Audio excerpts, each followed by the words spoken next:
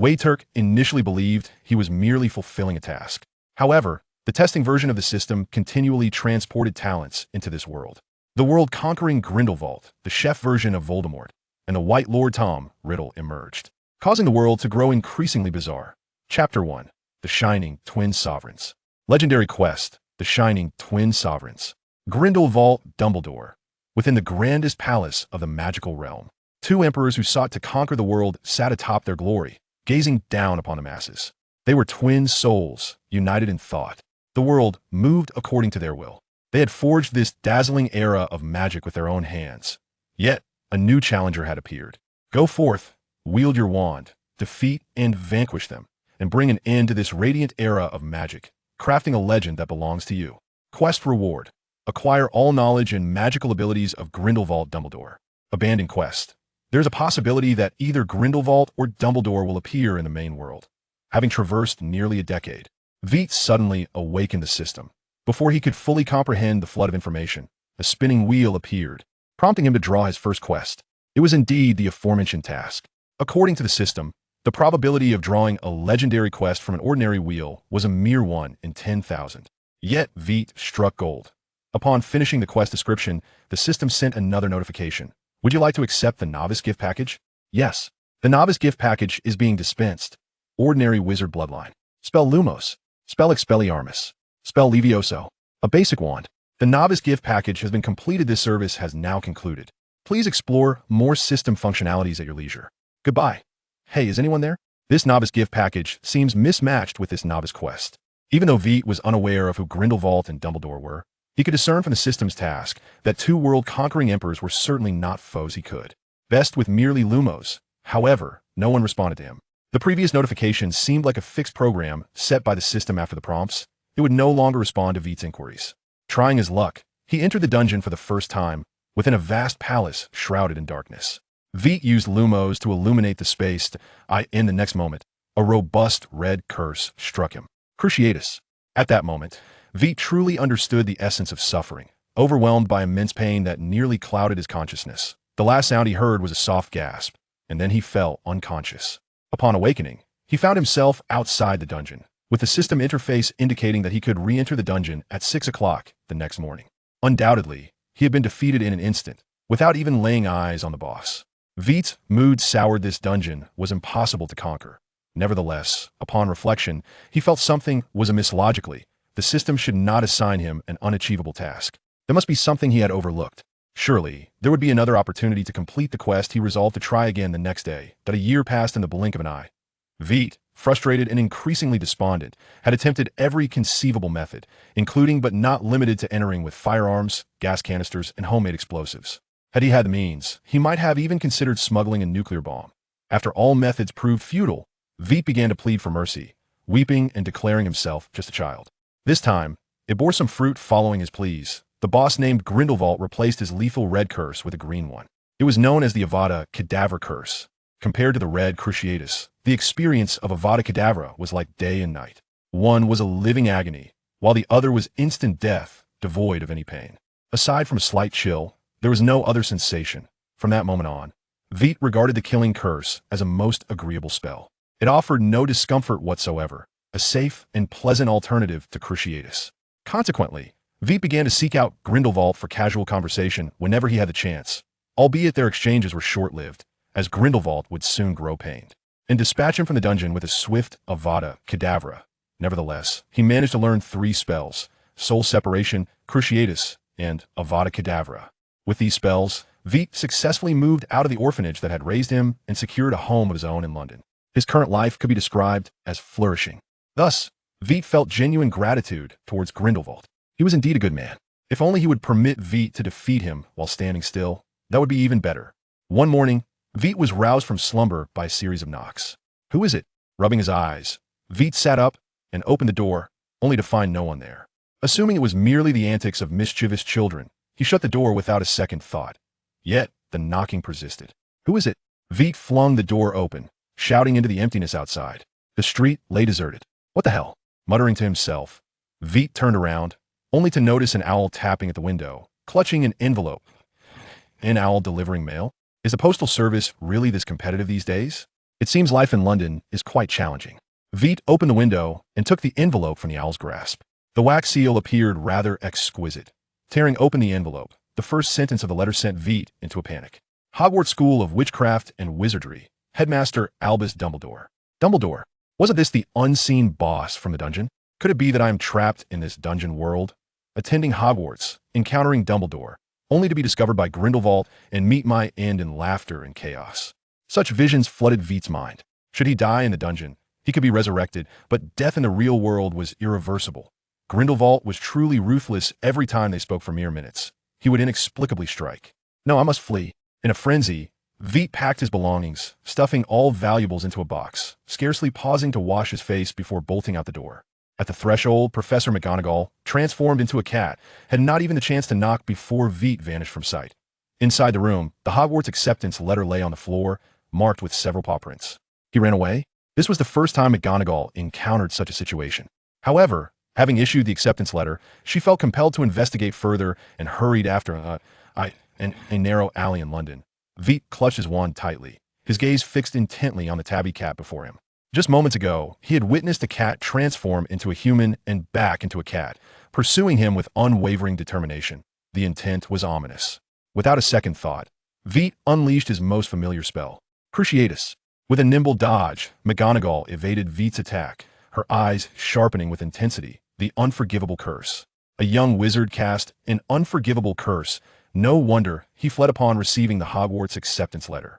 Having missed his first strike, Vitt launched a second attack. Avada, stupefy. As Vitt collapsed to the ground, McGonagall found herself in a quandary. Should she send him to the Ministry of Magic or hand him over to Dumbledore? Primarily, the sight of such a small child facing imprisonment in Azkaban weighed heavily on her conscience. After a moment's hesitation, McGonagall resolved to let Dumbledore handle the matter. When Vitt regained consciousness, an elderly man with a white beard appeared before him, adorned with half-moon spectacles, gazing at him with a serious demeanor. Mr. Chris, from whom did you learn your incantation? Chris struggled momentarily, only to discover that apart from his head, he could not move any other part of his body, ultimately resigning to his immobility. I learned it from an old man named Grindelwald. Grindelwald. Dumbledore's expression grew grave. He had just attempted to delve into Vitt's thoughts using legilimency, but was met with a void. Mr. Chris, are you certain his name is Grindelwald? He told me himself. His name is Gellert Grindelwald. I endured countless Cruciatus curses to master this spell. Vitt's gaze was strikingly sincere. His sole virtue was his awareness of the situation. Having fallen into the hands of others, what was the point in arguing? To insist on speaking only after enduring punishment was merely to seek out one's own suffering. After withstanding hundreds of Cruciatus and Avada Kedavra curses, Vitt's mindset had subtly diverged from that of an ordinary individual. Hundreds of Cruciatus curses? Professor McGonagall's eyes reflected a hint of sympathy from her extensive experience. It appeared that Vitt was not lying. Dumbledore was also taken aback by Vitt's declaration. He resolved to confront Grindelwald at Nurmengard shortly to ascertain the truth of this matter. However, for the moment, Vitt's situation required immediate attention. Mr. Chris, why did you attempt to flee upon receiving your acceptance letter from Hogwarts? Chapter 2. The Intrusion of Grindelwald. Do not assume I am unaware that the headmaster of that magical school, Albus Dumbledore, is in cahoots with Grindelwald. What kind of magical school is this? It is evidently a ploy to lure me into a trap. I shall not fall for such deception, proclaimed Vitt with fervor. Dumbledore gazed upon Vitt, whose expression was contorted with struggle, and sighed inwardly. This child has likely endured enough torment to affect his sanity. Professor McGonagall, please take good care of him. I must inquire about certain matters.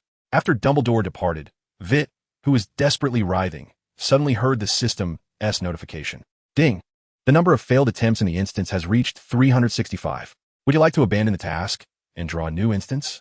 Abandoning will trigger system penalties, with a certain probability of either Grindelwald or Dumbledore appearing in the main world. What is this main world? Dumbledore is already pursuing me. This is clearly the instance world. This cursed task is utterly impossible to complete. I choose to give up. Vitt resolutely selected the option to abandon the task. He had thought he would be trapped in this instance for a lifetime. Grindelwald was simply too formidable, leaving him with no hope of victory. To his surprise, the system allowed for abandonment. Please draw a new instance. A large wheel materialized before Vitt. With a flick of his hand, the wheel began to spin rapidly. White, white, he chanted, dismissing the notion of a golden instance, which was beyond the capability of any novice. He desired to engage with the white instance. The wheel gradually slowed. finally halting in the largest white segment. Simple task. Assist Severus Snape in sorting flobberworms. Snape has received a new batch of flobberworms. Aid him in selecting the living ones and collecting their slime. Task reward. Basic potion ingredient handling technique. Abandoned task. Snape S. disdain. Yes. The moment Vitt read the task description, he was filled with exhilaration. Was this truly a task befitting a novice like him? What had the previous task been? Defeating 2 rulers of the magical realm. How could he possibly achieve that? Even if he eventually learned the killing curse, he would still be unable to strike Grindelwald. Vitt oscillated between joy, foolish laughter, and moments of daze, all of which were keenly observed by McGonagall. Initially, she held little regard for a young wizard who casually employed the unforgivable curse, but upon learning Vitt's story and witnessing his current whimsical demeanor, her heart swelled with pity. Grindelwald is truly despicable. To torment a child with the Cruciatus curse is madness. Poor child, he has suffered so much. In the blink of an eye, just as McGonagall felt sympathy for Vitt, he vanished from her sight. His true form emerged. A pale light emanated from the tip of his wand, rapidly enveloping the entire room. Nothing remained. There was nothing, no trace at all. McGonagall searched the house thoroughly, employing various tracking spells, yet failed to uncover any sign of Vitt. Within the copy, Vitt had yet to comprehend the situation when a bucket teeming with slimy, foul-smelling caterpillars was unceremoniously dropped before him. The writhing mass was to be extracted and the collected mucilage meticulously bottled. Without so much as a glance at Vitt, Snape coldly inquired if there were any gloves available. Glancing around, Vitt found no gloves in sight. The densely packed caterpillars made it impossible for him to proceed barehanded. After a moment of hesitation, he decisively drew his wand. Avada Kedavra! The emerald spell sliced through the air, aimed squarely at Snape. Clearly, the professor had not anticipated that a young wizard would dare to invoke an unforgivable curse against him. By the time he registered the threat, it was too late to evade. Sectum Sempra, the spells intertwined mid-air, and both fell to the ground, one after the other. In the next instant, what was expelled from the scenario? Task abnormality, currently settling. Task evaluation. A. Reward upgrade. Basic potionology knowledge. In an instant, a torrent of knowledge flooded into Witt's mind, imparting the ability to distinguish potion ingredients and brew several basic potions, as if he had dedicated years to study. A countdown appeared on the system interface, indicating that the next task would refresh in 12 hours, roughly around 6 in the morning. The re-entry time for previous tasks remained unchanged. While Witt scrutinized the system interface, he was oblivious to McGonagall's astonished gaze fixed upon him. Mr. Chris, what is the matter? Where have you just been? I just had a mutually destructive encounter with a rather gloomy fellow who clearly neglects personal hygiene. Witt's tone was remarkably calm, as if he had merely sipped a glass of water. McGonagall's expression turned serious. Mr. Chris, I am not jesting. I'm not joking either, Witt replied earnestly. That scoundrel made me deal with a bucket of exceedingly repulsive caterpillars without providing gloves. Biologically speaking, I should be doomed. Witt spoke with conviction, projecting an air of sincerity that demanded belief. McGonagall pursed her lips, rendered speechless. This child must be unwell. Meanwhile, as Dumbledore traversed dimensions using a portkey, a sudden rift appeared before him. A figure was ejected from it, colliding with him as they both tumbled into a forested area. When Dumbledore regained consciousness, he beheld a familiar visage gazing at him with gentleness. Albus, you are awake. Grindelwald. Dumbledore rose, his voice laced with fury. You should not be here. All right. You are right, Grindelwald replied with resignation. Regarding that child, I indeed should not have concealed the truth from you. But did I not already apologize? Why must you be angry over this trivial matter? Trivial? Dumbledore's gaze turned ominously sharp. You consider it trivial to cast the Cruciatus curse upon a child? Yes, yes. I should not have, Grindelwald conceded. I admit my fault. Is that sufficient? He raised his hands in a gesture of surrender. Grindelwald's outstretched hand was forcefully repelled by Dumbledore. Dumbledore cautiously stepped back a few paces. Grindelwald, what nonsense are you speaking? Nonsense? It is clearly you who is speaking in folly. The Elder Wand? Only then did Dumbledore notice that Grindelwald was gripping the Elder Wand. Grindelwald, too, realized something was amiss, as Dumbledore also held the Elder Wand in his grasp. Who are you? You are not Dumbledore. Who are you? You are not Grindelwald. Their voices echoed in unison, accompanied by the incantation of 2 spells. The red and blue flames collided violently. After a brief standoff, the blue flames began to gain the upper hand. Having conquered the world, Grindelwald was evidently far more adept in magical prowess than Dumbledore. Chapter 3. Lily's Dilemma. In the dense forest, The surging blue flames engulfed everything, while the red flames were merely a thin veneer. Dumbledore, wand in hand, felt beads of cold sweat forming on his forehead. When did the magical realm acquire such a formidable wizard? The Grindelwald before him possessed power that far surpassed his own. Today, he feared he was doomed. A phoenix appeared out of thin air, unleashing a torrent of flames at Grindelwald, yet it proved futile. It merely alleviated Dumbledore's pressure slightly, failing to resolve the predicament at hand. Just as Dumbledore's life flashed before his eyes, the blue flames suddenly receded, creating a vacuum in the dense woods. Before Dumbledore could react, Grindelwald cast a spell that left him utterly perplexed. Reveal your true form. Dumbledore remained unchanged. Grindelwald, too, was baffled. Could this person truly be Dumbledore? The disparity in strength was perplexing. Dumbledore seemed far weaker, reminiscent of his prowess from 50 years prior. Yet Fawkes could not be mistaken. You are indeed Dumbledore. Fawkes, his phoenix, could not be misidentified. While many things could be deceiving, there were few phoenixes in the entire magical world, and only Dumbledore could summon one to his aid. Who are you, and why do you impersonate Grindelwald? Me? Impersonate Grindelwald? Dumbledore's words left Grindelwald bewildered. Was there truly a second Gellert Grindelwald in this world? Dumbledore struggled to comprehend the individual before him. He was immensely powerful and wielded a wand that bore a striking resemblance to the Elder Wand. He could easily overpower Dumbledore, yet bore no intent to kill. Based on his current discourse, it was evident he was the one who had cast the Cruciatus Curse upon Witter, a self-proclaimed Grindelwald. Possessing immense strength, Dumbledore contemplated retreat. Noticing the wary glint in Dumbledore's eyes, Grindelwald sheathed his wand as a gesture of goodwill. Apparition. Before Grindelwald could utter another word, Dumbledore seized the moment and vanished at lightning speed, leaving Grindelwald awkwardly standing alone. Until now, he remained oblivious to the events that had transpired. After much contemplation, Grindelwald resolved to venture out and inquire with others. It had been far too long since he roamed the magical realm, and a glimpse of the world outside would do him good. As he strolled through the streets of London, a grim expression clouded his features, revealing his profound discontent. Muggles. An abundance of Muggles. Since the year 1945, Muggles had all but vanished from existence, making it inconceivable for London to teem with so many. A sense of foreboding began to settle within Grindelwald's heart. Inside Hogwarts, Witter sat in a chair, a chicken leg in his left hand, a cup of pumpkin juice in his right, and a roasted sausage clutched between his teeth. Having not eaten all day, he was ravenous. "Professor, aren't you going to eat?" Witter inquired, swallowing the sausage with a puzzled expression. McGonagall glanced at the disarrayed table, contemplating how she could possibly partake in the meal he had scattered about. "I'm not hungry." "Oh." Witter merely offered the pleasantry. If McGonagall was not partaking, then the spread before them was entirely his. For reasons unknown, each time he perished within the confines of the instances, his appetite would grow slightly, and his physical strength and magical prowess would experience a modest enhancement. Though minimal, over time, it accumulated into a significant value. This was why, despite the suffering, Witter still engaged in the instances, particularly after Grindelwald had begun employing the killing curse. A swift demise, devoid of any pain, left only a slight chill, a free gift of attributes too good to refuse. As Witter indulged in his meal, Dumbledore entered, appearing quite disheveled. Noticing Dumbledore's disarray, McGonagall immediately approached him, her concern evident. "What has transpired?" she inquired. The matters concerning that child seemed far from simple. Dumbledore recalled the overwhelming pressure exerted by Grindelwald and sighed, sensing that turmoil would once again engulf the magical community. "Professor Dumbledore, what exactly has happened?"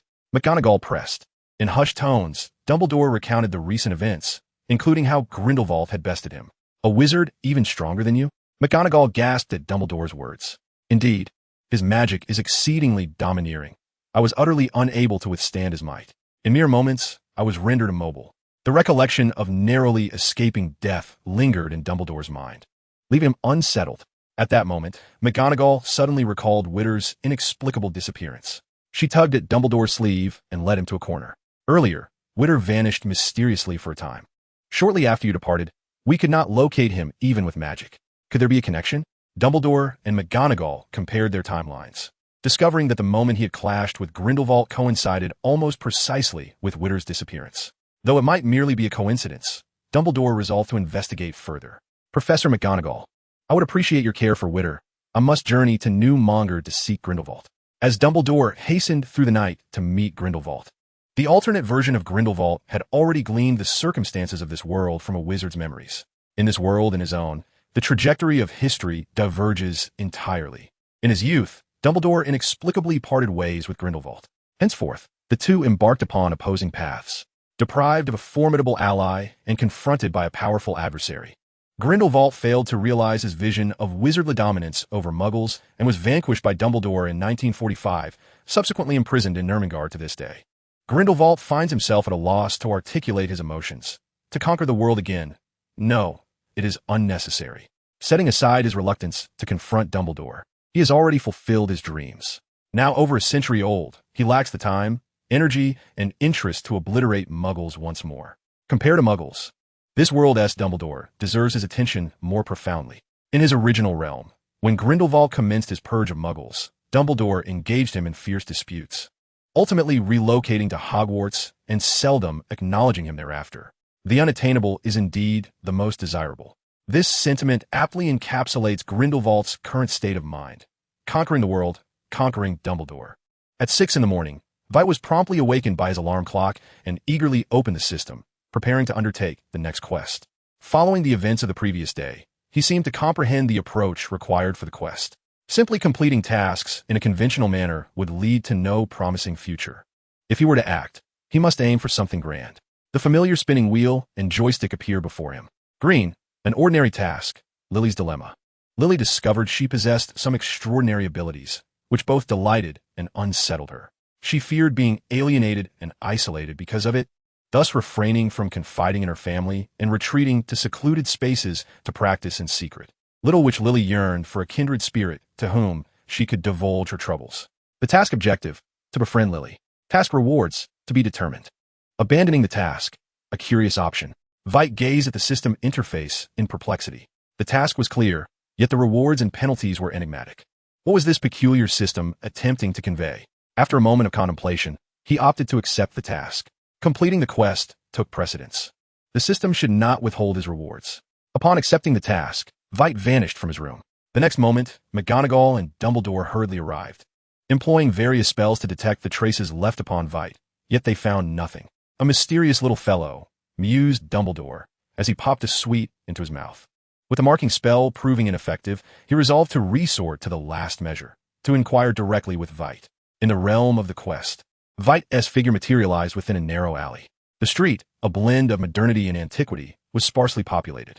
Vitt swiftly identified his target for this task, Lily. With her chestnut hair and charming smile, especially those striking emerald eyes, she resembled a little angel. Chapter 4. Lily Evans. Hello. Vitt approached, greeting her with politeness. I sense magic within you. May I ask, are you a witch? Vitt, with no notes to guide him, spoke untruths, entirely devoid of any sense of enchantment. He merely speculated, based on the system's description, that Lily was likely a sorceress. A sorceress? Upon hearing Vitt's words, Lily was immediately reminded of the peculiar occurrences that had befallen her. Just like this. After scanning the surroundings and confirming that no one was paying attention, Vitt summoned magic with his wand. A flicker of light shimmered. A soft, radiant glow illuminated Lily's eyes. In astonishment, she covered her mouth with her hand, suppressing a gasp. A sorceress like those from the tales? Not entirely. Vitt chuckled as he elucidated. The sorcerers of stories differ from the genuine ones. I am a sorcerer too.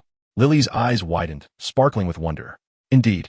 Vitt glanced around at the bustling crowd and quietly inquired, is there a quiet place nearby? It's rather inconvenient to converse here. Excited? Lily, oblivious to any unease, led Vitt to a secluded clearing she often frequented. There stood a withered tree. Can you teach me to wield those spells? Of course. Vitt readily assented. I shall now impart to you a highly useful incantation. Repeat after me. Soul Departure. This spell compels individuals or other beings to completely obey your command. A truly formidable power. As he recited the incantation, he deftly controlled a passing bird. Under the spell's influence, the bird obediently flew to his hand and began to dance. Lily's eyes sparkled with delight, twinkling like stars. She attempted to mimic Vitt, uttering the incantation, yet nothing transpired. Why is it ineffective when I say it? Practicing spells can be quite troublesome, especially since you lack a wand. Is this slender stick in my hand not a wand? Vitt emphasized, it is not merely a stick. In the realm of magic, judging by appearances is a grave error. Mastering magic is not an overnight endeavor. it requires diligent practice. I, too, spent several months learning this very incantation. Very well, Lily nodded, albeit a bit reluctantly. Under Vitt's tutelage, she practiced throughout the afternoon, and eventually managed to conjure a small spark. Observing her progress, Vitt promptly applauded, exclaiming, "Lily, you are remarkable. It took me a week to achieve this." "Really?" A look of astonishment spread across Lily's face after an entire afternoon of earnestly waving her wand. Vitt's praise brought her immense joy. Simultaneously, a notification of task completion appeared before Vitt. With the task accomplished, it was time for him to depart. Just as Vitt reached for the wand from Lily's grasp, a familiar young boy burst forth. "He's deceiving you." Young Snape had been observing Lily for quite some time, waiting for an opportune moment to introduce himself. Unexpectedly, today he had witnessed someone else stealing the spotlight, seeing Lily in the company of Vitt, laughing joyfully. Without a moment's hesitation, Snape rushed forward. Just as he arrived, Vitt's system issued a notification, "Task completed." In the next instant, a peculiar wave swept through the air, and the three vanished from their spot. Lily, having taken hold of White's hand, was brought to Hogwarts alongside him, while Severus Snape found himself unfortunate, landing randomly atop a refuse pile in London, his condition rather dire. Simultaneously, the book of admission at Hogwarts gently unfurled, and the quill of acceptance inscribed two new names, Lily Evans and Severus Snape. In a chamber, Dumbledore and McGonagall perceived a fleeting shimmer, and before them emerged two figures. Lily, shaking her dazed head, rose and softly inquired, "Where am I?" She recalled being in an open space moments ago. How had she suddenly arrived in this new locale? "Mr. Criss," Dumbledore queried softly, "who is this lady?" "I am Lily." "Lily Evans," she replied, cautiously assessing her surroundings and retreating behind White. "Where's this place?" Lily Evans. The name struck Dumbledore and McGonagall like a bolt of lightning, unlocking long-buried memories. They scrutinized Lily intently, murmuring, "She resembles. Indeed, is uncanny. She is the spitting image." "Professor McGonagall, do you see? Absolutely identical," McGonagall affirmed. "Mr. Criss." Both turned their gaze toward White, in unison demanding, "Are you not going to explain?" "Explain?" White replied candidly, "She wishes to learn magic. I take great pleasure in assisting others. I spent the entire afternoon teaching her how to perform the astral projection spell, though she has yet to master it. Her progress is rapid. I am confident she will soon grasp this simple enchantment." He stood with hands on hips, wearing an expression that seemed to implore praise for his good deed. "Astral projection," McGonagall scoffed, tilting her head to scrutinize White. "Which wizard's first spell is to learn astral projection? Are you eager to visit Azkaban?" Observing White's oblivious demeanor, McGonagall sensed that the future of Hogwarts might not be tranquil. She hoped fervently that White would not be sorted into Gryffindor. Meanwhile, Dumbledore was more concerned with Lily's situation. "How should I know? You ask me, and I shall inquire of whom." White spread his hands in exasperation, feeling unjustified yet emboldened. The system had issued a task without any background information, and he was entirely unaware of his whereabouts. In the room, the two exchanged fierce glances, neither willing to yield. Suddenly, Lily, realizing something amiss, burst into tears. Seeing her distress, White flustered in his attempts to comfort her, at a loss for words. Her sobs grew louder. Chapter 5, Diagon Alley. In the dead of night, after considerable effort, they had finally lulled Lily to sleep, leaving the three utterly fatigued. White, carefree, lay down and fell asleep in an instant. Dumbledore and McGonagall convened in the headmaster's office to discuss matters concerning White. Could it be that the child's every disappearance leads to an unknown time and space? History remains immutable. The magical realm has witnessed countless instances of time travel, all their experiences attesting to this fact. However, the events that transpired with Vitt, particularly the sudden appearance of Lily, undoubtedly shattered this ironclad rule. McGonagall speculated that perhaps Vitt was indeed exceptional. The tremendous power of magic remains unfathomable. For a fleeting moment, Dumbledore even contemplated the notion of eliminating Vitt, the source of turmoil, directly. Yet, despite his thoughts, he ultimately could not bring himself to make such a decision. He could not harm a child. And then there was Credence. Dumbledore was perplexed by how Vitt had achieved this, but there was no question that he had succeeded. Dumbledore resolved to observe for a while. If Lily exhibited no issues and history remained unaltered, then Vitt must not encounter any trouble before that. On the following morning, Vitt awoke promptly and accessed the system panel to extract a new task. The task was straightforward. The Duke of Honey required a temporary worker. He was to serve as a sales clerk at the Duke of Honey's confectionery, assisting in the sale of sweets. The reward for this task was a silver sickle, with no penalty for declining the task. Vitt, glancing at the task description, began to question whether the previous day's task had been a punishment from the system for failing to complete the task 2 days prior and for eliminating the task's issuer. Otherwise, it was inexplicable that he had completed the task yesterday without receiving a reward. Perhaps he should diligently fulfill the task to see what transpired. He accepted the task. Vitt vanished from his bed. 3 minutes later, he reappeared, now holding a silver sickle and some candies. The proprietor of the Duke of Honey was rather stingy, which explained his difficulty in hiring staff. Previously, Vitt had been unaware of the prices in the magical realm, but upon working, he discovered that a single silver sickle could only purchase a small jar of candies, yielding perhaps 20 pieces. Had it not been for the system task, he would never have considered such work. Thanks to his eloquence, Vitt sold numerous candies and received praise from the proprietor. Although the commendation was merely verbal, the system rewarded him with tangible benefits, including additional candies alongside the silver sickle. The candies in the magical world appeared rather peculiar. Would the moving frogs, caterpillars, and candy cockroaches taste any better? Vitt unwrapped a box of chocolate frogs, disregarding their struggles as he took a bite. The flavor was unremarkable. Their popularity likely stemmed from the cards included within. Upon opening the box, he found a card depicting Dumbledore. TSK, not worth much. Vitt carelessly discarded it into the trash, having noticed during his shift that Dumbledore's card was the most frequently appearing one. It was hardly rare. At 9 o'clock, McGonagall escorted Vitt and Lily to Diagon Alley to assist them in procuring essential school supplies. Mr. Chris, McGonagall warned sternly from now on, the use of unforgivable curses against others is absolutely prohibited, and teaching them to others is likewise forbidden. Understand? Vitt nodded obediently. Having been enlightened that morning about the nature of unforgivable curses, coincidentally, he was proficient in all 3 of them. Grindelwald imparted merely 3 spells to him. Whenever Vitt wished to learn additional incantations, Grindelwald would dismiss him. The reasons behind this remained a mystery. Diagon Alley appeared rather narrow, with Vitt estimating it could accommodate only a single vehicle at a time.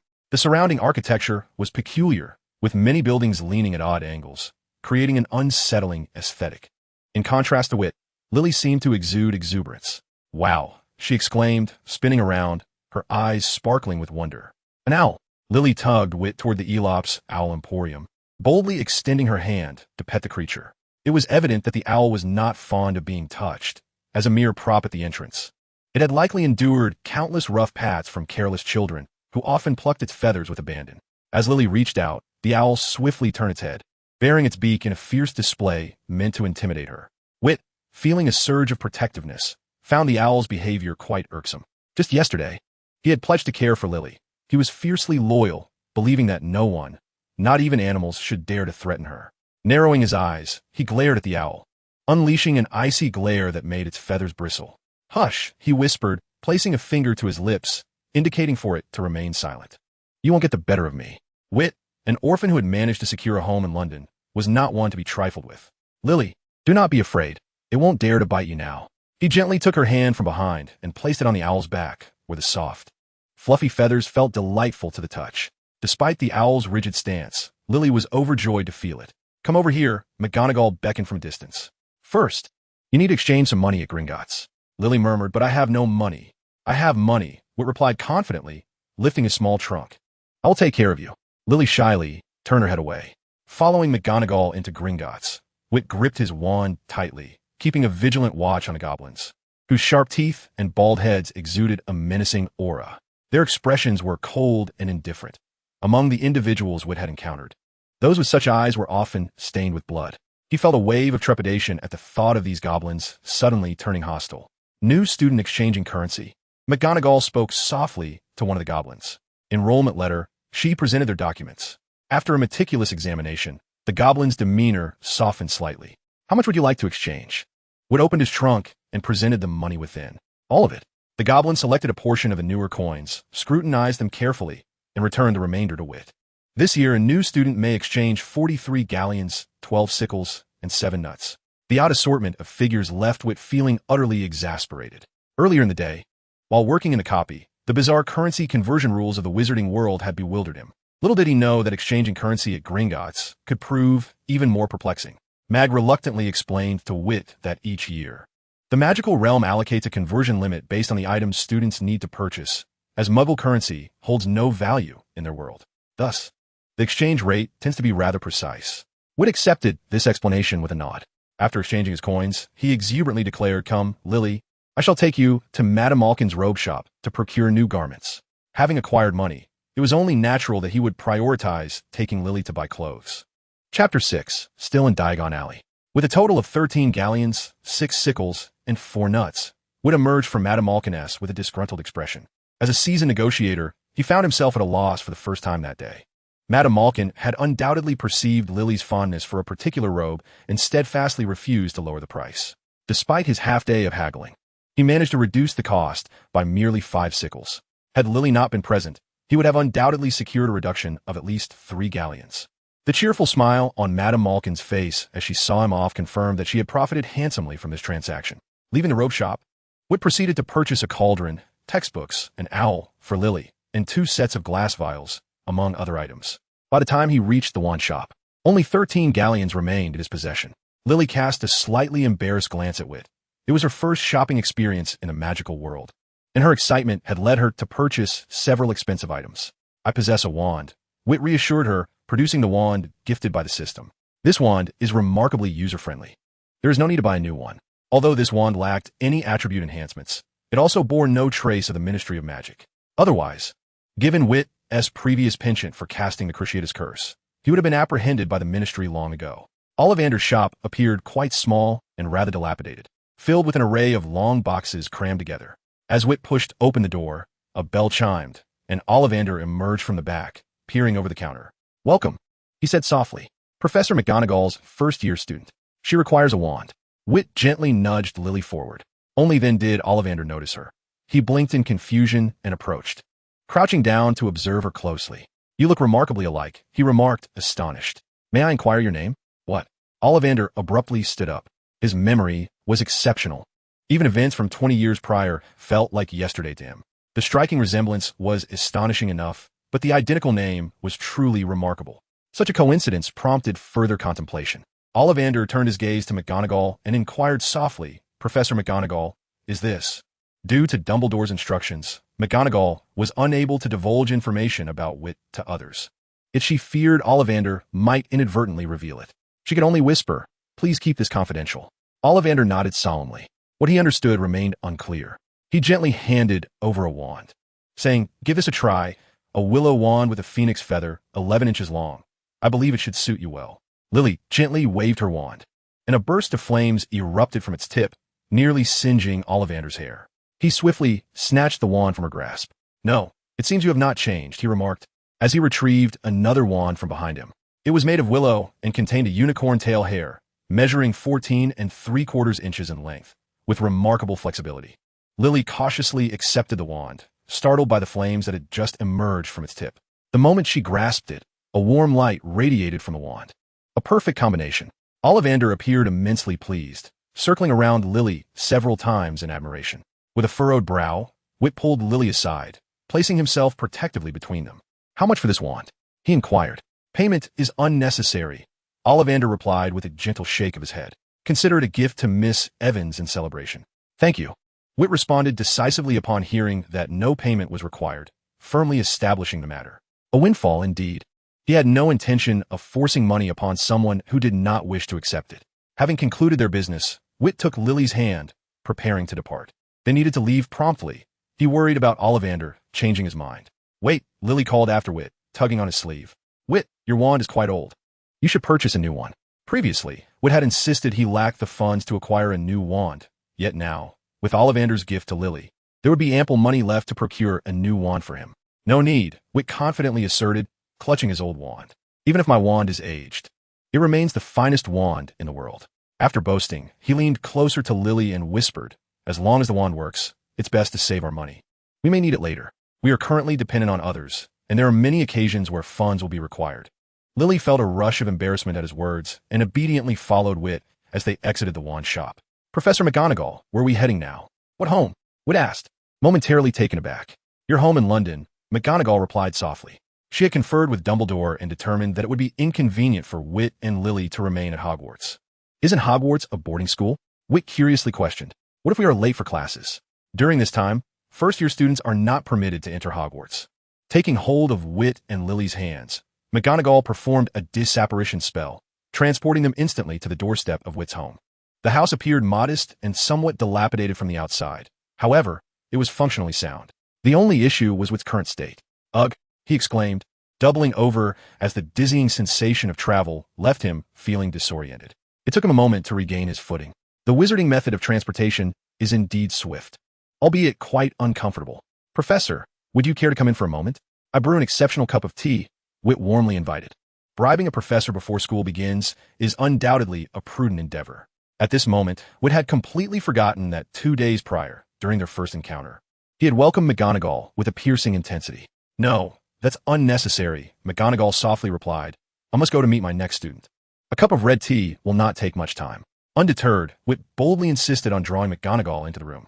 Meanwhile, in a corner of London, the youthful version of Snape, having wandered the streets all day, let out a resounding sneeze. Despite the insistence on hospitality, McGonagall ultimately stayed to enjoy a cup of red tea. Upon her departure, she offered high praise for the brew Vitt had prepared. Chapter 7. Dumbledore's Most Proud Student.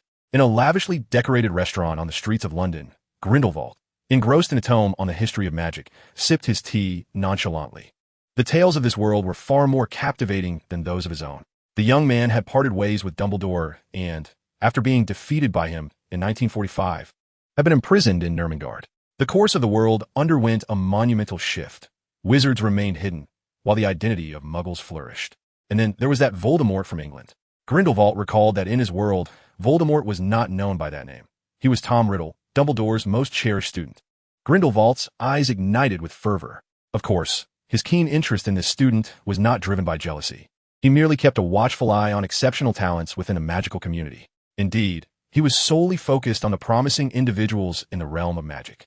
At that juncture, Grindelwald had just achieved victory and had yet to commence his purge of Muggles. Dumbledore had consistently opposed Grindelwald's intentions, believing that the wizards had already triumphed and that Grindelwald should cease his senseless slaughter. Grindelwald, however, held a differing viewpoint. The sheer number of Muggles posed a substantial threat that he was unwilling to ignore. Nevertheless, Grindelwald had to consider Dumbledore's sentiments, especially since England was to be the last region he would cleanse. It was during this period that Tom's mother, Merope, fell in love with a Muggle, leading the Gaunt family to nearly annihilate the Riddle family. To counter Grindelwald's intentions, Dumbledore suppressed this incident and officiated the couple's wedding, thereby signaling his stance to Grindelwald. Although Grindelwald ultimately did not relent, Dumbledore gained a different treasure. The union of Merope and Riddle bore Tom Riddle. Unlike the wizards of this world, who remained hidden among Muggles and faced their fear, in Grindelwald's realm, a Muggle marrying a witch was considered a tremendous honor, especially when officiated by Dumbledore himself. Their lives were filled with happiness. Young Tom exhibited extraordinary intelligence from a tender age, embodying kindness and bravery. Upon entering school, he was successfully sorted into Gryffindor and garnered Dumbledore's favor. After graduation, he directly assumed the position of defense against the dark arts professor, something Grindelwald had heard Dumbledore mention before arriving in this world. Tom's prowess has far surpassed his own. Dumbledore, in anticipation of his demise, has prepared for Tom to succeed him as the headmaster of Hogwarts. The mere thought of Tom ignites a fierce flame within Grindelwald. The jealousy that has simmered within him for decades is poised to erupt at any moment. Unexpectedly, in this world, Dumbledore's most esteemed pupil has transformed into his adversary, and Dumbledore has never once bestowed upon him a kind glance. He even denied Grindelwald's application for the position of defense against the dark arts professor. Such revelations bring him a sense of delight. Grindelwald cheerfully sips his unsweetened red tea, managing to extract a sweetness from it. As he raises his cup, he suddenly catches sight of a familiar figure. At that moment, Vitt is strolling with Lily. Look, Lily, isn't this doll adorable? Shall I buy it for you? Vitt waves a doll in front of Lily, striving to elicit a smile from her. Yet, her face remains devoid of joy. And even her favorite pastime of shopping has lost its charm. Vitt continues to seek ways to amuse her. But while he is diligently trying to coax a smile from Lily, a hand unexpectedly rests on his shoulder. Long time no see, Mr. Chris. Grindelwald greets with a cheerful smile. Vitt turns, and the sight of the familiar figure sends his adrenaline soaring. Lily, run. Vitt seizes Lily's hand and bolts away. At Vitt's home, Grindelwald is offered tea. Please, have some, Vitt says, forcing a flattering smile. This is not a mere game. He possesses only one life, and death here is final. Faced with the formidable Grindelwald, Vitt has no choice but to either concede or comply. There are no other options. Grindelwald savors a sip of the red tea and praises, "Quite delightful. I must admit, you are not exaggerating." Afterward, Grindelwald scrutinizes Witt closely. Previously, upon seeing Witt in the castle, he felt an overwhelming sense of aversion. It was akin to the irritation he felt when Tom, during graduation, shared laughter and camaraderie with Dumbledore, even enlisting Grindelwald to capture a photograph of the occasion. In short, it was profoundly displeasing, a sentiment that time had not dulled. Lingering in his mind, he wished he could have eliminated Witt at that first encounter. Thus, when Witt first entered the castle, Grindelwald instinctively unleashed a piercing curse. However, upon this encounter, that odd sensation has vanished. Without that feeling of disdain, Grindelwald is inclined to engage Witt in conversation. "My dear boy, do you have nothing to say to me?" Grindelwald is quite curious. For every time Witt perishes, his body vanishes instantaneously, only to resurrect after hundreds of deaths. Reappearing in Grindelwald's castle, this ability to rise from the dead intrigues Grindelwald immensely. "If you have questions, I am more than willing to share," Witt responds, eager to please. "How did you gain access to my castle?" Grindelwald, the sovereign of the magical realm, has constructed a fortress that is arguably the most impenetrable stronghold in existence. Yet, Vitt manages to appear within his chambers time and time again, evading his relentless pursuit. It is nothing short of astonishing. Grindelwald fixates on Vitt's eyes, and seeing no hint of deceit, he reluctantly accepts the veracity of his words. He had already attempted various methods. Neither the soul extraction spell nor the soul-stealing curse proved effective. Thus, he could only gauge Vitt's honesty through his facial expressions. The next inquiry posed was, "Why am I here?" "I truly do not know," Vitt replied earnestly, shaking his head. Grindelwald must have deemed this a punishment for his failure in his mission. Yet how could he divulge such a matter to Grindelwald? Would he even believe it? After all, he is merely a fabricated existence. Who would take such a confession seriously? If he were to voice this, what if Grindelwald chose to act against him? Vitt was not foolish enough to gamble on that. Grindelwald's tone suggested he was asking. Yet he provided Vitt no opportunity to refuse.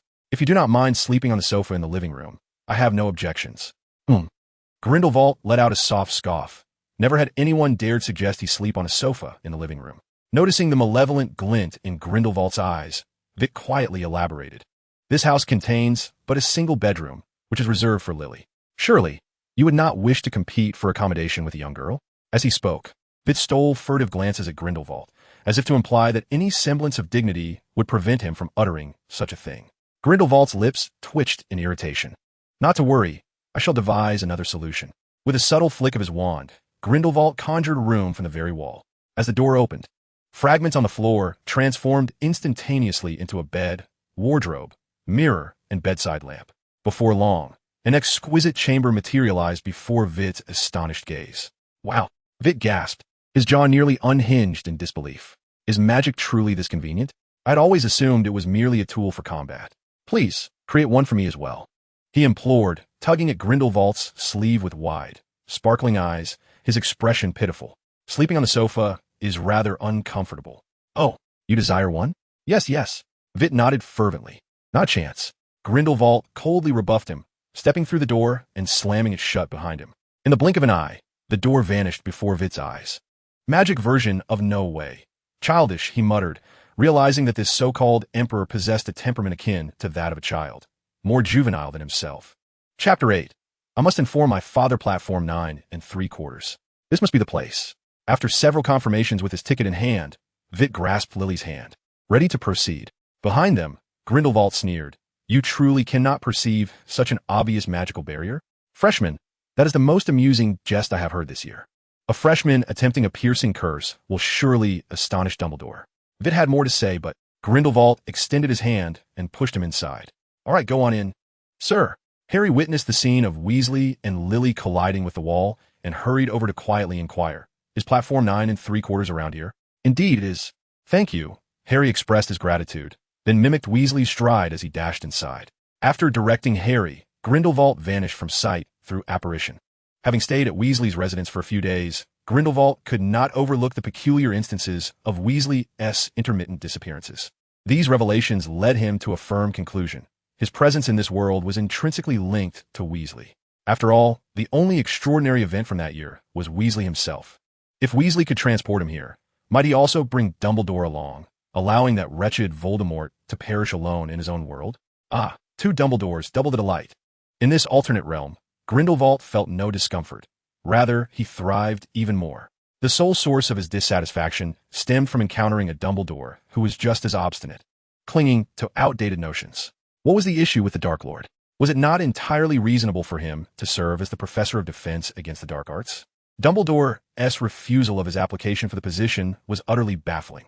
Instead, they appointed a stammering fool, reeking of dark magic, as a professor. In a fit of rage after his application was denied, Grindelwald delivered a fierce blow to that garlic-headed fellow named Quirrell, leaving him severely injured, which prompted Dumbledore to expel him. Originally intending to secure a professorship and reside at Hogwarts, Grindelwald found himself homeless after his unsuccessful application, and thus continued to stay at Weasley's home, a situation that persisted until today, the commencement of the Hogwarts term. After bidding farewell to Weasley, Grindelwald felt a wave of ennui wash over him. He had no desire to linger in the empty house. After some contemplation, he resolved to seek amusement by visiting the pitiful failure at Numungard, a wizard who could not even manage Dumbledore. Truly pathetic. On the Hogwarts Express, Weasley handed his luggage to the attendant and, accompanied by Lily, casually chose a compartment to sit in. The vintage locomotive and exquisite steam carriages provided a delightful ambience. If only the cacophony outside could be silenced, a cup of tea in hand to relish the scenic views would be sheer bliss. However, this tranquil atmosphere was short-lived as two individuals soon appeared, an unkempt young girl and a plump, bumbling boy. "Hello, I am Hermione Granger. This is Neville Longbottom. May we sit here? I am Weasley Chris. This is Lily Evans. Please, make yourselves comfortable." After a brief introduction, Weasley took out a beginner's potion textbook, and he and Lily began to study together. Due to a task reward, Weasley was quite familiar with potions, while Lily possessed an innate talent for potion making. For over a month, they toiled together to concoct the elixir of hell, a potion for treating boils, and a potion for forgetfulness, earning a modest sum in Diagon Alley. "Are you preparing for your lessons?" Hermione felt a thrill of excitement in finding a kindred spirit. While conversing with Neville, she discovered that, despite his wizarding heritage, he was incapable of casting spells and had received no prior instruction on the school as curriculum. Other than assisting his grandmother with herbology and acquiring some rudimentary knowledge of the subject, Neville was utterly ignorant in all other areas. This was simply astonishing. Isn't it fundamental to prepare ahead for classes? Over the past 2 months, she had diligently memorized a wealth of information about the magical world to avoid falling behind her peers from wizarding families.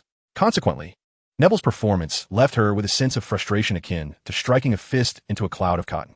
"Not all." Without lifting his head, Vitt responded, "We are contemplating which potion to brew that would sell well and yield greater profits." Hermione, undeterred, inquired, "Where did you acquire the potion ingredients?" "I inquired at the shops in Diagon Alley, but they were reluctant to sell potion ingredients to first-year students, citing concerns for our safety." "It's quite simple," Vitt said, drawing his wand to demonstrate.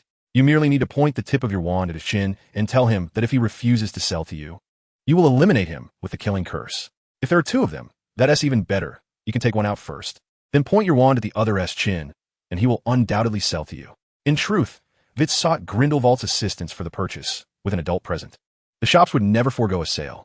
A solitary child like Hermione would surely be denied. What would happen if something went awry? Vitt's suggestion stemmed from a natural inclination towards dark humor. Upon hearing about the killing curse, Hermione's reaction was rather mild, as first-year curriculum did not include the 3 unforgivable curses. However, Neville's response was more intense. Being from a wizarding family, he was evidently familiar with these spells. "The killing curse," Neville said fearfully, "is punishable by imprisonment in Azkaban. As long as you are not discovered, what does it matter?" Vitt began, but before he could finish, Lily reached out to him, signaling him to cease. Did he not notice the peculiar glint in Neville's eyes? "I apologize, he could be rather indiscreet. But he truly has a good heart. Were the unforgivable curses?"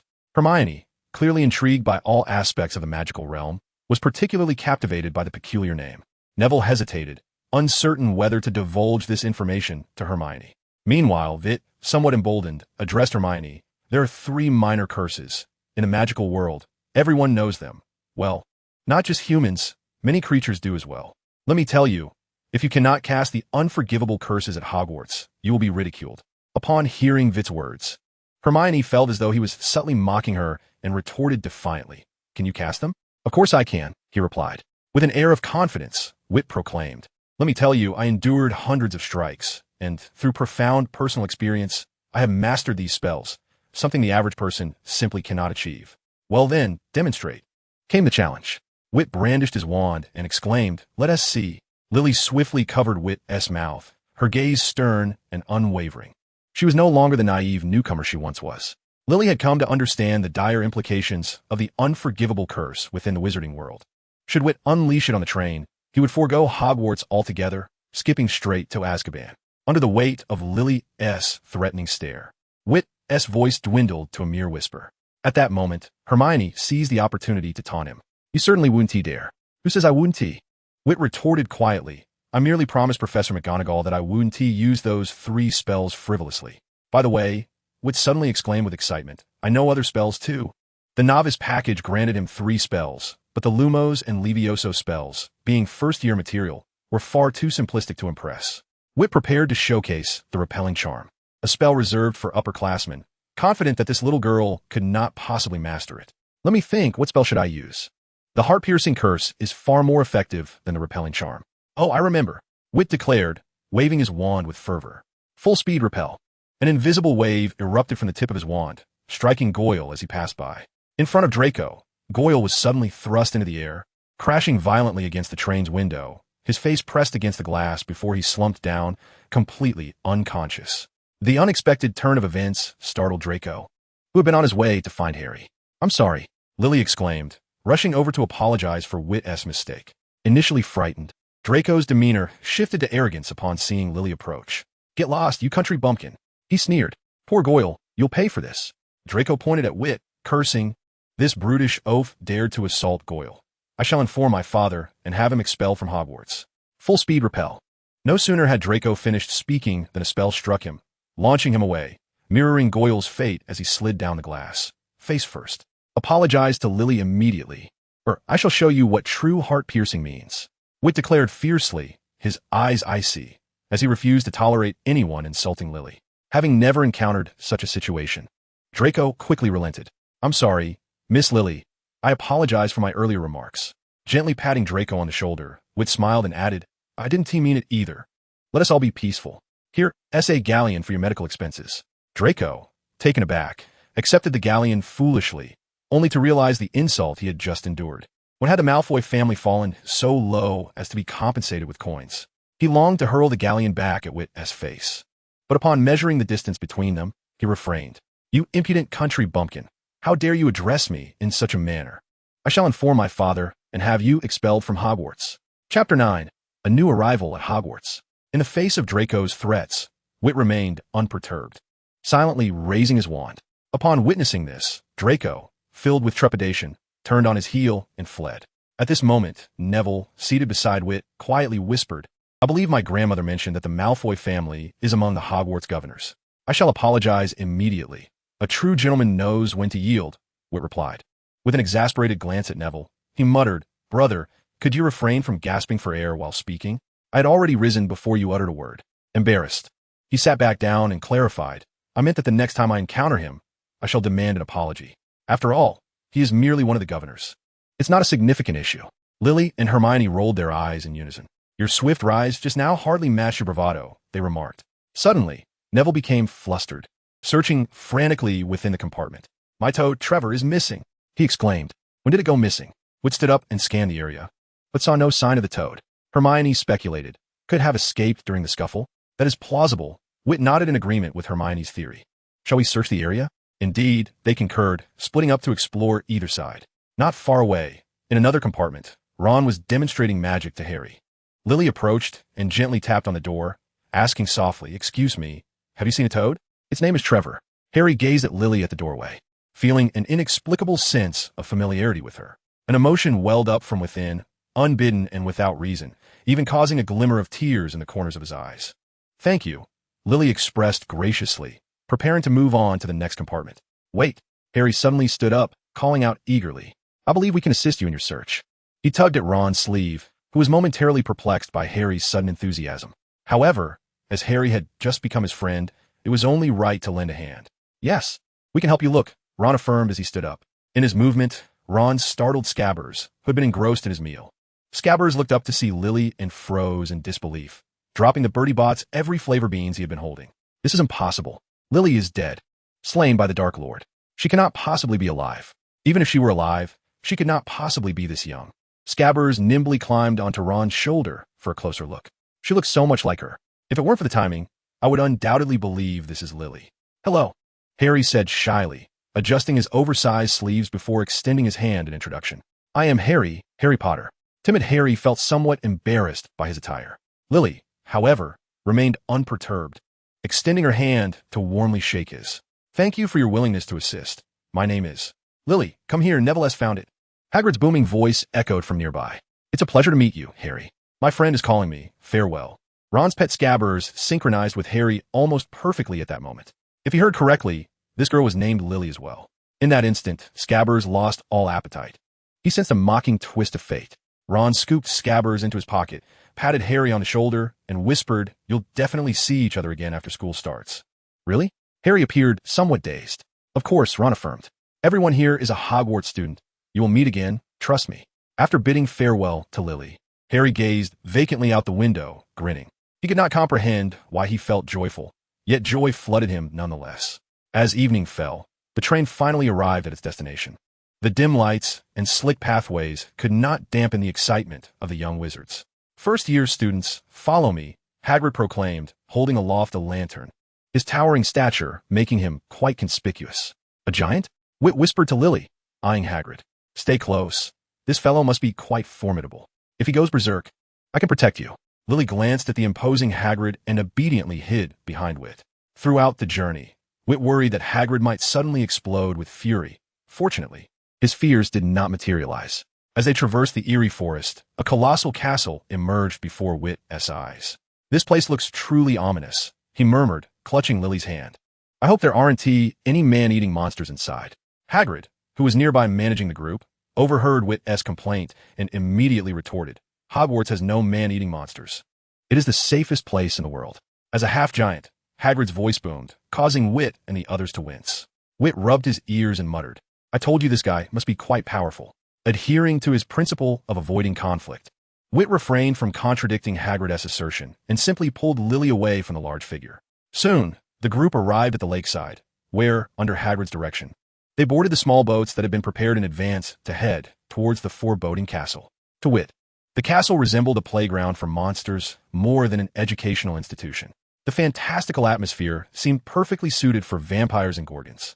Gliding across the tranquil lake, the young wizards disembarked on a level patch of grass, following Hagrid up the steep steps, wary of any sudden attacks. But nothing occurred throughout the journey. Before a grand door, a familiar figure appeared, Professor McGonagall. Just as Vitt was about to extend a greeting, he was halted by a stern look from McGonagall. With solemnity, she addressed the young wizard before her. Welcome to Hogwarts. Shortly, you shall partake in the sorting ceremony. Hogwarts is comprised of 4 houses, Gryffindor, Hufflepuff, Ravenclaw, and Slytherin. Each house has nurtured remarkable witches and wizards throughout the ages. During your time here, your house will serve as your home. Exemplary conduct will earn points for your house, while poor behavior will result in deductions. At the end of the year, the house with the highest score shall be awarded the house cup. Now, please remain quiet. Once the sorting ceremony is ready, I shall come to notify you. Under Professor McGonagall's stern gaze, none of the young wizards dared to utter a sound until her departure. It seemed their whispers held truth. Harry Potter had arrived at Hogwarts. Draco stepped forward, extending his hand haughtily toward Harry. I am Malfoy, Draco Malfoy. Harry disregarded Draco, perceiving a striking resemblance between him and Vernon. Both exuded an air of superiority, gazing down upon him as if their actions were a tremendous favor bestowed upon him. They stood upon their moral high ground, conversing in a condescending tone, ensuring he never forgot their so-called kindness while conveniently neglecting to mention their misdeeds. Harry harbored a deep aversion for such individuals. Moreover, he had encountered this boy in Diagon Alley, and his character mirrored that of Dudley, whom Harry equally detested. Under the weight of his dual disdain, Harry ignored Draco's outstretched hand and turned his attention to the surroundings, searching for the girl he had met earlier on the train. Chapter 10. The Sorting Ceremony. Draco was infuriated by Harry's dismissal of him. Beside them, Ron snickered, instantly redirecting Draco's ire toward Harry. Do you find my name amusing? I need T-ass to know yours. Red hair, shabby robes? You must be a Weasley. Turning to Harry, Draco proclaimed with arrogance, you will soon discover that certain families in the wizarding world consider themselves superior. Just then, a laugh erupted from a distance. Victor, standing nearby, joined in. What is so amusing? Draco turned in rage, exasperated by the repeated interruptions. Damn it, you savage, what are you laughing at? Victor mockingly inquired. Oh, esteemed Draco, do you wish to tell your father? Mimicking Draco's earlier tone, he exclaimed, I'm going to tell my father, provoking laughter from the surrounding young wizards. Enraged, Draco brandished his wand, intent on confronting Victor. However, before he could act, McGonagall approached, tapping Draco on the shoulder. Are you all prepared? Follow me. As the doors to the great hall swung open, the young wizards filed in. The floating candles above and the torches illuminating the surroundings cast a warm glow throughout the hall. Victor remarked wistfully, I never expected this place to be so beautiful inside, though it does appear rather intimidating from the outside. Professor McGonagall approached the podium, clapping her hands to capture the attention of the young wizards. Everyone, please stand in line. Professor Dumbledore wishes to share a few words with you. The atmosphere was charged with anticipation, a ritual of the magical school. In an instant, Witter lost interest in the proceedings and began to chat with Lily discreetly. To his surprise, within half a minute, Dumbledore concluded his speech and took his seat. McGonagall, holding a tattered hat, began to call out the names of the new students. Hannah Abbott. One by one, the young wizards were sorted into their respective houses. As the number of students at the front diminished, Lily, who had been obscured at the back, became visible. At the podium, Severus Snape, who had been resting his chin on his hand while observing Harry, inadvertently caught sight of a figure he had longed for. Snape stood up in a sudden rush of excitement, drawing the attention of the entire assembly. Professor Snape, McGonagall said, somewhat disapprovingly, please take your seat. Do not disrupt the sorting ceremony. Lily Evans. Just as Snape had settled back down, he nearly leapt to his feet again. Her appearance, name, mannerisms, and those striking emerald eyes mirrored his memories of Lily perfectly. At that moment, Snape's gaze was entirely fixed upon Lily. As for Harry, he felt no inclination to glance at him. Gryffindor. And there he was, destined for Slytherin. That day, fate had played a cruel jest upon him. Severus Snape. Snape instinctively stood again, casting a puzzled look toward McGonagall. This time, she turned with a hint of exasperation, explaining, Professor Snape, I am not addressing you. Before Snape could take his seat, a figure even more familiar, yet strangely distant, burst forth among the sorting students. The youthful version of Severus Snape. His expression soured as he disregarded the gazes of those around him, drawing his wand to cast a counter-curse on himself. He suspected he had fallen under an enchantment. Otherwise, how could he see a young Lily and a young version of himself at the sorting ceremony of 91, alongside Harry Potter? Surely, someone was playing a prank on him. And fury surged within Snape. Professor Snape, Dumbledore turned, speaking softly, please sit down. No one has cast a spell on you. Snape stared at Dumbledore for a moment, uncertain, before reluctantly taking his seat, realizing his counter-curse had indeed been ineffective. The only one present with the power to nullify his spell was Dumbledore. Yet he could not fathom Dumbledore resorting to such a trickery. Snape's mind was clouded with doubt. Today's sorting ceremony shattered the desolate state of his heart, which had lingered since Lily's death. He had never lost composure like this before. Just as he settled again, the voice of the sorting hat rang out. Slytherin. No, this cannot be. Snape exclaimed vehemently. He cannot be sorted into Slytherin. Professor Snape, please remain calm, Dumbledore gently reassured him. With a magical whisper, he conveyed, please come to the headmaster's office shortly. I shall elucidate this matter to you. For now, refrain from disrupting the sorting ceremony. His gaze shifted back to Lily. Snape, indifferent to his own embarrassment, fervently wished for one thing, that the events unfolding before him were indeed real and not a mere illusion. Absorbed in thoughts of Lily, he remained oblivious to the peculiar gaze directed at him. Wood observed Snape with curiosity, pondering how this disheveled and sullen figure could possibly be a professor at Hogwarts. He seemed to have a connection with Lily. Lost in contemplation, Wood was suddenly roused by Professor McGonagall calling his name. Wait, Chris, it is your turn. He stepped forward briskly as McGonagall placed the sorting hat upon his head. Ah, an unusual student, the hat murmured softly. Could you please stow me away? Do you sense it? The hat inquired with intrigue. What do you mean? Wood asked, somewhat perplexed. But it appears to have vanished. Did you conceal it? Seems like an accident, the hat muttered. What accident? Well, never mind that. Let me ponder where you might best belong. I have heard of you from Dumbledore. Brave, yet impulsive. Cunning with a hint of mischief. Your lineage showcases one of the purest wizarding bloodlines I have ever encountered. Perhaps Slytherin would suit you better. I wish to join Gryffindor. Are you certain? The hat queried earnestly. Slytherin could aid you in achieving great feats. Very well, if you can feel it, then Gryffindor it is. As soon as the hat pronounced its decision, applause erupted from the Gryffindor table. Witt, stepping down from the platform, naturally took a seat beside Lily. Notably, Dumbledore's applause was somewhat more pronounced than for the others, indicating his satisfaction with this sorting result. Chapter 11. Professor, I wish to learn this. Once the sorting ceremony concluded, Dumbledore clapped his hands and gently announced, "The feast has begun." In an instant, the once empty long table was laden with an abundance of food. Witt's expression transformed into one of excitement. "Professor, I wish to learn this." After years in London, he found himself yearning for the diverse cuisine of his homeland. While the flavor of fish and chips had its merits, consuming it daily had become rather tiresome due to its monotony. As for cooking, perhaps due to his upbringing in the realm of the Muggles, Witt's culinary creations could only be described as barely edible. Conversely, his talent for brewing tea, particularly black tea, was exceptional. Is this also achievable through magic?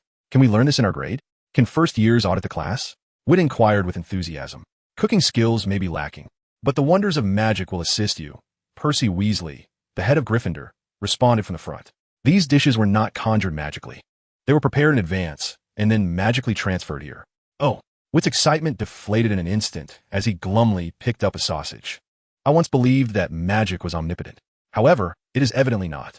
From the dining table, a transparent head emerged above a plate of roasted chicken. A ghost. With a swift motion, Witt stood up, brandishing his wand and positioning Lily securely behind him, his gaze fixed warily upon the apparition. His movements were both rapid and agile.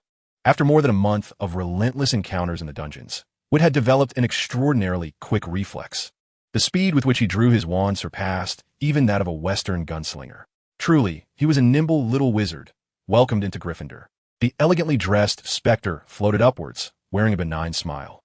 As Witt glanced around, he noticed the others wore expressions of nonchalance, and he realized that perhaps he had overreacted. Once seated again, he observed countless ghosts gliding through the hall, cheerfully greeting the students. Clearing his throat, Witt awkwardly remarked, "This place is utterly insane." "You need not be so tense," Lily reassured him, appearing completely unfazed. Witt retorted earnestly, "No, no, no. This is not tension. It is caution. It is prudence. In this perilous world, caution is an essential virtue for survival." Percy turned to Witt, emphasizing, "Hogwarts is the safest place in the world. There is no danger here." That is not necessarily the case. Witt thought back to a blue elite quest he had previously undertaken, which involved rescuing a girl named Myrtle in the washroom. The quest location was indeed Hogwarts, and he had perished 7 times before completing it. Hogwarts harbored a serpent, larger than myself, that could kill with a mere glare. I could not vanquish it even with the killing curse. It was exceedingly dangerous. That was the first time Witt encountered a creature that could withstand even a killing curse, leaving an indelible impression on him. I have spent 5 years at Hogwarts and have never encountered such a creature. Percy found Witt's ramblings rather exasperating. He perceived a striking similarity between Witt and Professor Trelawney, both exhibiting a certain nervousness and likely sharing much in common. If you do not believe me, so be it. This world is absurd. To speak the truth is to invite disbelief. Lily gently tugged at Witt's sleeve, halting his further declarations. She did not think Witt was lying, as she had experienced similar peculiarities herself. However, in a setting where disbelief abounded, she wished to avoid others mistaking Witt for a madman. She sincerely hoped that Witt could be more sociable. After their meal, Dumbledore spoke of Hogwarts prohibitions and shared some rather odd phrases. Fool, crybaby, rubbish, twist. Witt was utterly baffled by their meaning. Fortunately, Dumbledore's remarks were succinct. He truly should be a model for the headmaster of a Muggle school. "Gryffindor, this way," Percy announced, guiding the first-year students to the Gryffindor dormitory. "Be cautious of these stairs. They may change at any moment." Within the company of Percy and the small group of wizards, Vitt whispered to Lily, "These stairs do not appear to be easy to navigate. Remember to set off early tomorrow. Arriving late on the first day of class would surely provoke a grim expression from Professor McGonagall." "Indeed," Lily replied, her gaze fixed upon the ever-shifting staircase, agreeing with Vitt's assessment. She had no desire to be tardy on her inaugural day of lessons. In the Gryffindor common room, "We shall gather here," Percy instructed quietly as the group assembled. Once everyone had arrived, he began to elucidate the particulars of their dormitory. "This is the common room. The boys' dormitory is on the left, while the girls' dormitory is on the right. Your luggage has already been sent up. First-year students have no classes on Monday morning, allowing for ample rest." "Huh." Vitt, who had been incessantly emphasizing the importance of rising early to Lily, was abruptly taken aback by the revelation of a free morning. Faced with Lily's teasing smile, he pouted in displeasure. As a student, one should adhere to a regimen of rising at 6 and retiring at 10. That had been his own experience. to discover that Monday morning bore no classes seemed utterly unreasonable. Vitt resolved to suggest to Dumbledore the addition of more lessons. After Percy had completed his introduction to the Gryffindor dormitory, he systematically directed the male and female wizards to locate their respective rooms.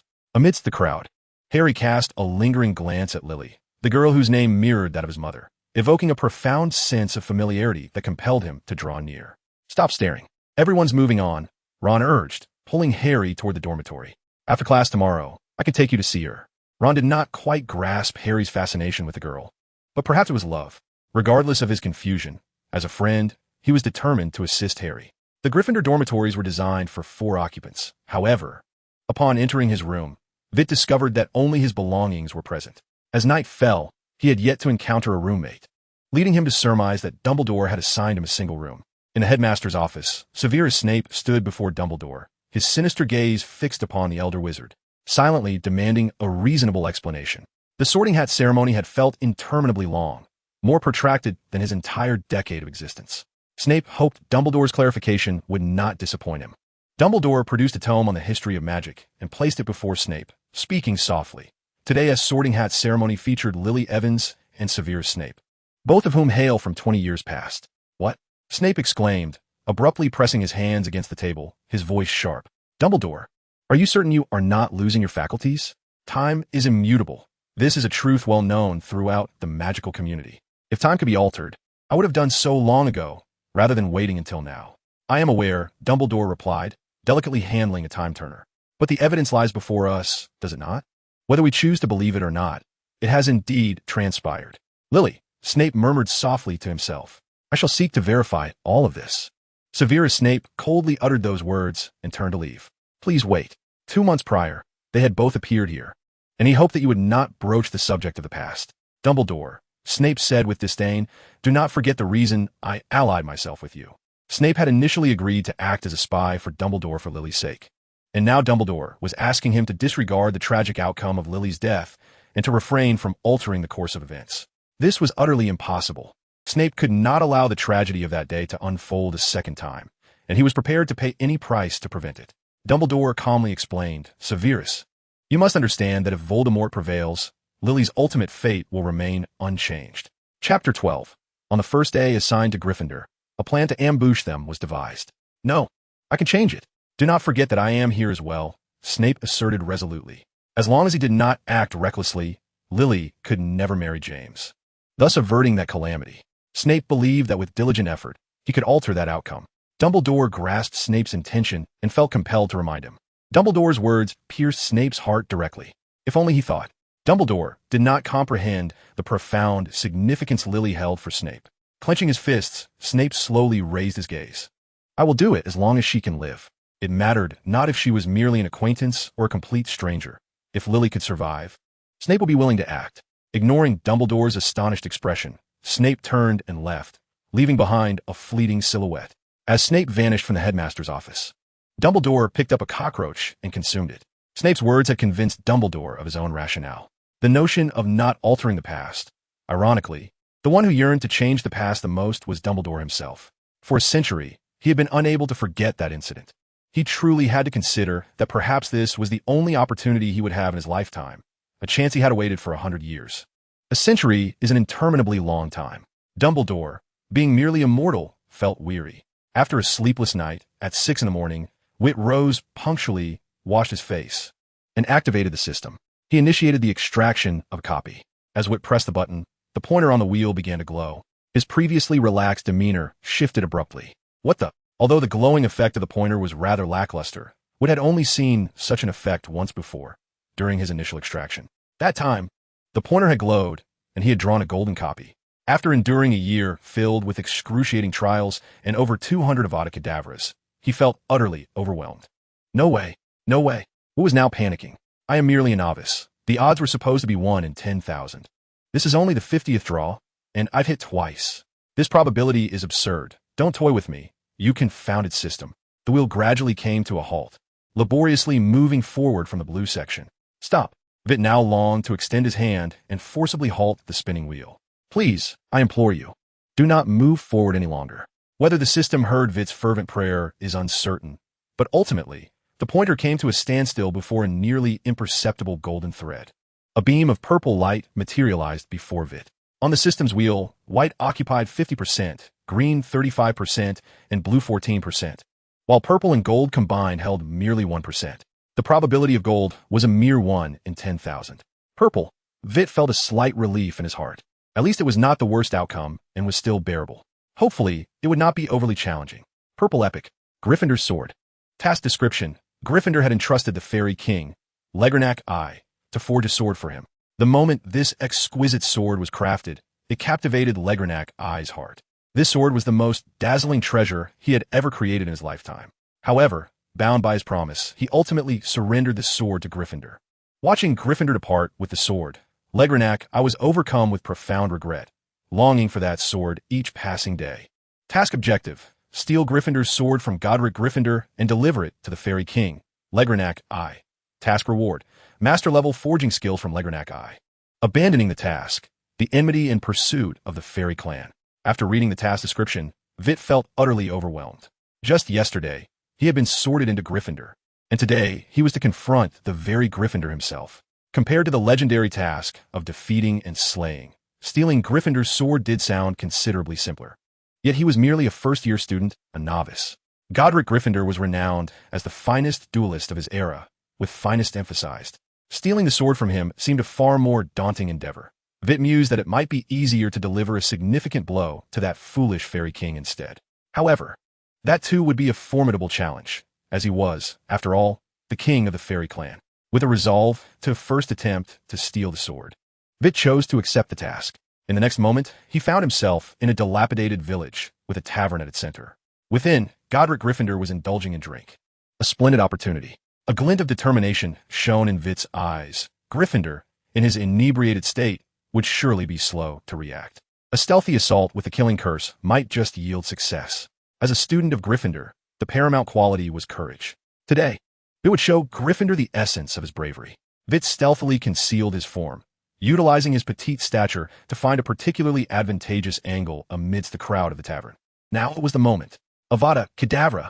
The green curse surged forth like lightning, aimed directly at Gryffindor. The drunken Gryffindor suddenly felt a jolt to his heart, as if doused with a bucket of cold water, instantly awakening to the reality around him. He drew his sword from behind with a swift motion, precisely intercepting the lethal curse aimed at him. The death curse could indeed be blocked by physical objects, but not by magical shields. The Gryffindor sword, a pinnacle of craftsmanship forged by the Fairy King, was undeniably formidable. The curse left no mark upon the Gryffindor blade. Failing to strike his target, Vitt turned to flee, grossly underestimating the disparity between them. In the blink of an eye, Gryffindor closed the distance, delivering a punch that sent Vitt crashing to the ground, the sheer force rendering him unconscious. When Vitt regained consciousness, he found himself tightly bound, his wand confiscated by Gryffindor. The surroundings had transformed from a tavern into a dense jungle.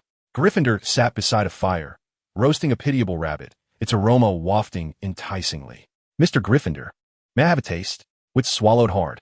He hadn't eaten breakfast. "Where do you hail from, and why did you ambush me?" He sensed a peculiar magic emanating from Vitt, an inexplicable aversion that surged whenever he focused on him, concerned that proximity might provoke him to harm Vitt.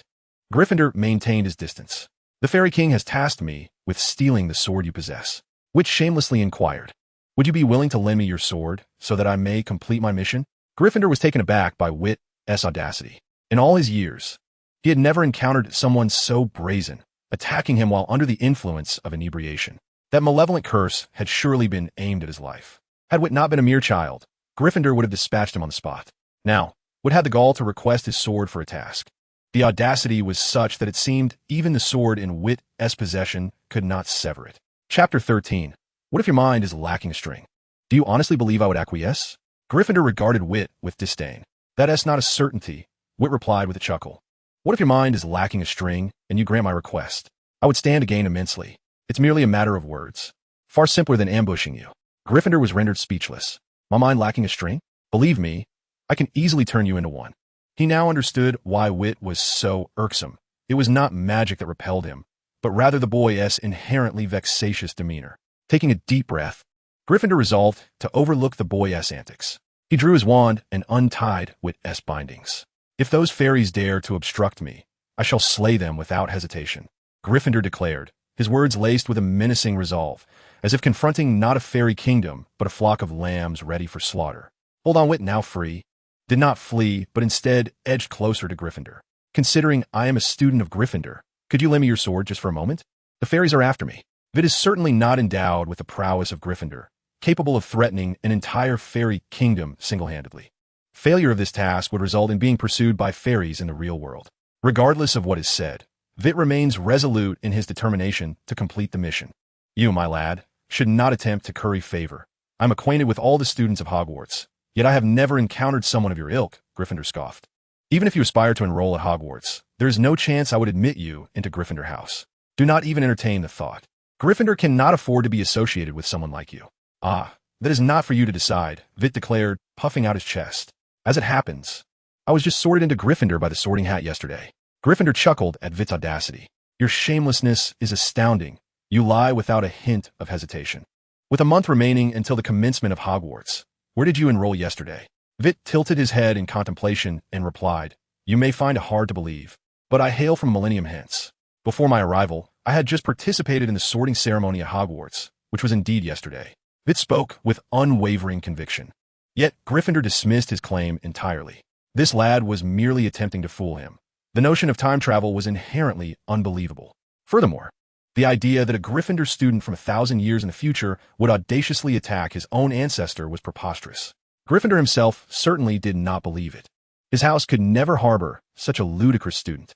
Vitt, however, did not expect Gryffindor to accept him now. He had his own means of proving his worth. May I borrow your sword? Vitt cautiously approached and reached for the sword at Gryffindor's waist, his movements deft and unreserved. Thud! The sound of impact echoed as Gryffindor delivered a punch, sending him crashing to the ground. Vitt, clutching his head, rose with a pitiful expression. If you won't lend it, why resort to violence? Begone! Gryffindor waved him away. Were it not for your youth, you would already be dead. I would only lend the sword to prove your claims. Undeterred by the past reprimand, Vitt reached out once more. Gryffindor, with a swift motion, knocked him down again. Keep your distance. 10 statements could not yield a single truth. How could one like you be sorted into Gryffindor? Yet, Vitt's audacity was indeed remarkable. Does the great Gryffindor fear my escape? He inquired, rising again and extending his hand once more. This time, Gryffindor did not retaliate. Rather, he was curious to see Vitt's intentions unfold. Vitt's wand had been confiscated, and Gryffindor had thoroughly examined his belongings, discovering only mundane clothing.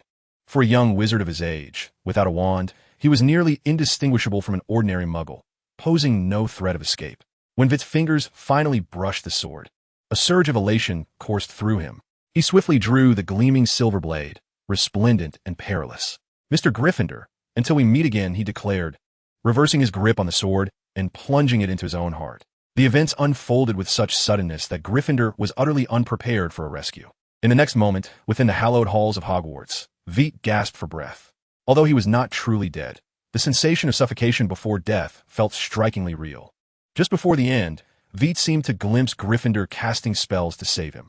However, confronted with the grievous wound that pierced his heart, those incantations were destined to be in vain. Shaking his head, Vitt murmured to himself, After all my trials, the killing curse is far more comforting. The one who invented it must surely be a most benevolent soul. He extracted a piece of candy from his pocket and popped it into his mouth, the sweet flavor dispelling the gloom that weighed upon his heart. As more methods of dying were unlocked in the instance, Vitt found himself increasingly drawn to the sugary taste. Sugar could bring joy, alleviating the agony brought on by death. On the system interface, the instance had entered a cool-down phase, meaning he would have to wait until the morrow to re-enter. Regarding the instance tasks, Vitt's system had thus far revealed 2 types. One was continuous, where a failure in the current task would carry over the progress in the next attempt, allowing those who remembered him to continue. The other was a reset instance, like the previous Myrtle's task, where each failure resulted in Myrtle's demise. If the progress were to continue, Vitt could never complete the task. Such reset instances began anew each time. Though the reactions of the characters were not fixed, the same event would not yield identical outcomes. Regardless of the type, the one certainty remained. As long as Vitt chose not to surrender, the task would not fail. He would evade punishment, yet the system would become locked in that task, effectively disabling his advantageous abilities. Regardless of the task at hand, Vitt resolved to exert himself to complete it, unless it was fundamentally impossible. As was the case with the first task. Sitting up from his bed, Vitt opened the window and inhaled a breath of fresh air, expelling the pent-up tension within his chest. Gryffindor was remarkably formidable. In such an awkward position, still intoxicated, he managed to react quickly, drawing his sword with the simplest of motions to parry the killing curse. It is worth noting that during continuous tasks, the initial encounter is when the likelihood of a successful ambush is at its peak. The next time they meet, Gryffindor would recognize him beyond guard, and the chances of a surprise attack would dramatically increase. Fortunately, Gryffindor did not slay him outright and was willing to engage in conversation, granting Vitt some room to maneuver. A failed ambush precluded any further attempts of the same kind. To alter Gryffindor's perception of him, Vitt realized he must perform actions that transcended Gryffindor's understanding. Only then could he elevate his significance in Gryffindor's eyes. After much contemplation, the only asset he could leverage was the immortality granted by the instance. In comparison, the so-called narrative from 1,000 years in the future paled in significance. Mere words could never compare to the impact of tangible truth. To make matters worse, Vitt had no means to substantiate his claim of originating from a millennium hence. Thus, Vitt chose to take his own life, and he deliberately left a remark about meeting again tomorrow, merely that spark of curiosity could compel Gryffindor to linger for an additional day. When Vitt returned the following day, the credibility of his words would significantly increase. He intended to utilize an undeniable fact to render some less than trustworthy statements more credible. Vitt's approach was strategic. Recognizing that his only goal was the sword, engaging in further dialogue might yield results.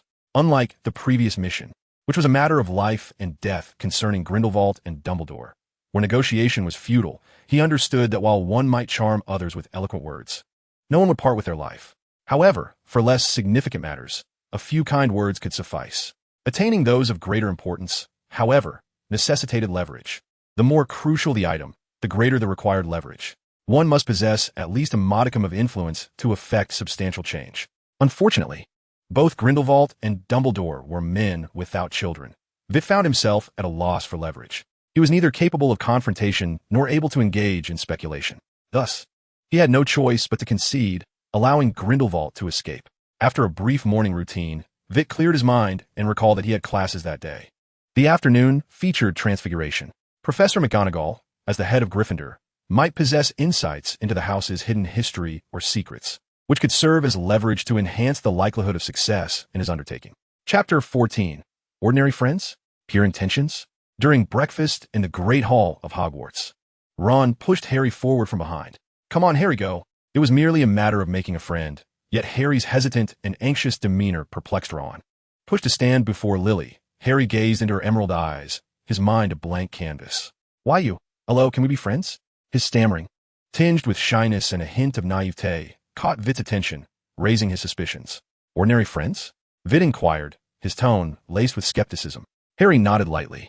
He truly harbored no ulterior motives, yet standing before Lily, a torrent of emotions surged within him, causing his speech to falter. "Pure intentions?" Vitt pressed further. "What?" Harry replied, bewildered. "Lily, let us go." Vitt pivoted, grasping Lily's hand, and cautioned, "Stay away from such individuals in the future. Their intentions are clearly dubious." "Wait." This time, Lily did not heed Vitt's warning. Instead, she defended Harry. "I believe he means no harm." Extending her hand towards Harry, she offered a friendly smile. "Hello, I'm Lily. Lily Evans. Harry Potter." Harry took her hand, his face adorned with a foolish grin. Vitt stood awkwardly to the side, murmuring, "It is precisely because he means no harm that it is the greatest harm." Despite his complaints, Vitt did not impede Lily's intentions. It was her prerogative to choose her friends, and he had no authority to dictate her choices. After a brief handshake, Lily took Vitt's hand and led him back to Harry. "This is Victor Criss, my closest friend." "Greetings." Harry extended his hand with kindness. Victor cast a glance at Lily and, albeit reluctantly, shook Harry's hand. After a brief introduction, the four began to partake in breakfast. The fare at Hogwarts was rather commendable, albeit somewhat monotonous, with only a few selections recurring.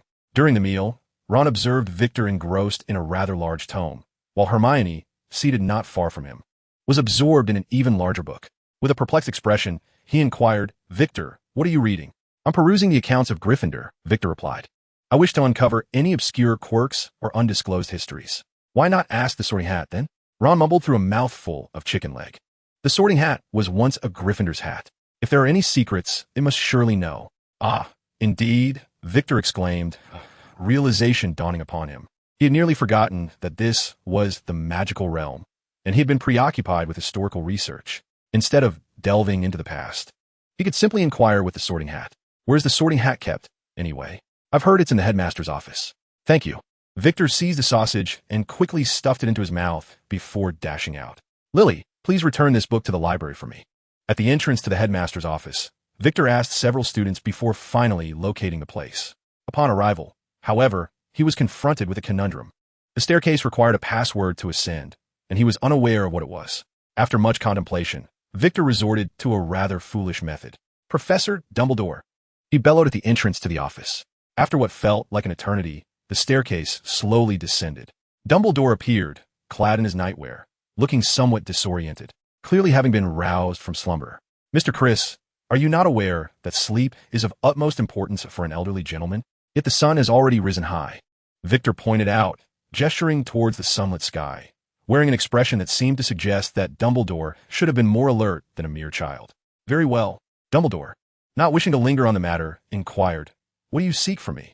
I wish to ask the Sorting Hat a few questions. Seeking the Sorting Hat is indeed a rare endeavor.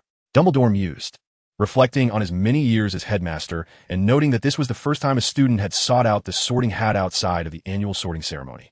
At all other times, the Sorting Hat resided in the headmaster's office, preoccupied with composing songs for the upcoming year. Come up, Dumbledore beckoned softly.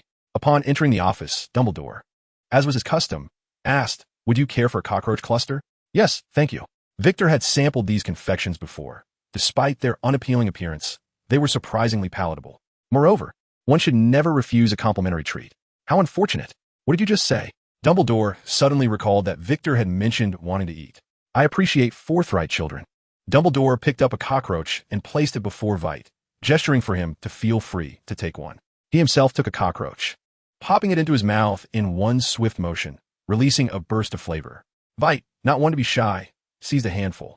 However, unlike Dumbledore, who consumed a whole, Vitt preferred to bite off the head first, savoring the sweet syrup within before finishing the remaining part. After consuming one, he approached the Sorting Hat. Mr. Sorting Hat, you are the one who sensed the sword of Gryffindor yesterday, are you not? I have heard that you were once the Hat of Gryffindor, so you must be quite familiar with it. Indeed, I am well acquainted with Gryffindor, replied the Sorting Hat with pride. The magic bestowed upon me by Gryffindor still resides within. I wish to inquire if Gryffindor harbors any little-known quirks, dark secrets, past mistakes, or flaws, those small secrets known only to him. Anything will suffice. Cough, cough. Vitt, you haven't encountered Gryffindor, have you? How did you know? Vitt asked, astonished, glancing at Dumbledore. Truly, he was the legendary boss of this realm, able to deduce such things. Gryffindor? The Sorting Hat inquired excitedly. You truly have seen Gryffindor?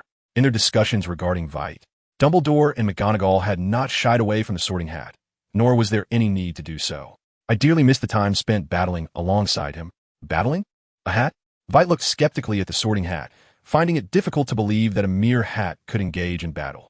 Fortunately, Dumbledore promptly defended the Sorting Hat, stating, before becoming the Sorting Hat, he was an extraordinary magical object, capable of defending against most spells. Chapter 15, Transfiguration Class. Mr. Chris, may I inquire as to why you are collecting information on Gryffindor?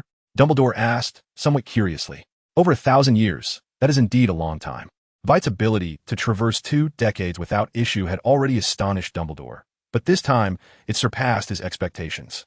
Vitt felt there was no harm in sharing his purpose. After all, seeking assistance necessitates some transparency. At the behest of the Fairy King, I am to steal the sword of Gryffindor. Before Dumbledore could respond, the Sorting Hat interjected. Hey, did Gryffindor give you a heavy punch from above? How did you know? Vitt turned in surprise, gently touching his head. The weight and pain of Gryffindor's fist lingered, and he could still feel a dull ache. Mr. Sorting Hat, it was not 1 punch, but 3. The Sorting Hat chuckled merrily. Gryffindor delights in using this method to discipline disobedient students. I am beginning to believe your words. The spot you just touched is indeed Gryffindor's favorite target. He often tells me that striking here inflicts minimal harm while delivering the strongest sensation, with the best hand feel. Vitt murmured softly while touching his head. I wondered why his movements were so practiced, swift enough to leave an afterimage. You should consider yourself fortunate to still be a child. The Sorting Hat intoned in a low, menacing voice. Gryffindor is not a mere do-gooder. He has never shown mercy to his enemies. In the face of wizards, he wielded a wand. When confronting muggles, he brandishes a sword. Only against a young sorcerer like you does he resort to using his fists. Yet, his punches truly pack a punch, muttered Vitt. He suspected that Gryffindor must have employed some form of magic. Otherwise, how could a single blow be so excruciating? Vitt had encountered numerous demises within the confines of the game, and if one were to rank the pain endured, Gryffindor's fists would surely be among the most formidable.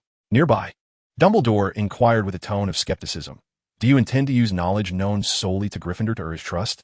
Given Vitt's abilities, Dumbledore harbored no belief that he could best Gryffindor, even with a surprise attack. No, it is merely my wicked amusement, Vitt retorted with utmost seriousness, a sinister smile creeping across his face. I yearn to witness the bewildered expression on Gryffindor's face as his little-known secrets are laid bare before him. The panic of his past attempts to conceal them. That would surely be delightful. Vitt burst into laughter, hands on his hips. After all, he had struck me with such force. Dumbledore's expression resembled that of someone constipated. You have come to disturb my slumber so early for this? Observing Vitt still laughing heartily, Dumbledore felt an urge to strike him. Alas, Vitt was sent sprawling to the ground by a punch from Dumbledore. What was that for? Dumbledore ignored Vitt's protest and scrutinized his own hand, his expression grave. The sensation is indeed quite satisfying. Vitt felt an overwhelming sense of frustration, his head likely adorned with dark lines. Had he not considered his current inability to match Dumbledore, he might have leaped up to engage in a brawl. Very well, Vitt. Dumbledore extended a hand to help him up, softly apologizing. It was merely an accident. You cannot be suggesting that your hand suddenly acted on its own accord, traversing 3 meters to land upon my head. You must be joking. Faced with Vitt's gaze, Dumbledore averted his eyes, feeling a twinge of guilt. Ahem. Let us return to the subject of Gryffindor. Upon hearing Gryffindor's name, Vitt's attention was immediately diverted.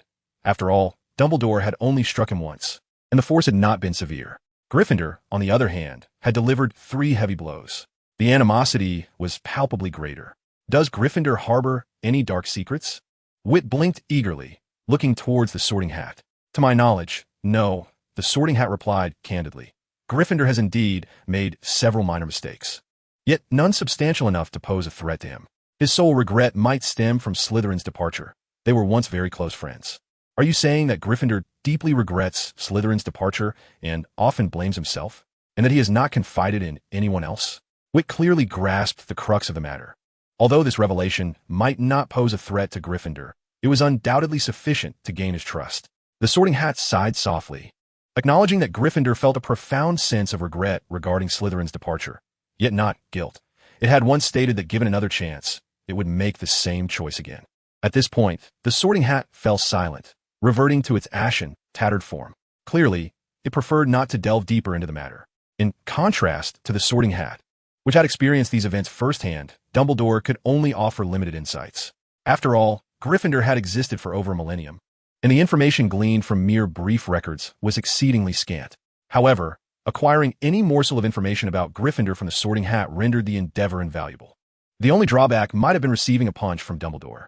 In the afternoon, during Transfiguration class, as soon as he entered, Vitt noticed Professor McGonagall seated at the lectern, having transformed into a cat, a clear indication that she intended to instill a sense of caution in the new students.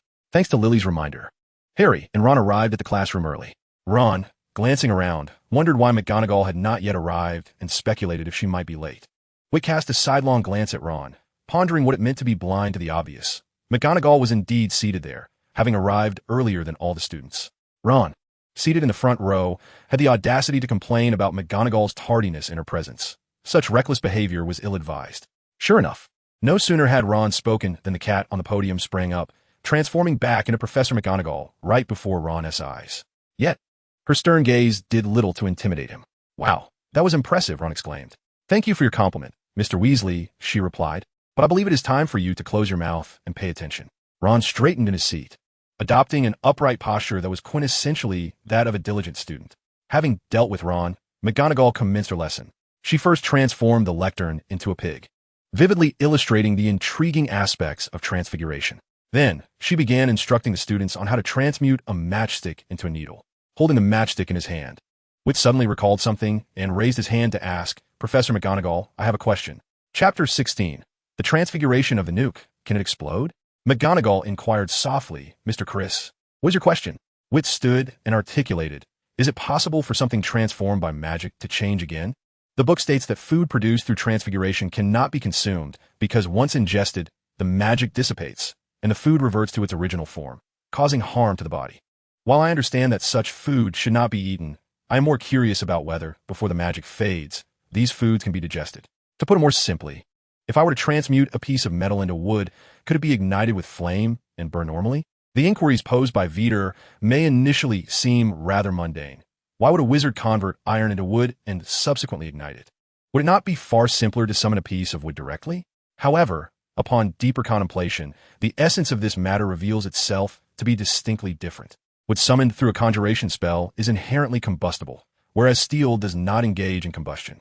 If the transfiguration spell could indeed turn an object into a flammable wood, might one not wonder if a nuclear bomb transmuted in such a manner could also detonate? Furthermore, if Vitt could grasp the underlying principles, could those fantastical weapons be conjured through transfiguration? Vitt would wager that Professor McGonagall likely lacks comprehensive knowledge of the exact composition of a pig, including the precise quantities of water, protein, and carbon molecules. Yet, she effortlessly transformed a desk into a living pig. Within the classroom, the majority of the young wizards failed to comprehend Vitt's discourse, perceiving it as an exceptionally dull inquiry. However, Professor McGonagall understood. Mr. Chris, the wood transformed from iron by an ordinary young wizard cannot combust. This delves into advanced transfiguration knowledge. An ordinary young wizard? But can you do it? Vitt inquired with curiosity. Certainly, McGonagall replied, producing a metal button and with a gentle wave, transforming it into a piece of wood. Flames erupted. Under the scorching fire, Vitt clearly observed the wood beginning to undergo carbonization. After this simple demonstration, McGonagall stowed her wand. Very well, Mr. Vitt, do not aim too high too soon. If you're interested, you may delve deeper into transfiguration after class. Feel free to approach me with any questions. No teacher detests a diligent and eager student, and I am no exception. With McGonagall's assurance, Vitt settled down to practice transfiguration. Soon, he discovered that this endeavor was far from straightforward. There exists an insurmountable chasm between theory and practice. Take even the simplest act of cooking. While anyone can speak of how it is done, the reality of executing it can lead to utter chaos. Even if one manages to succeed, the resultant flavor often leaves much to be desired. This mastery relies not on mere theory, but on relentless practice day in and day out, coupled with a minuscule, albeit significant, edge of innate talent. Fortunately, Vitt appeared to possess a commendable aptitude. He swiftly transformed a matchstick into a needle, eagerly beginning to etch intricate patterns upon it. Turning his gaze, Vitt noticed that Lily was still struggling to merely sharpen her matchstick slightly. Observing her anxious demeanor, he decided to forego his idea of engraving Song of Wine on the silver needle, opting instead to offer her guidance. The essence of magic originates from the heart. Vitt gently pressed down on Lily's wand, imparting the wisdom that some things cannot be rushed. He urged her to vividly envision the form of a needle in her mind, undistracted by the reality of the matchstick, nurturing her confidence that before her lay a needle. Then, he encouraged her to recite the incantation. Releasing his hand, he verbally guided Lily in channeling her magic. The most fundamental transfiguration is, at its core, akin to applying a mere layer of skin. Iron remains iron. It merely dons a veneer of wood, thus acquiring certain physical properties of timber. Yet, its essence remains unchanged, which elucidates why the wooden form of the young wizard cannot ignite. To incite combustion in wood, a layer of chemical properties must be applied. However, Vitt remains oblivious, and it is unlikely that McGonagall comprehends the intricate chemical reactions involved in the combustion of wood. It is uncertain how she has managed to do so. Perhaps the concept of layering textures is applicable solely to the rudimentary transfiguration that Vitt is currently studying. More advanced transfiguration theories evidently do not adhere to this principle. As he reopened his book, a message on the pages captured his attention. Transfiguration is a delicate, intricate, and perilously formidable discipline. I did not expect many wizards to tread this path. Yet once you truly enter the realm of transfiguration, you would willingly dedicate your life to it, relishing every moment. Though some would ask you, it remains evident that this is a needle. While transfiguration can be broadly understood as layering a skin, this skin must be conjured in one's mind. There is no room for mere copy and paste. Mastery comes solely through practice. It is entirely normal for the first attempts to be crooked and unsatisfactory. After class, Vitt incessantly scanned his surroundings, feeling as though someone was watching him, yet he could not discern their presence. "What are you looking at?" Lily inquired, puzzled. "Nothing," Vitt replied, shaking his head. The individual evading his scrutiny evidently possessed superior skills, rather than alerting them. He deemed it wiser to enhance his own abilities before ensnaring them in a trap. "Let's go eat," he said. After Vitt departed, Snape emerged from behind a stone pillar. The young wizard named Vitt seemed genuinely astute. Even with the use of the disillusionment charm, Snape had nearly been detected. Earlier that morning, Snape had encountered his younger self, inquiring about Lily. The initial recounting was indeed accurate. However, Vitt's appearance was clearly anomalous.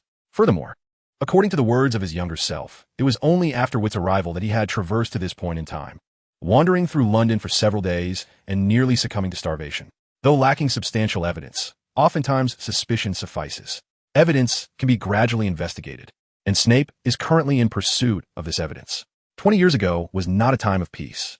Nevertheless, prudence necessitates a dual approach. Snape would not place all his eggs in one basket. While investigating Vitt's peculiarities, Snape would simultaneously guide his younger self to prevent him from treading the same path. He would also mentor Lily, aiding her swift growth while being cautious of a rogue named James. For this purpose, Snape had spent the previous night sleeplessly devising numerous plans. Chapter 17. Who ventures out without a helmet? Young man, your timing is impeccable. As Vitt stepped into the instance, he was swiftly seized by Gryffindor, and in the next moment, they vanished from sight. Ugh! Vitt doubled over, retching on the ground. After a considerable time, he finally stood and lamented. "Could you not afford me a moment to prepare?" Gryffindor paid no heed to Vitter's words as he reached down to pick up a shattered piece of wood, its surface adorned with black, scale-like patterns. It appeared he had not yet departed. Young one, scour the surroundings for any survivors, paying particular attention to timid children who seem easily intimidated. Should you find anyone, do not approach them without my signal. Are you all right? Vitter instinctively stepped back a pace. Thud! Just as Vitter had risen, Gryffindor's fist sent him crashing back to the ground. Cease your prattling and move swiftly. This matter is of utmost importance. Oh! Vitter stood up, dusting himself off, and began to take in his surroundings. A dilapidated village lay before him, strewn with wood shavings, the jagged edges appearing remarkably fresh. The ground seemed to have been furrowed by some force, with traces of blood intermingled in the crisscrossing dirt. After a few steps, he stumbled upon a gruesomely slain individual, the corpse marred by similar scale-like fissures. How could there possibly be any survivors here? Vitter stood in the village's center, everything around him resembling a torn canvas, shattered beyond recognition. Shaking his head, he ventured a few more steps, only to be startled by the howling winds emanating from the right side of the village. Dark, serpentine shadows flickered overhead. Urgently, Vitter dashed towards the commotion. The air was thick with black phantoms, these dark mists swirling with broken stones and wood, relentlessly assaulting a solitary crimson figure in the midst. Was such exaggeration truly necessary? Cautiously, Vitter concealed himself behind a partially collapsed wall, acutely aware that a single blow could leave him grievously injured, if not dead. Gryffindor stood resolute amidst the swirling black mists, like a rock against the tide, unyielding. The primal curse enveloped him, rendering him impervious to the onslaught. Gryffindor was wholly focused on combating this dark entity, with no time to spare for distractions. Thus, should he attempt a surprise attack? Vitter gripped his wand, his mind wavering. He sensed something amiss. There was no reason for Gryffindor to place such trust in him. Just yesterday, he had ambushed Gryffindor with the killing curse, and now he found himself presented with another prime opportunity for treachery. Was this coincidence not a touch too fortuitous? As Vitter hesitated, a spell erupted from the nearby woods, shattering Gryffindor's shield in an instant. Gryffindor was sent hurtling backward, spitting a mouthful of blood. In a heartbeat, the situation grew dire. Thankfully, Gryffindor had not been completely incapacitated. He had merely been caught off guard by the sudden ambush. Swiftly, he regained his footing, wand in one hand and sword in the other, gradually stabilizing the battle amidst the onslaught from the unknown wizard and the dark entity. Both sides were evenly matched. Soon, another fortuitous moment arose. Gryffindor inexplicably began to exchange blows with the wizard, while simultaneously wielding his sword to fend off the dark entity's attacks. Such a prime opportunity. Vitter felt certain that if he were to strike now, success would be assured. I trust you not at all. Had such an opportunity presented itself yesterday, what would have undoubtedly seized it, for at that time, Gryffindor was yet unfamiliar with him and could not have feigned his actions. However now, Vitt merely wishes to express his sentiments toward the old man. You wretched old fool, how dastardly you are. What opportunity? It is nothing but an illusion. With a flick of his wand, Vitt unleashed the Avada Kedavra curse, entwining it with the spirits of the vengeful. In a singular strike, He vanquished the wizard who was unable to counter Gryffindor's assault. As the wizard succumbed to death, Gryffindor wiped the blood from the corner of his mouth, having genuinely endured a blow from the Silent One for the sake of authenticity. Yet, this young fool did not fall for the ruse. It was indeed a grave loss. Vitt rolled his eyes, remarking, "I hardly believe anyone would trust a person who attempted to ambush him yesterday, seeking his demise. What if I truly could not prevail? As I have mentioned, I hail from over 1,000 years hence," Vitt stated, exasperated. A person heralded as the finest duelist of this era, caught off guard by trivial matters, would have perished long ago. Is it true? I am genuinely referred to as the finest duelist? Gryffindor chuckled heartily, stroking his head. Vitt stared at him, rolling his eyes, eager to witness how long Gryffindor could maintain his awkward laughter. Before long, the mirth faded from Gryffindor's face. Could you not provide a way out for this unfortunate child? Thud!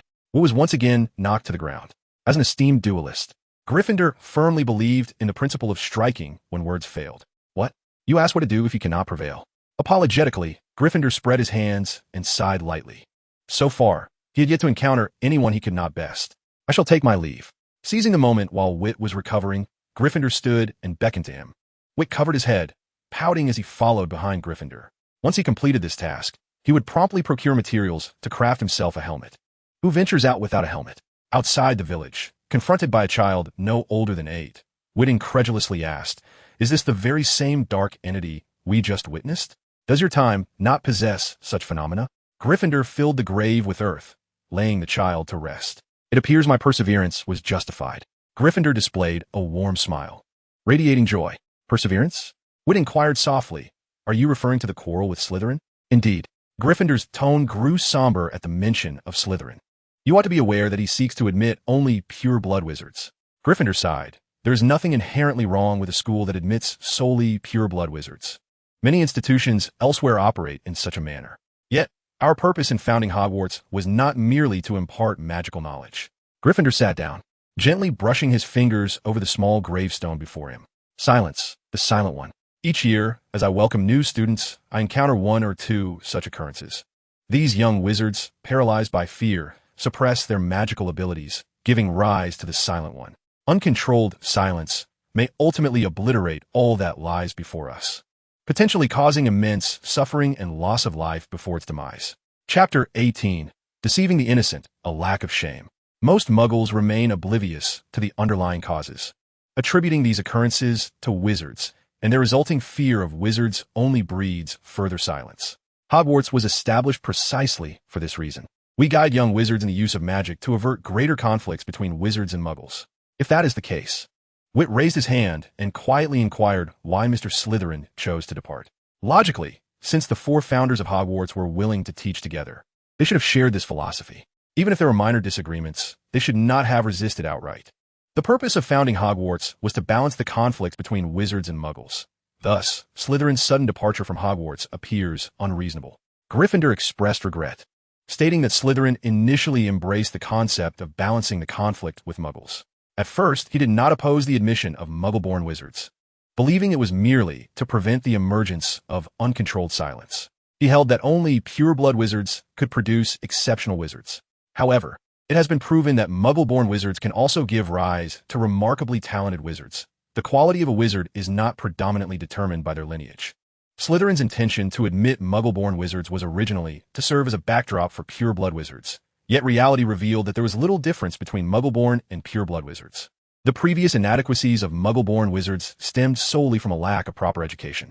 Generations of pure-blood wizards had the advantage of extensive magical training, while Muggle-born wizards were left to navigate their abilities independently. It is only natural that the untrained Muggle-born wizards would lag behind those who received elite education. True genius is, after all, a rare occurrence. Slytherin, however, attributed this disparity to the superiority of pure-blood wizards. Consequently, after the founding of Hogwarts, he discovered that pure-blood wizards were not significantly stronger than Muggle-born wizards. The prior differences were merely a result of inadequate education.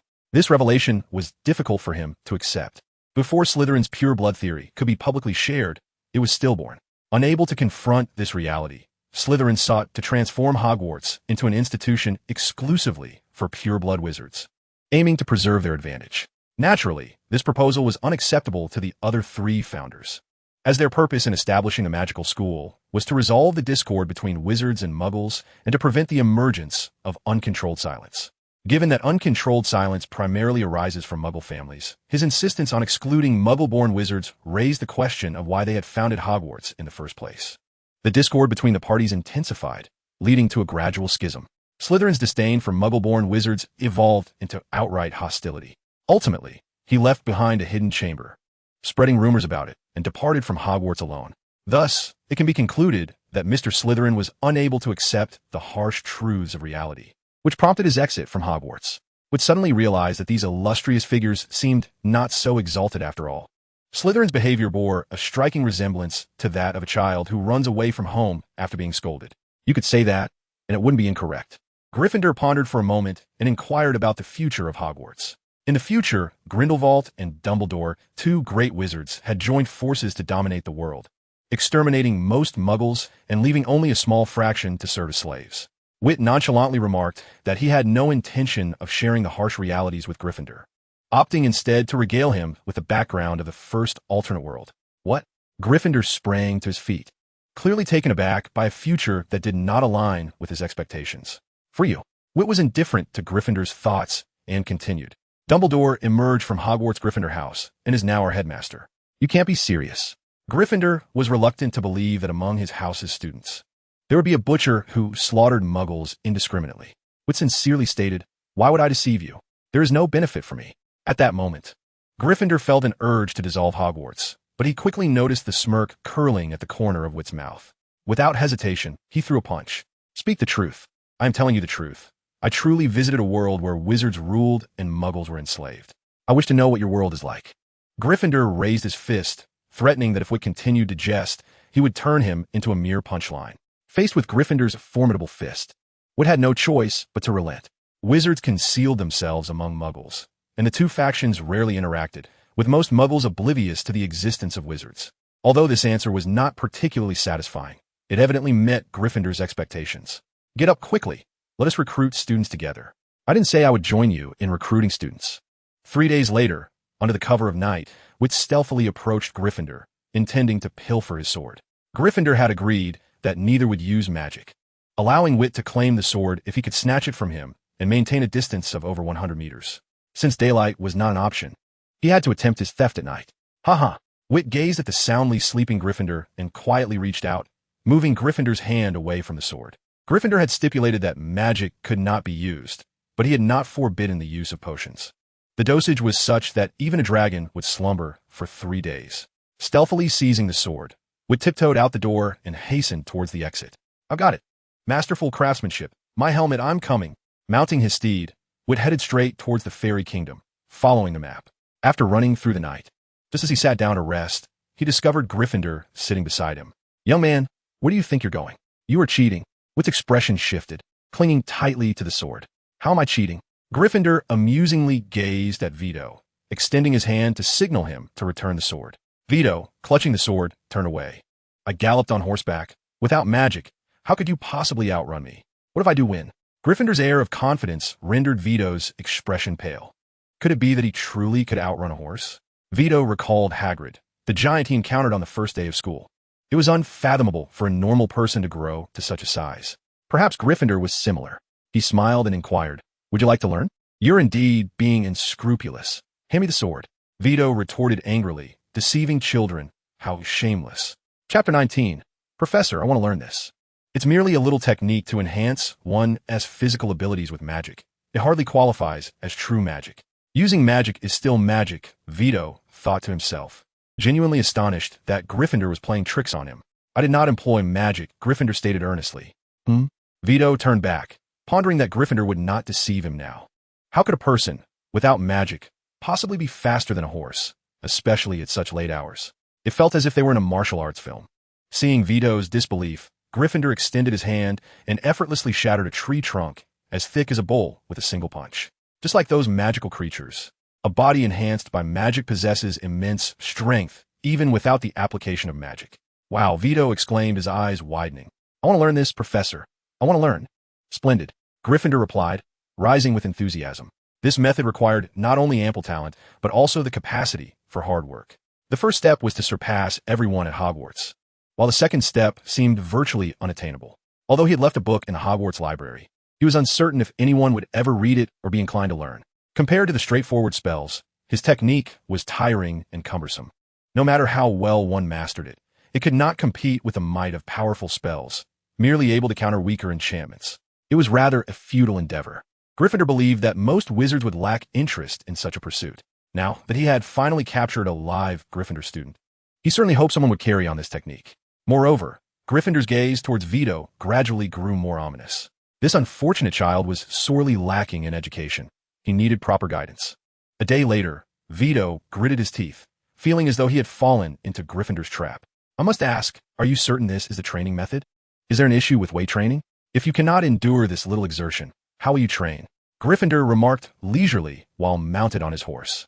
You truly speak without considering your own discomfort. I can't go on. I need a break, I'm so exhausted. As Vito spoke, he prepared to discard his belongings. You may not rest until you are utterly spent. Hold on. We will pause when we reach the village ahead. Don't you wish to complete the task? Upon hearing the word task, Vito ceased his complaints and persevered, trudging forward step by arduous step. On the winding, rugged mountain path, Gryffindor rode nonchalantly, sipping his drink. Riding upon the back of the horse, Vitt chewed on tender leaves, occasionally delivering a kick to the beast. This wretched steed ignited a fire of rage within his eyes. He vowed that one day he would stew this cursed horse for a meal. While he could not contend with Gryffindor, surely he could best this horse. What a confounded trick! Vitt harbored grave suspicions that Gryffindor was exacting revenge upon him. From midday to sunset, Vitt ultimately succumbed to exhaustion before reaching the next village. Collapsing onto the ground, immobilized, as Vitt fell, Gryffindor brandished his wand and with a gentle flick suspended the horse in midair, preventing it from inflicting further harm upon Vitt. The tension within Vitt dissipated, his body returning to its former state. Two spells were swiftly cast by Gryffindor. The first alleviated Vitt's taut muscles, while the second healed his injuries. Dismounting, Gryffindor examined Vitt with a few glances, muttering to himself, "Why does this magic still seem to be in effect? The more I look at him, the more I inexplicably desire to deliver a punch." For the past few days, Gryffindor had been testing the magic affecting Vitt. As long as he focused his attention on Vitt, an inexplicable aversion arose within him. It bore no relation to proximity. Diverting his gaze from Vitt eliminated the sensation entirely. Even donning a mask proved futile for Vitt. Moreover, it appeared that only he experienced this peculiar affliction, for neither Muggles nor other wizards exhibited such feelings towards Vitt. This left Gryffindor perplexed, unsure whether he himself was under a curse or if it was Vitt who bore the enchantment. Were it not for his resolute will, any other wizard would have long since dispatched Vitt. Water. In the dead of night, Vitt awoke, his body aching and parched, desperately yearning for a drink. Gryffindor, vigilantly at his side, promptly offered him a water flask. Gulping down the entire contents, Vitt finally felt a semblance of vitality returning. "Mr. Gryffindor, once I have trained sufficiently, will you truly bestow the sword upon me?" "Of course.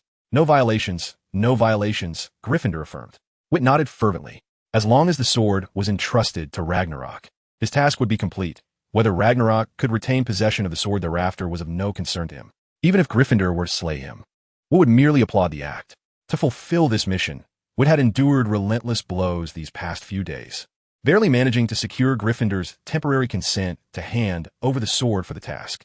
Gryffindor himself held great affection for the sword, should it be permanently given to Ragnarok. Vitt knew that no amount of persuasion would secure its return. Initially, upon hearing Gryffindor's absurd training method, Vitt had no desire to acquiesce.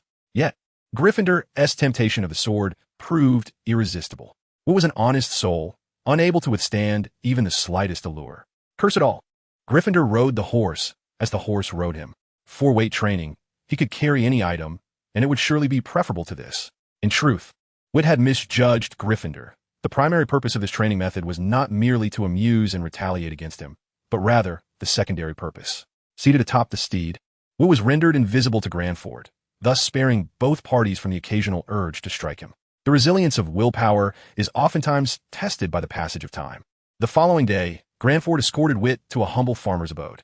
With a forceful kick, he flung open the door and growled, "You are the ones who devoured my owl, which I had intended for delivering messages. Who are you?" The farmer, clutching a shovel, nervously fixated on Granford. "Those who will take you down," Granford retorted without hesitation. Swiftly overpowering the farmer and his family, sending them scuttling in terror. Now, explain why you consumed the messenger owl, Grindelwald demanded with an air of menace. Owls are companions to wizards, and most wizards harbor affection for these creatures. This absurd family was a first for Grindelwald. Chapter 20. The task concludes. What owl? The farmer. Visibly anxious, feigned ignorance. Unfortunately for him, he was up against Grindelwald. Such poor acting would fool no one, not even a muggle, let alone a wizard. Through the use of legilimency, Grindelwald effortlessly gleaned the truth of the matter. You actually stewed it, and only fed it to your muggle son? Grindelwald's forehead throbbed with veins as he took several deep breaths to quell his rising fury. While he bore no animosity towards muggles, the actions of these two were repugnant to him. Concerned that he might strike too hard, Grindelwald addressed Vitt, saying, "Vitt, teach them a lesson." "All right," Vitt replied, swiftly drawing his wand, a curse that cuts to the bone. However, before the red spell could reach the farmer, Grindelwald intercepted it with his own incantation. Furrowing his brow, he inquired, "What are you doing?" "A lesson, of course," Vitt responded, puzzled. "Did you not say to teach them a lesson?" Grindelwald rubbed his forehead in exasperation. "Magic is not permitted against muggles. I intended for you to use your fists." Although the actions of these two muggles unsettled Grindelwald, he adhered to his principles. In circumstances where the offense did not warrant death, he would not resort to magical violence against a muggle. "Oh," Vitt said, obediently retracting his wand. He recognized that Grindelwald merely sought an outlet for his frustration and had no intention of truly harming the farmers. Along their journey, Vitt had gained considerable insight. In this ancient era, the existence of muggles could be described as utterly deplorable. Coupled with a recent famine, the arrival of an easy meal was somewhat understandable. Carrying a hefty bundle of straw, the farmer appeared devoid of any flesh, gaunt and skeletal, yet still somewhat resembling a human being, a rare sight in these times. It was worth pondering that while young wizards might struggle to perfectly control their innate magic, they were not entirely defenseless. Moreover, should the oppression become excessive, they might well transform into something silent and withdrawn. Surviving until the age of 11 without incident suggested that they could just manage to scrape by. At the very least, Grindelwald's fury had considerably diminished upon encountering her. "I wish to take her away. Do you have any objections?" "No, none at all," the farmer hurriedly replied, fearful that a moment's hesitation might invite a blow. Clad in the garb of nobility, the Gryffindor was a figure of privilege, and considering he had consumed his pet, it was a stroke of fortune that he had not faced dire consequences. Who would dare to refuse Gryffindor? Had it not been for his son's grievous injury a few days prior, necessitating sustenance, he would not have risked this predicament. The owl, clutching a letter with an iron ring dangling from its leg, bore no semblance to a wild creature. Now, the principal had arrived. Even if he were to demand compensation for his daughter, he would not dare utter a single refusal, secretly relieved that his son had not been taken as well. As he departed the village with the young, which named Eve, Vitt inquired with curiosity, "Is this how Hogwarts recruits its students? By kicking down doors, assaulting their parents, and snatching their daughters before their very eyes? This feels rather fitting." The first family had been an unforeseen circumstance. The second, however, proved unyielding. The parents obstinately refused to let their son attend any magical school. When reason failed, Gryffindor resorted to physical persuasion. "Did you not claim that the previous incident was an accident?" Vitt questioned, perched upon his horse. Gryffindor fell silent for a moment before retorting. "This situation is also an accident." A month passed, and as they finished recruiting all the students, Vitt could not help but reflect on the unexpected turns of life. His month spent with Gryffindor had been immensely enlightening. "Here, take this." Witnessing the sword being offered, Vitt stammered, "But I have yet to master it." Describing it as a minor skill, Vitt had struggled for a month to merely grasp the basics. "Just follow my lead." Gryffindor closed his eyes and turned his head, unwilling to meet Vitt's gaze. It was not out of guilt, but rather a fear that he might inadvertently strike Vitt down. The longer their time together stretched, the deeper Gryffindor's resentment towards Vitt grew. If this continued, he questioned whether he could maintain his composure. Each morning, upon seeing Vitt, he felt as if confronted by a lifelong adversary. It was fortunate that Gryffindor possessed considerable self-control. Had it been anyone else, Vitt would surely have met his demise. "Thank you." Vitt, cradling the sword, bowed solemnly in gratitude to Gryffindor. He had learned much over these past days. The quest concluded. Score: S. Rewards: Master-level forging skills, blueprints for the Gryffindor sword, and a selection of intermediate Gryffindor sword techniques. A torrent of memories and skills surged into his mind, and Vitt stood, shaking his head in disbelief. It was his first time spending such an extended duration within a quest. What lesson was scheduled for today? At noon, Vitt, bearing a wooden sword, gazed at the 50 galleons calculated on his parchment, sighing quietly to himself. There was no money to be had. Not only was the Gryffindor sword unattainable, but even crafting a decent helmet required 50 galleons. He needed to devise a plan to acquire some funds. Lost in thought, a shadow suddenly loomed before him. "Is that you?" Standing before Vitt was the young Severus Snape. "I wish to speak with you, if I may." He acknowledged that it was indeed his actions that had inexplicably brought the other into this world, accepting the fault lay with him. However, this matter was beyond his control. "No, it was not," the young Severus Snape repeated insistently. He held no nostalgia for his original family. Arriving at Hogwarts earlier felt more like a liberation to him. Upon hearing this, Vitt felt a significant sense of relief. It was a comfort to know he was not to be held accountable. When Lily first arrived, she constantly yearned for home, and Vitt had expended considerable effort to console her. Suddenly encountering such a straightforward individual as Snape, Vitt found himself developing a rather fond impression. Rather than fretting over this, one should contemplate how to survive here. Survive? The young Snape scratched his head and smiled as he declared, "I am working for the potions professor, earning 3 galleons per week. Moreover, he has promised that I can stay at his home during the holidays without any charge." What? Vitt felt as though he had received a devastating blow to his spirit. Chapter 21. Voldemort. I consider myself a reasonably kind wizard. Looking at himself, then at Snape, he realized the fool was none other than himself. In that instant, Vitt felt as if all his vitality had been drained away. "You may leave once you're done speaking." Vitt slumped over the long table, bearing a look of existential despair. At that moment, Lily approached. Noticing Vitt slouched at the table, looking dejected, she inquired with concern, "Vitt, are you unwell?" "I'm not ill. I merely experienced a moment of clarity regarding the disparities of the world and lost hope in it. What is the purpose of existence?" The young Snape stepped forward, nervously exclaiming, "Lily." "Severus, hello." Lily greeted him briefly before sitting beside Vitt, taking his hand and shyly encouraging him. "You promised to take care of me." Vitt, the subject of her attention, felt little impact, while the young Snape appeared profoundly affected, slumped helplessly against the table. In that moment, he too sensed the world's inequities. Life, it seemed, was as pale as snow. Lily sat between them, gazing at the two despondent individuals on either side, both seemingly devoid of hope, feeling at a loss. Fortunately, Vitt possessed a resilient spirit and quickly regained composure. "Lily, let me take you to earn some money." "Earn money?" Lily retrieved a small pouch of galleons from her pocket and handed it over, whispering, "Yesterday, I found Professor Snape's family heirloom, and he insisted on giving me some money as a reward. If you need it, please take it for now." Faced with the pouch of coins Lily offered, Vitt accepted it and gently opened it. The dazzling golden light nearly blinded him. Inside were nothing but galleons, and a quick count revealed at least dozens. Vitt was engulfed in profound confusion. He distinctly remembered the Snape professor he encountered earlier in the other realm, who had perpetually worn a sullen expression and spoke in a particularly irksome tone, exuding an aura that discouraged approach. Could it be that this was merely a discrepancy within the narrative? Perhaps the Snape professor in reality was a good man, one who was both simple-minded and generous. Such a possibility was not entirely unfathomable. Vitt found himself compelled to reassess Professor Snape, realizing that he could not continue to view him through the lens of outdated perceptions. After a moment of inner turmoil, Vitt reluctantly closed the coin pouch and returned it to Lily. In truth, he would not mind being supported by a wealthy patron, but it was evident that Lily was not such a benefactor. The money was clearly all she possessed. Vitt's pride had not yet thickened to that extent. "No need," he asserted. "I have my own means of earning money. You keep this, Lily, and buy whatever you desire." As he exited the great hall, Vitt sighed silently. It is easy to boast, but challenging to act. Although he possessed master-level forging skills, he lacked a suitable place to practice. It appeared that Hogwarts did not provide facilities for crafting items. Who would believe that an 11-year-old wizard could be a master forger? After much contemplation, the only viable option he could devise was to sell the blueprints for Gryffindor's sword. Professor Dumbledore would surely be interested in such a treasure. The following day, in defense against the dark arts class, Professor Quirrell limped into the classroom, feeling exceedingly unwell. His condition had deteriorated significantly after being parasitized by Voldemort.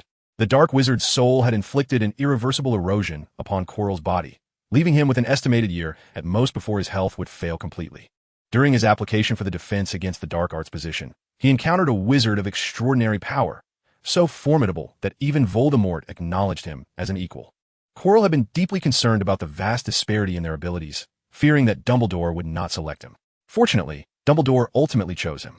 Unfortunately, this decision incited the wrath of the other wizard, who retaliated with a curse that left Quirrell severely injured, resulting in an undeserved misfortune. Due to Voldemort's influence, Quirrell dared not seek medical attention for fear of exposure, thus relying on his own slow recovery. After more than a month, he still had not fully healed. Upon entering the classroom, Quirrell spotted a particularly striking figure. Witt had donned his beloved helmet for class that day. The red helmet was adorned with the carving of a magnificent lion, surrounded by decorative mane-like embellishments. Atop it gleamed a beautiful ruby. This helmet was not only comfortable to wear, but also boasted exceptional defensive capabilities, capable of warding off certain mental probing spells. Though merely a first attempt at crafting, it remained an exquisite piece of equipment. Wearing the helmet, Witt felt significantly more secure. "Mr. Chris," Quirrell stammered, "why are you wearing a helmet in class?" Witt replied matter-of-factly, "Isn't it common sense to wear a helmet to class? You are wearing a headscarf yourself, Professor." Quirrell was left utterly bewildered by Witt's words. Since when had such common sense emerged in the magical world? The mention of the headscarf rendered Quirrell speechless. "Very well, let us set aside our textbooks for now." As the students busied themselves with their assignments, Quirrell, under the influence of Voldemort, began to engage in communication with Loki. Through Quirrell's gaze, he glimpsed the youthful figures of Lily and Snape.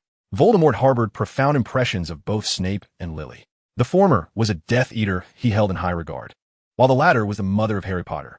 It was impossible to forget them. Consequently, when he beheld the young Snape and Lily during the sorting ceremony that day, Voldemort's shock was no less than that of Snape himself. In the days that followed, apart from Snape, Voldemort also conducted an investigation into this matter. At present, he could only vaguely speculate that it might be connected to a certain individual named Vitt. Dumbledore, McGonagall, and Snape were all particularly attentive to this Vitt character. Notably, when Snape observed Lily using the disillusionment charm, Voldemort, controlling Quirrell, watched from distance. After his recent encounter with Grindelwald, Voldemort had become considerably more cautious. He sensed an overwhelming aura of resentment surrounding Grindelwald. Countless souls, far too many to quantify. Compared to Grindelwald, Voldemort even considered himself a relatively benevolent individual. Not to mention Grindelwald's dark magical prowess, which surpassed even Voldemort's at his peak. The notion that they were on par was merely a comfort to Quirrell. Voldemort was acutely aware that he could not contend with the dark wizard cloaked in boundless resentment. The mere thought that such a formidable sorcerer existed in the magical realm, and that he had a clear and profound connection with Dumbledore, sent a chill through Voldemort's arrogant heart. This reality, one that required careful navigation even upon his resurrection, rendered Voldemort increasingly cautious in his dealings. Chapter 22, The Onset of the Storm. Quirrell's class was exceedingly dull, at least until the bell rang, as Vitt perceived it. When class concluded, Quirrell called out to Vitt, "Please wait a moment." He produced a somewhat tattered notebook and handed it to Vitt. "If you have any questions, feel free to visit my office." Vitt found it peculiar that Quirrell was no longer stuttering, yet Quirrell did not afford him the opportunity to inquire further. After presenting the notebook, he exited the classroom without hesitation. The aged notebook bore a section that had been crossed out, seemingly the name of its original owner. Upon opening it, Vitt discovered it contained records of the curriculum for first and second years. Compared to the cursory notes in textbooks, the notebook's owner evidently possessed far more insights, documenting numerous practical applications of magic, even including knowledge not covered in class. The thoughts and ideas within were uniquely innovative and highly feasible, albeit with some elements appearing rather ruthless. The former owner of this notebook was undoubtedly a genius. Could it be Professor Quirrell's notes? It seemed unlikely. Even disregarding Quirrell's stutter and the pervasive odor of garlic about him, his teaching was essentially a recitation of the textbook, devoid of any originality. The notebook's owner clearly exuded the spirit of a rebellious youth, bearing no resemblance to Quirrell. The question remained, if this was not Quirrell's notebook, how could he confidently instruct me to seek him out for clarification? Vitt stared at the notebook, momentarily at a loss for understanding. Inside the potion's classroom office, two Snape figures, one large and one small, were engaged in a conversation. Chilo proactively handed a notebook to Vitt. It was indeed a hassle. A flicker of intensity crossed Snape's gaze. Chilo's identity was no secret in Dumbledore's eyes. However, Voldemort's possession of Horcruxes rendered mere assassination futile, only serving to alert him. At present, Voldemort had set his sights on Vitt, and Snape was evidently unwilling to allow any misfortune to befall him.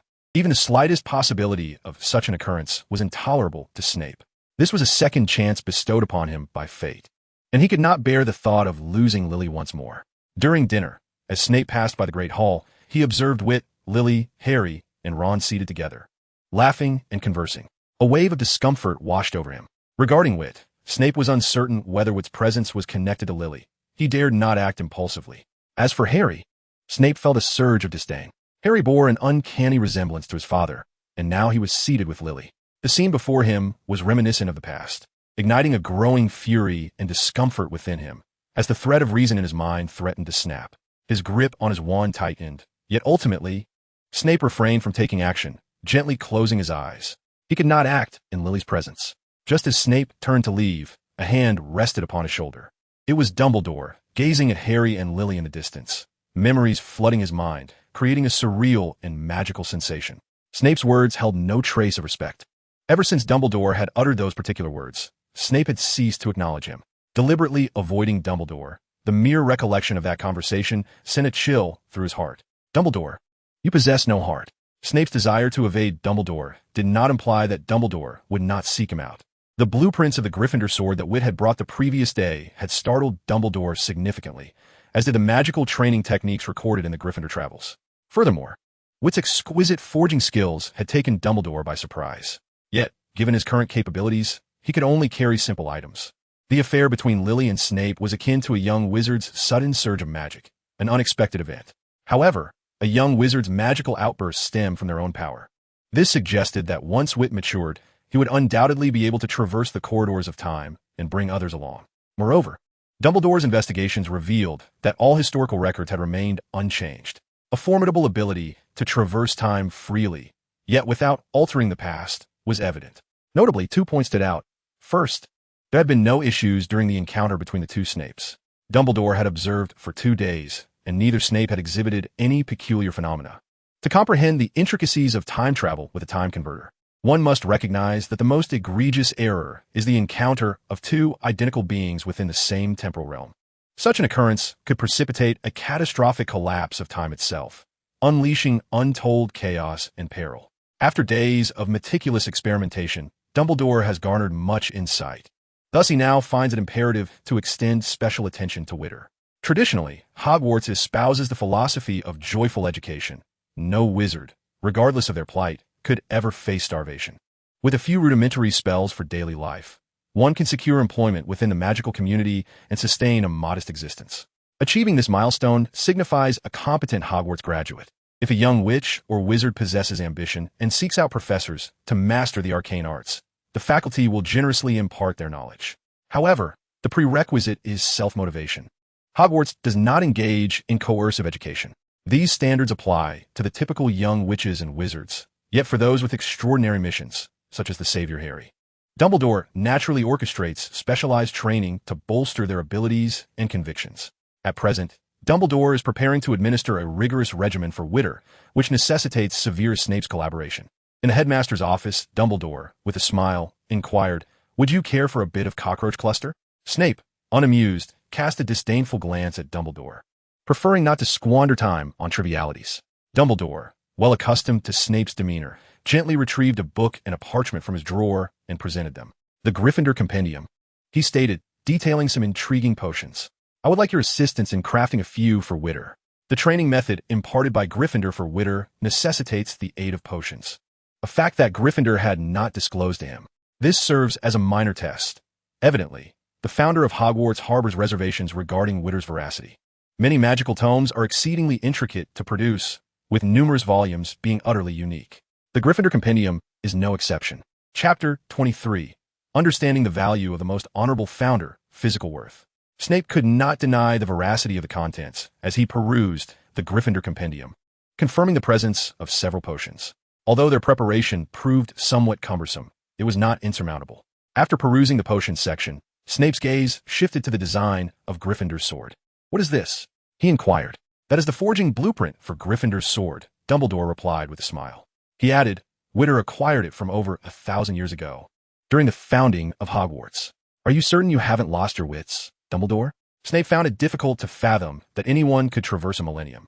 Dumbledore, unfazed by Snape's skepticism, remarked calmly, "In the realm of magic, our understanding remains woefully inadequate. Anything is possible. Snape, you have witnessed it. Lily is the finest testament to this magical might." Dumbledore's assertion effectively acknowledged Snape's suspicions.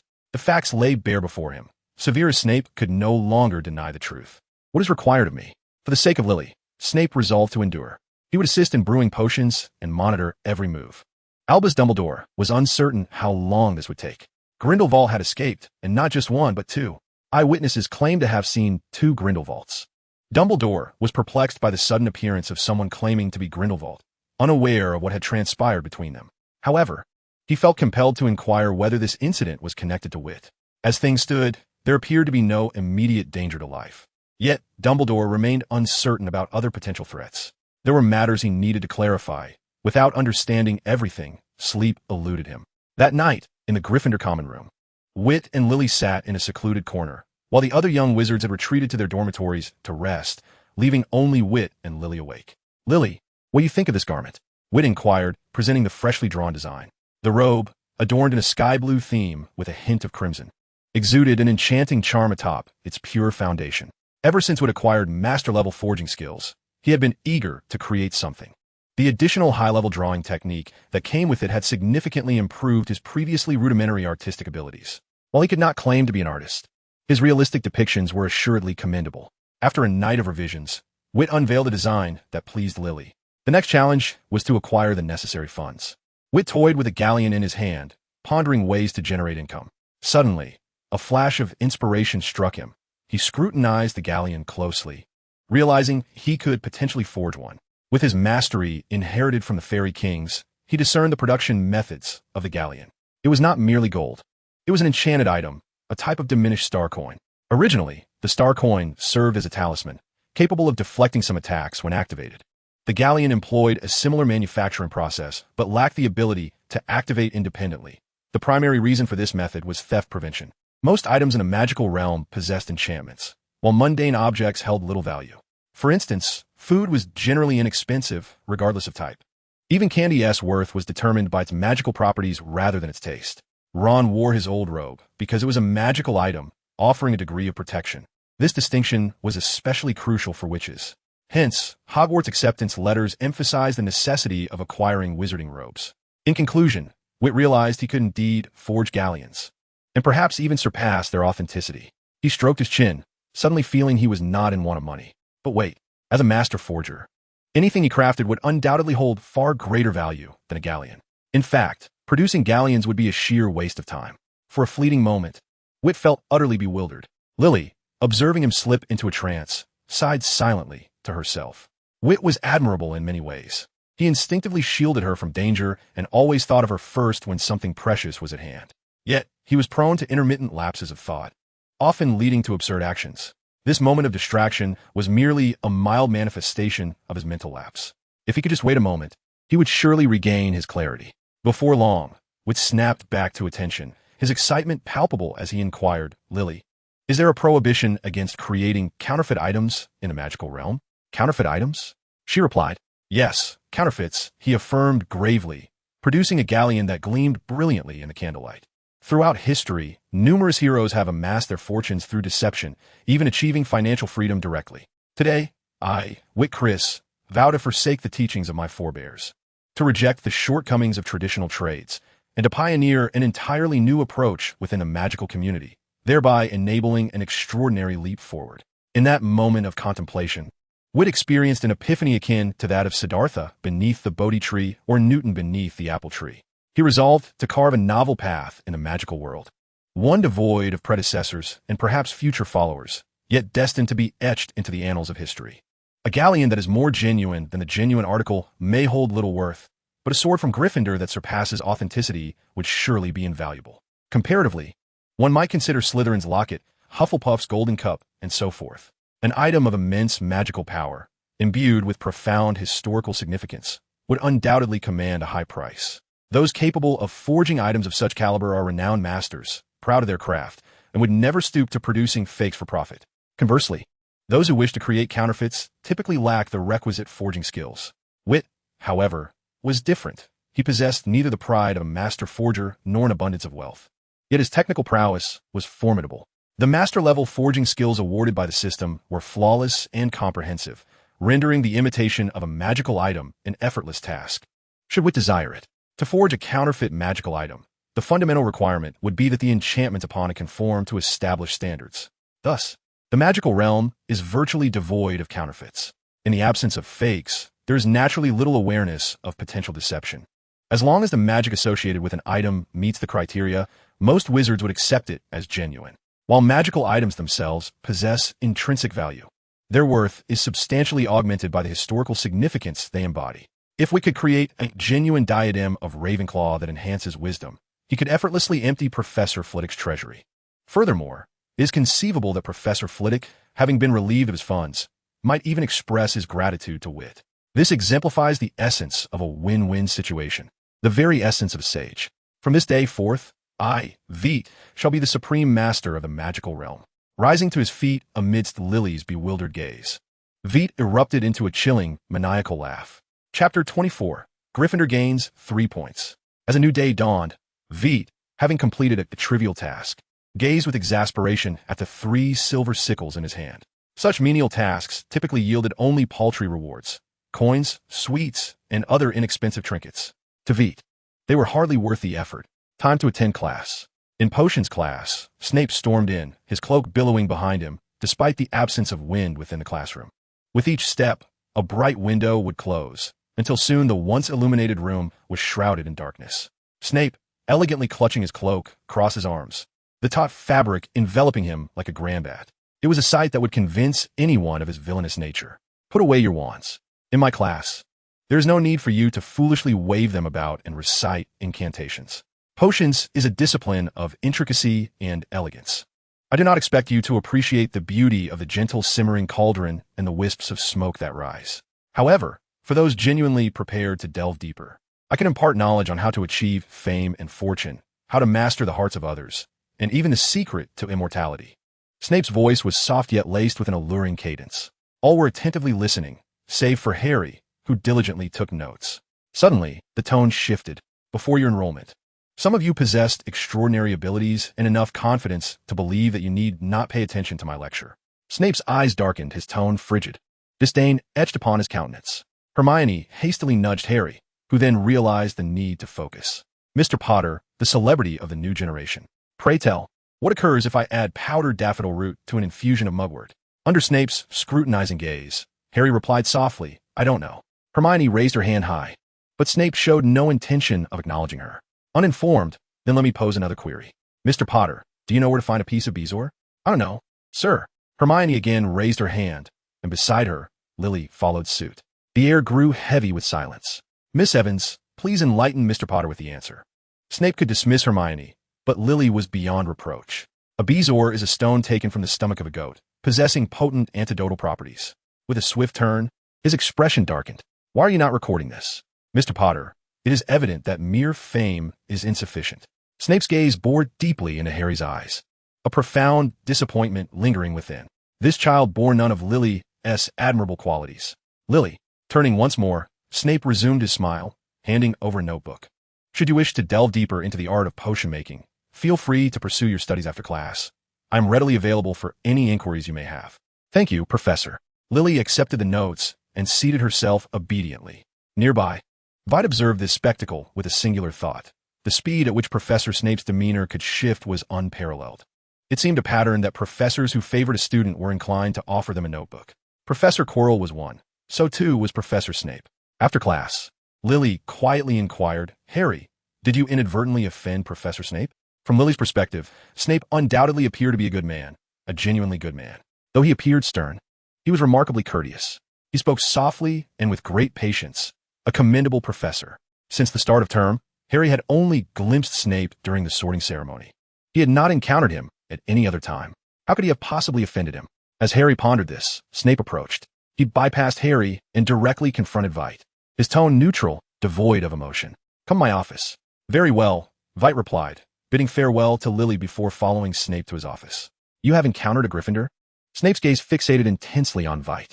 As a double agent, Snape was not only a master of legilimency, but also a virtuoso of emotional control. He never revealed extraneous expressions while speaking, yet he could effortlessly detect the slightest shifts in others' facial cues. The Death Eaters who followed Voldemort were no ordinary adversaries. Snape's ability to deceive them spoke volumes of his skill. Yesterday, Dumbledore had shared certain words with Snape, but he had only believed half of what he heard. That old rascal Dumbledore was quite cunning. His words were not to be taken at face value. Snape sought to confirm matters personally with Vitt.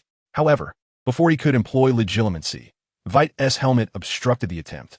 Vitt's expression bore no signs of deceit. He was an honest child.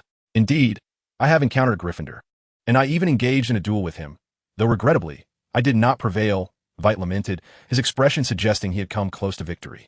Dumbledore instructed me to deliver this to you, Snape said, producing a vial of potion and a book. Professor Dumbledore? Vitt queried, perplexed as he lifted the book, which happened to be the Gryffindor memoir Dumbledore had borrowed a few days prior. However, he was uncertain of the potion's nature. What is this? Vitt asked, holding up the vial. You may examine it yourself, Snape replied, gesturing towards the book in Vitt's hands. Vitt opened the book and scrutinized its contents. After a moment, he asked, somewhat despondently, Professor Snape, is the adult world truly so complicated? Snape replied coldly, how could a fool ever become a founder of Hogwarts? He found Vitt's musings utterly trivial. The notion of traversing a millennium was a preposterous one, and the fact that Gryffindor was willing to believe it was already remarkable. It was entirely reasonable to keep a contingency plan. Upon encountering Gryffindor, one could only imagine the situation if Slytherin were involved. Snape's mind must be entirely steeped in potions by now. Chapter 25, Dumbledore's Most Favored Student. The German Ministry of Magic. The two Grindelwald strolled in side by side. Their demeanor relaxed. The young employee of the ministry had never laid eyes on Grindelwald before and approached with a smile, inquiring, may I assist you? The dual emperors. Grindelwald replied with an air of calm authority, take me to the Minister of Magic. Although his voice was soft, it carried an undeniable weight that commanded respect. The ministry employee instinctively began to comply with Grindelwald's request. Fresh from Nurmengard, Grindelwald glanced at the confident and domineering version of himself, feeling an unsettling discomfort within. Had he only been able to ignore Aberforth's taunts back then, Ariana might not have perished in the conflict among the three. Dumbledore would not have been burdened by guilt over his sister's death, and their paths would not have diverged. Alas, there are no what-ifs. The only consolation lies in the fact that another version of Dumbledore also serves as headmaster at Hogwarts, equally unwilling to acknowledge him. The one who fulfilled his dreams ultimately resides alone in a castle. Compared to Nurmengard, this castle is merely larger and more opulent. Yet, it cannot escape one word, solitude. However, he has come to terms with this truth, even if he is unwilling to admit it, much like during his confrontations with Dumbledore. Within the German Ministry of Magic, despite the predominance of youth, there remained a number of elders. Upon witnessing the two Grindelwalds enter, they instinctively drew their wands.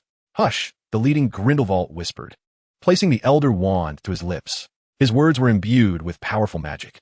The wizards, initially prepared to engage, displayed a flicker of confusion in their eyes, and soon resumed their work as if they had never seen Grindelwald at all. Let us proceed. Grindelwald gently patted the ministry employee guiding him, his demeanor akin to that of someone exploring a newly acquired home.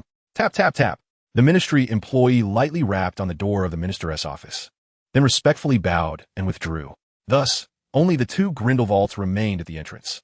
There were no ministry employees around, nor any patrolling Aurors. All had fallen under Grindelwald's enchantment. Please come in. At that moment, the minister, Aelric, was engrossed in paperwork, oblivious to the impending danger. Mr. Aelric, Grindelwald entered, closing the door behind him. What business do you have? Aelric raised his head, his words instantly faltering. His hand stealthily reached for his wand.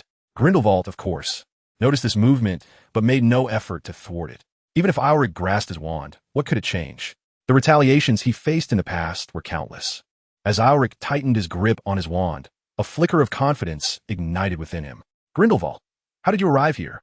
I was invited, Grindelwald replied with a smile. That is impossible, Aelric declared firmly. This is not an era of saints. Grindelwald has been imprisoned for 50 years, and saints are at least 70 years old. It is inconceivable that there would still be loyal followers of Grindelwald within the Ministry of Magic. How could anyone possibly invite Grindelwald in? Alec's thoughts were entirely deciphered by Grindelwald. He stepped forward and chuckled softly. Every wizard cheering for me from where I stand is a saint. All the wizards here have officially become my followers from this moment on. Of course, I also welcome your inclusion. Dream on. Alec suddenly stood up, pointing his wand at Grindelwald. You should descend into hell along with your damn dream. Such a pity. Grindelwald gently turned away, and Alec was engulfed in blue flames, reduced to ashes in an instant, leaving only a wand on the ground. Throughout the encounter, Grindelwald did not even raise his wand. Would you like to become Alec? Grindelwald quietly inquired of his counterpart, confident that the answer would be affirmative. Of course. In the afternoon, Grindelwald and Alec sat leisurely in the Ministry of Magic office, sipping tea and engaging in casual conversation. "I've shared my story with you. Now, tell me yours." "I wish to listen." Alec lifted his teacup, took a small sip, and began to recount his tale. "Our academic journeys are similar, but our divergence stems from that fateful duel. It is unclear who killed Ariana, but from that moment, an irreparable rift formed between Dumbledore and me." As Alec spoke, a bitter taste seemed to linger in his mouth. "Continue," Grindelwald encouraged, resting his chin on his hand, listening intently. "After that, I began to travel the world." Half an hour later, Grindelwald suddenly interrupted Alec. "What do you mean by Dumbledore's favorite student? Who is this Dumbledore's favorite student? What on earth? Where did this Dumbledore's favorite student come from?" The soul of Grindelwald from the Dual Star world posed questions that bewildered the version of Grindelwald transformed into Alec. Newt Scamander. Have you not heard that name?" "You mean?" Grindelwald rubbed his forehead, pondering. "That fellow who is fond of magical creatures? I recall he was not a student of Dumbledore." "Wait a moment. I understand now." Grindelwald suddenly recalled that, in his world, Dumbledore traveled the world with him, then actively prepared for the domination of Muggles. Dumbledore began teaching at Hogwarts because Grindelwald's extensive cleansing of Muggles incited Dumbledore's wrath. They had a fierce argument, leading to Dumbledore leaving home. It was only after their rupture that Dumbledore commenced his professorship at Hogwarts. By that time, Newt had already dropped out of Hogwarts. Without any intersection, there naturally existed no such thing as Dumbledore's favorite student. However, even so, Grindelwald remained infuriated. Why does Dumbledore always indulge in affairs? On his side, there is a Tom Riddle, and inexplicably, a Newt Scamander has emerged here. Grindelwald's fingers tapped rapidly on the table. "I recall that before my arrival here. That Newt Scamander was quite active in the wizarding world. Is it possible that this world's Newt Scamander is still alive? What do you intend to do?" Elric asked knowingly. Grindelwald smiled kindly and replied, "I merely wish to find him and inquire when he plans to meet his demise. Perhaps I could accompany him on his final journey." Chapter 26. The Misfortune of Newt. "My name is Newt. I am currently in a state of panic. This morning, my Niffler has once again escaped. Yet, I am unfazed. For years, I have grown accustomed to my Niffler's escapades at every opportunity. Sure enough, it took only a brief moment for me to locate it and successfully apprehend it. Next, I simply needed to return the pilfered treasures to their rightful owner, and this matter would be concluded. I seized the Niffler's legs, shaking it vigorously while occasionally scratching its belly to diminish its resistance. Soon, a cascade of jewels fell to the ground. Among this trove, I spotted a particularly familiar item.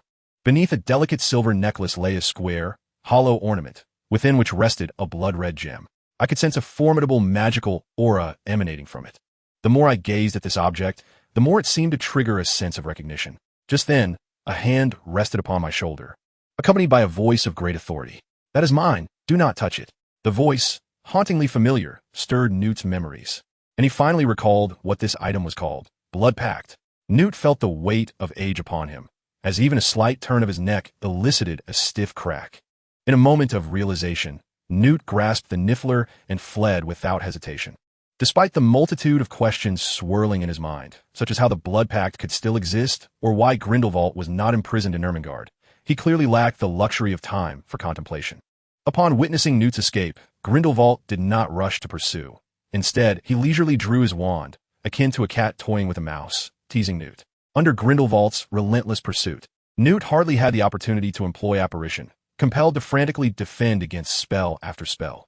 At long last, he reached the end of the street, only to encounter Love around the corner. The two advanced, one behind the other, at a leisurely pace. Newt glanced left and right, utterly oblivious to the fact that one of them was an illusion. How could there possibly be two Grindelwalds in this world? It was inconceivable.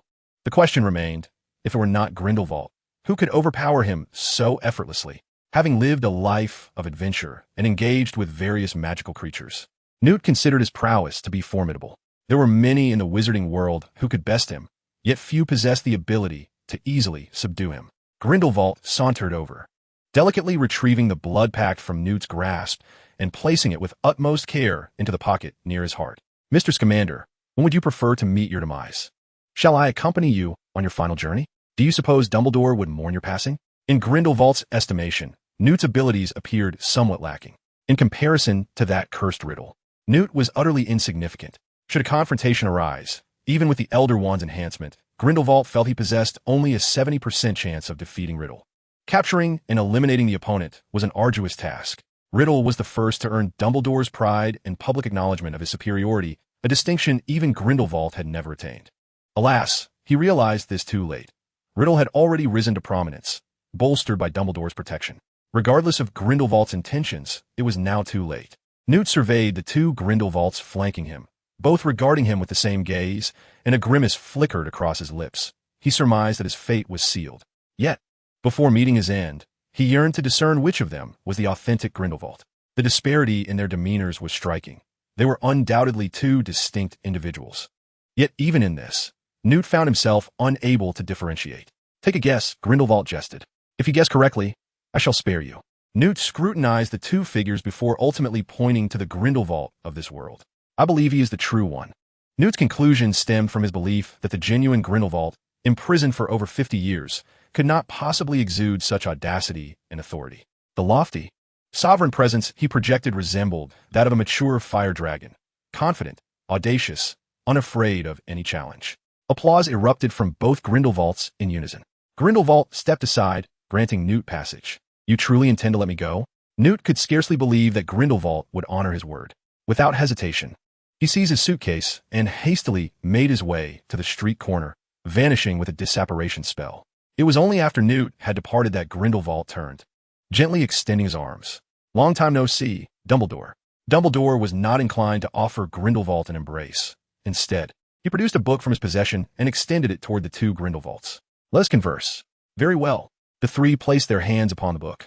Vanishing from street, passers-by on the road appeared utterly oblivious, engrossed in their own affairs. In Godric's Hollow, within Dumbledore's abode, the sudden arrival of three figures stirred a cloud of dust, causing the remnants of broken furniture to tremble and collapse. Despite the passage of nearly a century, the scars of that earlier conflict remained etched within these walls. Shattered stairs, fractured floors, and gaping holes in the ceiling. After Ariana's death, both Aberforth and Albus Dumbledore vacated this house, leaving it abandoned, a relic of its former state. Under the immense power of magic, the marks left by time were thoroughly cleansed, and the damaged furniture began to regain its pristine appearance. The large hole in the ceiling was mended, the walls were revitalized, and the dust upon the floor vanished entirely. Those little creatures that had moved in were all swept away. Everything was as it once was. "What would you like to drink?" Dumbledore inquired softly. "A cup of black tea," although such items were not present in the house. Summoning them from Hogwarts with a simple charm posed no challenge. "Let's speak candidly." Dumbledore directed his gaze towards Grindelwald, who possessed the Elder Wand and bore the mark of blood upon his chest. He solemnly asked, "Who are you, and from whence do you hail? Do you know White?" "White." Grindelwald picked up the cup of tea, took a sip, then disdainfully set it down. "This tea pales in comparison to the one brewed by White." "You are referring to Mr. Whitecrease." "Indeed, you have met him." Dumbledore had long suspected a connection between Grindelwald and White, and this suspicion was now confirmed. Yet, he harbored another query regarding Grindelwald's power. No matter the historical context, Grindelwald could not possibly possess such an overwhelming superiority over him. From which time and space did this Grindelwald originate? Dumbledore was eager to uncover this mystery. Chapter 27. The Trial of Dumbledore. "You wish to know?" Grindelwald grinned wickedly, extending his arms. "Come sit closer, and I shall tell you." Ahem. The Grindelwald of this world, observing the unfolding drama, could no longer remain silent and coughed heavily twice, casting a warning glance at his counterpart. "Mind yourself. This is my world, and this Dumbledore is mine. Someone as inept as you, given the opportunity, would still prove useless. Allow me to handle this. You are formidable, yet how is it that Dumbledore still resides at Hogwarts?" Sparks flew between their gazes, and the tension in the air escalated sharply, threatening to erupt into conflict. Dumbledore, sitting nearby, shifted his position, distancing himself slightly, adopting a posture of spectator, even producing a bag of cockroaches to enjoy a snack while watching. "What did you say? Mediate? Such an entertaining affair. Why would I mediate? Let them fight. Let them fight." Of course, Grindelwald would never truly resort to violence. After a simple exchange of glances, both parties, in unison, turned their attention to Dumbledore, who was reveling in the spectacle. Cough. Dumbledore lifted the cup of tea to his lips, taking a sip to mask his discomfort. "Let us return to the matter of White. Mr. Grindelwald, when did you encounter White?" Although Dumbledore's attempts to redirect the conversation were clumsy, both parties tacitly agreed to engage with a new topic, conveniently forgetting the preceding altercation. "White appeared in my palace a year ago. The moment I laid eyes on him, I was reminded of that wretched Tom. Without a second thought, I struck him with a lethal curse. I was too forceful, and it resulted in his mind shattering and his demise. Wait, Dumbledore interrupted Grindelwald, his expression grave. What do you mean, White is dead? Vitter has perished. Who then? Is the Vitter presently attending Hogwarts? Do not rush. I have yet to conclude. Grindelwald continued, stating that upon Vitter's demise, his corporeal form transformed into a beam of light before my very eyes. The following day, he materialized within my palace once more. I initially intended to inquire about the circumstances, but upon beholding his visage, an involuntary surge of animosity and discomfort arose within me. Subsequently, I inflicted upon him the Cruciatus curse. It was not until over a month ago that Vitter ceased to appear. I felt as though something was pulling at me, rendering me incapable of locating my adversary or mounting any resistance, leading me to collide with Dumbledore. Grindelwald sat silently on the sofa, awaiting Dumbledore's digestion of the recent revelations. After a moment's silence, Dumbledore inquired, "So you truly tormented him with the Cruciatus curse for more than 3 months, and employed the killing curse to end his life nearly 300 times?" Dumbledore found it difficult to comprehend Grindelwald's intense animosity and discomfort. Yet he was acutely aware of the agony the Cruciatus curse could inflict. To have faced death over 300 times, Dumbledore fell into a contemplative silence. Reflecting on Vitter's daily demeanor, he recalled that the child often exhibited peculiarities in speech and action. The notion that Vitter had not succumbed to madness was indeed astonishing. Grindelwald waved his hand before Dumbledore's eyes, interrupting his thoughts. "Do not dwell on those matters. They are fated." Grindelwald spoke softly. "I have conversed with him. Death under the killing curse brings no pain. In such a state, the longer he lingers, the more my animosity and hatred intensify, to the point where even I cannot restrain myself. It is akin to the price of this ability." Grindelwald's words roused Dumbledore from his reverie. Such formidable talent indeed comes at a cost. Yet, one must ponder if this burden is excessively heavy for a child. "Regarding your affairs," Dumbledore fixed his gaze upon Grindelwald. "My tale is rather lengthy." Grindelwald began to recount his narrative, while Dumbledore listened intently, occasionally popping a sweet into his mouth. Even upon hearing Grindelwald's account of cleansing muggles, Dumbledore refrained from interrupting, as he pondered another matter. In Muggle terms, this could be termed a parallel universe. Countless parallel realms exist, through which Vitter might traverse freely. Yet he evidently struggles to master his abilities. Presently, there are Grindelwald, Snape, and Lily. Who is to say whether Voldemort, Halbo, Merlin, and others may emerge in the future? An infinite array of worlds and characters, if they were to converge, would surely upheave the wizarding world. Though Dumbledore remained silent, Grindelwald could perceive Dumbledore's apprehension through his expression. "You wish to safeguard Vitter, the wizarding world, and even the Muggles," Grindelwald taunted. "No one can manage all at once. Simply do your utmost. If you grow weary, my shoulder is available for your support." "Ahem, that is enough," the Grindelwald of this world mused, unable to fathom why he could be so direct. Shouldn't emotions be expressed with subtlety? Subtlety? Grindelwald expressed that it was his excessive reticence that nearly allowed Dumbledore to be taken away by that wretched Tom. After decades of contemplation and perusing a multitude of texts, he ultimately grasped a profound truth. If one does not articulate their thoughts, how can others discern them? Even an unspoken understanding holds significant disparity when compared to vocal expression. In any case, he had resolved to abandon his facade. He laid his cards on the table. "I'm simply this forthright." Dumbledore, evidently overwhelmed by Grindelwald's candor, prepared to depart upon clarifying the circumstances. However, as he rose to perform apparition, he discovered that the surroundings had been magically sealed. "Dumbledore, where do you intend to go?" Grindelwald stood, calmly regarding Dumbledore. His lengthy discourse was not intended for Dumbledore to merely hear and flee. Rather, it served a crucial preparatory purpose for the release of magic. "Grindelwald, what is it that you desire?" Dumbledore drew his wand, his keen gaze fixed intently upon the two before him. He was utterly bewitched, having allowed himself to be swayed by Grindelwald's words. It was dire, a 2-on-1 scenario. Outmatched, escape seemed futile. "I seek nothing more than a heartfelt conversation. We have not openly communicated in decades." Grindelwald, with a tinge of jealousy, inquired, "I have long wondered why you hold such admiration for that fellow named Tom Riddle. Could you assist me in analyzing that?" The other Grindelwald then murmured, "By the way, I am also curious as to why you are so fond of Newt Scamander." Dumbledore gazed into the two pairs of glowing red eyes, his heart racing, realizing that he had unwittingly become part of the spectacle. What on earth? The three of them combined were nearly 400 years old. Why could they not see past their grievances? Dumbledore seemed to have forgotten himself. Even after more than a century, he too had not moved beyond his own heartaches. Emotions can amplify a wizard's magical prowess, and wizards, it seems, are far more obsessive about their feelings than muggles. Chapter 28.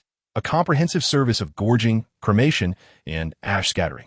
In the often dreary and rain-soaked country of England, a sunny day is a rare gem, especially with the eagerly anticipated flying lesson scheduled for today. Early in the morning, the young wizards chattered incessantly. Only Vitt remained preoccupied, examining a disc adorned with rubies. Ron, noticing Vitt's unwavering focus on the disc, curiously asked, "Vitt, what is it you are holding? We haven't seen you at meals these past few days." "It is a magical gravity field device I had Professor Snape assist me in creating. It suffices for the confines of the game, as no one would be the wiser. In reality, I do not wish to haul a massive stone around Hogwarts." As an elegant wizard, Vitt aspired to maintain his poise even while exercising. "Professor Snape," Ron remarked with admiration, "that rather unpleasant man was willing to assist you?" "I find him rather agreeable," Vitt replied, puzzled. "Though severe as Snape may wear a stern countenance and speak in a rather ungracious manner, his willingness to assist is indeed commendable. He even went so far as to personally finance the acquisition of essential materials for crafting magical artifacts." Such actions significantly altered Vitt's perception of Snape, elevating his impression score to a commendable 70. "Never mind that," Ron murmured as he leaned closer. "I inquired with Harry yesterday, and it appears Snape has a particular disdain for Gryffindors. For 7 years, he has never awarded a single point to our house and frequently harasses its students. Furthermore, I have heard whispers that he was once a Death Eater. It is undoubtedly this history that informs his animosity towards Harry." After class yesterday, Harry was perplexed as to why Professor Snape seemed to target him, prompting him and Ron to seek counsel from older students. Since Voldemort's rise, Gryffindor and Slytherin have remained at odds, and Snape's overt favoritism towards Slytherin students has not gone unnoticed. The older Gryffindor students had nothing but disdain for Snape. As the unwitting target of Snape's ire, Harry naturally harbored no affection for him. When all the facts were considered, it became evident that Snape's hostility stemmed from Harry's identity as the chosen one. However, Vitt interjected, "But didn't Snape just award Gryffindor 3 points yesterday?" Ron fell momentarily silent, yet he remained steadfast in his belief that Snape was far from virtuous. At noon, Vitt traversed the empty corridor on the first floor of the school, his chest adorned with a glowing disc. The even distribution of weight across his body rendered his exercise far more effective than Gryffindor's peculiar methods. As he rounded the corner, Draco caught sight of Vitt approaching, and his ghastly visage prompted him to retreat hastily. This reaction stemmed from a warning letter his father, Lucius, had sent regarding Vitt, which had instilled a sense of trepidation in Draco. The sequence of events unfolded as follows. Draco had informed Lucius about Vitt, prompting Lucius to subtly broach the subject with Dumbledore in his capacity as a Hogwarts governor. Dumbledore had merely replied that students should resolve their own matters. Unlike Harry, whose notoriety made him a familiar target, only a select few were aware of Vitt's exceptional nature, and Dumbledore wished to keep it that way for as long as possible. Lucius, perceptive as he was, sensed something amiss in Dumbledore's demeanor but thought little of it, considering Harry had also entered Hogwarts this year. Possibly, Dumbledore was guiding Harry, and some matters were best left unaddressed. That same day, Lucius wrote to Draco, advising him to resolve the issue independently while also admonishing him not to squander time on trivial individuals and to pay closer attention to those of exceptional merit, namely Harry Potter. Devoid of his father's support, coupled with Vitt's formidable prowess and unpredictable nature, Draco was naturally hesitant to provoke trouble.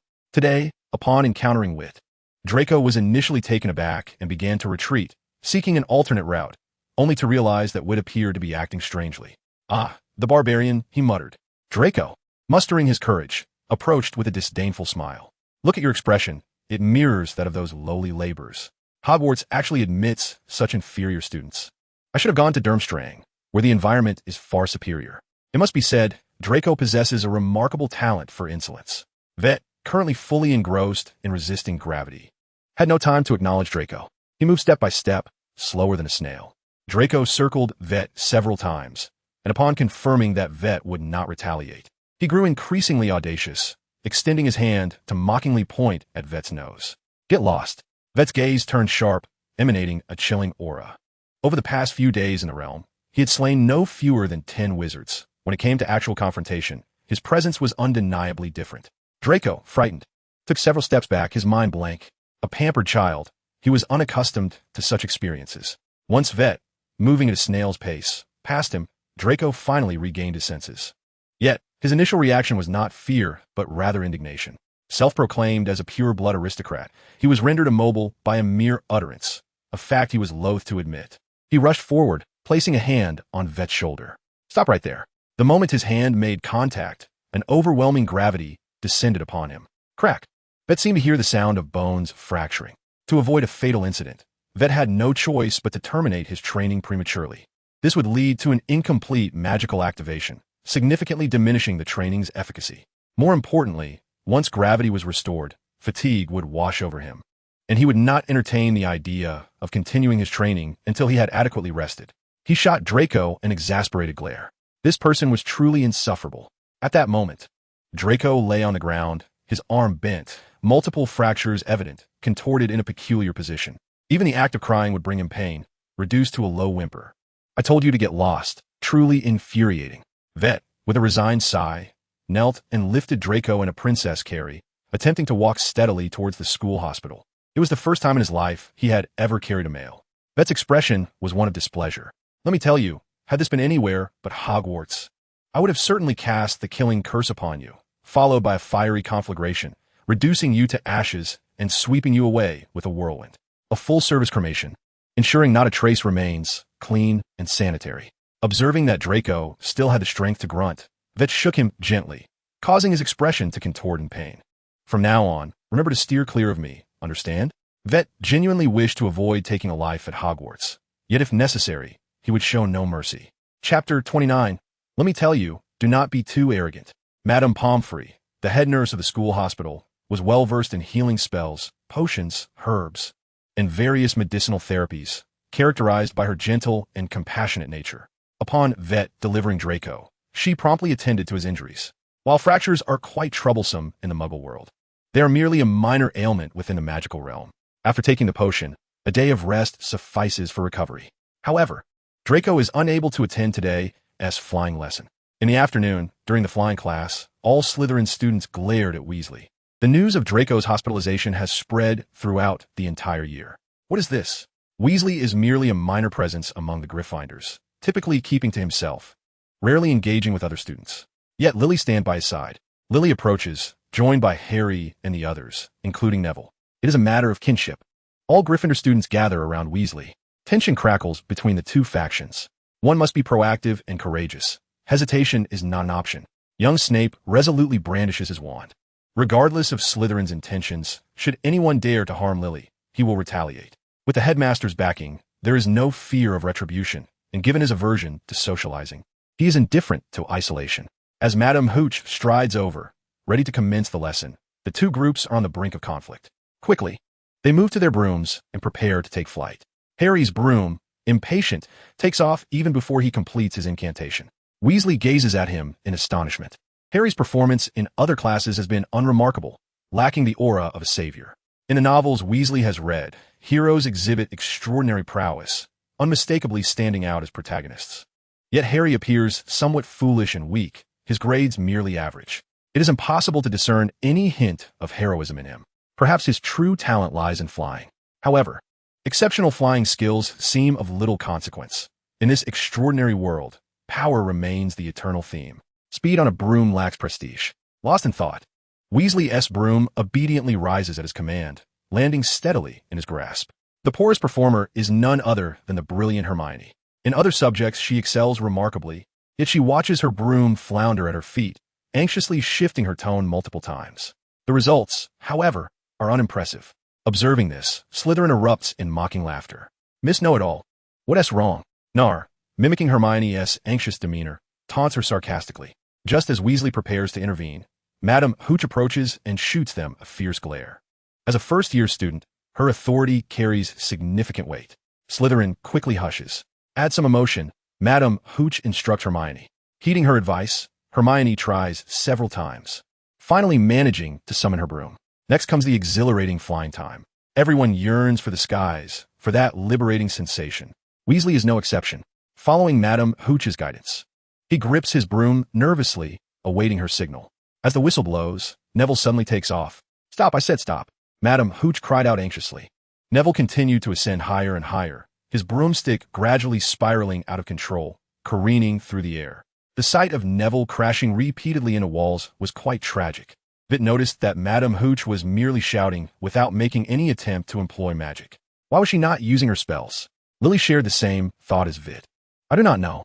Vitt observed that Madame Hooch tried several times to cast a spell, but Neville was flying too swiftly, and she seemed to lack the confidence to save him.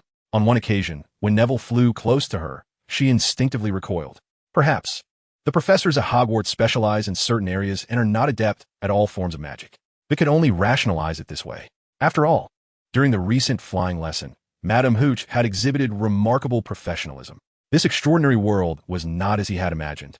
Vitt silently watched as Madame Hooch assisted the injured Neville away, realizing for the first time that an adult wizard's magical prowess appeared to be inferior to his own. Previously, whether encountering Professor McGonagall, Headmaster Dumbledore, or even Professor Snape and Professor Flitwick in reality, or meeting Mr. Grindelwald and Mr. Gryffindor in his adventures, each had been exceptionally powerful. Even when Vitt attempted a sneak attack with the killing curse, he lacked confidence in winning. It all depended on the opportunity. In his quests, those who had engaged him in combat were no weaker either. His chances in direct confrontation were minimal. It was only through the exploitation of the killing curse, that magical anomaly, that he could navigate through those challenges. Without that curse, victory would have been nearly impossible. All these experiences led Vitt to believe that magical combat was a fundamental course for every adult wizard. Yet now, unexpectedly, he encountered a wizard less skilled than himself. And worse still, a professor from Hogwarts. The absurdity of the situation was overwhelming. Vitt, you must apologize to Malfoy, or you shall receive a lesson, came the voice from the Slytherin side as soon as Madame Hooch departed. Apologize? Vitt retorted with sarcasm. If you wish to fight, just say so. I am ever ready. Nonsense. Terra Telegra. As soon as Vitt finished speaking, several spells flew towards him. Most Slytherin students came from wizarding families and had learned a few minor spells. Vitt deftly dodged a portion of the spells while wielding his broomstick to block others, charging forward with full speed. The excitement was palpable, and as Vitt retaliated, the Gryffindor students joined the fray. The two sides exchanged spells in a frenzied display. Ron found himself ensnared by the Terra Telegra curse, his arms flailing uncontrollably. The Slytherins were not faring much better. Everything culminated as Vitt approached his target, armed with the intermediate swordsmanship he had acquired, which proved devastating against these young wizards. Akin to a tiger among sheep, with swift strikes and precise maneuvers, he unleashed his prowess. The strikes were precise and imbued with tremendous force, coupled with Witt's power that surpassed that of an ordinary young wizard, swiftly bringing all the Slytherin students to their knees. Vitt, shouldering his broom, wore an expression of a lone master. A group of novices dared to challenge a fierce tiger. I must warn you not to be too arrogant. Otherwise, I shall strike you down each time I encounter you. The Slytherins, lying on the ground, groaned in discomfort. Who, I wonder, is truly being arrogant? Do they not possess even a modicum of self-awareness? Such thoughts crossed their minds, yet none dared to voice them, for being struck by Witt's broom was undeniably painful, and they had no desire to endure further assaults. Chapter 30. I am the one being bullied. What are you doing? Upon inspection, the Slytherin students lay sprawled across the ground, visible red marks adorning their bodies, groaning in agony. The Gryffindor students were merely spectators. Vitt stood with one foot planted on the chest of a Slytherin student, broom resting on his shoulder, one hand on his hip, exuding an air of superiority. This scene could only be succinctly described in 3 words. Who else? Mr. Chris, what are you doing? Vitt completely disregarded her words. He turned his head, revealing a broad grin. I am engaging in a little altercation. His bewildered expression and outstretched arms seemed to ask, what is there to question about such an obvious matter? Madame Hoker's face was etched with lines of frustration. It was her first encounter with such an audacious student. You all stay put. Do not move. Vitt, come here at once. Oh. Vitt casually tossed aside his broom and ambled over with his hands in his pockets. Do not pretend in my presence, or I shall ensure you are expelled. Vitt, Madame Hoker exclaimed sharply, her chest heaving with indignation. It was the first time she had encountered such a brazen student since her tenure at Hogwarts. Professor, please lower your voice. Vitt rubbed his ears, strolling leisurely toward her. There were multitude attacking just me. I am the true victim here. Is that so? Madame Hoker pointed at the Slytherin students sprawled behind Vitt. Explain yourself. Explain? They were a crowd against just me. What more is there to elucidate? Their failure to triumph is due to their ineptitude. What does that have to do with me? The truth is, they ganged up on me. I'm the one who has been wronged. They merely suffered minor physical injuries, whereas I endured a significant psychological blow. In my opinion, it is they who deserve punishment. Huffing, Madame Hoker gasped for breath, nearly astounded by Witt's shamelessness. She had constructed numerous rebuttals in her mind, but found herself unable to counter his arguments. Come with me. Madame Hoker seized Witt and departed, deciding to leave the matter to Professor McGonagall, as this was a student beyond her control. Mr. Criss, McGonagall observed Witt with mild exasperation. He had behaved himself for a few days, only to reveal his true nature once more. If you wish to continue your studies at Hogwarts, you must adhere to the school rules, McGonagall stated sternly. I am very much a rule-abiding student. Witt, with an air of indignation, remarked that it was indeed they who disregarded the rules. In recent days, Witt had been quite obedient, and McGonagall prepared to hear his explanation. One afternoon, while I was exercising, a certain bald reserve with a notably high hairline approached me to mock my efforts. His words were rather ungracious, yet recalling your teachings. I refrained from violence and merely told him to leave. To my surprise, he came at me with the intent to strike, only to be inadvertently injured by my workout equipment. Can I truly be blamed for that? Witt looked at McGonagall with an innocent expression. Throughout the encounter, it was he who instigated trouble, taunting me up close and disrupting my exercise routine. In the end, I even kindly escorted him to the hospital. Despite my good nature, they showed no gratitude and, in a most shocking turn of events, gathered to confront me later that afternoon. I merely stated that I was willing to engage should it come to blows, yet I never anticipated they would actually attack. Acting in self-defense, I had no choice but to subdue them all. Mrs. Hooch, basing her judgment solely on hearsay, hastily concluded that I was at fault. I must clarify matters with her, though I find myself somewhat inept at articulating my thoughts. For reasons unknown, she became quite upset, leading to my being summoned to your presence. Such is the nature of events. Witt lowered his gaze, presenting himself as a penitent figure. He deftly sidestepped accountability, painting himself as pure as a white lotus. The art of language is indeed wondrous in its intricacies. McGonagall, rubbing her forehead, found it difficult to accept Witt's one-sided account. Yet his current demeanor left her reluctant to be overly harsh. Remain here and do not wander, she instructed Witt before stepping out of her office. It was imperative to hear all perspectives to ensure a just resolution.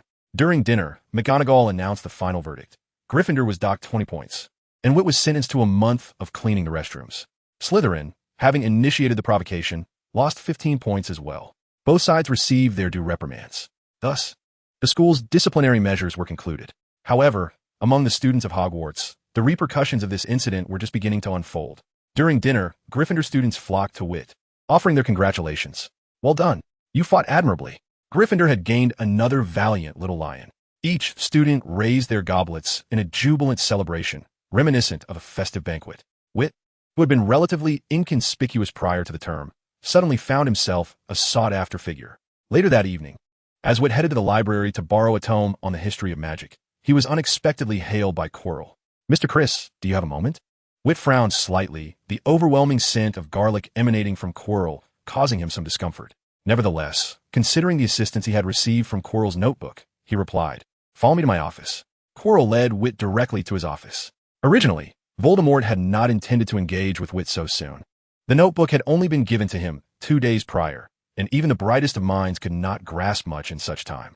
Magic is not merely a matter of reciting incantations and waving a wand.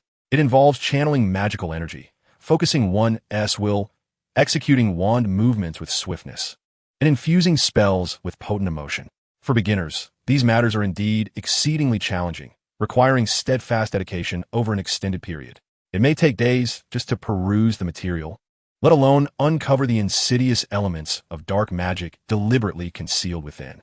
Coincidentally, Dumbledore has been absent these past few days. After multiple confirmations, Voldemort was assured of Dumbledore's departure. How could he let such a fortuitous opportunity go to waste? Upon entering the office and closing the door, Witt immediately sensed a shift in Quirrell's demeanor. The previously timid aura transformed into one of dominance, and his gaze sharpened.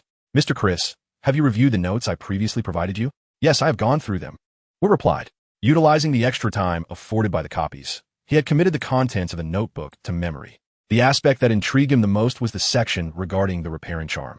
Typically, the repairing charm is employed to mend broken objects, restoring them to their original state. However, the notes elucidated an alternative application. This charm could be wielded to disrupt the human body, causing distortions. The concept of restoration does not aptly apply to life. The child you were is still you, as is the adult you have become.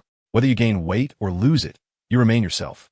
Life cannot revert to its original form, and forcibly imposing such a restoration only results in bodily distortions and deformities, potentially leading to death. Chapter 31, Voldemort. Observe this cake. It is both large and enticing. Witt had reviewed it once. Voldemort's gaze softened slightly as he regarded Witt. He appreciated intelligent and ambitious young wizards. Do you not have any inquiries? His voice was laced with a beguiling tone, guiding Witt's thoughts.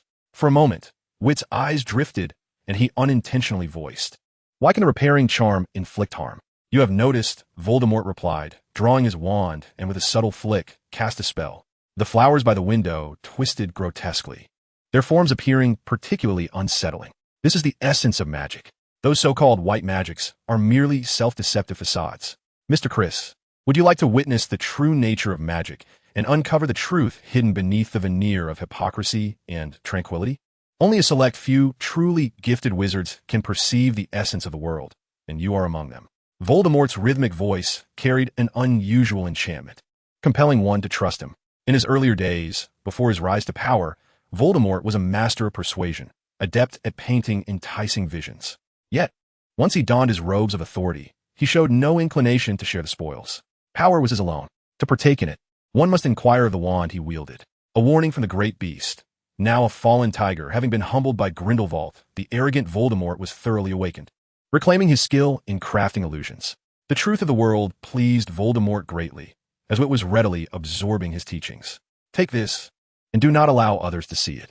Indeed, Witt received the brand new notebook offered by Voldemort as if it were a treasured artifact. "Thank you, Professor. Go now." As he watched Witt depart, Quirrell quietly inquired, "Master, can he truly be trusted? Were it not for your lamentable inadequacy, I would not have found myself in such a dire predicament." To manipulate a mere child with the use of magic is a source of profound shame for Voldemort. Since the last encounter with Grindelwald, Quirrell's health had deteriorated, compounded by Voldemort's insidious influence. He could not endure much longer. Despite his ineptitude, Quirrell remained Voldemort's sole servant, and the loss of this corporeal form would revert him to the pitiable wraith he once was. Voldemort could not abide such a fate. Cursed Dumbledore! Where could he have concealed the Philosopher's Stone? After exerting considerable effort to infiltrate Gringotts, he emerged empty-handed. Given Quirrell's current state, he had at most a month left. Voldemort must devise a means to extend Quirrell's life. As Voldemort pondered this dilemma, Witt, having left the office, maintained an outwardly excited demeanor, yet inwardly his heart sank. Quirrell posed a significant threat. Witt's helmet could shield him from mental spells, and the system prevented others from accessing his memories. From the moment Quirrell spoke, Witt sensed something amiss. The air was fraught with danger, compelling him to feign compliance rather than confront Quirrell directly. With Dumbledore absent, he could not ascertain whether Professor McGonagall would handle the situation adeptly. Should Quirrell escape, Witt would be plagued by sleepless nights. Glancing once more at the notebook in his possession, he felt an urge to discard it. Nevertheless, he resolved to endure a little longer. Lacking the requisite strength, he had no recourse. That evening, within the confines of the dormitory, Witt pretended to be particularly exhilarated as he perused his notes, mindful of the helmet still upon his head. Upon opening the notebook, he sensed an entity attempting to bewilder his mind, but having faced death countless times, his will was resolute. He effortlessly resisted the seductive magic inscribed within the pages. Curses, hexes, jinxes, and death spells. Destruction, torment, control. The notebooks serve as a catalog, detailing numerous spells without any substantial methods for practice.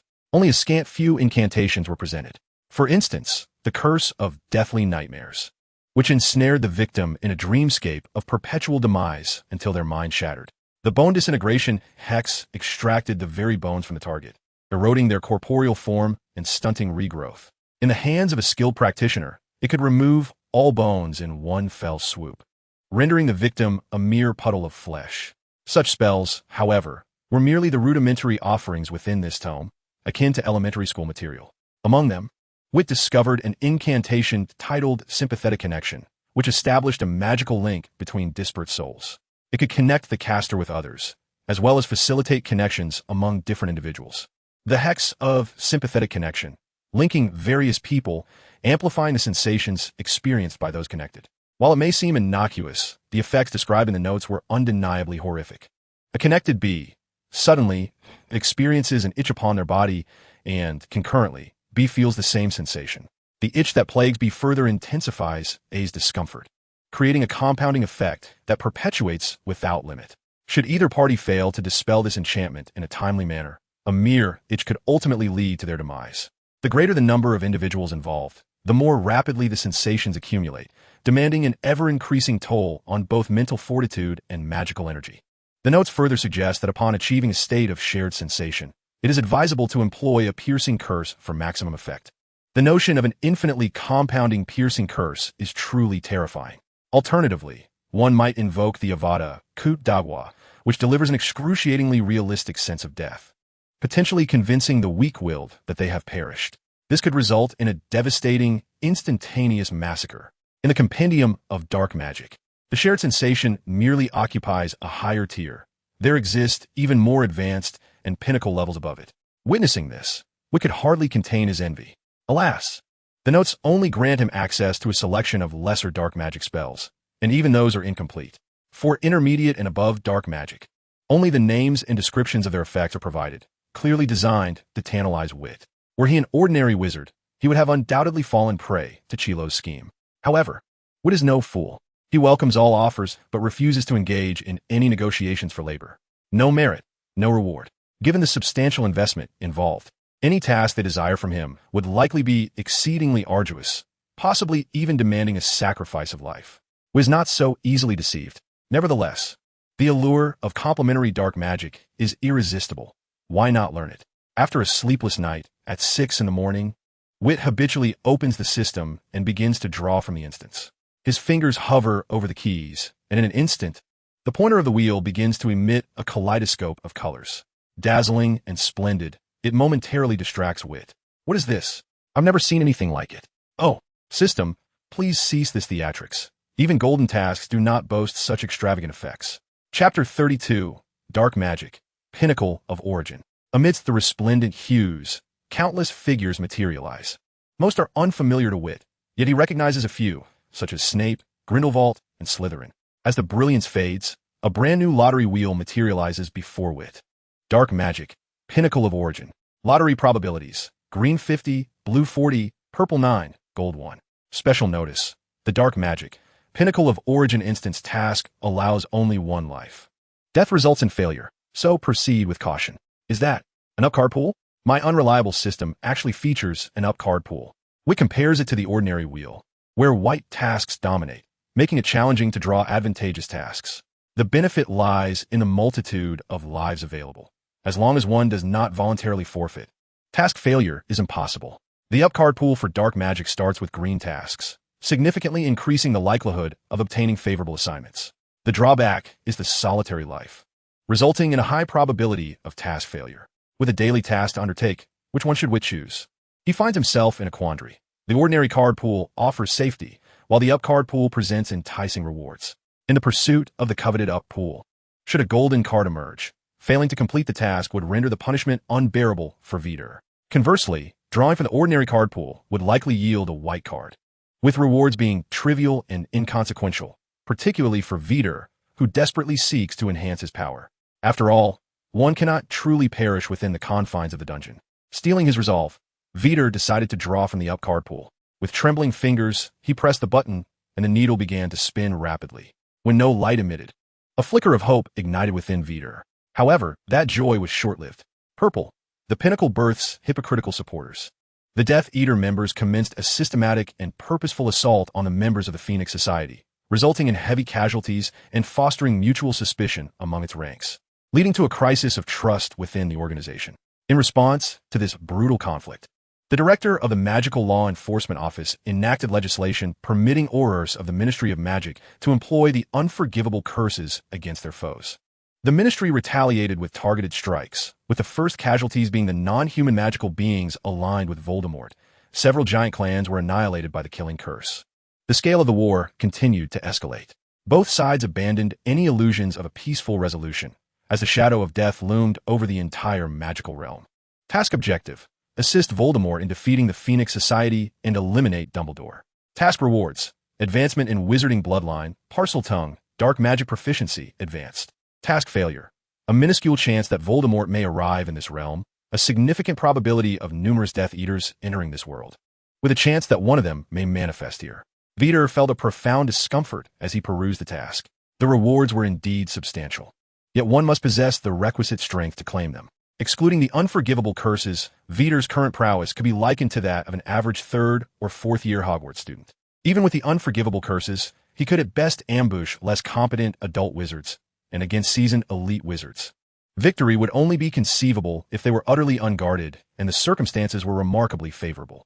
With a single life at stake, the completion of this task seemed virtually impossible. Resigned, he decided to regard it as a mere excursion. Vitt consoled himself and reached for the confirmation button. In 1980, London appeared anything but peaceful to Muggles. Strange occurrences were commonplace, and disappearances were frequent. Individuals clad in peculiar attire often spoke in bizarre tongues. Within a dilapidated manner, several Death Eaters were plotting an assault on the Phoenix Society. Why have you brought a child here? Due to Voldemort's orders. The Death Eaters donned black robes and skull masks, rendering them unrecognizable to one another. Their communication was solely by code names. Vitter's stature evidently led to some misunderstanding. Mind your tone, he rasped, his cold gaze fixed upon the interlocutor, openly displaying his murderous intent. In such a setting, retreat signified weakness and vulnerability. Death Eaters were never benevolent. Vitt silently observed the other 5 individuals in the room, each exuding an aura of danger. It was evident that he could not contend with any of them. Yet, what did it matter if he was outmatched? Even in defeat, one must project an air of confidence. Faced with Vitter's unwavering demeanor, the opposing party's attitude evidently grew cautious. At that moment, one of the Death Eaters stepped forth to mediate. The objective of this mission was the Lombard couple, and to confront them, we must unite with utmost sincerity. None of you desire to be slain or imprisoned in Azkaban, do you? Upon hearing the name Lombard, a profound silence enveloped the gathering of Death Eaters. Just as there exists a hierarchy among the Death Eaters, so too is there a hierarchy within the ranks of the Order of the Phoenix. The Lombard couple stands as paragons among the elite members of the Order. Is it not somewhat reckless for the 6 of us to confront them? Should we not enlist a few more allies? The assembly comprised 5 adults and 1 diminutive figure of indeterminate size, facing 2 formidable members of the Order or Aurors. It appeared exceedingly perilous. Recently, the Ministry of Magic enacted a decree permitting Aurors to employ unforgivable curses against adversaries. In the face of the Avada Kedavra's formidable power, many have met their demise, nearly extinguishing their lineages. This directly culminated in a significant contraction of Voldemort's influence. Upon hearing that the mission entailed confronting the Lombard couple, the eyes of 4 Death Eaters betrayed signs of trepidation. What are you afraid of? Voldemort's message indicated that Alice Lombard has recently given birth and is now exceedingly frail, unable to wield her full combat prowess. This moment presents the perfect opportunity to vanquish them. We have already discerned their concealed residence. A clandestine approach will undoubtedly catch them off guard. However, one Death Eater voiced a concern. Is it not somewhat sinister to strike at a pure-blood family, particularly against a mother just after childbirth? Humanity possesses empathy. Many Death Eaters are acquainted with the Lombard couple, and to ambush and slay them during a time of postnatal vulnerability weighs heavily on the conscience. Furthermore, Frank's mother, Augusta Lombard, is also immensely powerful, as is his uncle. It would be exceedingly difficult for the 6 of us to prevail. Perhaps we should consider an alternative target. This is a command from the esteemed Dark Lord himself. Do you dare disobey? The Death Eater who announced the mission spoke with fierce intensity. Upon hearing, it was Voldemort's directive. Even the Death Eaters who harbored doubts immediately fell silent. The former might face reprimand or a beating. The latter could find mere existence a torment. Chapter 33. A few words made me the leader. Thus, Vitt clasped his hands together, speaking with indifference. I care not for the difficulty. I merely wish to know if you possess a plan. Do not tell me you have considered nothing. Vitt fixed him with a piercing gaze, his voice rising. I am willing to devote myself to the great Dark Lord, yet I do not wish for your foolishness to jeopardize the mission in any way. Or, as Vitt emphasized, failure. His commanding presence and fervent tone evoked the fervor of a zealous acolyte of Voldemort. All eyes turned towards him, including that of the Death Eater delivering the orders. No plan? A piercing curse. The crimson spell sliced through the air, catching everyone off guard as they realized Vitt had dared to strike. In the fleeting moment when the curse struck, an intense agony caused the Death Eater to arch his body, convulsing uncontrollably, utterly incapable of any action. Vitt unabashedly exuded all his malice. He had never been a virtuous individual. Yet, reality had imparted to him the importance of adhering to rules. While these rules constrained him, they simultaneously served to protect him. Thus, in the realm of reality, Vitt exercised considerable restraint in his actions, for he lacked sufficient strength. Such was his approach to the tasks assigned by the Dark Lord. The raspy voice, the frenzied movements, the chilling incantation. Everyone watched anxiously, not daring to make the slightest move. How dare you? How dare you treat the Dark Lord's orders with such disdain? Faced with the deranged Vitt, no one dared to intervene. The room was filled solely with the sounds of lamentation.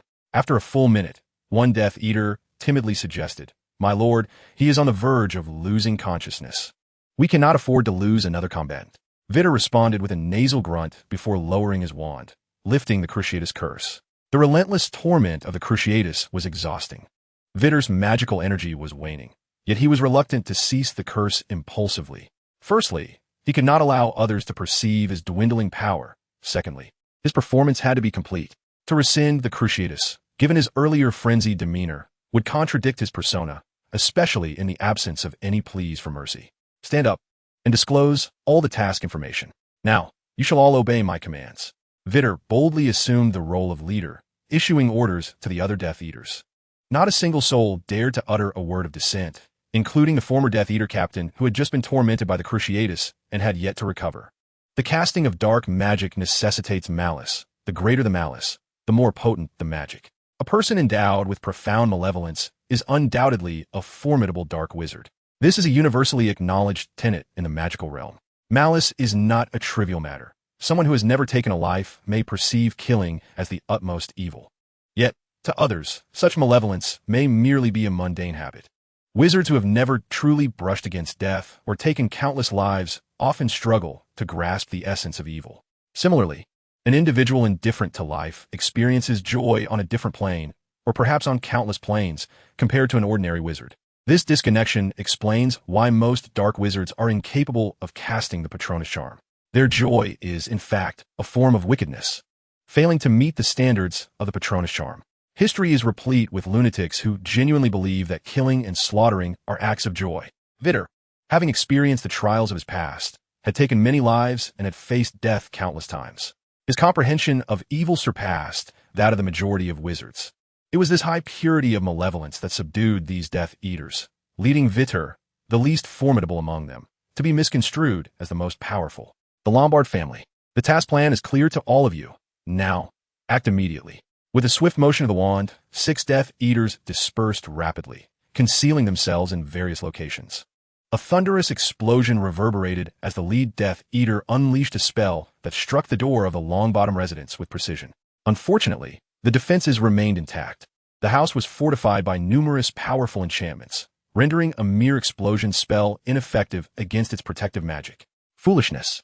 With a hand pressed to his forehead, Vitt quickly rose as the occupants inside remained oblivious, casting a lethal curse aimed at achieving a powerful magical effect. Ordinary spells cannot withstand the killing curse. Avada Kedavra. The green spell grazed the cheek of the Death Eater, creating a gaping hole in the Longbottom's door. The startled Death Eater was drenched in a cold sweat. A madman. That damn little man is undoubtedly insane. The killing curse is formidable, but only when it comes to reaping lives. Its power against inanimate objects pales in comparison to other spells. To achieve such a potent effect, the caster must possess an intense intent to kill. This individual just now either aimed to slay him or harbored a sufficiently strong murderous intent towards a door. Regardless of which it is, neither interpretation bodes well. As the room was under siege and the door was blasted open, Frank Longbottom grasped his wand tightly upon witnessing his wife resting in bed, stealthily exiting the room. He waved his wand, laying down several protective charms. Just as he emerged into the living room, a stern voice pierced through the air. Augusta Longbottom admonished sharply, "Protect Alice and Neville." "Mother?" Frank inquired impatiently. "They are attempting to lure us out." Augusta's mind was clear, drawing the tiger away from its den. If Alice and Neville fell into their hands, the consequences would be dire. We would all perish here. However, Frank understood that the enemy aimed to entice them outside. The magical defenses of the room could not hold indefinitely. Remaining indoors would be tantamount to waiting for death. Someone must go out to signal for reinforcements. "I will go," he declared. Augusta comprehended Frank's concerns, but could not permit him to take such a risk. in the face of an uncertain enemy. Rushing out for help was undoubtedly the most perilous course of action. Just as Frank prepared to voice his objection, his mother darted out. A smoke spell obscured vision, and a disillusionment charm concealed her presence. Yet, before she could fully exit, a combination of a hurricane spell and a snow-conjuring charm revealed her silhouette. Very good. Number 1, and number 2, draw her away further. Number 3, prepare a silencing charm. Number 4, transform quickly. Number 5, be ready. Number 5, take care. Number 4, the Death Eater regretted revealing his capability for human transfiguration. Theoretically, a killing curse without murderous intent should not be lethal. Yet, facing the killing curse was undeniably nerve-wracking. Chapter 34. It is well known that I do not keep promises. Number 4, hurry. Number 1 and number 2 cannot hold out for long. Vitt urged sharply. If your incompetence leads to the failure of this mission, the merciful Dark Lord may pardon you, but I shall not. His cold gaze swept across the room, causing the fourth Death Eater to shiver violently. He hastily waved his wand, transforming himself into the likeness of Augusta, his limbs contorted and his body marred with wounds. The excruciating curse flickered outside. Through the gaping hole in the door, Frank caught a glimpse of the curse's distinctive glow. Ah, ugh! The anguished scream of his mother echoed from outside. In this dire moment, Frank could not afford to discern right from wrong. He seized his wand and dashed out. However, the instant he flung open the door, a sickly green curse struck the familiar, battered figure. No! Frank cried out in anguish. In his moment of distress, he could not distinguish between truth and illusion, and the Death Eater who had cast the killing curse fled at the sight of him. Tears streamed down Frank's face as he cradled the cold, lifeless body on the ground. Witnessing his mother's tragic state, rage completely overwhelmed reason. He raised his head towards the direction where the Death Eater had just fled and roared in pursuit. Once he had departed, the body that had lain still on the ground stood up once more. Now it was 3 against 1. Hith. Go, Vitt commanded. And the third Death Eater kicked the already precarious door down, strolling in with an air of confidence. With the 2 most troublesome adversaries gone, only the exceedingly weakened Alice remained, and they were 3. The odds were decidedly in their favor. Ultimate obliteration. Drawing from previous experience, the fourth Death Eater unleashed a powerful advanced curse, which splintered as 3 Death Eaters materialized before Alice. She raised her wand, shielding Neville behind her. In her frail state, she stood no chance against the trio of Death Eaters. Alice was seized by 2 of them, her body bound, unable to move a muscle. Oh, isn't this Mr. Frank? One of them sneered. A foolish simpleton daring to oppose the great Dark Lord. Vitt mocked without restraint. Frank tightened his grip on his wand, veins bulging on his forehead. Several times on the verge of charging out, but each time was thwarted by his mother, Augusta. Release Alice and Neville, and we can exchange hostages. Augusta waved her wand, and the second Death Eater floated in mid-air like a lifeless pig. Vitt rolled his eyes in disbelief. Not only had they failed to win a 3-on-2 confrontation, but they had also managed to capture one alive. This cohort of Death Eaters was truly the most incompetent he had ever encountered. Avada Kedavra! Vitt drew his wand and acted without hesitation. Frank and Augusta quickly dodged, only to realize that the target of the killing curse was not them. The sickly green curse struck the second Death Eater with precision, sending him into a tranquil slumber akin to that of a newborn. Vitt, wand in hand, exhaled a puff of non-existent smoke and chuckled softly. Where are the hostages? I don't see them. Mr. Frank, are you the hostage you speak of? With a sinister chuckle, Vitt remarked, I am rather soft-hearted. If you are willing to relinquish your wand and bind your own hands, I might spare this child. He gestured toward the infant Neville, gently prodding him with the tip of his wand, which glowed with an eerie green light. Such a delightful child. It would indeed be a shame to end his life. A ghastly smile crept across Vitt's lips as the wand's luminous green aura intensified. No one doubted his willingness to act. Even the fellow Death Eaters instinctively distanced themselves from him, fearful that he might unleash a deadly curse upon them. As Vitt's gaze grew increasingly menacing, Frank hastily tossed his wand aside, exclaiming, Stop! I am willing. I agree to the exchange. He feared that a moment's hesitation would provoke Vitt into action. This diminutive Death Eater exuded a danger surpassing all others he had encountered, a palpable madness that sent shivers down one's spine. Without a flicker of compassion, he would not hesitate to eliminate a captured comrade. Frank genuinely feared that had he delayed his response any longer, Neville might have met his demise. Upon hearing Frank's words, the smile vanished from Vitt's face, replaced by a look of disinterest, as if a cherished toy had suddenly broken. He accepted the wand and promptly snapped it in 2, discarding the pieces carelessly. "Let's go," he commanded, seizing Death Eater number 4 by the sleeve. "Wait," Frank, bound alongside Alice, shouted. "You promised to spare Neville." Vita responded with a wicked grin, retorting, "When did I ever promise to release Neville? Even if I had, what would it matter? It is well known that I'm not one to keep promises." He urged Death Eater number 4 with a kick, insisting move. In the next instant, the 6 of them vanished from sight. Throughout the ordeal, Augusta had watched silently, too intimidated to intervene against Vita. After a considerable time had passed, other members of the Order of the Phoenix arrived. "What transpired?" Moody inquired gruffly. "Frank, Alice, and Neville have all been captured by the Death Eaters," Augusta replied, her demeanor aged by decades in an instant. "What?" Moody rushed to Augusta, demanding details of the incident. Soon, he pieced together the event from her account and the magical traces nearby. Initially, there had been merely 6 Death Eaters. Yet, leveraging their tactical advantage, they had ensnared the Longbottoms. They first lured Mrs. Augusta outside, then cast a silencing charm to muffle the surrounding sounds, employing a human transfiguration spell to deceive and entice Frank. Exploiting the nature of the killing curse, which lacked intent to kill, they tricked Frank into believing his mother had been murdered, thereby drawing him out. The joyous occasion of Neville's successful birth had enveloped the family in a state of elation, naturally allowing their spirits to relax considerably. However, this moment of tranquility was abruptly shattered by an unexpected assault from the Death Eaters, plunging them into a perilous situation without knowledge of their adversaries' numbers. Under such dire circumstances, it is hardly conceivable for an ordinary person to contemplate extensively. Mrs. Augusta's response was indeed quite meticulous, yet, regrettably, it fell short against the cunning of the Death Eaters. Merely 3 of them managed to divert the attention of 2 key members of the Longbottom family, leaving only the frail Alice and the newly born Neville vulnerable. In such a predicament, facing 3 Death Eaters rendered them utterly powerless to resist. With Neville and Alice captured, Frank had no choice but to refrain from opposition. A mere 6 individuals had succeeded in apprehending the Longbottom family, when had such a perilous figure emerged among the Death Eaters. This matter must be swiftly communicated to Dumbledore. Moody seized Augusta, vanishing from the scene, intent on informing Dumbledore of the emergence of a particularly dangerous dark wizard among the Death Eaters. Chapter 35. Assassination of Dumbledore. The captor of the Longbottom couple, Vitt, was summoned for a private audience with Voldemort. Cradling the infant Neville, he playfully teased the child under the predatory gazes of Alice and Frank, who looked as if they were ready to devour him. The sensation of holding a future classmate in his arms was more extraordinary than his previous journey across centuries.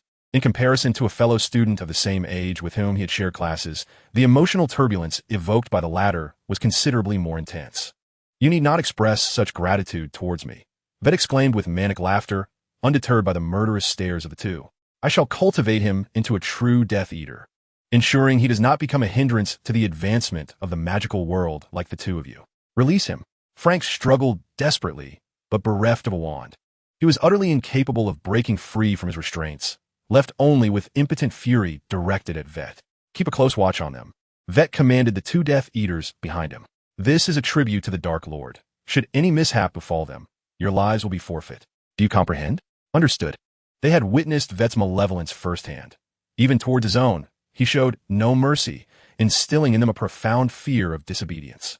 Satisfied with their trepidation, Vitt nodded approvingly and proceeded towards Voldemort's chamber, still cradling Neville. "My lord," Vitt said, bowing slightly.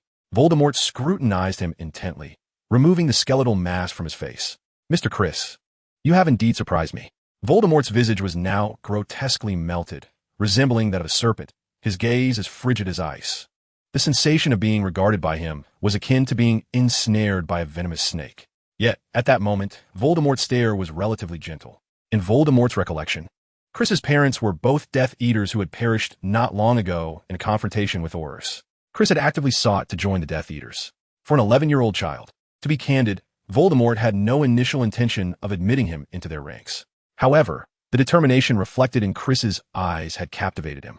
The gaze mirrored the one he had during his days in the orphanage, strikingly identical. Thus, Voldemort granted him a chance, permitting him to join the Death Eaters and find his own path.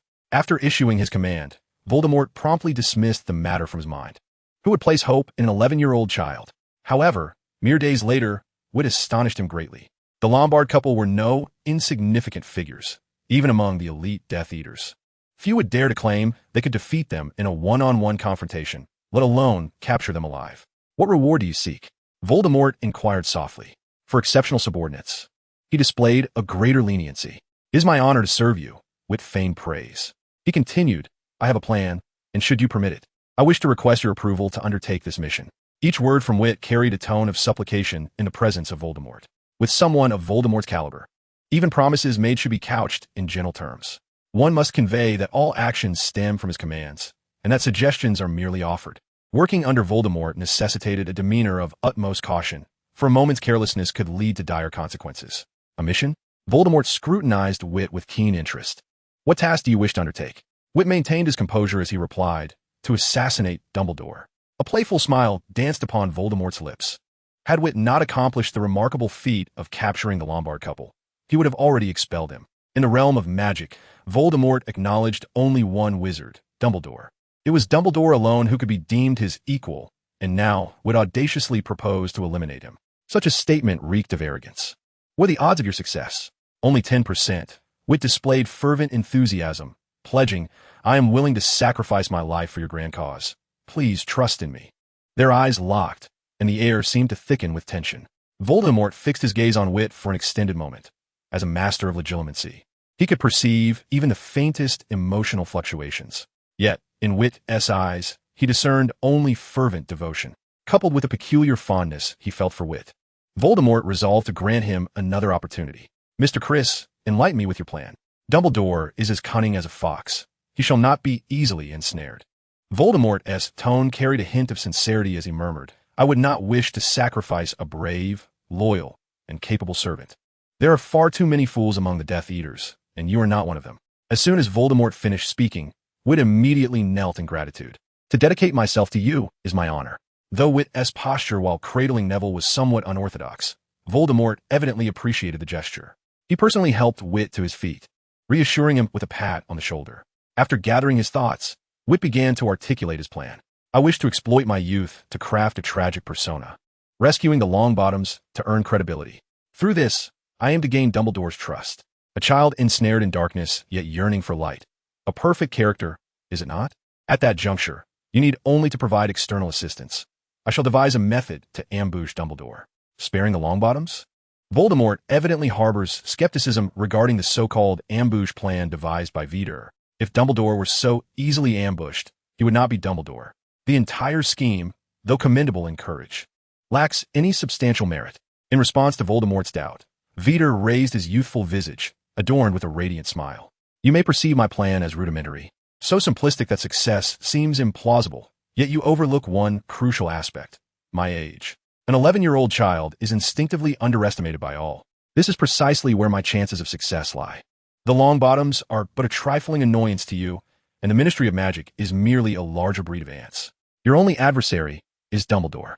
Once he is eliminated, the entire wizarding world shall prostrate itself before you.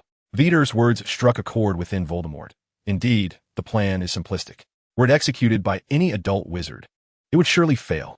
But Vitt is merely 11, a child who has only just met the criteria for enrollment. Who would ever suspect an 11-year-old would dare to assassinate Dumbledore? No one. Dumbledore would not guard against a child of such tender years. Thus, this opportunity, indeed, holds viability in Vitt's hands. More importantly, even in failure, Voldemort would incur minimal loss. Chapter 36. My heart, after all, remains insufficiently cold. Excellent. Voldemort gently applauded. Mr. Criss, you have convinced me. Proceed as you wish. I will ensure their cooperation. No, that is unnecessary, Vitt replied earnestly. This matter is yours alone to know. You must not disclose it to anyone else. There are those among the Death Eaters whose loyalty to you is not as steadfast as it seems. I would rather perish in this plan, dedicating myself to you, than fall victim to those treacherous wretches. Vitt's fervent declarations increasingly endeared him to Voldemort, even planting a fleeting notion of abandoning the assassination of Dumbledore in favor of nurturing Vitt. However, it was merely a fleeting thought. Exiting the chamber, Vitt descended into the dungeons. The dungeons felt somewhat desolate, for Death Eaters seldom left survivors. On the entire lower level, only the Longbottoms were imprisoned, alongside a house elf serving as guard. Sibby, depart. I wish to converse with them, Vitt commanded, producing the token bestowed upon him by Voldemort.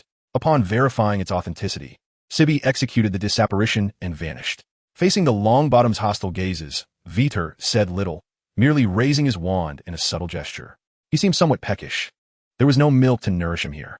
With an air of desperation, Vitt cradled Neville, swaying beside the Frank couple. Thanks to the height difference, Alice discerned that Neville's mouth had been magically sealed. No wonder Vitt had remained silent since entering the room. This revelation shattered Alice's composure, prompting her to scream. "Give him back to me." Startled by the sudden outburst, Vitt stumbled back several paces. "You madwoman, lower your voice. You've frightened him," he chided, noticing Neville's silent tears. A flicker of hesitation crossed Vitt's eyes, yet he ultimately chose to hasten his departure, believing the moment was not right. "Don't go. Return Neville to me," Alice implored, her gaze fixed on Vitt as he retreated, vanishing from her sight, giving way to a heart-wrenching wail. Crystal tears fell onto the cold floor as she clutched the iron bars of her cell, her body sinking in despair, terror flooding her heart. Frank, at a loss for how to console his wife, extended his arms to embrace her, enduring her anguished blows. One misstep led to another. At this juncture, Frank had relinquished hope for survival. Even for Neville, he had mentally prepared for the worst. As time inexorably passed, moonlight filtered through the small window of the dungeon, illuminating Frank's face. His wife had wept the entire afternoon and had only just succumbed to sleep. Ensnared by magic, escape from the dungeon was an impossibility. In an instant, they had plummeted from heaven to hell, all thanks to that Death Eater. Frank feared not death. Since the day he resolved to confront Voldemort, he had anticipated his demise. His wife was equally prepared, but Neville, their child, had only just entered the world, filling Frank with guilt and regret. Overcome with exhaustion, Frank felt weariness wash over him, and he slowly closed his eyes. Before slumber could claim him, the dungeon door was suddenly kicked open with a resounding crash. The noise jolted Frank awake and roused his sleeping wife. Vitt rushed in, frantically holding Neville, skidding to a stop before their cell. "Quick, wake up! Your child is in trouble," he urged, noting Neville's flushed complexion. Alice nearly leapt forward, reaching through the bars to snatch the child from Vitt's grasp. Gently stroking Neville's forehead, she exclaimed, "He has a fever. Do you have any medicine?" "No, we need magic. Frank, come quickly." Separated by the iron bars, the two parents anxiously examined Neville, but without wands, they could only perform minor charms, barely managing to soothe Neville's cries, providing no genuine aid to his condition. Witnessing their distress, Vitt's heart softened. Initially, his plan had been to wait until tomorrow to use Neville as a pretext to gradually approach their hearts. However, confronted with such an unforeseen circumstance, Vitt could not wield healing magic, and all the Death Eaters wore masks, rendering him unable to recognize any of them. It was unthinkable to take Neville to Voldemort for treatment.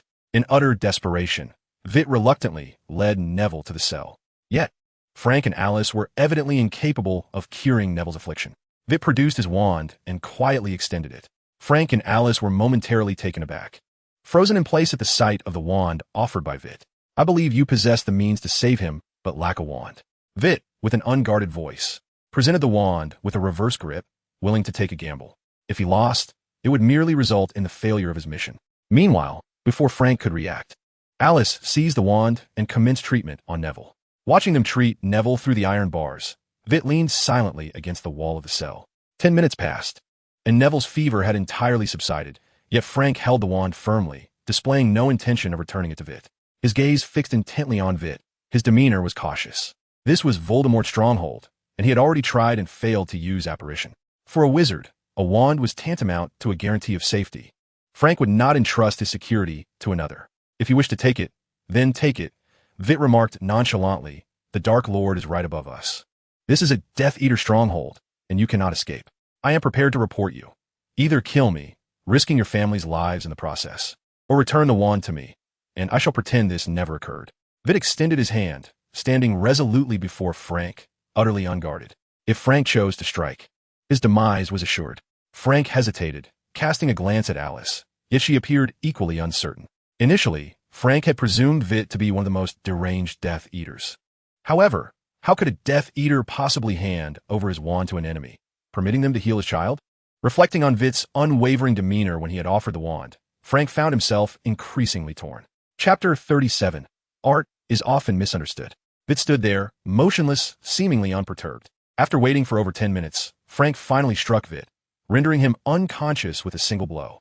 Clearly, he was unwilling to return the wand to Vitt, nor would he entrust his family's lives to another. After a brief period of unconsciousness, Vitt regained his senses, possessing a formidable resistance to such mental spells.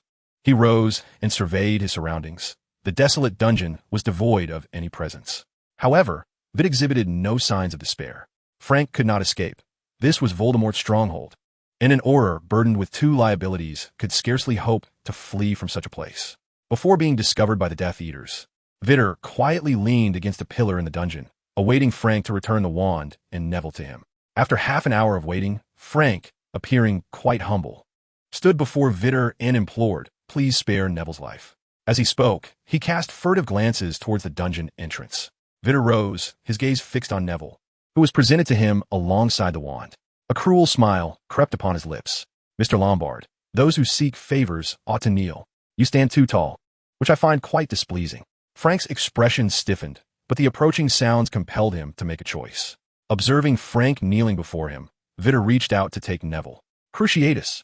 The red curse struck Frank with precision, overwhelming him with excruciating pain that rendered him nearly voiceless. Just then, the dungeon door swung open with force as several Death Eaters entered. "What are you looking for?" Vitter's demeanor resembled that of a mad artist disturbed in the midst of creation, his cruel and impatient gaze petrifying even the Death Eaters. The wand in his hand continued its work, the tip glimmering with a red light. Cruciatus!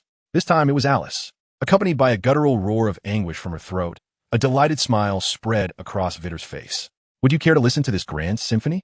The melodious sounds always stir the heart. Vitter eagerly extended his invitation. The entering Death Eaters instinctively stepped back, labeling him as mad, perverse, and deranged.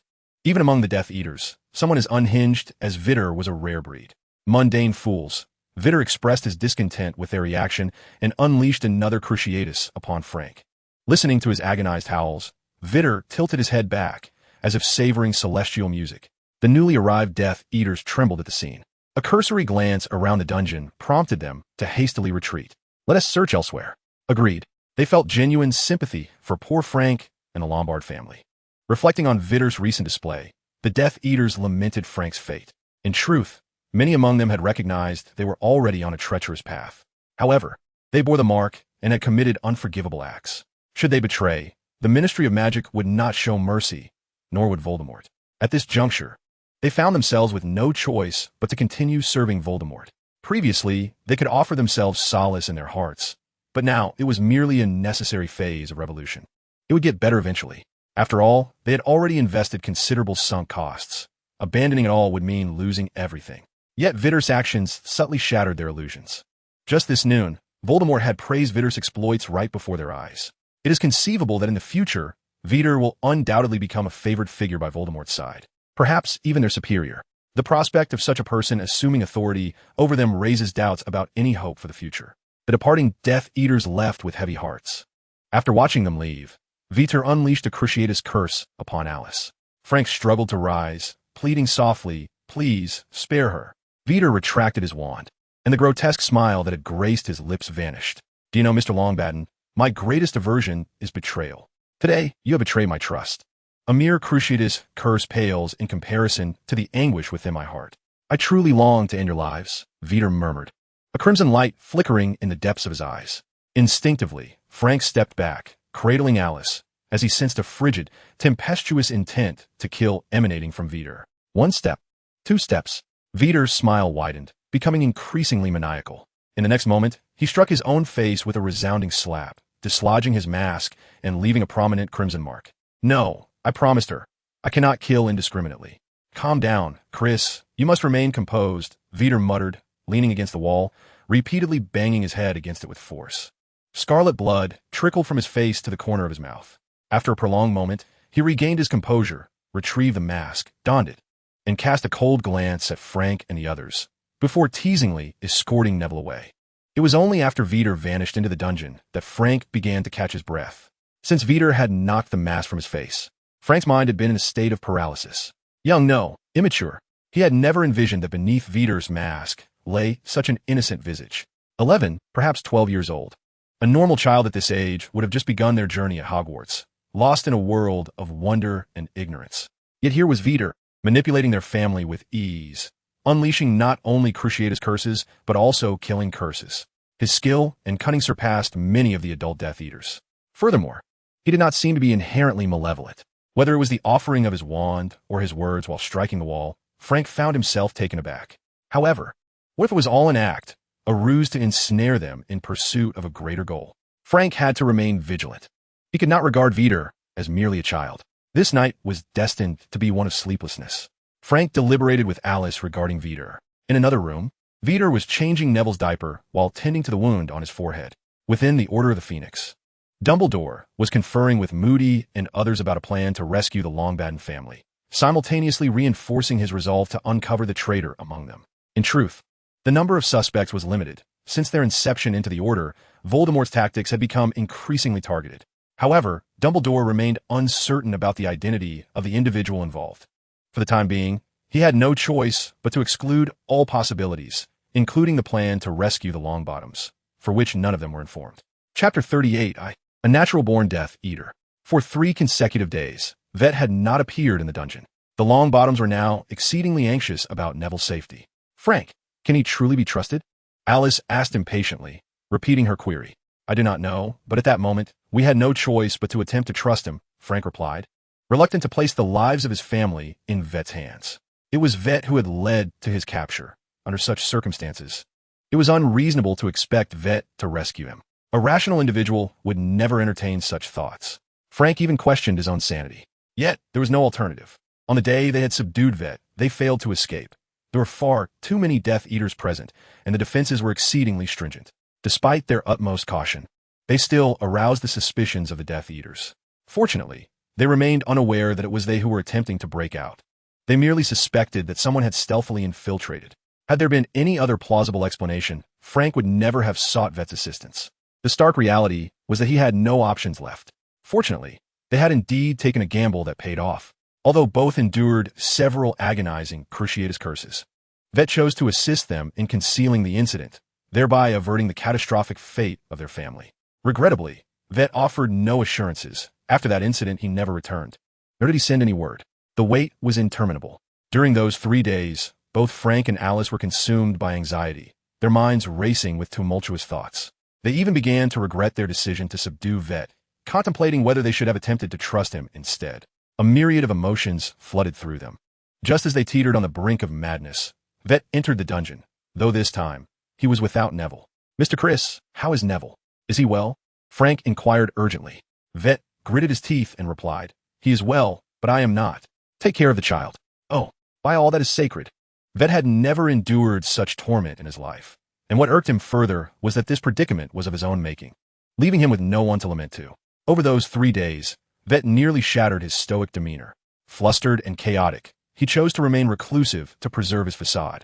In order to care for Neville, he acquired a plethora of skills that would serve him no purpose in life. Today, after considerable effort, he finally managed to lull Neville to sleep, allowing him the opportunity to visit the dungeon. Faced with Vitt's grim expression, Alice feigned ignorance and pressed for more information. Frank raised a hand to restrain her. Mr. Criss, I wish to know what you desire. I wish to join the Order of the Phoenix. You are my pledge. Vitt declared, revealing his hands in a casual gesture that left Frank utterly shocked. Hesitating, Frank inquired, You mean to say that you meticulously orchestrated our capture and subsequent rescue to serve as your initiation into the Order? Is there an issue with that? With a curious tilt of his head, Vitt inquired. It is not merely a matter of concern. Frank presently feels an urge to crack open Vitt's skull to discern the nature of his thoughts. What kind of rational person harbors such bizarre notions?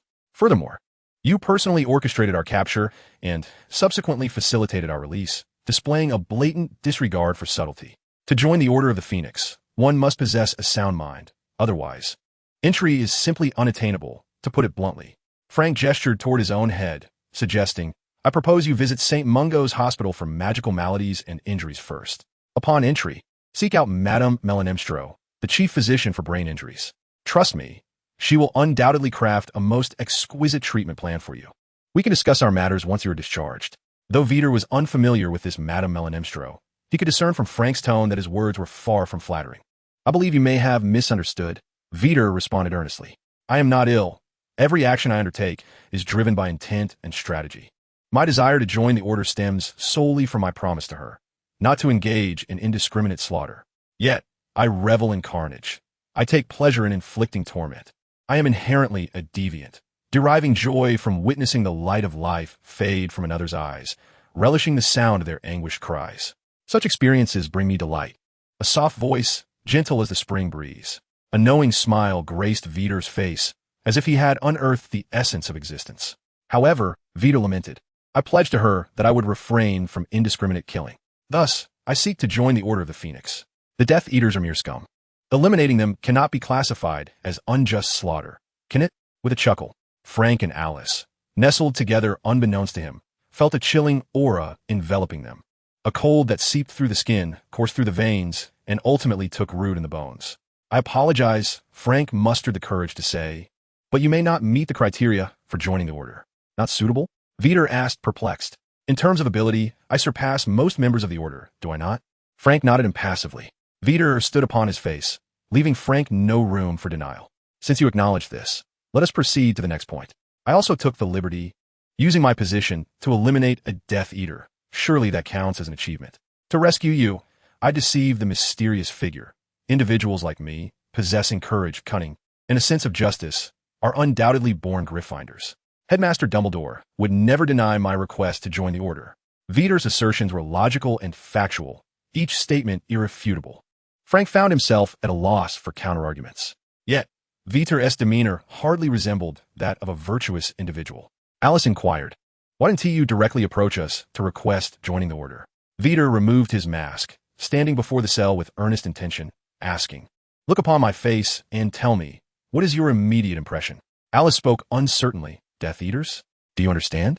With a hint of exasperation, Vitt replied, I am aware that my personality has its minor flaws, yet I can endure, I can restrain myself. This issue is not significant. The greater dilemma lies in the wretched disposition I possess by nature. Any reasonable individual, upon seeing me, would instinctively suspect me of being a villain. Should there exist any nefarious organization, I would undoubtedly be perceived as one of its members. First impressions carry immense weight. If I were to venture into the world alone, believe me, I would already be incarcerated in Azkaban. Vitt had recognized this predicament quite early on, upon entering the instance. The system would assign him a halo of hostility and benevolence based on the task at hand. The intensity of the halo varied with the task's level. This was to prevent him from being mistakenly harmed by allies and to keep him from mingling with foes. However, the halo was not absolute. Each individual within the instance possessed their own personality and thoughts, just as before. Although Gryffindor members often felt compelled to strike him, they nevertheless tolerated Vitt throughout the journey. Presently, Vitt was leveraging this halo to deflect much of the blame onto it. To put it simply, he was exploiting a game mechanic to exploit a bug. Look closely at me, Vitt whispered softly, standing within their reach. People tend to judge by appearances and often rely on stereotypes. Every virtuous person who sees me displays a look of disgust, even raising their fists to attack me. Just then, as Vitt finished speaking, he received a punch to the face from Alice. Wait, Frank interjected hastily, averting his gaze from Vitt, though still addressing him. Calm down. We were a bit too serious just now and couldn't help ourselves. We didn't mean to act impulsively. All right, Vitt muttered, covering his bruised left eye as he stepped back from their range of attack. Do you understand now? I inherently possess this aura. In the eyes of the good, I am a villain. Even if I do nothing, they will revile me, and at the slightest misfortune, I will be the first suspect. Conversely, in the eyes of the wicked, they perceive me as one of their own, more inclined to trust my words, even if they are mere fabrications. I am a natural Death Eater. I refuse to succumb to fate, nor do I wish to betray my promises to her. Thus, I shall join the Order of the Phoenix. After all, we are inherently different. Chapter 39, Meeting Dumbledore. Frank was already convinced to a degree, yet he still hesitated to agree, primarily due to Vitt's seemingly unhinged demeanor. Both Vitt's words and actions were exceedingly erratic. The atmosphere fell into a heavy silence. Vitt's mood darkened, his gaze growing increasingly menacing. What are your current statuses? Prisoners, on the brink of death, and your son is in my grasp. Given your present circumstances, what is there to hesitate about? What is there to ponder? Noticing the glimmer in Witt's eyes, Frank felt a slight sense of relief.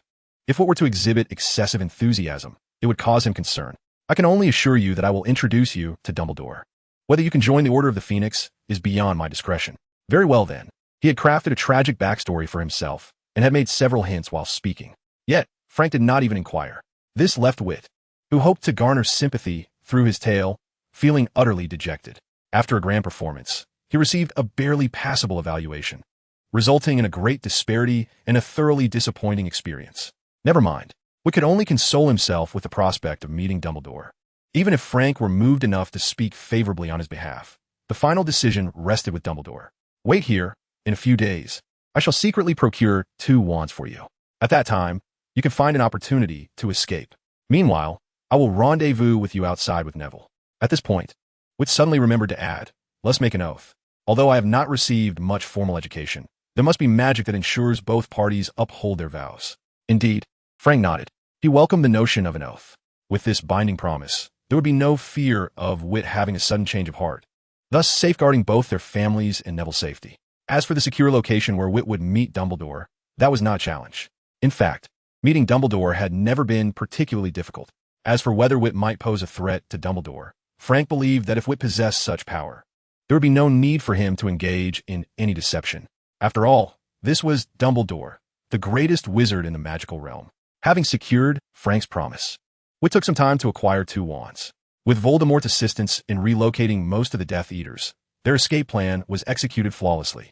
So seamless was their endeavor that they completed the entire process in under half an hour, even before Dumbledore's rescue plan had commenced. In a concealed chamber in London, Dumbledore's Patronus entered with a letter in tow. It was a key to a door. Although Dumbledore had received the message relayed by Frank's Patronus, he could not fully trust Frank's words. He was uncertain whether Frank had fallen under Voldemort's control through dark magic. Dumbledore believed that Frank would not betray the order, yet magic could not be resisted by mere will alone. In the interest of caution, he sent a key that would transport anyone who touched it to a designated location. If Frank were indeed under Voldemort's influence, he would surely avoid such an obvious trap.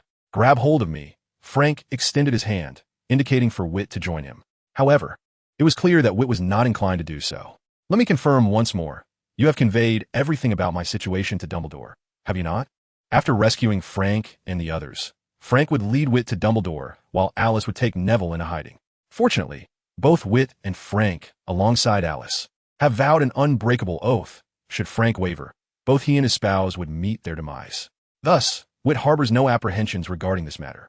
His primary concern lies with the aura that surrounds him. As he grasped the key to the door and transported himself, Dumbledore and the members of the Order of the Phoenix recognized the presence of Death Eaters. Immediately, a flurry of curses ensued. It is conceivable that someone might resort to lethal force, as the background information indicated that today, S-Aurors are permitted to employ the unforgivable curses. To perish for such a reason would be an egregious injustice for Whit. Therefore, prior to the transportation, Whit inquired once more. Rest assured, Frank replied with a hint of exasperation. I have disclosed everything to Dumbledore. No one will resort to lethal force.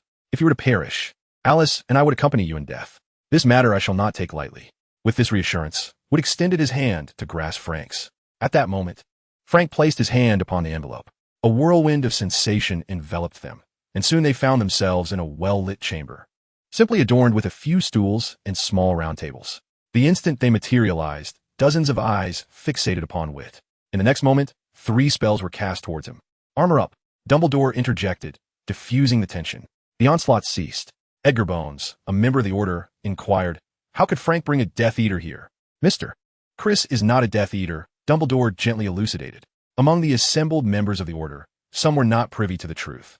As Dumbledore sought to ascertain whether Frank's extraordinary ability was indeed genuine. Prior to this, Dumbledore was confident that most did not recognize Whit. However, the moment Whit arrived, those who beheld him instinctively perceived him as a Death Eater. Dumbledore himself was no exception. They even overlooked Whit's age. Those who had been alerted by Dumbledore refrained from action, while half of those who had not chosen to subdue Whit. Dumbledore approached, bending slightly, his gaze penetrating through his half-moon spectacles, scrutinizing Whit intently. After a pause, Dumbledore closed his eyes and gradually retreated. Whit evoked an unusual sensation within him. At first glance, he appeared as a Death Eater, yet if one directed hostility towards Grindelwald and then regarded Whit, he resembled a saint. Dumbledore's thoughts oscillated multiple times. Yet Whit steadfastly maintained his role as the antagonist. Professor McGonagall, please escort everyone outside, Dumbledore gently requested. The reason for their expulsion was Dumbledore's observation that several individuals had, involuntarily, drawn their wands. Remaining any longer might incite them to unleash their magic upon Whit. Very well, she affirmed, leading the other members of the order out of the room. Mr. Chris, is there anything you wish to say now? The silencing charm was cast. Vitt glanced at the door, aware of eavesdroppers. This matter could only be disclosed to Dumbledore alone. Chapter 40. I would rather assassinate Voldemort. Dumbledore followed Vitt's gaze and waved his wand to cast a silencing spell. Mr. Chris, you may now speak. I am preparing to unite with the mysterious figure to assassinate you. Vitt's words were as striking as a deep-sea torpedo, shattering the silence with alarming intensity. Yet, Dumbledore's expression remained unchanged. He smiled, his azure eyes betraying no hint of turbulence, as though Vitt had merely mentioned an inconsequential matter. Mr. Vitt, please continue. The calm demeanor of Dumbledore left Vitt feeling unaccomplished. Could you not cooperate with me? Vitt remarked, a hint of frustration in his tone. Your demeanor renders this rather dull. At that moment, Dumbledore's face slowly revealed a look of astonishment, exaggerated and utterly artificial, evidently performed for Vitt's benefit. The old man's reactions were always a beat behind, lacking the quickness of the youth. Despite the obvious pretense, Dumbledore felt the need to explain, clearly being considerate of Vitt's feelings. Thank you. Avada Kedavra. Vitt unexpectedly unleashed a killing curse. This time, Dumbledore reacted swiftly. A transformation spell turned the nearby bench into a wall, shielding him from the curse, while a disarming charm sent Vitt's wand flying from his grasp. Remarkable bravery, Mr. Chris. I believe the Sorting Hat would undoubtedly place you in Slytherin, Dumbledore jested. He seemed unfazed by Vitt's use of the killing curse in his presence, interpreting it as a sign that Vitt had no real intention of killing him. I would prefer to be in Gryffindor. A child as brave as I am is naturally suited for Gryffindor, Vitt asserted. Mr. Chris holds a fondness for Hogwarts.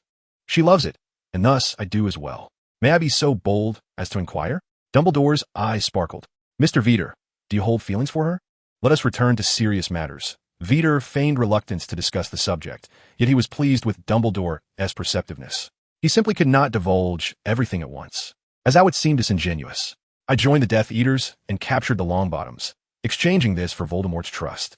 I devised a plan to assassinate you. However, the one I truly wish to kill is him. Would you care to entertain this notion? Vitt spoke earnestly. I have heard you possess a phoenix. If you could merely feign vulnerability, I could inform a mysterious figure to orchestrate this act. At that moment, I would strike you unexpectedly, and you would pretend to be caught off guard, allowing your phoenix to block the killing curse. I would then flee towards the mysterious figure. Subsequently, the Order of the Phoenix would join forces with the Ministry of Magic to confront the Death Eaters head-on. As long as you can distract the mysterious figure, I could seize the opportunity to ambush him with the killing curse. This matter possesses an 80% probability of success. The enigmatic figure would never suspect that I would take action against him. How so? With a tone of sincerity and a clear plan, Vitt articulated his thoughts. Following his guidance, Dumbledore calculated that there was at least a 50% chance of success. Most importantly, if they were to fail, the repercussions would not be significantly detrimental to them. The Death Eaters and Voldemort, however, are utterly unrestrained, which has exacerbated the situation. Following the Ministry of Magic's announcement permitting Aurors to employ the unforgivable curses, the Ministry has gradually gained the upper hand in recent confrontations with the Death Eaters, excluding Voldemort from the equation. The conflict between Dumbledore and Voldemort is of paramount importance. Should the Ministry and the Order of the Phoenix lose Dumbledore, Voldemort would gain a considerable advantage. Conversely, if the Death Eaters were to lose Voldemort, the Ministry would immediately attain absolute superiority. Vitt's plan could be deemed remarkably flawless. The sole drawback might be that, if it were to fail, Vitt would face a gruesome fate at the hands of Voldemort. Such a seemingly impeccable plan appears to leave me without any grounds for refusal. Yet, Dumbledore lowered his head, once again regarding Vitt. May I inquire as to why you wish to pursue this course of action? Mr. Chris, your unique circumstances clearly favor you should Voldemort prevail. Should Voldemort fail, there would be no benefit for you, and his followers would not spare you. Why then? Why so many questions? Would seem to be stirred to his core by Dumbledore's words, and he shouted recklessly, I want to do this, I enjoy doing this. It is simply who I am. After this outburst, Vitt curled into himself, appearing small and solitary. He whispered softly, I merely wish to have an opportunity to choose. To do it for her sake. Perhaps I am inherently a villain. However, I yearn for, I hope for, the chance to choose to be a good person. In that moment of despair, Vitt resembled an 11-year-old child, yearning for acknowledgement, understanding, and a means to escape his dark past. A child craving redemption, yet stubbornly hiding in the shadows. From the outset, Dumbledore had been employing legilimency on Vitt. Yet he could not extract any memories from him. Dumbledore could only assess whether Vitt was deceiving him based on his demeanor and his own experience. After several probing attempts, Dumbledore discerned no indication of deceit from Vitt. He appeared as a madman, rational in appearance, yet fundamentally unhinged, making it challenging for Dumbledore to identify any issues. Nevertheless, Dumbledore felt inclined to place his trust in Vitt. Judging by the plan proposed by Vitt, regardless of its outcome, maintaining a degree of caution would yield no adverse effects for them. Every aspect had been thoroughly contemplated on his behalf. Mr. Chris, Dumbledore approached, gently ruffling Vitt's hair, gazing intently into his eyes as he earnestly apologized. I am profoundly sorry and hope you can forgive this somewhat suspicious old man. I concur with your plan. We must seek individuals who can be absolutely trusted. Vitt reminded him, there is a traitor within the Order, relaying your messages to the Death Eaters. Confidentiality is the cornerstone of our success. The fewer who are aware, the greater the likelihood of our success. Rest assured, Dumbledore winked at Vitt. Do not underestimate the wisdom of an elder. Chapter 41. An accord reached. 10 days later, Vitt gazed grimly out the window, realizing he was imprisoned. Dumbledore had neither killed him nor sent him to the Ministry of Magic. He had merely confined him here for a continuous span of 10 days. Apart from the house elf delivering meals, Vitt had seen no one. Reflecting on the last words Dumbledore had spoken a decade prior, Vitt could not help but wonder if they were mockery. Do not doubt the experiences of an elder. Had Dumbledore seen through him? Vitt felt a gnawing unease. Yet, outwardly, he maintained his composure. Despite his pallor, he refrained from any extreme actions. Vitt was acutely aware that he was navigating treacherous waters. Any erratic behavior could jeopardize the mission. As a seasoned player, Vitt exercised great patience. If Dumbledore truly harbored distrust and intended to confine him indefinitely, there was little Vitt could do. Given Vitt's current capabilities, accomplishing his task without employing some cunning stratagem was utterly unfeasible. In the headmaster's office at Hogwarts, Dumbledore was using magical instruments to observe Vitt's behavior. Professor McGonagall, he said quickly, with all due respect, can we truly place our faith in an 11-year-old child? Is it plausible for him to launch a surprise attack on Voldemort? Dumbledore shifted his gaze from the crystal ball, responding gently. Voldemort has an extraordinary degree of trust in him. Voldemort never trusts anyone, yet this time, he has displayed remarkable faith in Vitt. Dumbledore would not be swayed by Vitt's few words or display of vulnerability. The absence of complete trust, coupled with the aura surrounding Vitt, intensified the inherent suspicion. During these 10 days, Dumbledore had utilized various channels to impersonate Vitt and convey information. Through Voldemort's reactions, Dumbledore uncovered a startling truth. Voldemort himself placed immense trust in Vitt, surpassing even that of Bellatrix, Lucius, and other seasoned Death Eaters. It could be said that apart from Voldemort himself, Vitt was his most trusted confidant. Dumbledore speculated that this peculiar phenomenon stemmed from Vitt's unique ability, one that could even influence him. If he remained near Vitt for too long, he would inevitably find himself compelled to act against him. Vitt had claimed that he would be despised by the good and favored by the wicked. And thus the analogy held true. If the effects of this ability manifest equally in two individuals, Dumbledore estimates that even if Vitter were to stand idly by Voldemort's side, Voldemort would undoubtedly find himself trusting Vitter involuntarily. Dumbledore is a man of remarkable restraint regarding his desires, whereas Voldemort is fiercely loyal to his own. The influence of Vitter's capabilities on Voldemort would likely be even more profound. After 10 days of probing, Dumbledore is convinced that if Vitter genuinely intends to eliminate Voldemort, his seemingly flawed plan is quite likely to succeed. Professor McGonagall, please inform Frank and Moody to prepare themselves. We are about to face several challenging battles. This matter must not be disclosed to James and the others. We cannot yet ascertain who the mole is among them, and it is imperative that none of them be informed. The Order of the Phoenix has already suffered significant losses. All of this has occurred since their joining, and it is evident that one among them is the traitor. Tensions have begun to rise among the quartet, with suspicion brewing. Naturally, Dumbledore does not intend to share such critical information with them. Vitter is right. The less one knows, the lower the chances of exposure and the greater the likelihood of success. Within the confines of the small room, Vitter glared at Dumbledore with a brooding intensity and bluntly stated, I have been contemplating these past few days that being a villain isn't so bad after all. If you had not come today, I would have no intention of collaborating with you tomorrow. Return my wand. Vitter extended his hand, demanding his wand from Dumbledore. As for his earlier remarks, they were mere fabrications. Regardless of when Dumbledore arrives, Vitter would always express such sentiments, as he aimed to cultivate his emotional state. "Mr. Vitt, you are far too impatient," Dumbledore replied leisurely, his demeanor unruffled, as if nothing could disturb his emotional equilibrium. "Stop," Vitt retorted loudly. "If you dare to add more than 2 spoons of sugar to my brewed black tea, I will undoubtedly seize the teapot and bring it crashing down upon your head." During their previous conversations, Vitt had noted Dumbledore's penchant for adding lethal amounts of sugar to his tea. As a master of tea, Vitt held no appreciation for such practices. How can one still savor the flavor of black tea with that much sugar? My tea is rendered utterly worthless. Dumbledore paused in his actions, a flicker of surprise crossing his eyes. He had assumed Vitt was merely passing the time by brewing tea. Little did he know that Vitt possessed remarkable tea skills. Taking another sip and savoring it thoughtfully, Dumbledore finally spoke. "Mr. Vitt, I have made some modifications to your plan over the past few days, and I hope you will cooperate."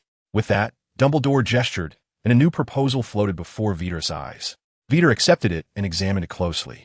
The plan would allow Vitt to convey a few accurate pieces of information to Voldemort. The Order of the Phoenix would undoubtedly face dire setbacks, even suffering casualties. Consequently, Voldemort would be inclined to trust Vitt even more. Vitt had contemplated this matter previously, yet he ultimately chose not to bring it up. Whether it is Dumbledore or the Order of the Phoenix, there's always been a lingering distrust towards him. If he were to propose such an outrageous request, it is highly probable that Professor Dumbledore would decline. "Professor Dumbledore, do you truly place such unwavering trust in me?" The notion of involving the Order in such matters without prior notice could indeed lead to significant casualties among their ranks. This chilling behavior left Vitt in disbelief that Dumbledore would resort to such tactics. "There's a traitor within the Order," Dumbledore remarked with veiled intent. "I need to identify him, and I require your assistance. McGonagall, Moody, and a few others will discreetly ensure their safety, preventing any severe losses. Then, may our collaboration be fruitful." Vitt rose, extending his hand towards Dumbledore with a smile. Yet, a flicker of unease stirred within him. Should Dumbledore harbor ulterior motives? Nevertheless, Dumbledore seemed intent on achieving 2 objectives: bolstering Vitt's standing with Voldemort while unearthing the traitor who had aligned himself with the Dark Lord. Vitt felt a measure of relief. Prior to the emergence of this traitor, the Order had never suffered such devastating losses. In merely a few days, 3 or 4 families had perished, and 1 individual had gone missing, likely facing dire circumstances. The Death Eaters, in their ruthless campaign against the Order's members, executed their victims family by family, leaving no stone unturned and striking terror into those who might oppose them. With the Order already thin in numbers, such losses weighed heavily upon Dumbledore's shoulders. Chapter 42. The second oldest, I am the eldest. "James." Sirius Black hurriedly entered the room, excitement brimming in his voice as he addressed James Potter, who was gently lulling a child to sleep. "Professor Dumbledore has assigned us a new mission. Since the last attack by the Death Eaters, which claimed numerous members of the Order, Dumbledore had refrained from delegating tasks to them for quite some time." Sirius felt an overwhelming sense of frustration, yet he struggled to articulate his thoughts. He harbored doubts about whether Lupin might be the traitor, given his lycanthropic condition. However, James was confident that Lupin would never betray them. In fact, James held unwavering faith that none within their group of 4 would turn against him. It was precisely this assurance that maintained a veneer of harmony among them, despite James's deep trust in his companions. The harsh reality remained that the Order had been ambushed by the Death Eaters only after their involvement. Prior to their arrival, the Order had only lost lives during missions, never having been discovered at their hiding place, resulting in tragic family slaughters. To dispel any suspicion, James felt compelled to take action to clear their names. Yet, without absolving their guilt, they could not act recklessly. Impulsiveness would only deepen the shadows of doubt cast upon them. James waited patiently for Dumbledore to assign him a new task, placing his faith in the professor, confident that Dumbledore would reciprocate that trust. "What sort of mission?" James inquired, handing little Harry to Lily while walking alongside Sirius, and casually closing the door behind them. James had a foreboding sense that this mission would not be straightforward. To spare Lily any concern, he decided it best that she remain unaware of the details. Accompanied by Sirius, James entered the living room, where Remus and Peter Pettigrew were already seated.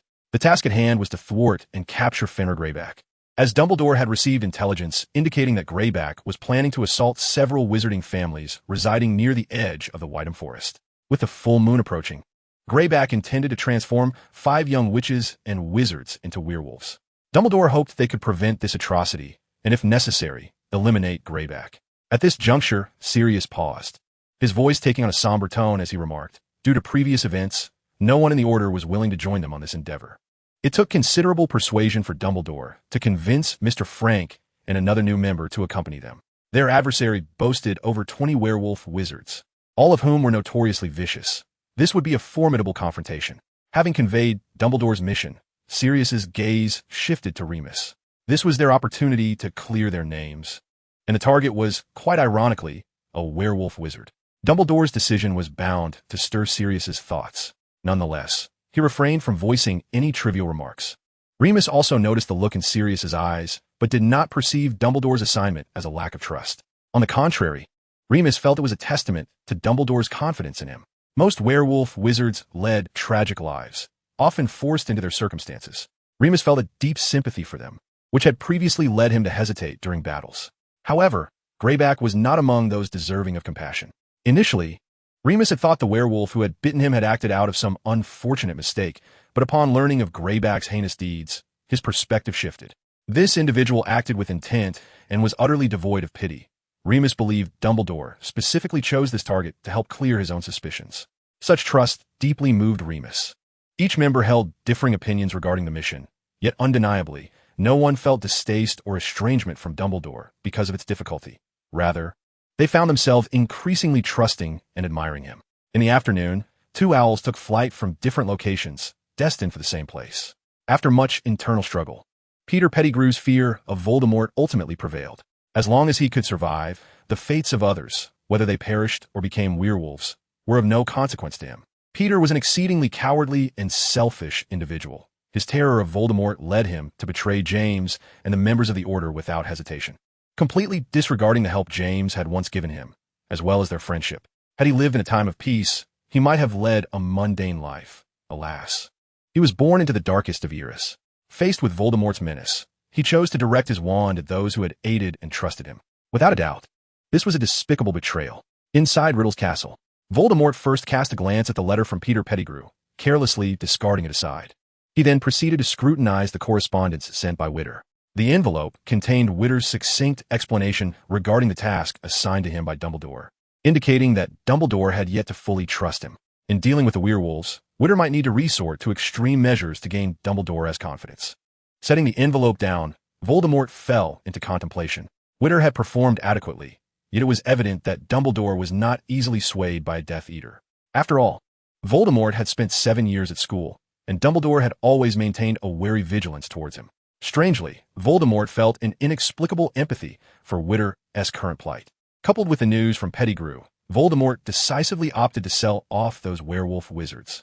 Werewolf wizards occupied the lowest echelons of the magical community, their status far beneath that of Muggle wizards. To Voldemort, they were mere expendables, hardly even deserving of the title of Death Eaters. The death of a few werewolf wizards posed no significant concern for him.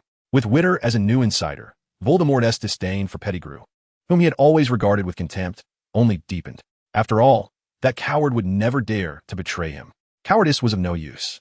In contrast, Witter was not only exceptionally astute and capable, but also demonstrated unwavering loyalty and bravery, boasting a remarkable potential for growth. Should Witter survive this task, Voldemort intended for him to eventually succeed Lucius in his position. As for Lucius, once Voldemort's ambitions were fulfilled, he would undoubtedly seek to diminish the Malfoy family's influence. Voldemort's current trust in Lucius was merely a necessity, reliant on the assistance of the Malfoy family. A cunning rabbit will ultimately lead to the hunting of its hounds. Once the birds are gone, the fine bows are hidden away.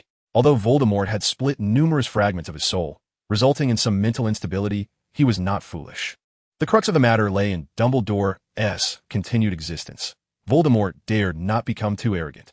Should Witter succeed in assassinating Dumbledore, the moment Dumbledore fell, Voldemort would undoubtedly swell with pride and arrogance, oblivious to all. Chapter 43. The Assault on the Werewolf Wizard Camp. On the day of the mission assembly, Frank brought Witter to a wooden cabin nestled in the Weissam Forest. Witter did not don a mask. In that moment, he gripped his wand tightly, brimming with eagerness and excitement, completely devoid of fear in the face of impending war. His exuberance made Frank exceedingly uncomfortable. How long until we arrive? I heard there are over 20 werewolf wizards this time. Can I take them all down? Witter exclaimed with an excited urgent, and slightly agitated tone.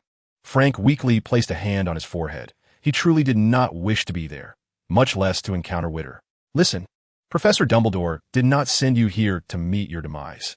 Every werewolf wizard possesses the capability to kill you. Even a single member of the Order of the Phoenix could easily overpower you in direct combat. Isn't that even better? Witter rose, enraptured, and declared, "This is the very feeling I crave. Death washes over me like water, wave after wave, cascading through my being.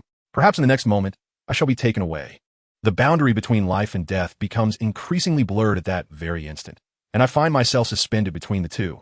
This exquisite sensation is enough to send a thrill coursing through me at the mere thought, I remarked, just as Frank stood up, poised to counsel Witt. The door of the wooden cabin was suddenly flung open. James strode in ahead of the others, and upon catching sight of Witt, an inexplicable wave of disdain surged within him.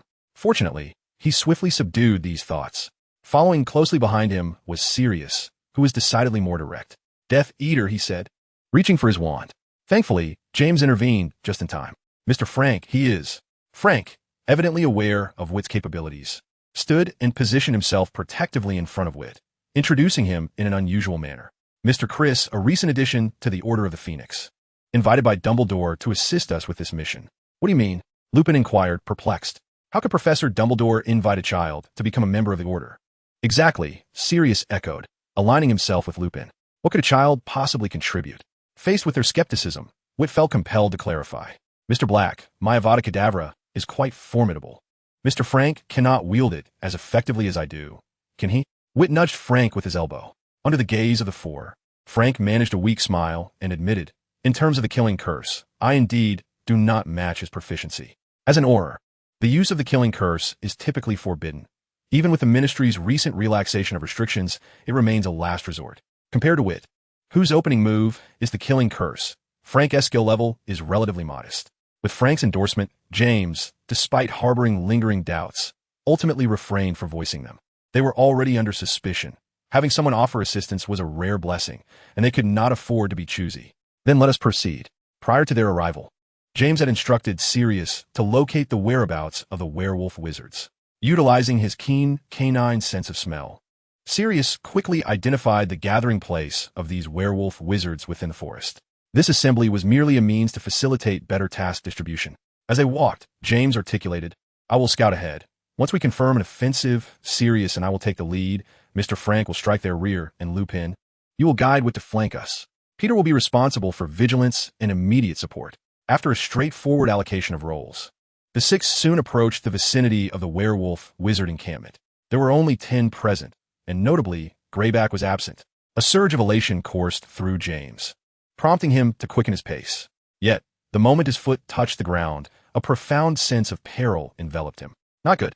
Cloaked in invisibility, James decisively retreated. In that instant, a black light erupted, corroding the surrounding trees entirely. "We need to evacuate this area," James shouted.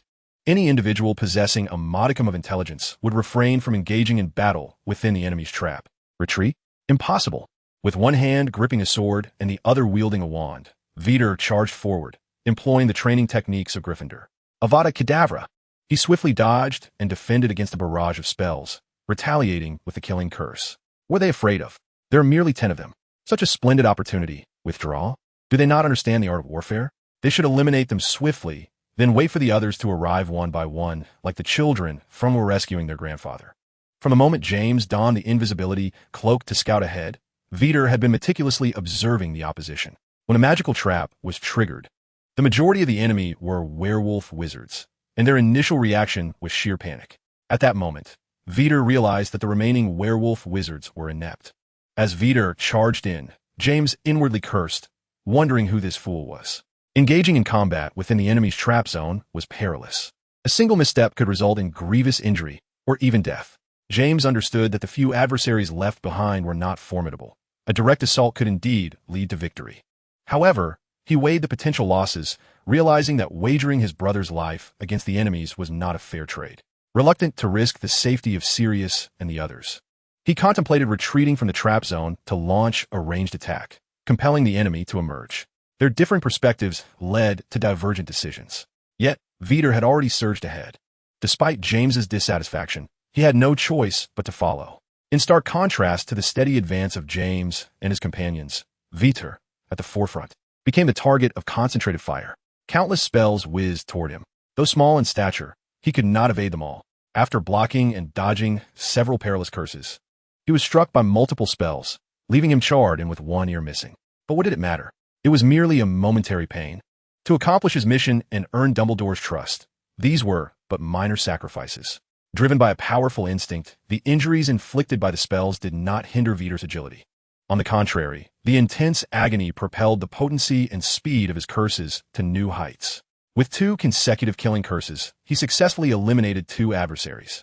Vitt's thoughts were unknown to James and the others. Yet witnessing Vitt, covered in wounds yet relentlessly charging forward without so much as a pause, filled James with admiration. His pace quickened. He could not allow Vitt to fight alone. What seemed to take an eternity was merely a matter of seconds. With his body marred by injuries, Vitt charged towards the remaining 8 opponents, disarming one with a swift strike that sent their wand flying. A killing curse followed closely behind.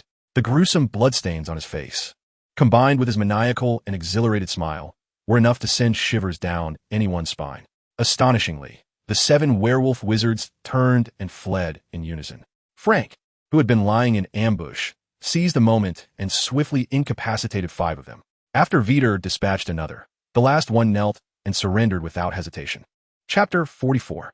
Do you believe I would die for you? Does it not hurt? Frank approached, filled with admiration as he inquired. He had just witnessed with his own eyes Vitt stepping into a trap, his back marred by a multitude of pits caused by dark magic. A curse struck his chest, causing him to cough up a significant amount of blood. One of his ears was also missing. Despite such grievous injuries, Vitt remarkably maintained his swift pace, showing no sign of slowing down. Observing Vitt's frenzied state, Frank felt a twinge of apprehension. Vitt, seemingly unconcerned, remarked, "This pain is nothing compared to the Cruciatus curse." Noticing Frank retreating slightly, rolling his eyes in disbelief, Vitt exclaimed, "Why are you running? Come help me staunch the bleeding. If you delay any longer, I swear I'll die right before your eyes." Apologies. Frank hurriedly approached to tend to Vitt's wounds. Once he began to examine the injuries closely, Frank couldn't help but gasp. Although the wounds were not life-threatening, Vitt's body was a canvas of bruises and cuts, making it painful to behold. Vitt's previous nonchalant demeanor had nearly convinced Frank that he had merely sustained a minor injury. All done, Frank finally stood up, speaking softly, "I can only do so much. To dispel the dark magic afflicting you, we must go to St. Mungo's Hospital for magical maladies and injuries for professional treatment." "Don't," Vitt replied, rising to his feet and stretching his body. Despite the lingering pain, the bleeding had ceased, allowing him to continue fighting. "You know my situation. I cannot go to a hospital. Let us focus on the mission first. Have you found out where Greybuck is?" With just a few lackluster werewolf wizards, it was evident they were merely a bunch of blustering cheerleaders, perhaps even transformed muggles. The priority was to chase after Greybuck. There's a slim chance that a muggle bitten by a werewolf may survive and be transformed, but most bitten muggles die instantly. Conversely, a wizard who is not killed on the spot is guaranteed to become a werewolf. We were fortunate to arrive just in time. Vitt had charged ahead, drawing a significant amount of fire, while James and the others provided cover from behind, sustaining only minor injuries. After some basic treatment, they were largely unscathed. Following this incident, James no longer underestimated Vitt. His respect for him had notably increased. James surmised that Vitt's combat experience might surpass his own, as evidenced by his adept dodging and timing in striking. However, his spells were rather monotonous, limited to the killing curse. He did not even know how to use Protego. Had he utilized it, Vitt's injuries could have been significantly reduced. Considering Vitt's age, James believed he was unlikely to have learned Protego. This line of thought led James to ponder why Dumbledore would allow a child to join the Order of the Phoenix, as it was not at all in accordance with Dumbledore's character. While deep in contemplation, he was suddenly interrupted by the sound of an argument. Turning his head, he saw Vitt and Lupin embroiled in a dispute. "Are you out of your mind? Tomorrow is the full moon. They are werewolves. Do you understand?" Vitt rubbed his temples, feeling as though the person before him was lacking in common sense. "If it were merely a band of ordinary wizards, I would not object to confining them anywhere. They are unlikely to possess any spare wands for the time being.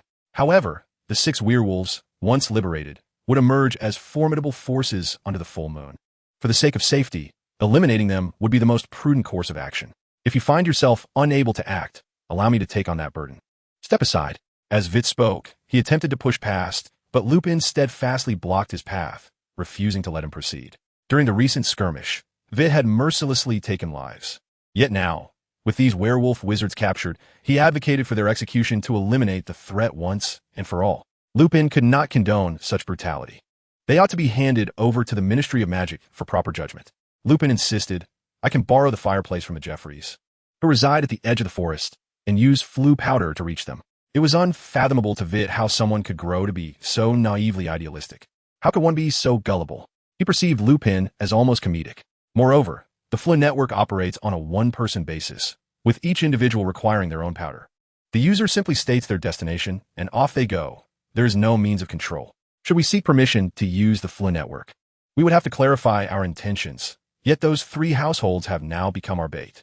Unless it is on the eve of the full moon, when we have dealt with this pack of werewolves, revealing our plans would only prompt them to flee.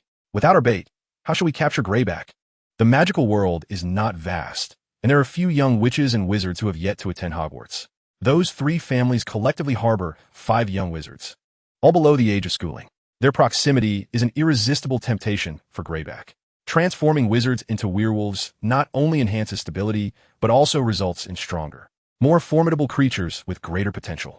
In contrast to werewolves born of muggles, those converted from wizards are akin to elite warriors rather than mere cannon fodder. With 5 young wizards within reach, even if Greyback were aware of the Order's presence, he would not retreat. He might even engage them. We must prevent Vitt and the others from alerting those 3 families, lest they escape. If those families were to relocate, Greyback is no fool. He would not recklessly confront the Order without cause. Refrain from your ridiculous sentimentality. Step aside. Vitt brusquely shoved Lupin aside. Lupin had no intention of striking back. He merely wished to obstruct Vitt's advance. Yet he was taken aback by Vitt's overwhelming force, which sent him stumbling aside. Just as Vitt pushed Lupin away, a shadow appeared before him. James stood resolutely in Vitt's path. Mr. Chris, since the full moon has yet to arrive, might we first detain them? Without their wands, they pose little threat. Perhaps tonight, we may even resolve the matter of Greyback. The indiscriminate execution of lives does not align with the founding principles of the Order. Vitt turned and surveyed his surroundings as James approached, and Sirius, who had been merely observing from a distance, followed suit. Meanwhile, Frank maintained a posture of detachment, showing no inclination to assist. The act of slaughtering prisoners is not something that Frank, a proud Auror, could ever support. Faced with a trio of adversaries, Wood found it increasingly difficult to maintain his former defiance. With only 6 individuals in total, and half dissenting, Wood had to take their opinions into account. If the morale of the group disintegrated, what purpose would their mission serve? Witt's tone softened slightly as he retorted, if they are rescued by Greybark, leading us to confront 6 additional werewolves on the night of the full moon. I hope you are prepared to bear that responsibility. Upon hearing Witt's tone shift, James promptly acquiesced. If this mission falters because of this, I will take full responsibility. Chapter 45. How could a child like me face 4 opponents?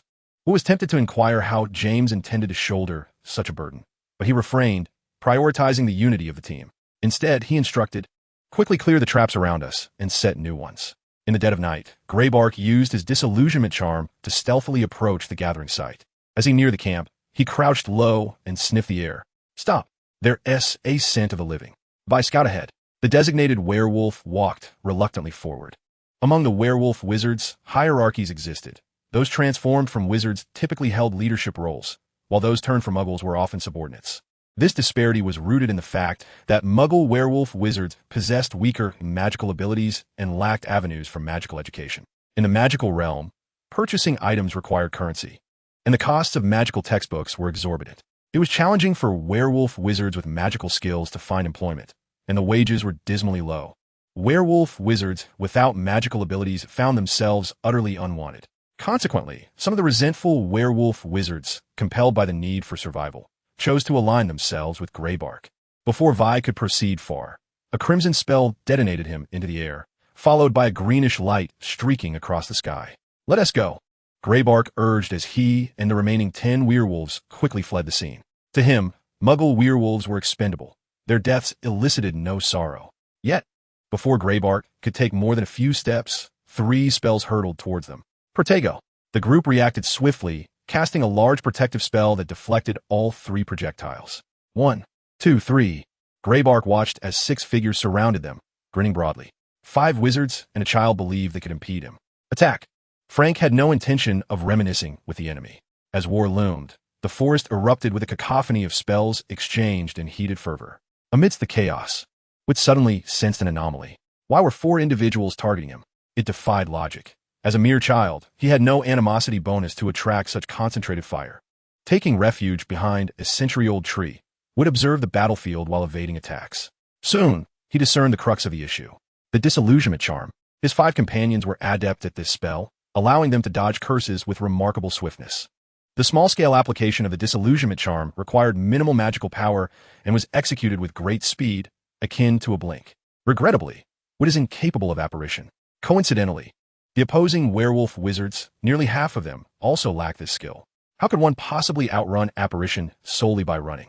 Thus, Vitt, being the target who cannot apparate, has become their prime focus for concentrated attacks. Vitt clenched his teeth, disregarding the potential harm to his allies, and retaliated with the killing curse. The adversaries before him were markedly different from the previous amateurs. Both their psychological resilience and prowess far surpassed those lesser foes. Outnumbered 4-1, Vitt stood no chance. After unexpectedly eliminating one, a loud shout emanated from Sirius's direction. "Bloody hell, don't use the killing curse. You nearly hit me." Sirius had just landed from apparition when a killing curse whizzed past him. Had he not been an animagus, he would likely have met his demise, surviving the opponent's spell. He found himself nearly slain by a comrade, leaving Sirius in a foul mood. "Hurry and help me," Vitt shouted, deflecting a spell with his sword. "How can I possibly contend against 4? I have 2 opponents of my own. You must hold on and refrain from recklessly using the killing curse." Vitt felt 6 dark spots forming on his forehead. If he could endure, he would not resort to such drastic measures. How can a child contend with 4? I must target those 2. Reluctantly, Vitt proposed a trade. "Fine." Sirius, with his swift apparition, positioned himself behind Vitt and decisively attacked the quartet of werewolf wizards. Vitt took on Sirius's previous foe. These 2 wizards proved far more formidable than the 4. Their apparition was elusive, and they wielded transformation spells, impediment curses, and area spells, occasionally conjuring swamps. In mere moments, Vitt bore 2 new wounds. No exchange. Sirius resolutely rejected Vitt's suggestion, evading attacks while efficiently incapacitating one opponent. "Hold on a little longer. Once I defeat these, I shall come to your aid." 2 minutes later, Vitt gasped. "How much longer? I can hardly withstand this. It can't go on like this." Sirius panted. "2 more have arrived. I cannot handle them either." "Then do not blame me." Vitt gritted his teeth. The Gryffindor training regimen was exhausting his magical energy, and he was utterly fatigued. If this dragged on, his magic would deplete, and he would lose consciousness. If he ceased the training method, he would lose his agility, rendering him utterly defenseless. Better to use the killing curse and see if he could eliminate one. Just as Vitt prepared to act, Lupin suddenly intervened, sustaining injuries to deliver a heavy blow to Greyback. A powerful curse severely wounded Greyback. Fearing that continued combat might cost him his life, Greyback promptly ordered a retreat. Leaving 3 werewolf wizards behind, Greyback's group successfully escaped. Faced with the 3 new captives, Vitt chose not to speak much this time. In a previous battle, he had been the main force, and thus felt entitled to voice his thoughts. This time, aside from ambushing and eliminating the werewolf that fell into the trap, Vitt endured a relentless barrage of attacks. Were it not for Lupin's valiant efforts in battle, he might have already met his demise. Given the circumstances, when Lupin expressed a desire to spare the captive, Vitt found himself lacking the courage to refuse. Utilizing the disillusionment charm, he walked resolutely among the 4, determined that after this mission, he would seek out Dumbledore to learn this spell. Although the killing curse proved effective, its trajectory was all too conspicuous. In a direct confrontation, it was exceedingly challenging to strike a target. Others were not oblivious. The glaring green light of the killing curse made it imperative to evade it, even if it meant enduring other spells. To be struck by the killing curse was indeed a matter of life and death. Upon returning to the camp, the 3 captured werewolf wizards were confined together with the previous 6. Vitt whispered, "What now? If we raise alarm, capturing Greyback will be significantly more difficult." Initially, Vitt and his companions had intended to ensnare Greyback with magical traps, hoping to catch him unawares. After laboriously setting the traps, they had only managed to capture a minor fish.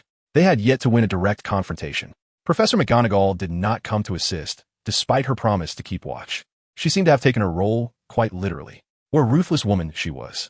Chapter 46, Greyback's Retribution. After treating Lupin's injuries and establishing vigilance and defensive enchantments, they could finally enjoy a moment of respite.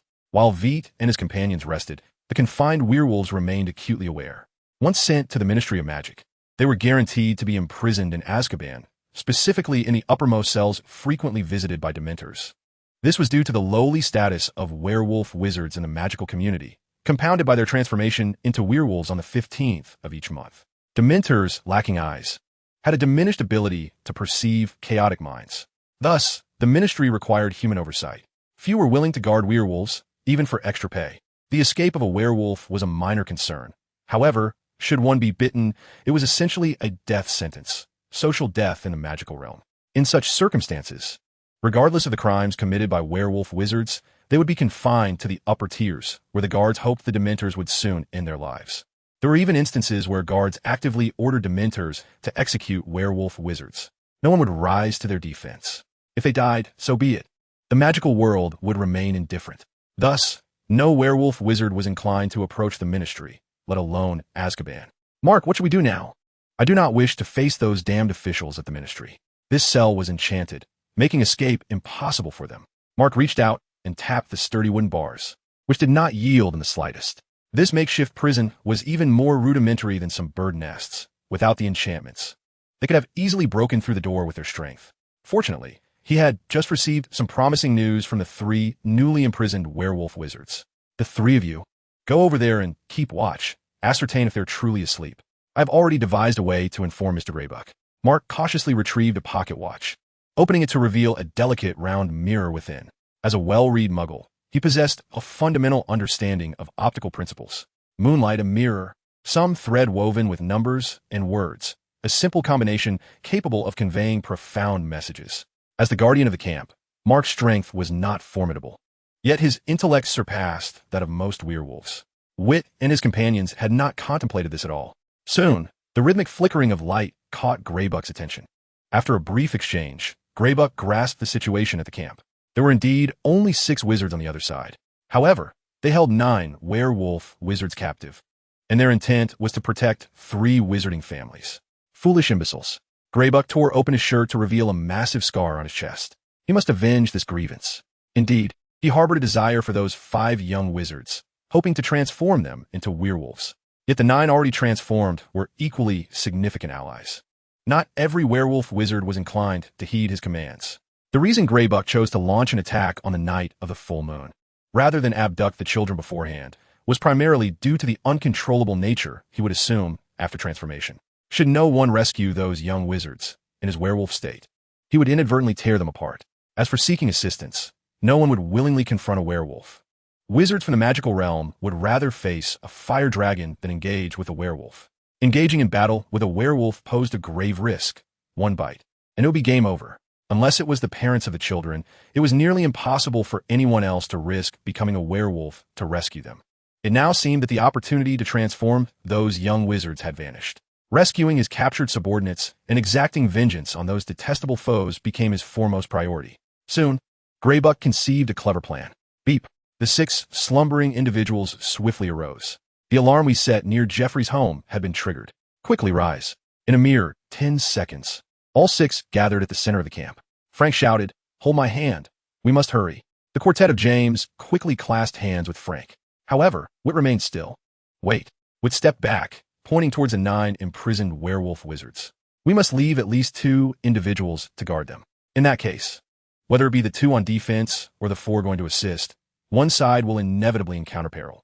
Time was of the essence. Decisions had to be made swiftly. Either leave more than 2 individuals behind or eliminate them. Vitt's words fell upon the group like a cold splash of water. They were uncertain how many individuals Greybuck had dispatched to assault the Jeffrey family. If all 6 ventured forth to assist, it would be tantamount to relinquishing the captives they had secured. Leaving one person to guard while it is nearly impossible to keep an eye on the 9 imprisoned werewolf wizards is hardly preferable. At the very least, they should leave 2 individuals. Initially, both sides were roughly evenly matched, but now, with Vitt needing to split his forces into 2 teams. Regardless of where Greybuck positions his main force, the team that encounters him will inevitably find themselves in peril. The individuals present are not foolish. After Vitt's suggestion, everyone comprehends the gravity of the situation. Lupin, whose wounds have yet to heal, suddenly finds himself ensnared in a significant dilemma. However, Tom does not permit him to ponder deeply. Before Lupin could devise a plan to address the matter, James stepped forward. Weaver will provide support while Frank stays here with Vitt. If Greyback indeed targets this location, we must be prepared. After a brief pause, James resolutely declared, regardless of whether we flee or fight, I stand in support. Vitt turned his gaze towards James, feeling a flicker of appreciation for him. The command was not difficult to issue. In fact, it was rather simple. The challenge lay in who would issue the order and bear the accompanying responsibility. The quartet was led by James, whose evident dedication to the team members over the past few days had been unmistakable. He was also willing to shoulder their burdens. Moreover, upon deciding to accept this responsibility, James inadvertently took on part of Vitt's burden as well. We must hurry. Time waits for no one, Vitt remarked coolly. They had already squandered too much time. If they continued to converse, there would be no one left to save. With a flicker of magic, James and the others vanished before Vitt, followed by a resounding shout. Ultimate explosion. A deafening blast erupted as Frank swiftly conjured an armored shield, protecting both Vitt and the werewolf wizards. The three werewolf wizards were absent of Greyback. Without the encumbrance of these werewolf wizards, neither Vitt nor Frank would fear their adversary. However, now, to prevent their opponent from seizing these werewolf wizards, both were left defensively enduring the onslaught. This was the first time Vitt had experienced such a constricted battle. Chapter 47, Mission Failure. The battle commenced, and 10 minutes elapsed. Let us just eliminate them, Vitt suggested while retaliating, urging Frank. At this rate, we cannot hold on much longer. No, Frank vehemently countered, struggling to maintain the protective armor.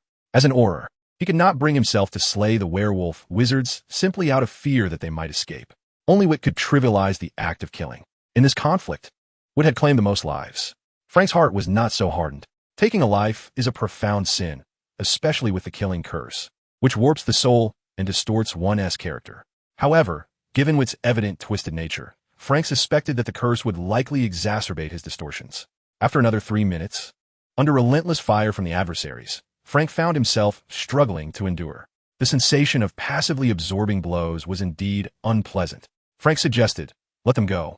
We should assist James and the others. But was left speechless. Abandoning the task now seems futile. It would have been better to have disregarded it from the outset. Thus, we shall relinquish these 9 werewolf wizards. Yet we must eliminate the 3 adversaries who have assailed us. Before Vitt could finish his statement, a colossal red signal flared in the distance, a call for aid.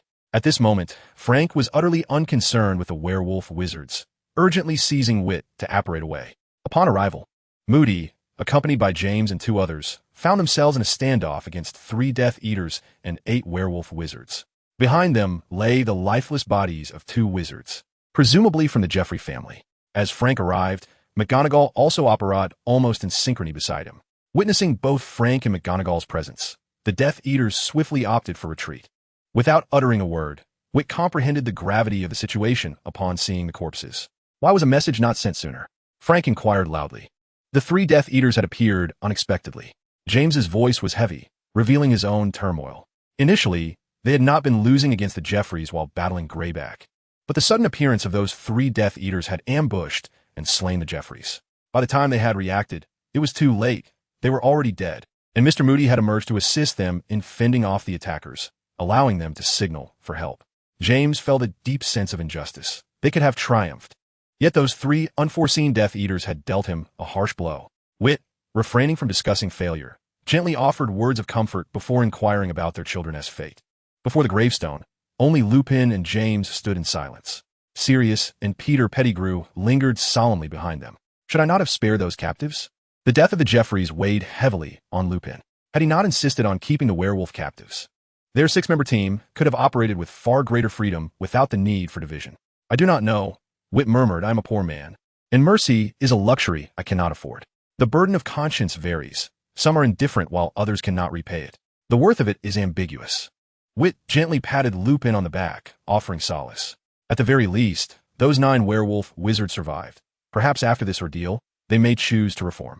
Lupin remained silent, fully aware of the improbability of such a notion. Standing beside Lupin, James yearned to say something, yet words eluded him. Previously, he had adamantly vowed to shoulder the responsibility before Vitt.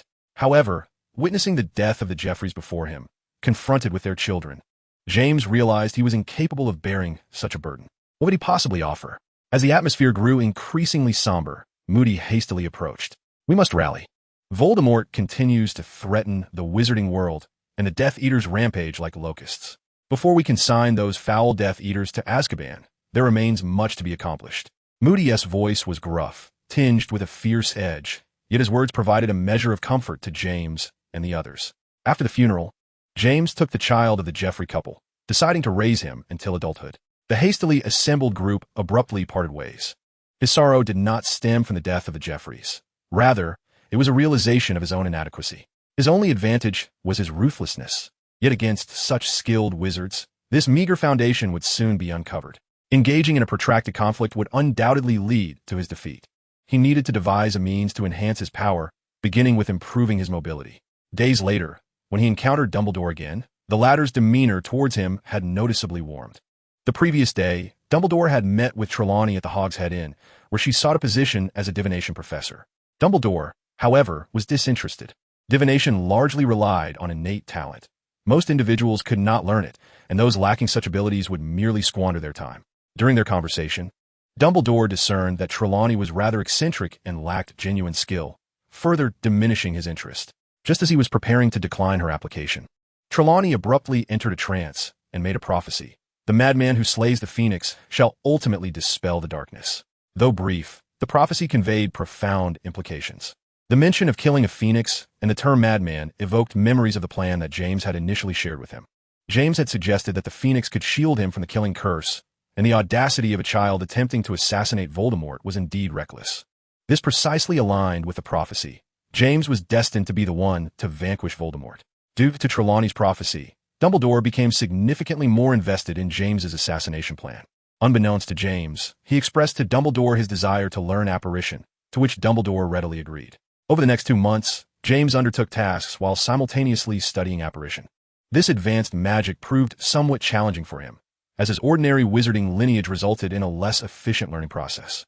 Aside from the magical rewards from the system, he had only acquired the Killing Curse and the Cruciatus Curse through special means. His aptitude for most forms of magic was rather average, placing him at a commonplace level. After 2 months of practice, James could only manage to use apparition in non-combat scenarios. He estimated that achieving the instantaneous effect required in battle would take him at least 2 to 3 years of dedicated training. This realization left him feeling quite disheartened, yet it further solidified his resolve to complete the task at hand. Chapter 48, The Final Confrontation. On September 1st, 1980, the day of Hogwarts opening, young wizards joyfully boarded the Hogwarts Express. Once the train departed, all the wizards on the platform used apparition to leave, as none dared to linger outside. A dark shadow continued to loom over the entire magical realm, with death pervasive in its presence. In response to the Ministry of Magic's counterattacks, Voldemort struck repeatedly. In a mere span of 2 months, the Ministry of Magic suffered the loss of 2 Aurors. Having endured a decade-long war, each surviving Auror is a battle-hardened veteran. The demise of these 2 elite Aurors represents a significant blow to the Ministry. Consequently, they resolved to apprehend several key Death Eaters as a counterstrike against Voldemort. On this day, Dumbledore also received a missive from the Ministry, beseeching his support. The moment he received the letter, Dumbledore recognized it as an exceptional opportunity to execute his plan to eliminate Voldemort. At Dumbledore's behest, Vitt sent a letter to Voldemort, a report concerning the incident. Over the past 2 months, with Dumbledore's cooperation, Vitt had sporadically transmitted over 10 pieces of intelligence to Voldemort, aiding the Death Eaters in navigating multiple crises. This bolstered Voldemort's trust in Vitt, who he regarded with utmost esteem. In the realm of espionage, Vitt and Peter Pettigrew differ vastly. Pettigrew acts out of fear and trepidation, obeying Voldemort's commands.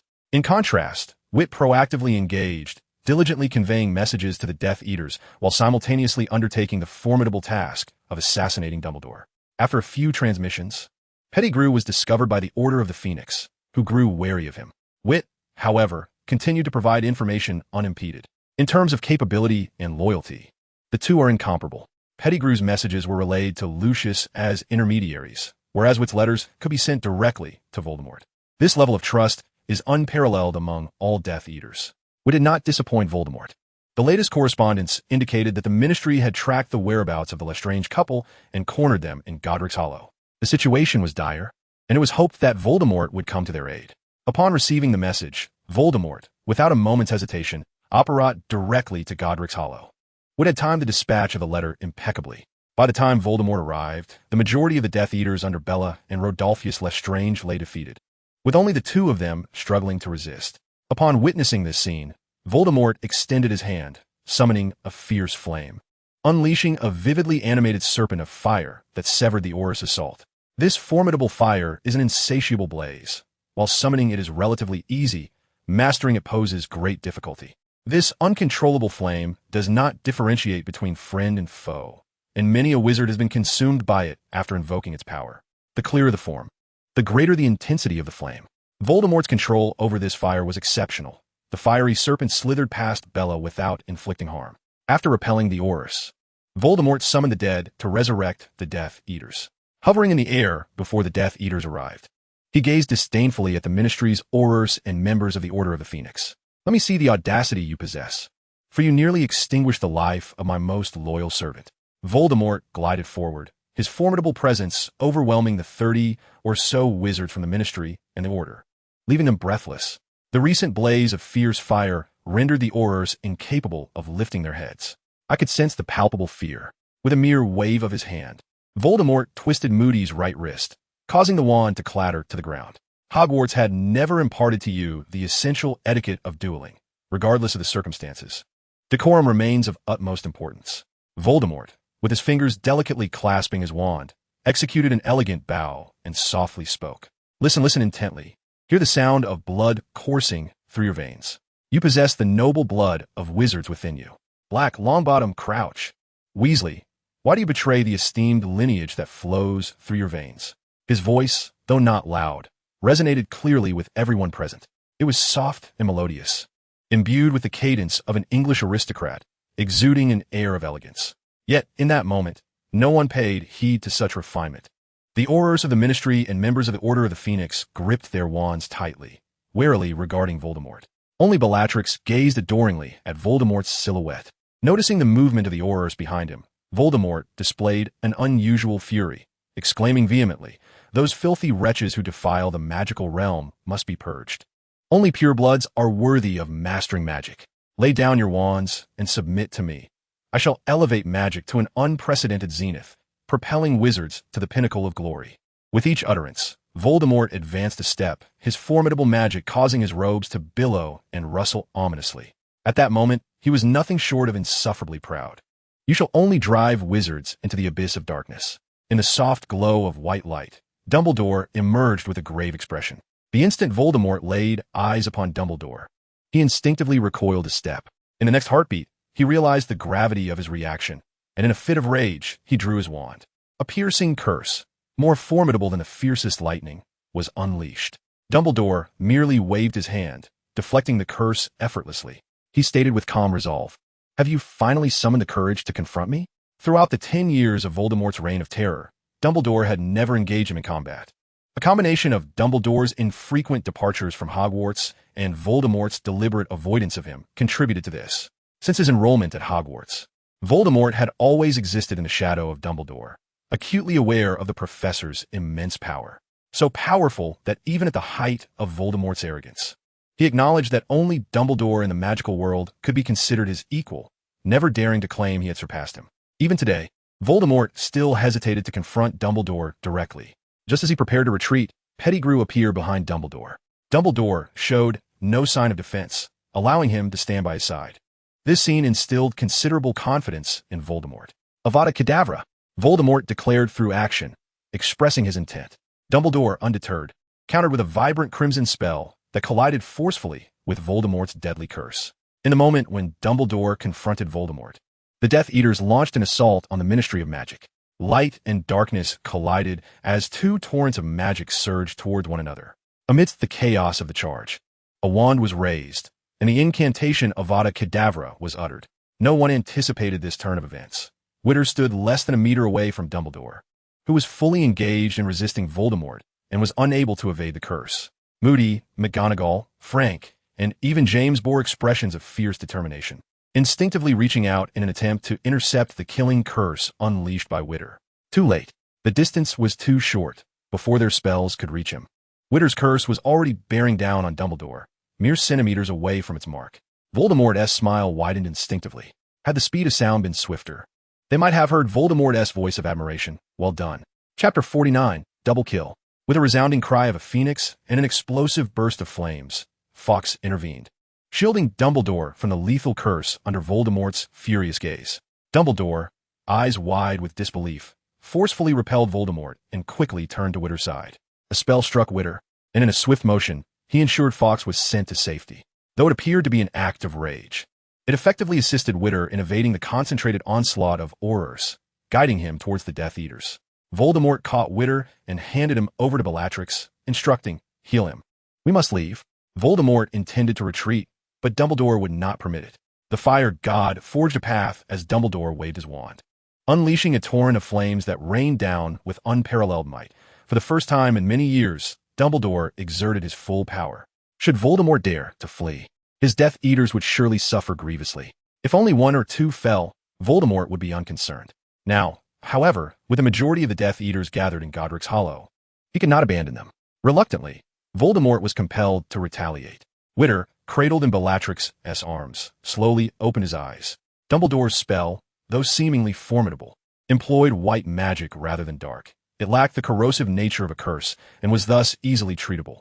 Although the injuries appeared grievous, without treatment, Witter would undoubtedly perish. Yet, with the aid of even a single wizard, he could swiftly recover. Dumbledore and Voldemort battled with all their might.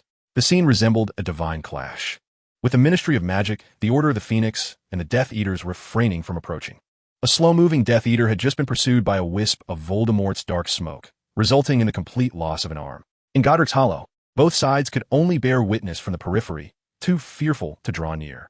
Witter, unsteadily rising to his feet, gazed in awe at this pinnacle confrontation within the magical realm. He could not comprehend it. The spectacle was beyond his understanding. A myriad of spells surged with cataclysmic force, yet remained confined to a small space, akin to a swirl of vibrant dyes. The two figures danced amidst the mingled flames and dark smoke at the center of the tumult. The entire experience of witnessing the battle felt akin to watching a spectacular visual effects blockbuster. It was nothing short of breathtaking. The intricacies of the duel were lost on the casual observer, who was merely captivated by the spectacle. After having glimpsed the pinnacle of magical prowess, the character realized that without the killing curse, neither Dumbledore nor Voldemort could be breached. They were impenetrable fortresses. In gaming terms, it was akin to having 0 hit points. The true power lay in the exploitative nature of the killing curse, rendering our protagonist a mere novice within the realm of magic. As 5 minutes elapsed, Voldemort began to falter, unable to match Dumbledore's might.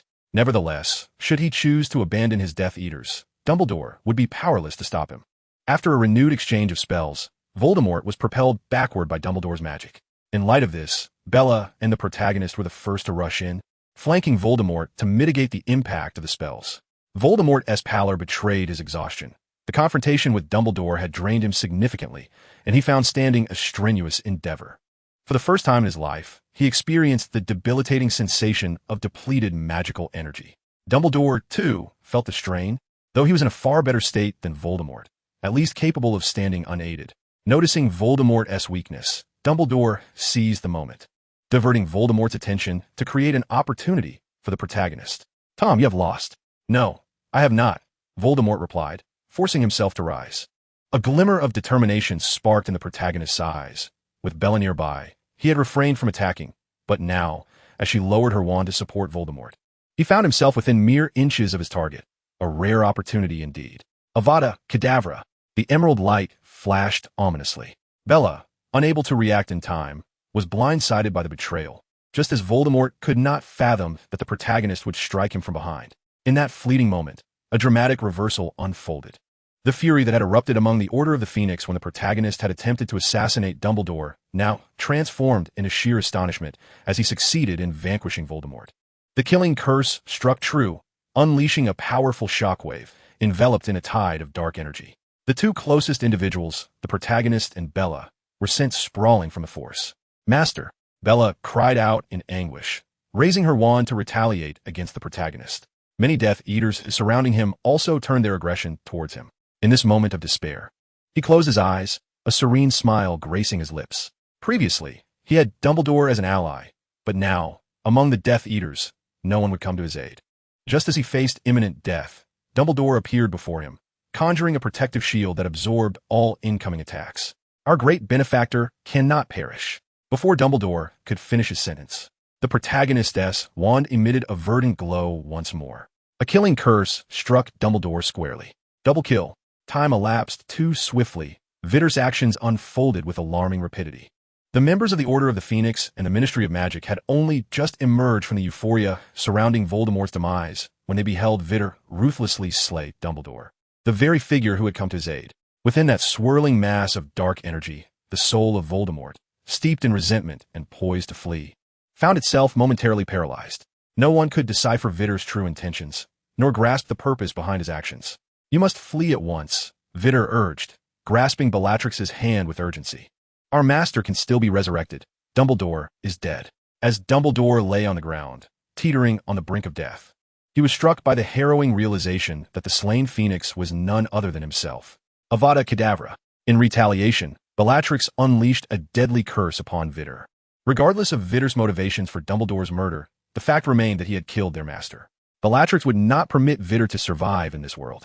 Vitter felt a surge of invective rise within him, yet the words remained unspoken. He collapsed to the ground, his body disintegrating into light. Abruptly, Vitter awoke in his dormitory at Hogwarts, the first instinct compelling him to access the system. Should that deranged woman be the cause of his mission's failure? He resolved that each encounter with her would end in her demise. Mission completion. Rating S. Reward. Advancement of Wizarding Bloodline, Slytherin Pure Blood 100, Dark Magic Affinity, Exceptional. Serpentwood Wand, Exclusive. The moment he beheld the successful notification on the system interface, Vitter sank back onto his bed, utterly exhausted from the immense effort he had expended for this quest. To eliminate Dumbledore, even a surprise attack would not suffice given Vitter's current abilities. The only viable strategy was to gain Dumbledore's trust. Bearing a malevolent aura while simultaneously seeking Dumbledore's confidence posed an intricate challenge. Ultimately, Vitter discerned a singular approach: to genuinely eliminate Voldemort. Once Voldemort was vanquished, Dumbledore would undoubtedly believe Vitter's words, no matter how outrageous they had previously seemed. No one would anticipate that a Death Eater would dare wager Voldemort's life. Vitter capitalized on this logical fallacy. The mission merely required Dumbledore's death, with no stipulation for Voldemort's survival. Thus, a minor sacrifice from Voldemort could facilitate Dumbledore's assassination. Vitter was confident that Voldemort would not refuse such a proposition. Yet, it was equally impossible for Voldemort to allow him to execute this plan without consequence. Should Vitter voice such intentions, Voldemort would undoubtedly eliminate him on the spot. To fulfill his mission, Vitter devised a plan to capture the Longbottom family, thereby asserting his presence before Voldemort. This maneuver allowed him to propose the assassination of Dumbledore, a plan with a low probability of success, yet not entirely impossible. The critical factor was that Voldemort would incur no loss in the event of failure. As anticipated, Voldemort acquiesced, and Vitter subsequently re-engaged with the Longbottoms, utilizing them to further establish his presence with Dumbledore. Maximizing the utility of the Longbottoms, Vitter garnered an initial favor from Dumbledore, seizing the opportunity to pivot and present a scheme to assassinate Voldemort. Similarly, even in failure, Dumbledore suffered no loss. Concerned that winning Dumbledore's favor would be a formidable challenge, Vitter concocted a series of tragic tales to occasionally showcase his existence. Initially, Vitter was certain that Dumbledore merely regarded his words as mere stories, never truly believing in their authenticity. However, these sorrowful narratives acted like hidden mines, poised to detonate at pivotal moments and capture Dumbledore's heart. The moment of Voldemort's demise was when the mine exploded, when Vitter successfully carried out the assassination. Those background stories morphed from fiction into genuine experiences. Vitter was aware that Dumbledore had investigated him, yet he was certain nothing substantial was uncovered. How could fabricated tales be unearthed? The crux of the matter did not lie in the veracity of the stories, but rather in the emotions they evoked. When human feelings erupt, the truth of events pales in comparison to the sincerity of sentiment. Undoubtedly, Vitter succeeded. As he faced death, targeted by the Death Eaters for slaying Voldemort, a hint of serene satisfaction graced his face, and Dumbledore came to believe his words. Ignoring his own frailty, he saved Vitter, wholeheartedly placing his trust in him. Yet, the intensity of emotion is fleeting, and Dumbledore's trust would not endure. Seizing this ephemeral opportunity, Vitter swiftly plunged a dagger into Dumbledore's side. Mission accomplished. Had it not been for that deranged woman named Bella, Vitter felt he could have earned an S rating for this assignment. Nevertheless, he graded himself with full marks. In that great battle, Vitt was acutely aware that his capabilities were merely those of a lowly pawn. Yet, as such a pawn, through a series of maneuvers, he adeptly leveraged the world's trajectory, ultimately executing a double kill of the two formidable figures, Voldemort and Dumbledore. It was nothing short of miraculous. Exhausted, Vitt laid down on his bed, gradually succumbing to slumber. During the 2 months in the instance, he had been preoccupied with devising ways to complete the task, where even the slightest misstep could lead to oblivion, leaving him utterly drained. Now that the task was complete, Vitt merely wished for a moment of genuine rest. Chapter 50, Bloodline Advancement. It is the first Sunday of the new term at Hogwarts. In the early morning, as the sun rose, a powerful surge of magical energy erupted from the Gryffindor dormitory. Vitt, having delayed claiming his reward, finally saw the system automatically dispense it. The Slytherin bloodline purification advanced, reacting wondrously with the serpentwood wand. SSSSSSS, beware hunt. Bang! The dormitory window shattered, and a turquoise ethereal serpent slithered out, gliding down the towers of Hogwarts. Upon closer inspection from a distance, it became evident that this was a horned water serpent. The wand was at the center of the serpent's horn, while Vitt occupied the serpent's midsection. The massive serpent, half floating, descended along the wall. Fortunately, it was only 7 in the morning, and nearly all the students were still resting in their dormitories, preventing widespread panic. When a magical upheaval first erupted in Vitt, all the students at Hogwarts experienced an inexplicable sense of palpitation. In Slytherin House, a powerful surge of magical energy erupted, with the banner representing Slytherin emanating a soft, luminous glow, as if welcoming something. An ethereal horned water serpent, composed of pure magic, swam directly towards Slytherin. Severus, what has transpired? McGonagall and Snape were the first professors to arrive on the scene. The entire Slytherin house was aglow, and McGonagall promptly inquired of Snape, the head of Slytherin. Regrettably, I do not know, Snape replied, turning to gaze at the massive serpent that Vitt had transformed into. Its size was impossible to overlook. I suggest we first address that horned water serpent, as a magical creature classified as a level 5x danger. Snape was well aware that allowing such a serpent to roam freely at Hogwarts was unwise. Due to the distance, both Snape and McGonagall could only see the serpent's body, unaware of Vitt curled within its illusory form. McGonagall cast a glance at the still glowing Slytherin house. Aside from the illumination, everything appeared normal. She concurred with Snape's assessment. After all, Slytherin was one of the founders of Hogwarts, and any magic left behind could not harm Slytherin students. The horned water serpent posed the most immediate threat. Hissing, the serpent raised its head and arched its body, issuing a warning in response to the palpable danger emanating from McGonagall and Snape. It was then that they noticed Vitt nestled within the serpent's illusory form, as if a heart providing magical energy to the colossal serpent. Professor McGonagall, bind him. Snape commanded upon seeing Vitt, immediately shifting his prepared stunning spell to a capture mode. McGonagall, adept in transfiguration, was clearly more suited for control. Is this a magical upheaval? McGonagall sensed a familiar essence emanating from Vitt. She had witnessed many magical surges in young wizards, but one as unique as Vitt was a first. In the midst of her thoughts, McGonagall swiftly waved her wand, summoning enormous hands from the ground to firmly grasp the transformed serpent. The horned water serpent began to thrash violently. Physical struggles proved futile, and once forced to the ground, the serpent's horn began to emit a soft luminescence. A powerful mental shockwave surged forth. McGonagall clutched her forehead, the force she exerted over the horned water serpent inadvertently lessening. The serpent, breaking free from its restraints, lunged forward to bite.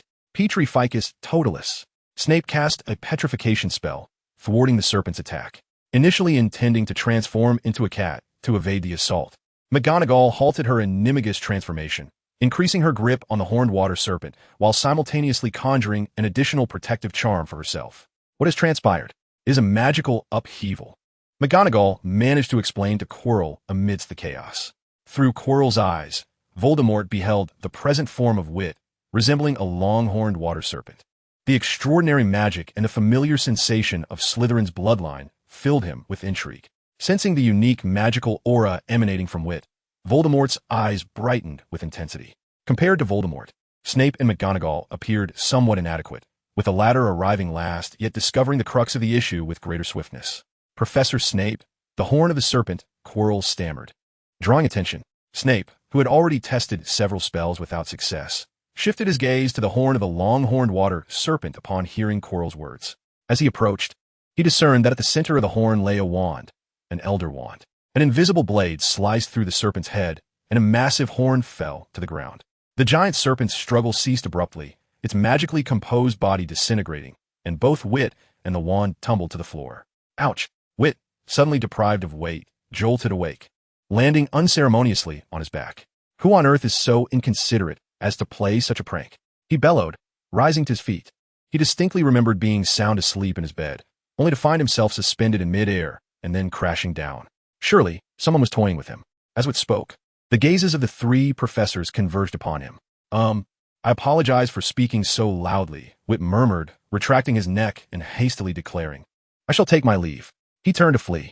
Professor McGonagall, known for her stern demeanor, and Professor Snape, with his brooding appearance, were formidable enough. But Quirrell was even more alarming. He appeared innocuous, yet his stammer concealed a sinister mind, filled with notes on terrifying and cruel dark magic. Under the scrutiny of these three, Vitt felt immense pressure. In reality, he valued his life dearly. Mr. Chris, McGonagall inquired, picking up the fallen serpentwood wand. Is this your new wand? Vitt had previously used an old wand, having opted not to purchase a new one from Ollivander for the sake of saving money before the school year commenced. McGonagall speculated that this wand, resonating with Vitt, might have been acquired from some obscure private workshop. Ollivander never crafted wands from serpentwood.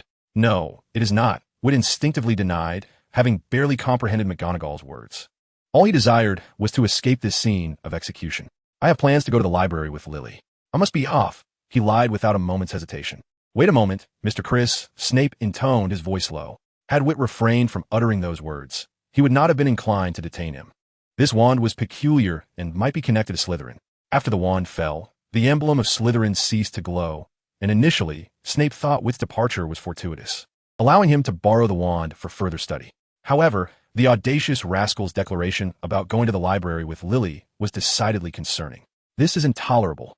I cannot bear it any longer. Setting the wand aside, you wish to accompany Lily to the library without consulting me or Severus. You are to remain in the office all day. The prospect of going to the library with Lily is out of the question. Chapter 51. The Heir of Slytherin in Gryffindor. After a struggle, Vitt reluctantly followed McGonagall to her office. McGonagall was certain that the peculiar state of Vitt's magical turmoil was connected to this wand, which had lost all its magical brilliance upon falling to the ground. She attempted to wield the wand to cast a spell, but it yielded no response, behaving like a mere piece of wood. It showed no reaction to her magic. A normal wand, even one that does not acknowledge its wizard, would exhibit some response. A complete inability to cast spells is unheard of. The wand's reaction only underscored its uniqueness. May I see it? Quirrell inquired softly. With Dumbledore absent, Voldemort's audacity had increased significantly. The condition of this wand reminded him of the one recorded in the Gaunt family's accounts, the Wand of Slytherin. Made from serpent wood and featuring the horn of a water snake as its core, this wand could be commanded to enter a dormant state through Parseltongue.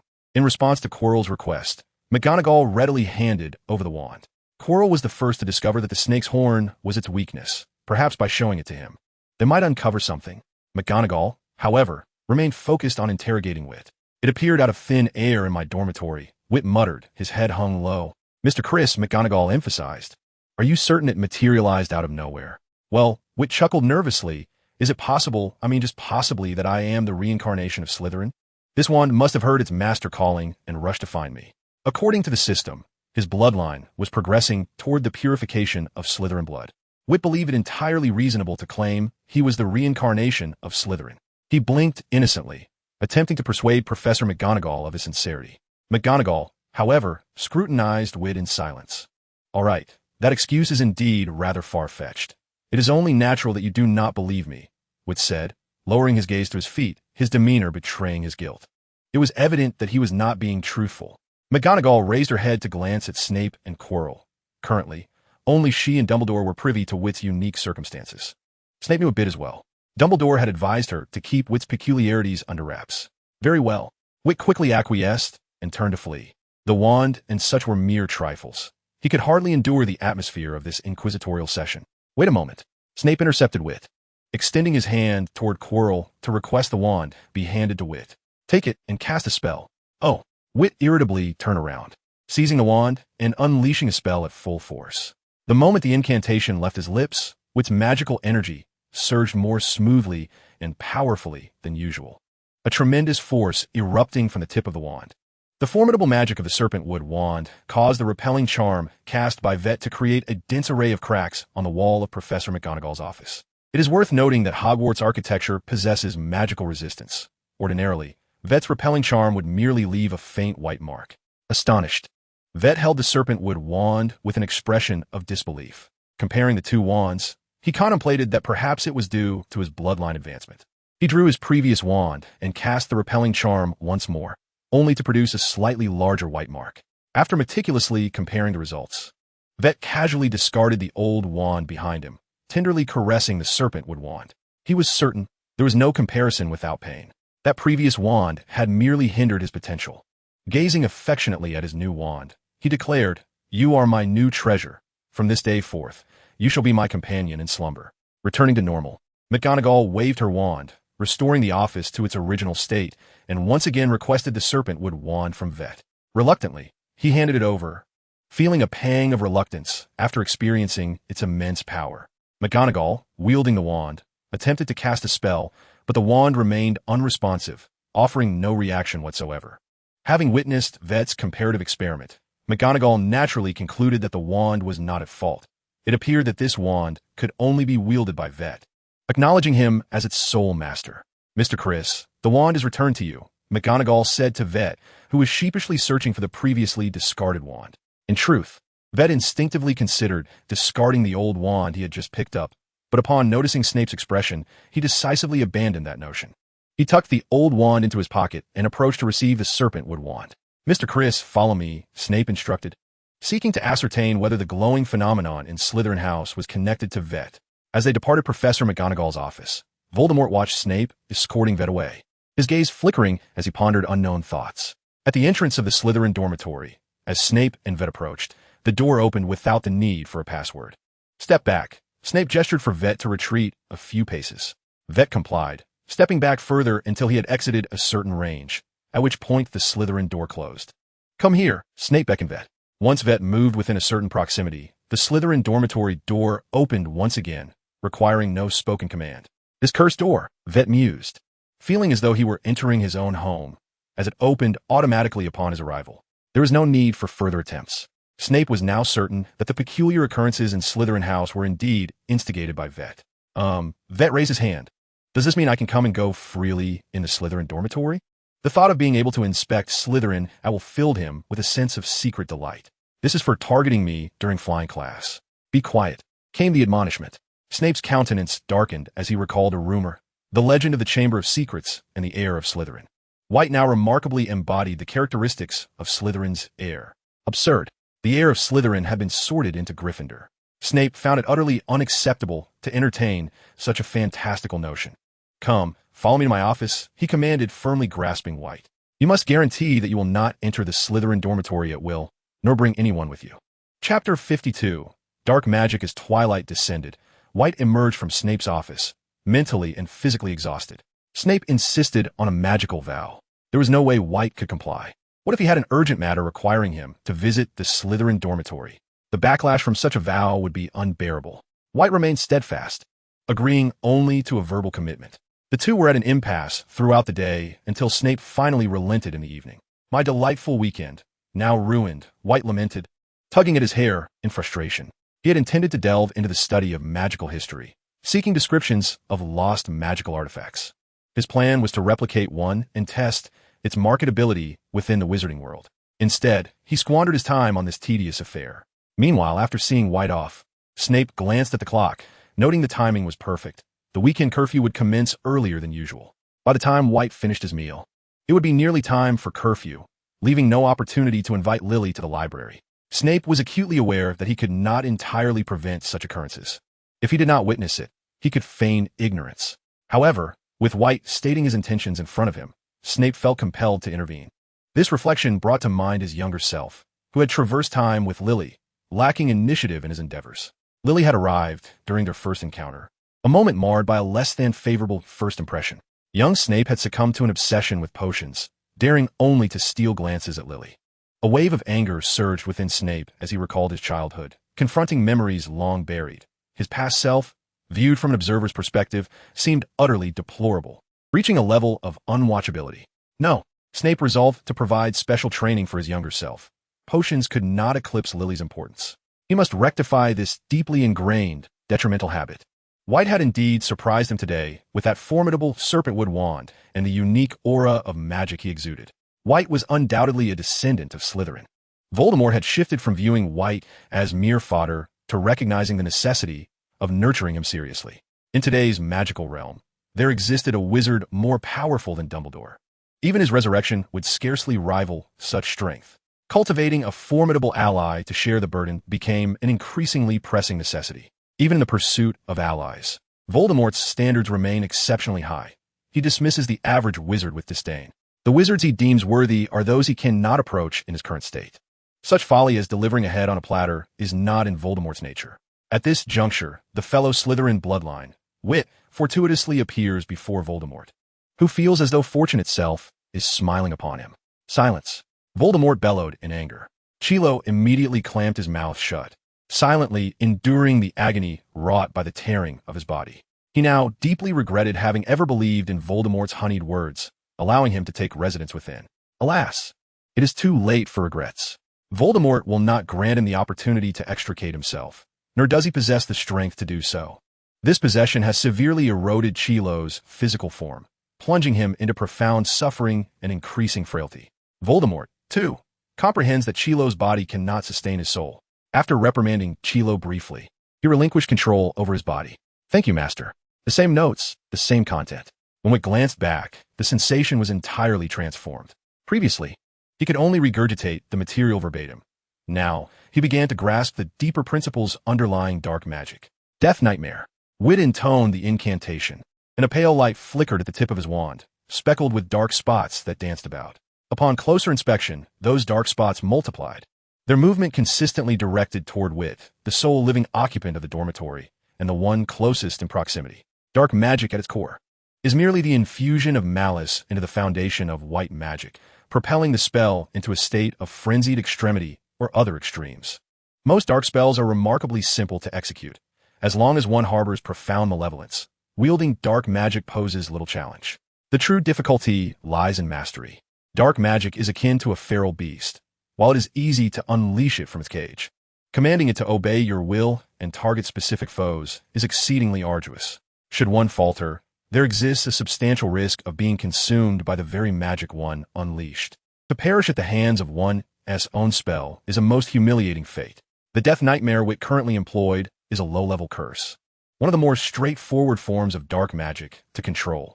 Yet, at this moment, as he guided it to rotate slowly at the tip of his wand, he could distinctly perceive its wildness, as it incessantly sought to break free from his grasp. Witt was compelled to concentrate intently to maintain control. In that moment, Witt recognized the sheer absurdity of Voldemort's fierce fire during their previous encounter. That serpentine inferno had slithered closely past Bella, and from the perspective of dark magic, Bella was merely a succulent morsel strewn upon the ground. Dark magic possesses no intellect. It is driven solely by primal instinct. One can imagine the fervor with which that fiery serpent yearned to consume Bella. Yet Voldemort had maintained an iron grip on the flames, allowing not a single ember to escape.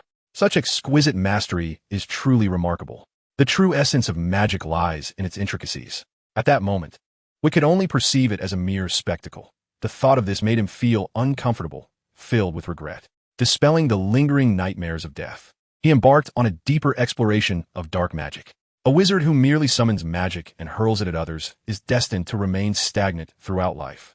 Understanding, mastering, transforming, and advancing are the true pursuits of a wizard. As he revisited his notebook, Witt sensed that he was gradually aligning with the thought processes of its original owner, beginning to comprehend and adopt his unique way of thinking. No longer would he merely regurgitate knowledge. His understanding of magic would transcend the simple act of casting spells for harm. Such a shallow approach was unworthy of the title wizard, and he felt a sense of shame for his previous ignorance. He resolved to seek out Professor Chilo the next day to discuss the possibility of acquiring more profound and intricate knowledge. Chapter 53. Snape, I'm biased. What of it? A new week began. In the Great Hall of Hogwarts, many were abuzz with discussions about the previous day's Slytherin luminescence incident. Witt held the hairpin he received as a reward for a white task, diligently working to enhance Lily's favor. Indeed, it was white, The odds of winning from the dark magic up roulette were alarmingly high, making Vitt hesitant to try his luck. With a 9% chance for purple, he could potentially win once every 10 days. Such risks were beyond his means. The purple tasks posed significant challenges for Vitt. His previous success did not guarantee future triumphs. He possessed a clear understanding of his own capabilities. The 1% chance for gold tasks was absurdly high. If there was a glimmer of hope for completing a purple task, the golden ones were simply insurmountable for Vitt at his current level. He decided that he would not engage with the dark magic up pool in the foreseeable future.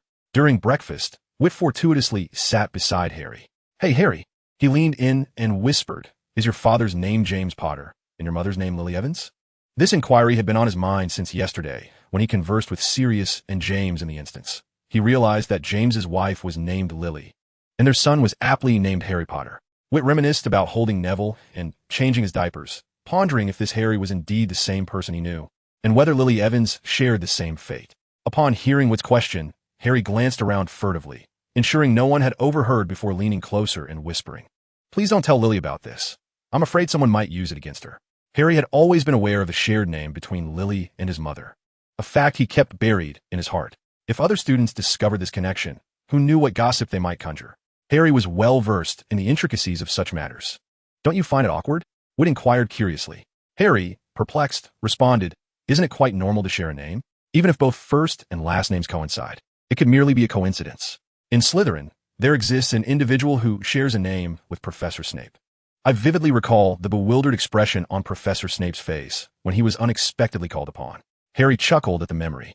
During the sorting ceremony, he had not comprehended why Snape stood. It had not seemed amusing at the time. However, after being targeted by Snape the previous week and gaining a renewed understanding of him, Harry finally grasped the reason behind Snape's sudden rise. The embarrassment of sharing a name with a student, coupled with the unexpected call from Professor McGonagall, made Harry cringe at the thought. "What's wrong with your eyes, Vitt?"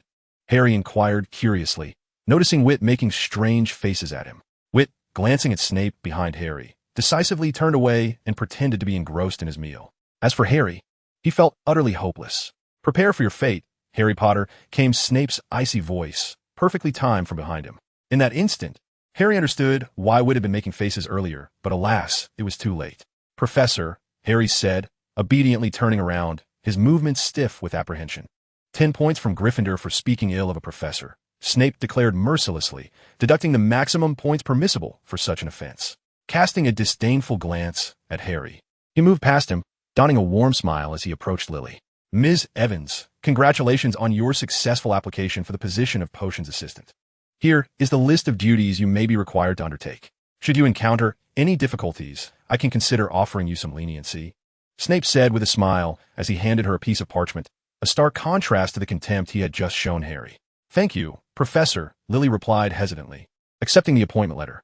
Last week, Professor Snape had briefly mentioned the position to her, inquiring if she would be interested in becoming the potions assistant. If the opportunity arose, she was eager to accept. To her surprise, just a few days later, Snape had indeed produced the appointment letter. The unexpectedness of it all was overwhelming. "Ms. Evans, with your talent, you are more than capable of fulfilling this role," Snape encouraged warmly. Indeed, he was showing favoritism, and he did not conceal it. He had engaged in lengthy discussions with McGonagall to secure this appointment. With Dumbledore absent, McGonagall was the authority at Hogwarts. Snape was indifferent to others' opinions. Well, the first years, could they not serve as potions assistants? If anyone had objections, they could voice them directly. After Snape departed, Lily took a seat next to Vitt, still in disbelief. "Lily, you must be cautious. Now that you've obtained this position, they are sure to harbor resentment," Percy warned, successfully alarming Lily. She understood her own inadequacy for the role and was perplexed as to why Snape had chosen her. Hesitating, Lily stood up. "I think I should speak with Professor Snape about resigning from his position." "Don't," Vitt interjected, stopping her with a hand. "Even if you resign, what is meant to come will still come. Rest assured, should anyone dare to lay a hand upon you, I shall ensure they regret their very existence." As he spoke, Vitt employed the technique he had mastered merely the day before. His words bore a subtle curse of nightmarish foreboding. Those who harbored ill intentions would likely find themselves plagued by unsettling dreams of Vitt that very night. Such a modicum of power, however, was insufficient to instill genuine fear. That was not Vitt's intent. Rather, he sought to divert attention, drawing fire away from Lily. These students would undoubtedly refrain from actual violence. At most, he would sustain minor injuries.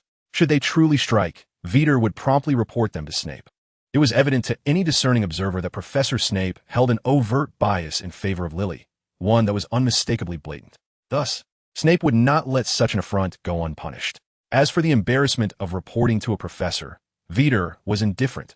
Had it not been for McGonagall's prohibition, he would have employed the Cruciatus Curse to teach any assailant a lesson. Not far off, Snape cast a glance at Vetter, then at young Snape. Still engrossed in his meal, his ire boiling within him, he longed to seize the boy by the head, lifting him to declare fiercely that if he continued in this manner, he would be fated to a life of potions. Shifting his gaze from his own disappointment, Snape directed a menacing look at several Slytherin students. He had intentionally chosen to address this matter in the Great Hall to observe their reactions.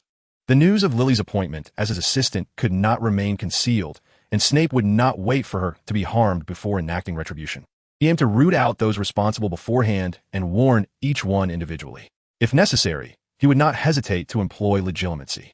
In Snape's mind, the honor of Slytherin outweighed all else. Compared to Lily, the loss of Slytherin's glory was of little consequence. Chapter 54, The Cat's Silence. At noon, Quirrell was engaged in preparing his teaching documentation. During his time as a student, Quirrell had been exceptionally talented, excelling academically with a wealth of theoretical knowledge. One could envision that with a few practical applications, he would have blossomed into an excellent wizard. Alas, fortune had not favored him. On his first foray into practical experience, he ventured into the Albanian forest, where he unexpectedly encountered Voldemort. In his youth, he was unable to resist Voldemort's allure.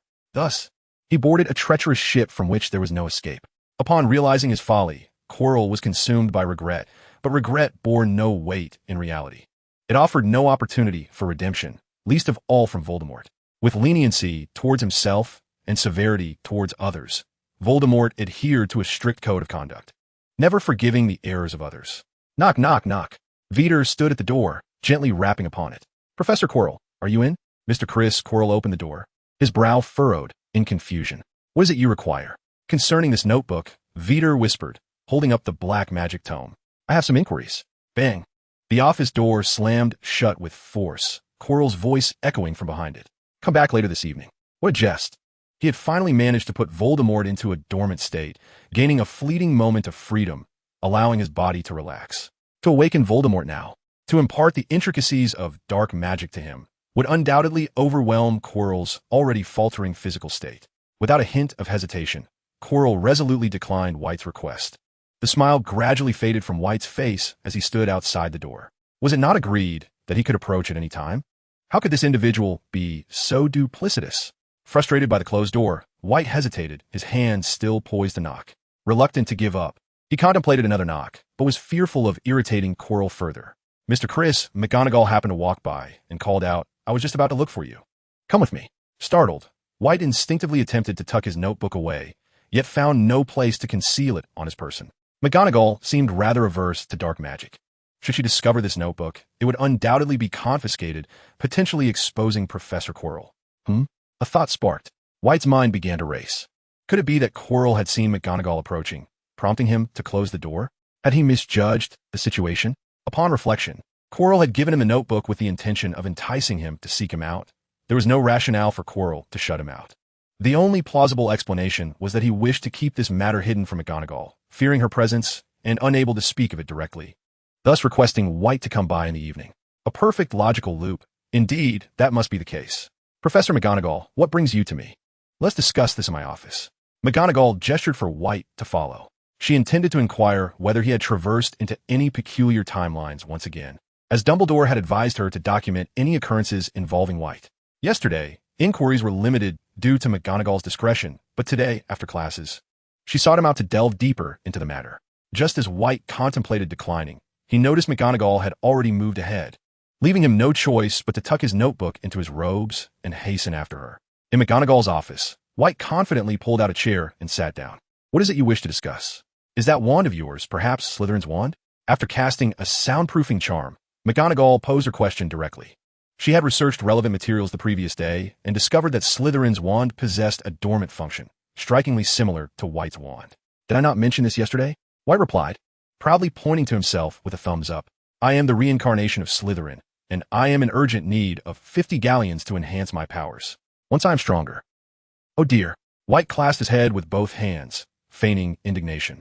You press for answers. If my brilliant mind is dulled, you shall bear the responsibility. Since befriending her, this child had grown increasingly audacious, his tongue running wild with fabrications. Conventional reprimands were ineffective, according to White. He had lost count of how many times he had faced death. What were punishments like cleaning toilets, standing in the corner, or copying texts? Just trifles. Mr. Chris, should you be willing to recount the events, I may consider lending you 50 gold galleons. Truly. Witt sprang from his chair in excitement. With a loud thud, the black magic notebook gifted to him by Chilo fell to the ground, fortuitously opening to reveal a wisp of black mist morphing into a face, silently roaring. McGonagall shifted her gaze, and Witt, quick as lightning, snatched the notebook back up. Mr. Chris, McGonagall sternly commanded, hand it over. Although the aura was faint, it was undeniably the essence of dark magic. Witt had barely been at school for a week, and he was already delving into the study of dark arts. Even Voldemort had not been this audacious. No, Witt declared firmly, clutching the notebook. McGonagall's piercing stare bore down on him. Gradually, Witt found himself unable to withstand it any longer. He whispered, I no longer want the 50 galleons. I will tell you what transpired, and you can pretend the notebook is unseen. How about that? No, McGonagall resolutely rejected. You begin studying dark magic in your first year. Do you intend to become the next Dark Lord? If Witt were to stray down that path, McGonagall would not know how to explain it to Dumbledore. More critically, Witt genuinely possessed the potential to become a Dark Lord. Mr. Chris, with no way to convince her, Witt turned to flee. All petrified, McGonagall calmly drew her wand, casting a precise spell that rendered Witt immobile. She approached and forcefully extracted the notebook from his grasp, flipping it open. It was blank. McGonagall turned page after page. Blank, all blank. The entire notebook was empty. End of the line. Once she dispelled the petrification charm, McGonagall demanded, Mr. Chris, what was written in there? What? Witt feigned confusion, asking what was written. What were you asking about? Oh, Professor, when did you acquire that notebook? His wide eyes brimmed with innocence. Taking a deep breath, McGonagall inhaled several times, struggling to quell the rising impulse within her. For a fleeting moment, she genuinely considered expelling Witt. Mr. Chris, let's set aside the notebook for now. Please tell me, at which point in time did you find yourself, and what transpired? Witt replied softly, the 50 galleons you promised to lend me have yet to be given. Chapter 55. He deserves this honor. Witt. McGonagall pressed her hand to her forehead. Feeling a bit lightheaded, the mischievous Weasley twins from Gryffindor had already given her enough trouble, and now there was Witt to contend with. Among Hogwarts, Gryffindor boasted the most problematic students. As McGonagall seemed on the verge of an eruption, Witt dared not be cheeky any longer. He confessed, I traveled to 1980 and helped Professor Dumbledore defeat Voldemort. That wand is my trophy. You? Defeating Voldemort? McGonagall found it hard to accept. The gulf between Voldemort's prowess and Witt's was vast. It is not that McGonagall underestimates Weasley, given the current prowess Weasley displays. He would scarcely withstand a single move from Voldemort. If you do not believe it, so be it. In this age, honesty goes untrusted. Weasley pretentiously shook his head, stealthily moving toward the office door. I shall be late for class. Professor McGonagall, farewell. McGonagall, shaken from her reverie, made no effort to detain him. She resumed, perusing her notebook before securely placing it in her drawer. He is imprisoned. In Godric's Hollow, Dumbledore lay feebly on the sofa, his voice hoarse as he remarked, You know everything you ought to know and more. Can you release me now? Dumbledore's recent days had been far from pleasant, yet he deemed them worthwhile. For at least he had discerned one truth. Having achieved his ideal, Grindelwald exhibited no desire to instigate another wizarding revolution in this world. He now lived whimsically, embracing a carefree existence, as long as he was not provoked. Release you? How naive you are, Grindelwald replied with a sardonic expression, raising the Elder Wand in his hand. Now he possessed two of them. I intend to obliterate Tom Riddle. No, he is now called Voldemort. You have no objections, I presume? Dumbledore was momentarily taken aback. Such a fortunate turn of events. Had he known earlier, he would not have had to endure such sacrifices. You have perused half a lifetime's memories of mine. Now you speak of this after you have seen them all. Just as Grindelwald's demeanor shifted ominously, Dumbledore suddenly proposed. Would you like me to assist? Assistance is unnecessary. I intend to borrow your identity, Grindelwald declared, turning to transform entirely into Dumbledore's likeness. Having delved into nearly all of Dumbledore's memories, save for the most deeply concealed, mimicking him was a simple feat. Grindelwald's motives for wanting to eliminate Voldemort stemmed purely from misplaced anger. In his world, Tom Riddle was undoubtedly the most remarkable figure in the magical realm for nearly a century. Even Grindelwald had to concede that Riddle's talents surpassed his own, particularly after the age of 50, when Riddle elevated white magic to its zenith, mastering the magic of love entirely. He could even defend against the killing curse. Without the Elder Wand, Grindelwald felt a tinge of trepidation facing him. At this time, Tom Riddle was resplendent, exuding elegance, and even in his 70s. He retained his youthful charm, augmented by an additional allure. Yet, this is not the crux of the matter. The essential point is that he remains unmarried. All else could be tolerated, but this final issue was one Grindelwald could not abide. At least half of the witches in the magical community were enamored with him, including numerous married women. At a mere utterance from Riddle, they would readily abandon their spouses. Given such circumstances, how could Riddle, at over 70, still be a bachelor? There was no need for Grindelwald to elaborate on the implications of such a situation. Regrettably, by the time he realized the gravity of it, Tom Riddle had already established himself, and with Dumbledore aligned on his side, Grindelwald found himself outmatched against them both. Grindelwald bore the weight of his unspoken frustrations. On the contrary, the Dark Lord of this world, Voldemort, is nothing short of a fool. In the prime of his rapid growth, he chooses to create Horcruxes. Others typically resort to such measures only in the twilight of their lives. For a wizard, the essence of existence is the soul. Fracturing it inevitably stunts one's development, rendering Voldemort's power incomparable to that of Riddle in his realm. It remains uncertain how many Horcruxes he has fashioned, and though he has divided his soul, the repercussions should not be so grave. As a most formidable dark wizard, Grindelwald perceives the situation more clearly than Dumbledore. The creation of a single Horcrux should not yield such dire consequences. Regarding the side effects of dabbling in dark magic, Voldemort is not the sort easily ensnared by its grasp, unlike lesser practitioners of the dark arts. For them, dark magic is but a servant. Its influence exists, yet is minimal. Since Tom, or rather Voldemort, has dug his own grave, Grindelwald sees no reason to refrain from venting his frustrations. He emerges from Godric's Hollow, and from this day forth, he assumes the role of headmaster of Hogwarts. As for Dumbledore, he will receive daily meals and shall not perish.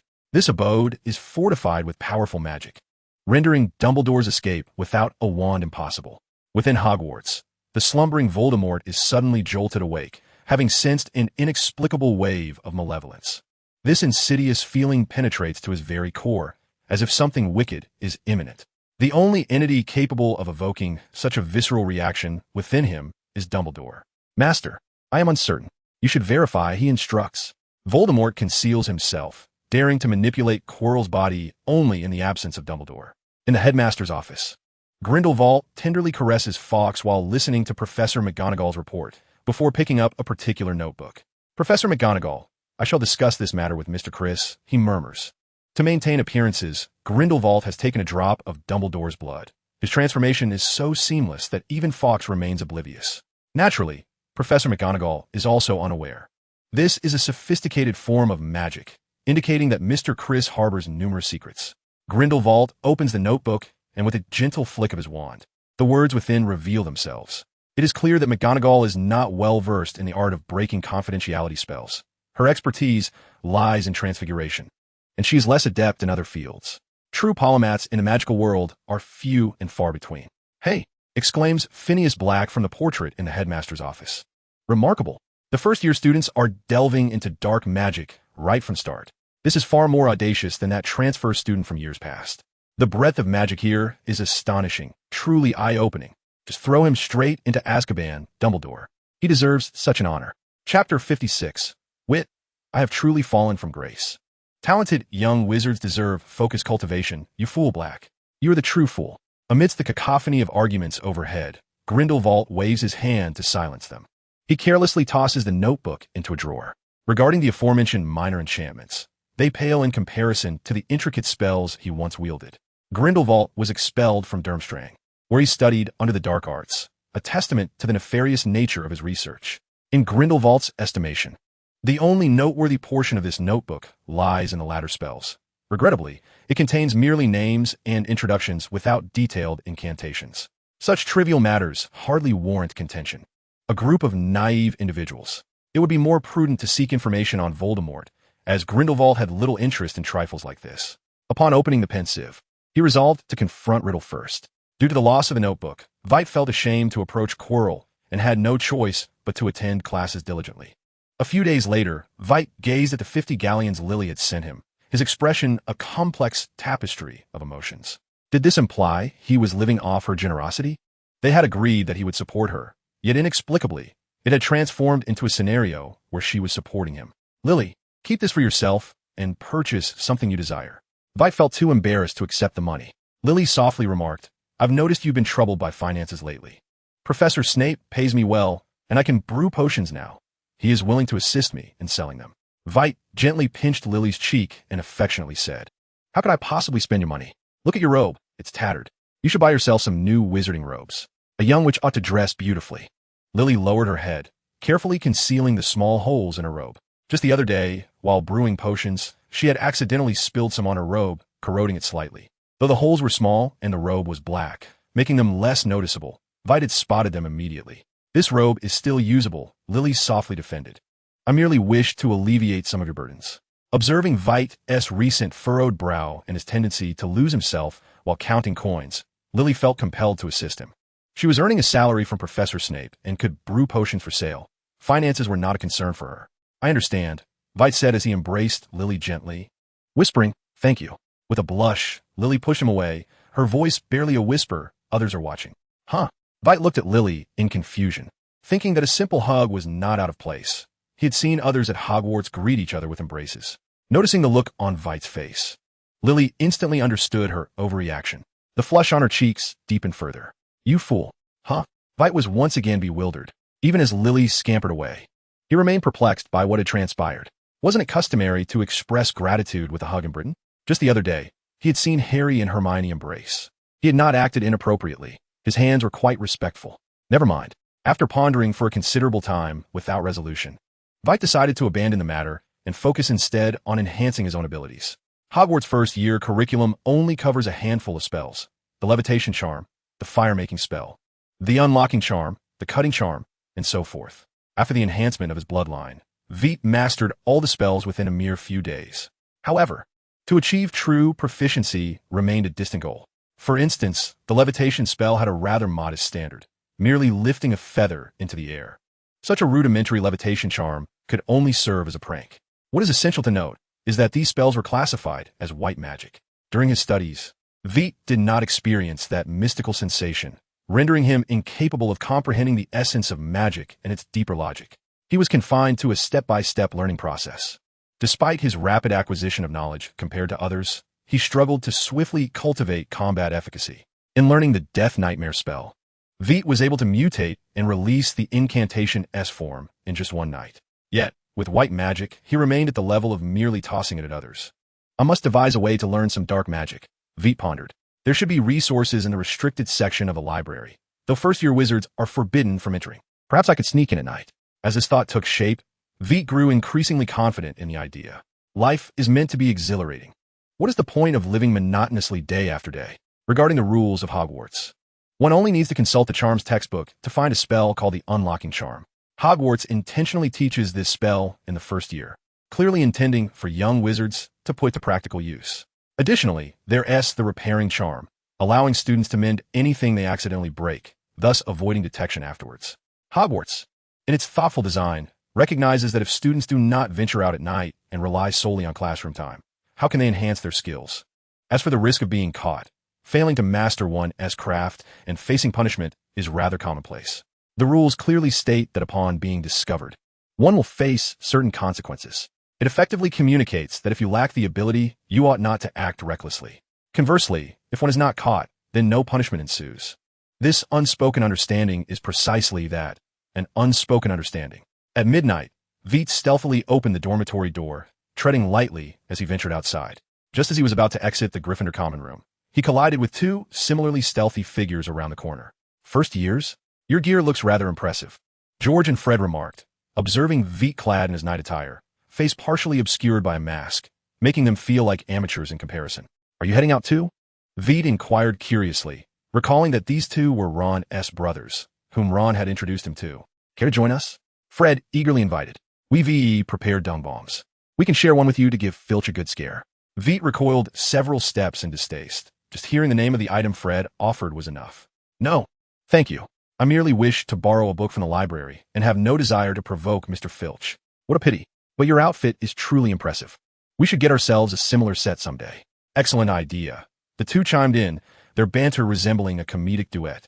Vitt raised his hand to examine his attire. After all, it was merely a night cloak, the standard attire for nocturnal excursions. Dressed in wizard robes and stepping out as if for a leisurely stroll, they boldly provoked the administrators. Suddenly, it dawned on Vitt. They were intentionally burdening themselves to enhance their magical prowess. Such is the nature of advanced students, embroiled in relentless competition. Indeed, where there are people, there exists rivalry, and with rivalry comes the urge to excel. He had been rather naive. As he gazed in the direction George and Fred had departed, Vitt clenched his fists. He had been far too complacent, succumbing to the fear of difficult tasks, and had resorted to drawing from an ordinary card pool for several consecutive days. The odds of that pool were hardly conducive to elevating one's abilities. He could not afford to continue on this path of decline. Soon he would find himself reliant on Lilia's support. To depend on a wealthy benefactor was one thing, but to let a struggling girl sustain him was simply unacceptable. In that moment, Vitt resolved to only draw from the up card pool henceforth. He was determined to prove that, even with an advantage, he could outpace the competition. Chapter 57. Those with lesser skills must strive harder. The Hogwarts Library, located on the second floor of the castle, housed thousands of bookshelves. Though its footprint was modest, the interior space felt remarkably ample, even expansive. The undetectable extension charm was undoubtedly one of the most remarkable spells in the wizarding world. Students were prohibited from removing books from the library without a signed authorization from a professor. Each tome was enchanted to prevent damage or theft. Alohomora.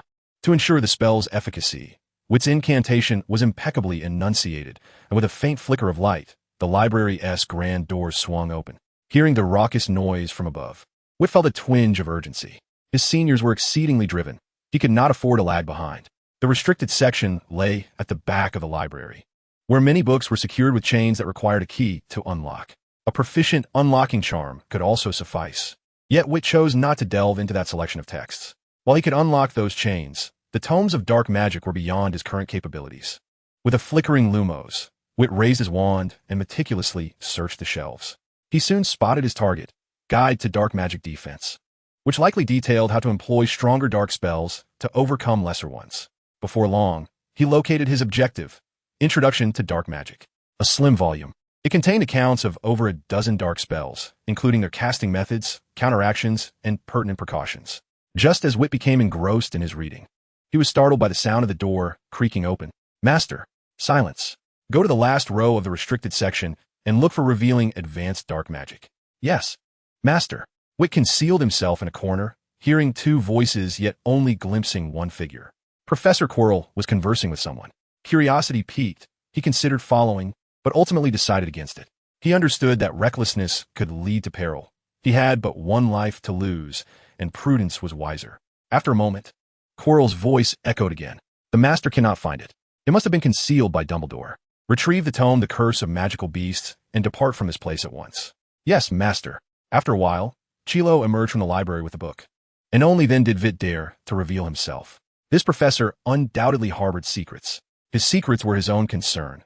Vitt had no intention of involving himself in such matters. Instead, he resolved to focus on enhancing his own strength. Once Chilo had left, Vitt reopened the book and diligently immersed himself in his studies. The tomes within the library contained spells, which Chilo had the capability to decipher, yet Vitt lacked such proficiency. Alas, when one is not as skilled, one must exert greater effort. Meanwhile, in the headmaster's office, Grindelwald lifted his head from a pensive. Horcruxes, Slughorn. Grindelwald was nearly nauseated by the image of Voldemort. The boy bore an uncanny resemblance to the young Tom, save for his penetrating gaze. To Grindelwald, this visage was the epitome of mockery. He extracted the memory from the pensive and placed it back, deciding to seek out Slughorn for a conversation that very moment. Dumbledore had failed to retrieve the memory due to his insufficiently assertive demeanor. Grindelwald, however, believed that under the Cruciatus Curse, no memory could evade recollection. Resolute in his intentions, Grindelwald swiftly located Slughorn's current address and flew there on his broomstick through the night. Apparition cannot be utilized in unfamiliar locations. As dawn broke, a ray of light illuminated the horizon. Grindelwald adjusted his attire, armed with a box of jackfruit preserves and a bottle of mead, and gently rapped on Slughorn's door. Courtesy before confrontation. Professor Dumbledore. Slughorn opened the door, his face alight with surprise, still clad in his nightclothes, remnants of sleep lingering on his countenance. However, upon realizing that Dumbledore was visiting him with gifts, Slughorn instantly roused, his demeanor turning exceptionally warm. Grindelwald strode in confidently, placing the jackfruit preserves and mead on the table, and cheerfully inquired, "Horace, Voldemort is making a resurgence." This single statement caused Slughorn's previously radiant expression to darken considerably. He nervously asked, "Dumbledore, how can you be so certain?" "My friend," Grindelwald replied in a grave tone, "the darkness has never truly departed, and Voldemort is not dead. He has persisted all along, as you must comprehend." "Horcruxes, I am unaware," Slughorn stated, rising and hastily ascending the stairs, unwilling to discuss the matter with Dumbledore. As a man who valued his reputation, Slughorn was particularly concerned about his standing. He did not wish for anyone to know that Voldemort had learned the art of creating Horcruxes from him. "How long can you evade?" "He has already arrived." Grindelwald leisurely poured himself a glass of wine, speaking with an air of nonchalance, entirely unfazed by Slughorn's reaction. Dumbledore excelled at leveraging situations to his advantage, guiding others through their inherent characteristics. In contrast, Grindelwald was adept at manipulating hearts, accustomed to identifying psychological vulnerabilities, shattering defenses, and exploiting weaknesses to compel obedience. The most significant distinction between the two lies in the fact that Dumbledore considers the thoughts and feelings of others, to a certain extent, taking their perspectives into account. When sacrifices must be made, Dumbledore can also exhibit a cold demeanor. In contrast, Grindelwald has been ruthless from the outset. He does not contemplate what others desire, as it is irrelevant to him. The only thing that matters is the outcome he seeks. Had it been Dumbledore, he would have chosen to leverage Slughorn's interests, guiding him subtly. Grindelwald, however, coerces Slughorn's conscience, compelling him to yield through the harshness of reality. "Voldemort has arrived," Grindelwald coldly declared, abruptly halting Slughorn's steps. Grindelwald expressed mild irritation towards Quirrell, unable to fathom why Dumbledore had selected him as the defense against the dark arts professor. It was only after viewing Dumbledore's memories that Grindelwald understood Quirrell was a pawn sent by Voldemort, intended to keep Dumbledore informed of Voldemort's movements. If Quirrell were dismissed, the wizarding world is vast, and Dumbledore would struggle to locate Voldemort. "Do not utter that name." Slughorn appeared deeply unsettled. Though he harbored a touch of vanity, he was not malevolent. Some of the victims of Voldemort's carnage were students he cherished. The creation of Horcruxes necessitated murder, and Slughorn felt a lingering guilt over their deaths.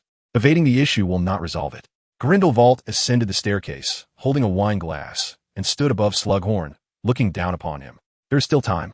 Voldemort is currently weak. He dares not reveal himself openly. Now is the opportune moment to address him. I need to know what his Horcruxes are." Grindelwald placed a heavy hand on Slughorn's left shoulder, applying pressure from linguistic, psychological, and physical perspectives. "Think of those who have perished. Many more will follow, Horace. Do not err again." Grindelwald's piercing words shattered Slughorn's defenses. He desperately wanted to speak, but hesitated due to fear and a myriad of reasons. "I know what you fear," Grindelwald pressed on. "I can keep all of this concealed. No one but me will ever know. Just imagine." Grindelwald spoke softly. "The wizarding world will celebrate you as they do Harry Potter." It was only at this moment that Slughorn was truly persuaded. He picked up his wand, painfully extracted a memory, and weakly uttered, "Take it, Dumbledore. You have one. I am afraid. He is too powerful, and you cannot fathom that feeling. Dumbledore, I hope you can keep this confidential." "Of course," Grindelwald replied, producing a pre-prepared vial to contain the memory, responding with delight, "I shall keep your secret." Dumbledore has long been unable to accomplish this task, yet with a single move, he resolves it. What is this? It is joy. The mere thought of flaunting this before Dumbledore fills Grindelwald with an inexplicable delight. He can hardly contain his excitement. Exiting the Slughorn residence, Grindelwald adjusted his attire and apparat to Godric's Hollow. "Dumbledore, guess what this is?" Grindelwald's boastful voice echoed even before he crossed the threshold. Sensing something amiss, he hurried inside, only to find the empty house seemingly mocking him. Grindelwald, he cursed vehemently. Despite all precautions, he never anticipated being robbed by his own kin. The enchantment on the house remained intact. Apart from Grindelwald himself, no one could have removed Dumbledore without dispelling the wards. "I trusted you so much, and you play me like this. I cannot endure it." Grindelwald plucked a hair from his own head and cast the bloodline tracking spell. He had no wife, and neither did that Grindelwald. They were the last two scions of the Grindelwald lineage. Flee. No matter how far you run, you cannot escape. Meanwhile, in Hogsmeade, Grindelwald and Dumbledore sat calmly in the Hogshead Inn, savoring butterbeer. Aberforth clenched his fists and grumbled, "Albus, I hope you are not deceiving me." His establishment was not fond of Dumbledore, nor did it welcome Grindelwald. Except during the Wizarding War, Aberforth had never permitted Dumbledore entry into the Hogshead. Outside of those dire circumstances, it was strictly off-limits to him. Deep down, Aberforth still harbored feelings for Dumbledore. Otherwise, he would not have joined that so-called Order of the Phoenix. Alone, he feared neither the Death Eaters nor their machinations. The sole reason for Aberforth's alliance with the Order was that Dumbledore was his only remaining family. However, in normal circumstances, Aberforth harbored a profound animosity towards Dumbledore, especially given that Dumbledore had brought Grindelwald along. If Aberforth despised Dumbledore, his feelings towards Grindelwald were pure, unadulterated hatred. Without Grindelwald, Dumbledore would never have entertained such delusions of wizarding dominion over Muggles, and Ariana would still be alive. In Aberforth's view, the disintegration of their family stemmed primarily from Grindelwald's actions. Had Dumbledore not informed him of an alternate reality where Ariana thrived and Credence not only flourished but also married and had children, Aberforth would have expelled both of them long ago. The primary reason for Dumbledore's visit to Aberforth was to retrieve that memory. Aberforth wished to see what Ariana had become and to glimpse her children, which Dumbledore also desired. However, Grindelwald was unwilling to allow him to view the memory. And despite Dumbledore's repeated pleas, Grindelwald remained obstinate for reasons unknown. The only recourse left was to forcibly subdue him. However, the adversary possessed 2 Elder Wands. And even with Grindelwald alongside him, Dumbledore could not confidently assert victory. Reluctantly, he sought to enlist Aberforth's assistance. Sensing the presence of Grindelwald, Dumbledore and Grindelwald rose simultaneously. Aberforth, too, felt the immense pressure radiating from the confrontation. With a tremendous crash, the door of the Hogshead Inn was blown open, and Grindelwald, holding an Elder Wand in each hand, entered with a notably grim expression. Upon his arrival, his gaze immediately fixed upon another version of himself. In that fleeting moment of eye contact, he comprehended the other's intentions. He was unwilling to relinquish Dumbledore. In his words, "One cannot feast from their own bowl while coveting what lies in the pot and yearning for what is outside." He would not permit it. Grindelwald believed, despite not having secured Dumbledore for himself, that no one else should either. As for Newt, after his marriage, Grindelwald found himself less perturbed. Now, with the sudden emergence of another self demanding Dumbledore, Grindelwald could hardly acquiesce. His previous inaction stemmed from both an inability to prevail and Dumbledore's neutral stance as an observer. Alone, he felt powerless. This time, Grindelwald seized the opportunity while the other was momentarily absent to candidly discuss matters with Dumbledore. They reached an accord to confront Grindelwald together. Now, with the odds 3-1, Grindelwald felt a surge of confidence. Aberforth, at this moment, brandished his wand and inquired of Dumbledore whether it sufficed to subdue him. For he would not escape. A wizard of equal caliber seeking to flee would be difficult to detain. With his pride, he would not run, Dumbledore stated with certainty. Grindelwald indeed had no desire to flee. Even faced with 3 opponents, he calmly asked, "Dumbledore, you do not intend to engage here, do you?" Adjacent to Hogsmeade lay Hogwarts. Should they clash there, the aftermath could jeopardize the very existence of Hogwarts itself. "Let's go to Nurmengard," Dumbledore suggested. "Your word is law," replied Grindelwald, indifferent to the prospect of dueling there, unconcerned with winning or losing. Unless Dumbledore were to kill him, there was no place in this world that could contain him. With a flick of Aberforth's wand, they executed apparition, transporting Grindelwald and Dumbledore to Nurmengard. The greater the distance, the more magical energy was consumed during the transit. Dumbledore's proposal to duel at Nurmengard aimed to deplete Grindelwald's magical reserves. Though such a tactic may not prove decisive, it could enhance their chances of success. A wizard's magic is intrinsically linked to their physical being, while it may be manageable in youth for those of their age. A depletion of magical energy could lead to a cascade of complications, thereby influencing the trajectory of the battle. The clash of the 4 conjured a fierce magical tempest, the ramifications of which would be acutely felt by the magical ministries across Europe. They could only ascertain the magnitude of the magical fluctuations. Damn it, has Austria gone to war with the other 7 countries? Nurmengard lies within the realm of Alida. At this moment, the magical ministries of the 8 neighboring countries bordering Austria simultaneously considered whether the other 7 nations' ministries had launched an offensive against Austria. The Ministry of Magic in Austria was in even greater turmoil. They suspected that a significant conflict had erupted among the ministries of the 8 bordering countries, escalating into war. The surge of magical energy was overwhelming. Even during the legendary duel between Grindelwald and Dumbledore, the magical fluctuations unleashed were several levels lower than what was presently occurring. Such a potent surge of magic could hardly be attributed to an individual. It could only signify the onset of war. In this critical moment, members of the ministries from all 9 nations were summoned to prevent any sudden incursions from other countries and to avoid being swept into the conflict. Even sending scouts to investigate was deemed too perilous, for they feared being mistaken for enemies by those driven to madness by bloodlust. Dumbledore, you cannot prevail. Surrender. Grindelwald, wielding the Elder Wand, enveloped the sky with a vast expanse of dark magic, a force coalesced from pure death. Dumbledore's understanding of love in this world was notably inferior to that of his own, as he lacked a confidant with whom to share his thoughts. The exchange of ideas among top wizards often ignites boundless inspiration.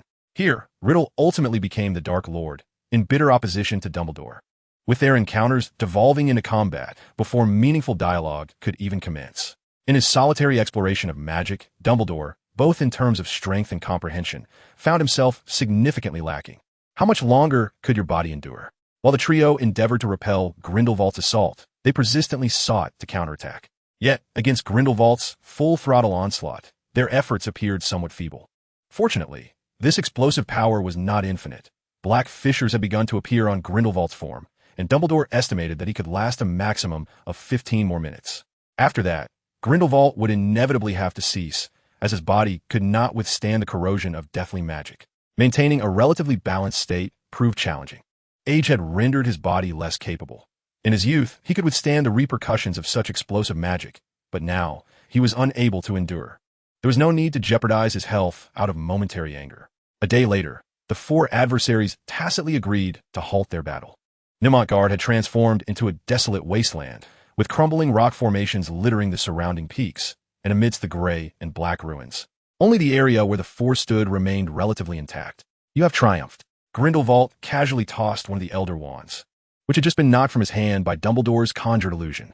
Quick to react, he retrieved the wand before it could touch the ground. This wand was the Elder Wand from his own world, having been with him for nearly a century. Yet, it had still betrayed him. The Elder Wand had this peculiar flaw. It could not tolerate even the slightest failure and showed no sentiment, betraying him without hesitation. Grindelwald found it strange, and Gellert was also unsettled. Grindelwald, having shifted through several phrases, found them all lacking, ultimately resigning himself to say, "In any case, remember this. Our matter is far from over." Just as Dumbledore was preparing to offer some words of counsel, Grindelwald abruptly turned and said with utmost seriousness, "Mind your demeanor, Dumbledore. Here, I possess nothing." Given his understanding of Grindelwald, he suspected this statement was likely a jest, yet Dumbledore dared not take that gamble. "Precisely," Grindelwald remarked with a jovial smile, spreading his arms wide. "At this moment, I require an enthusiastic embrace." Ahem. Suddenly, Grindelwald, standing beside Dumbledore, coughed forcefully.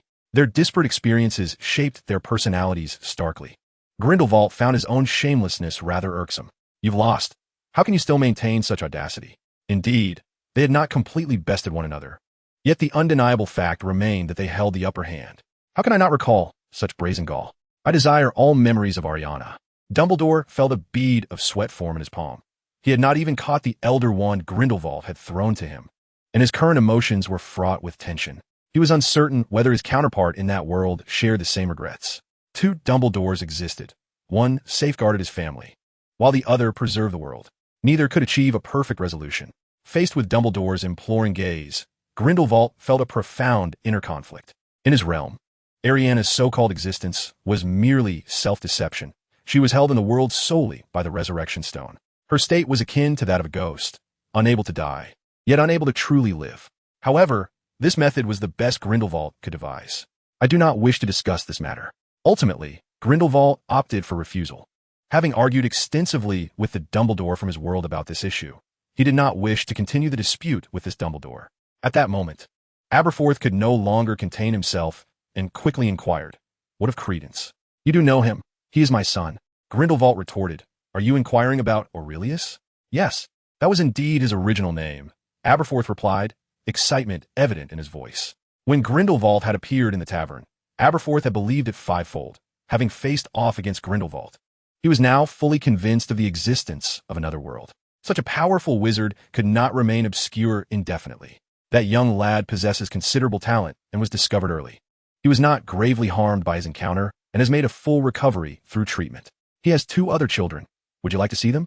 Chapter 60. Truly, a descendant of Slytherin is undeniably clever. Aberforth eagerly nodded. Observing this, Grindelwald promptly asked, "What price are you willing to pay?" He gestured towards Dumbledore, the meaning unmistakable. When it came to him, he could promise anything. In matters concerning Dumbledore, Aberforth would never coerce him into any decisions. The weight of family held immense significance in Aberforth's heart. Even after their paths had diverged, Aberforth remained his brother. Gellert Grindelwald, having failed to achieve his desired outcome, wore an expression of utter boredom. "Very well, here you go." Grindelwald extracted a fleeting memory, a brief moment shared when Aberforth and Aurelius escorted his 2 children to Hogwarts. Aberforth cherished it as a precious treasure. After relinquishing that fragment of memory, Grindelwald cast a glance outside. Someone was approaching. Farewell. After a day and a night, when the magical disturbances had thoroughly subsided, the Ministry of Magic from various European nations finally decided to send representatives to investigate. Upon their arrival, they were astonished by the vast ruins before them, the lingering magical energy revealing the brutality of the battle that had taken place. Only when representatives from 9 countries gathered did they realize that the so-called war had, in fact, never existed. This peculiar occurrence was classified as an unsolved mystery within the magical community, along with Grindelwald's message. Holding the memory vial, Dumbledore initially struggled to grasp the meaning behind Grindelwald's words, but upon viewing the memory, clarity dawned upon him. Realizing the implications, Dumbledore rushed from Hogwarts, anxious that if he delayed, he might miss the last moments with Slughorn. During the first-year defense against the Dark Arts class, Vitt cast a puzzled glance at Quirrell, sensing an inexplicable curse entwined around him. In stark contrast, Quirrell's previously pallid complexion had taken on a healthier hue. Could it be the effect of the dark magic he was studying? Perhaps it would be prudent to keep his distance for the next few days. "Mr. Vitt." Quirrell approached him near the end of the class. Adopting a pretense of stuttering, he haltingly said, "Please visit my office after class." After having declined Quirrell's previous invitation, Vitt had refrained from seeking him out for several days, prompting Voldemort to scold him. Fortunately, at that time, Voldemort was genuinely focused on addressing Quirrell's physical issues and dared not punish him. Given Quirrell's frail condition, a harsher reprimand might have resulted in dire consequences. Quirrell found himself uncertain whether to feel fortunate or mournful about this predicament. The priority of teaching Vitt took a backseat to resolving Quirrell's physical ailments. And for the past few days, Voldemort had not requested him to meet with Vitt. The previous night, Voldemort had taken him into the Forbidden Forest to hunt a unicorn, indulging in its blood and collecting a substantial vial. With the primary concern addressed, Quirrell could now ponder secondary matters. Faced with Quirrell's invitation, Vitt was inclined to refuse, but feared raising Quirrell's suspicions. Having previously sought out Quirrell, it would seem odd to decline now that Quirrell had invited him. "Very well, Professor." In the balance between adventure and acquiescence, Vitt chose the latter. "A true gentleman is adaptable. Do not let me encounter you in the simulation, or I shall ensure you face the consequences." After class, Ron expressed his grievances to Harry. Professor Snape shows favoritism towards Lily. Professor Flitwick is partial to Hermione, and Professor Quirrell favors Victor. "Harry, you need to step up your game." Faced with Ron's complaints, Harry was rendered speechless. Lily's potion class results far surpassed others. Snape's bias towards her was hardly surprising. Hermione excelled in charms, and it was only natural for Professor Flitwick to favor her. Victor demonstrated exceptional practical skills, holding his own even against upperclassmen. Quirrell, as the defense against the dark arts professor, naturally prioritized him. Harry's grades were unremarkable, lacking distinction, despite his reputation as the chosen one. "Ron, we should focus on our own paths," Harry said softly. He felt content with his current life, well-fed, well-dressed, and surrounded by friends, experiencing no discrimination from others. "Harry, you should strive for more." In contrast to Harry, Ron yearned for fame. He often envied those surrounded by admirers, wishing to experience that feeling himself. Yet, he also harbored insecurities, having always used second-hand belongings and feeling overlooked at home. As the youngest boy, he was not the youngest child, as he had a sister below him, placing him in a rather awkward position. "No need," Harry replied, clearly possessing his own judgment. He had endured far more than Ron. Under conditions that limited his potential, Harry's flying talent could not be showcased. Hovering on a broom 1.5 meters above the ground was something any wizard could accomplish. There was no room for comparison. During flying class, Ron was distracted by Harry's shift in focus.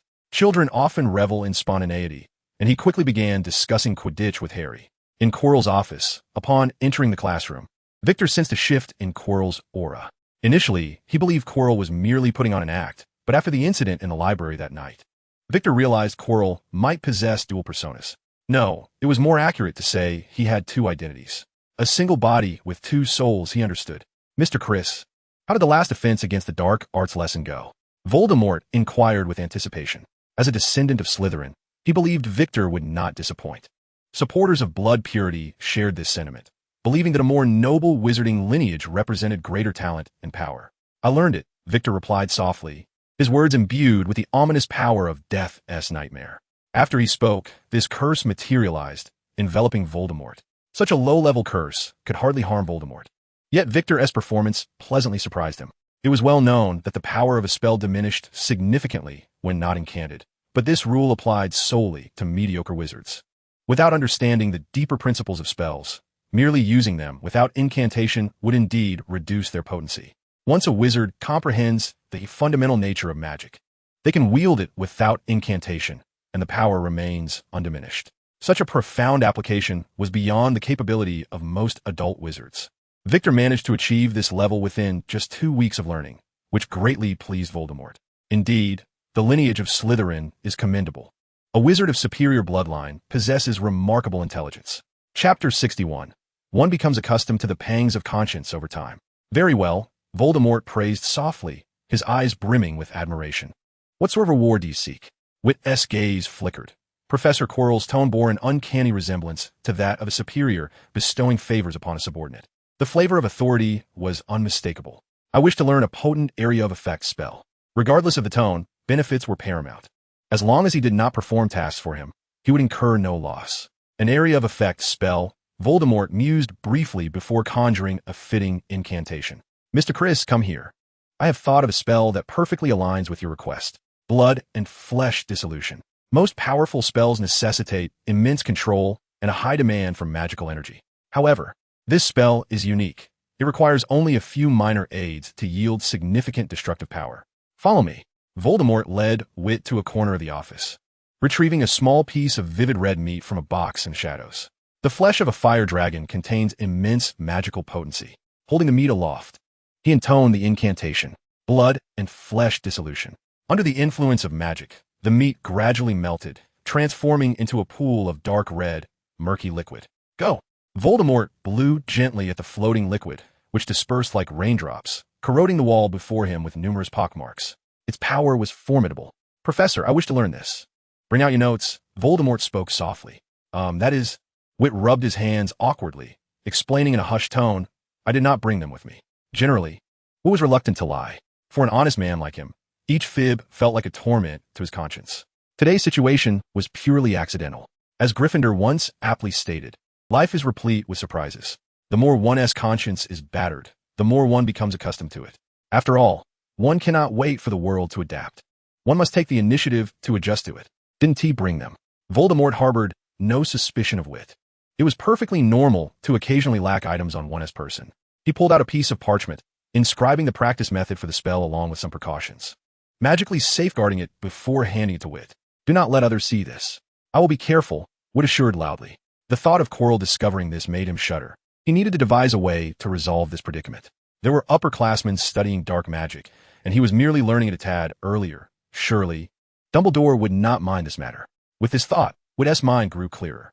Compared to Quirrell, a bomb that could detonate at any moment, Dumbledore's presence was undoubtedly much safer.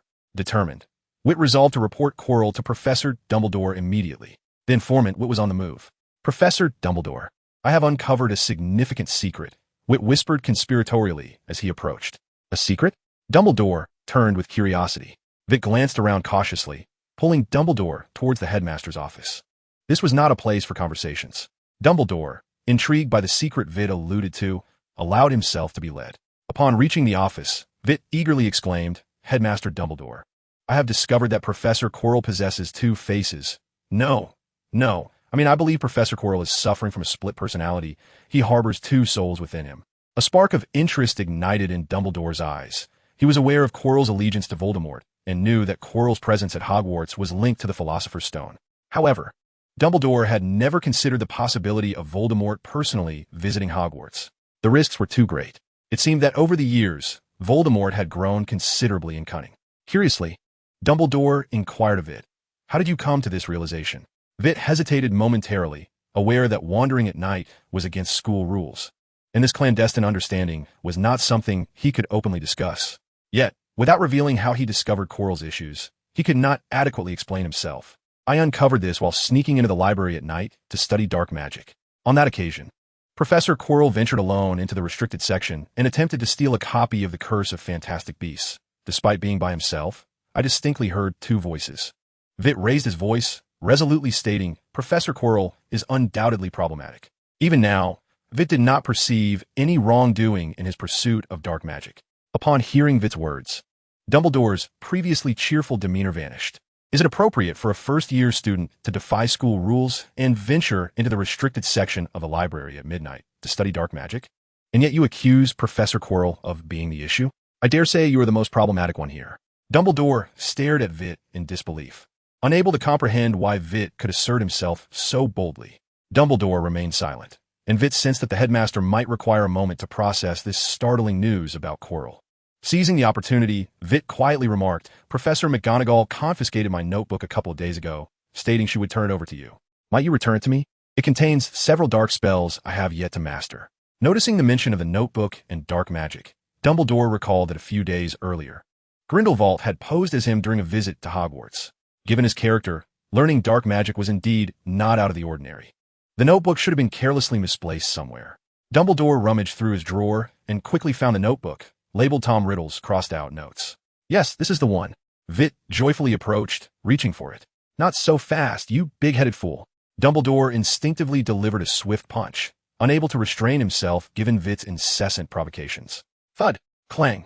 Dumbledore cradled his sore hand, glaring at Vitt's head, which was conspicuously adorned with a metallic helmet beneath his wizard's robes. Goodness, what sort of wizard attends class while wearing a helmet? With a sense of relief, Vitt gently touched his head, grateful for the helmet he had been wearing. Otherwise, he would undoubtedly have ended up with a bump from Dumbledore's earlier reprimand.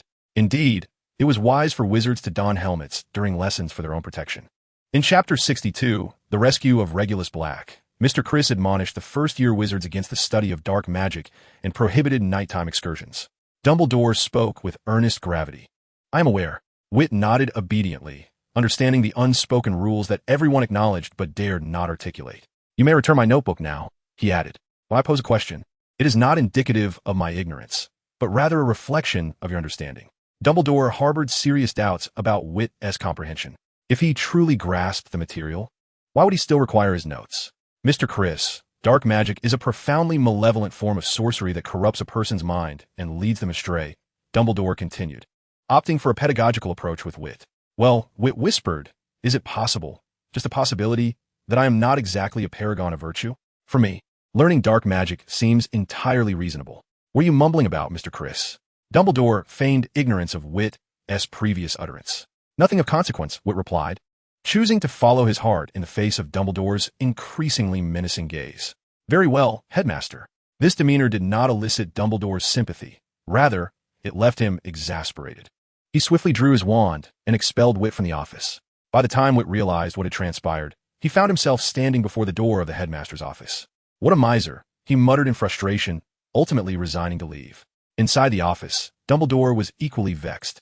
With any other student, he would have swiftly enacted a series of penalties, including confinement and point deductions. However, what was different? Not only did he have a vested interest in Dumbledore, but after thoroughly investigating Vitt's abilities through Grindelwald, Dumbledore understood why Vitt sought to learn dark magic. The ability to traverse infinite worlds without the threat of death was truly a divine gift. Yet, Vitt lacked control over his destinations. If he were to land in a perilous realm, the repeated experiences of death would be anything but comfortable. Traditional white magic typically demands extensive practice, requiring years of dedication before one can effectively inflict harm upon an adversary. In the hands of a novice, its power is often unmanifested. In contrast, dark magic possesses inherent aggressiveness, granting even beginners formidable destructive capabilities. The challenge lies in mastering it, as mismanagement can easily backfire upon the wizard. Therefore, Hogwarts forbids first and second-year students from delving into dark magic, as it poses risks to both the practitioner and others, complicating any potential remedies.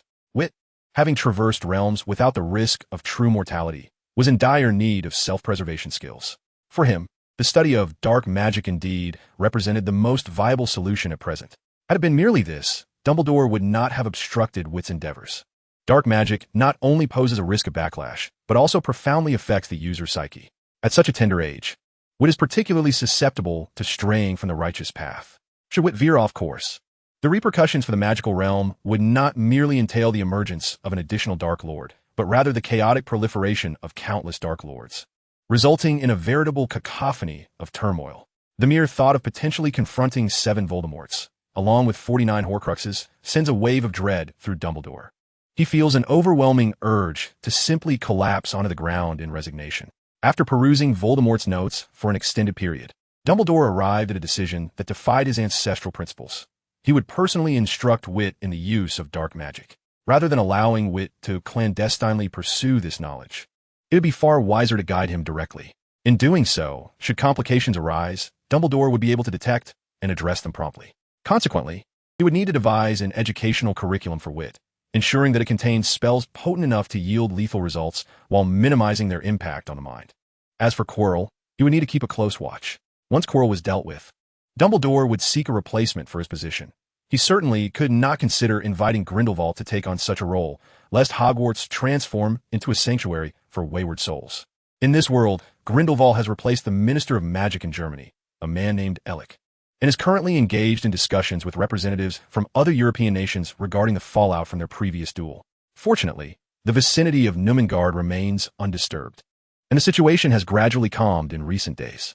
At most, the wizards in Europe have found themselves with a bit more gossip to share over their meals. Recently, Vitt has completed several green-level tasks, with rewards typically consisting of a boost in magical power, spell proficiency, or other minor accolades. Overall, his progress has been commendable. Notably, Vitt's grades and charms have soared, rivaling Hermione's, while his transfiguration scores have also seen a significant improvement. This subject, as Professor McGonagall had indicated, is indeed quite challenging. In the beginning, students can only transform small objects, which lack both combat utility and flair. Most young witches and wizards regard transfiguration with even less enthusiasm than potions. It is yet another early morning. The new day commences with the lottery. The wheel begins to spin serenely, and Vitt watches intently, his heart racing. As the wheel slows down, it eventually halts in the blue zone, tantalizingly close to the purple. Over these past days, Vitt has gleaned some insights. Tasks of the same level exhibit varying degrees of difficulty, with positions nearer to the high tier indicating greater challenges. Blue. Rescue Regulus Black. Task objective. Retrieve the incapacitated Regulus Black from the depths of the cursed cave. Task reward. Regulus Black's allegiance. What exactly is a cursed being? Vitt pondered for a considerable time, but could not recall what it was. The countdown for the task was dwindling. Never mind. When faced with adversity, one must stand firm. Vitt donned his garments, grasped his wand, and chose to accept the task. In the dimly lit cave, Vitt had scarcely landed when he noticed a group of grotesque, humanoid creatures dragging his target toward the water. Without a moment's hesitation, he cast the killing curse with a swift flick of his wand. The eerie green glow illuminated the surroundings, causing the spectral corpses to stagger while simultaneously capturing their attention. The life-draining curse failed to obliterate them. Vitt stood in stunned disbelief. He had encountered creatures that survived the life-draining curse before, notably the serpent monster that evaded demise from a single incantation. However, the serpent was solitary, whereas here stood a multitude of spectral corpses. This task was insurmountable. The radiance of the life-draining curse not only startled the spectral corpses, but also drew Regulus's notice. Struggling, he turned his head and beheld a youthful wizard, who was now anxiously surveying the encroaching spectral corpses. Regulus longed to warn him that the life-draining curse was ineffective against such deceased entities. But he lacked the strength to vocalize, his body already half submerged in the water, dragged by the spectral corpses. Chapter 63. Not dead, yet the mission objective was on the verge of failure.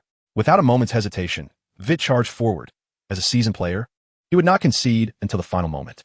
Confronted by the advancing spectral corpses, Vitt channeled all his might into the Gryffindor training technique, delivering a powerful blow. The immense force caused the spectral corpse to arch violently before it was hurled backward, colliding with several of its companions. Vitt scratched his head, realizing these creatures were not as formidable as he had imagined. Their strength was slightly inferior to that of an average adult. Could it be that these beings merely possessed high magical resistance while being physically weak? No, such considerations were irrelevant at this moment. Seeing Regulus nearly submerged, with only his head above water, Vitt hastened to his side and yanked him up, inadvertently pulling two spectral corpses along with him. Retreating to the center of the small island, claiming the highest point, Vitt shook Regulus by the neck. Are you alive? If so, make a sound. Do you know any weaknesses of these creatures? The sheer number of foes was overwhelming. There was no way to eliminate them all. The training technique also consumed magical energy, and Vitt had yet to master it fully. His physical strength was still lacking. Moreover, a wizard's magical energy was not limitless. A depletion of it would directly weaken the body, making it arduous to stand. Vitt could only endure for half an hour at most. Beneath the pitch-black surface of the river, countless spectral forms lurked, causing Vitt's scalp to prickle in unease. After being shaken, Regulus slowly opened his eyes.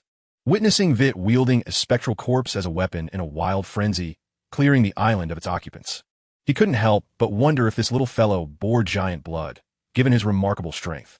Noticing Regulus had awakened, Vitt once again called out, "If you're awake, make a sound.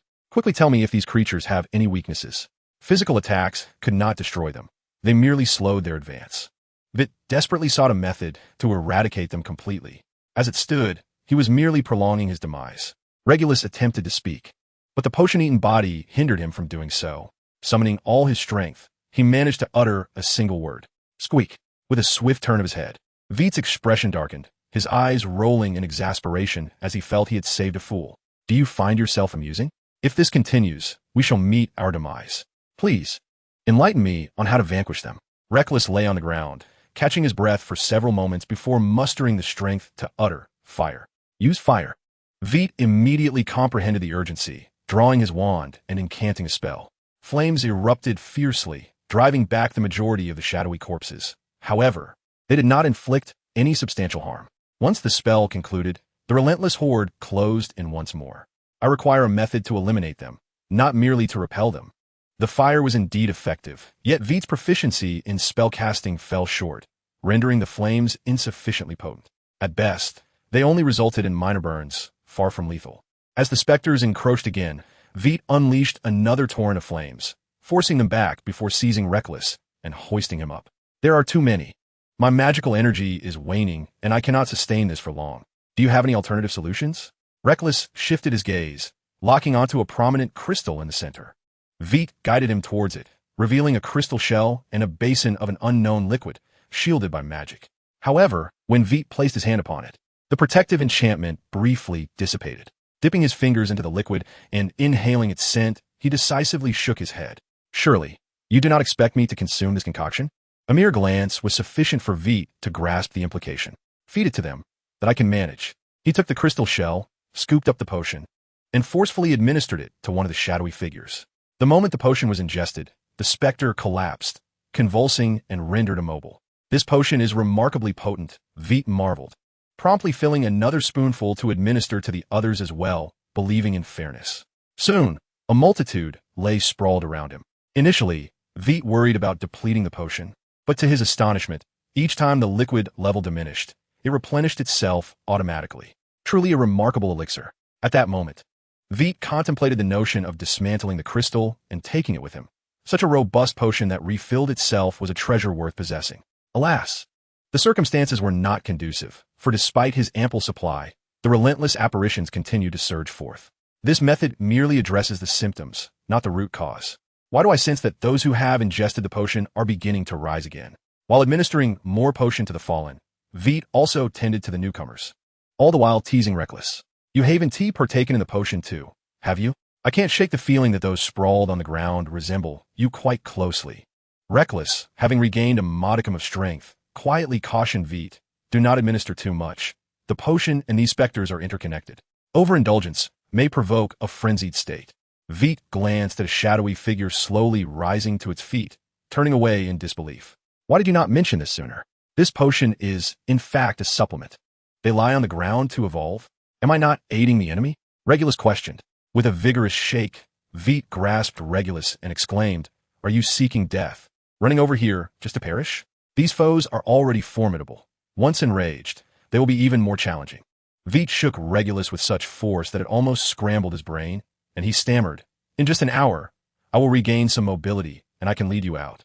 The flames Vitt unleashed were fierce yet lacked substantial power, leading Regulus to underestimate Vitt's capabilities, which allowed Vitt to employ this cunning strategy. An hour. I will do my utmost. Vitt drew his wand, the flames pushing back the multitude of approaching wraiths. These relentless beings were truly exasperating. After repelling the encroaching wraiths once more, Vitt turned and inquired, "Is there anything besides fire that can counter them? I also know several dark spells." His preconceived notion stemming from the ineffectiveness of the killing curse led Vitt to believe the wraiths possessed immense magical resistance. Coupled with Regulus's inability to speak earlier, Vitt had refrained from using any other spells. Apparition was also locked here, rendering it utterly unusable. After learning this spell, Vitt had scarcely employed it. Hogwarts prohibited its use, and it was seldom applicable in most dungeons. Now, encountering a scenario that required apparition, Vitt discovered, much to his dismay, that it was similarly restricted here. Chapter 64. The actor meets an untimely end. Upon hearing Vitt mention his knowledge of dark magic, a glimmer of hope surged within Regulus. Most dark spells wield considerable destructive power. Many spells would prove effective against them.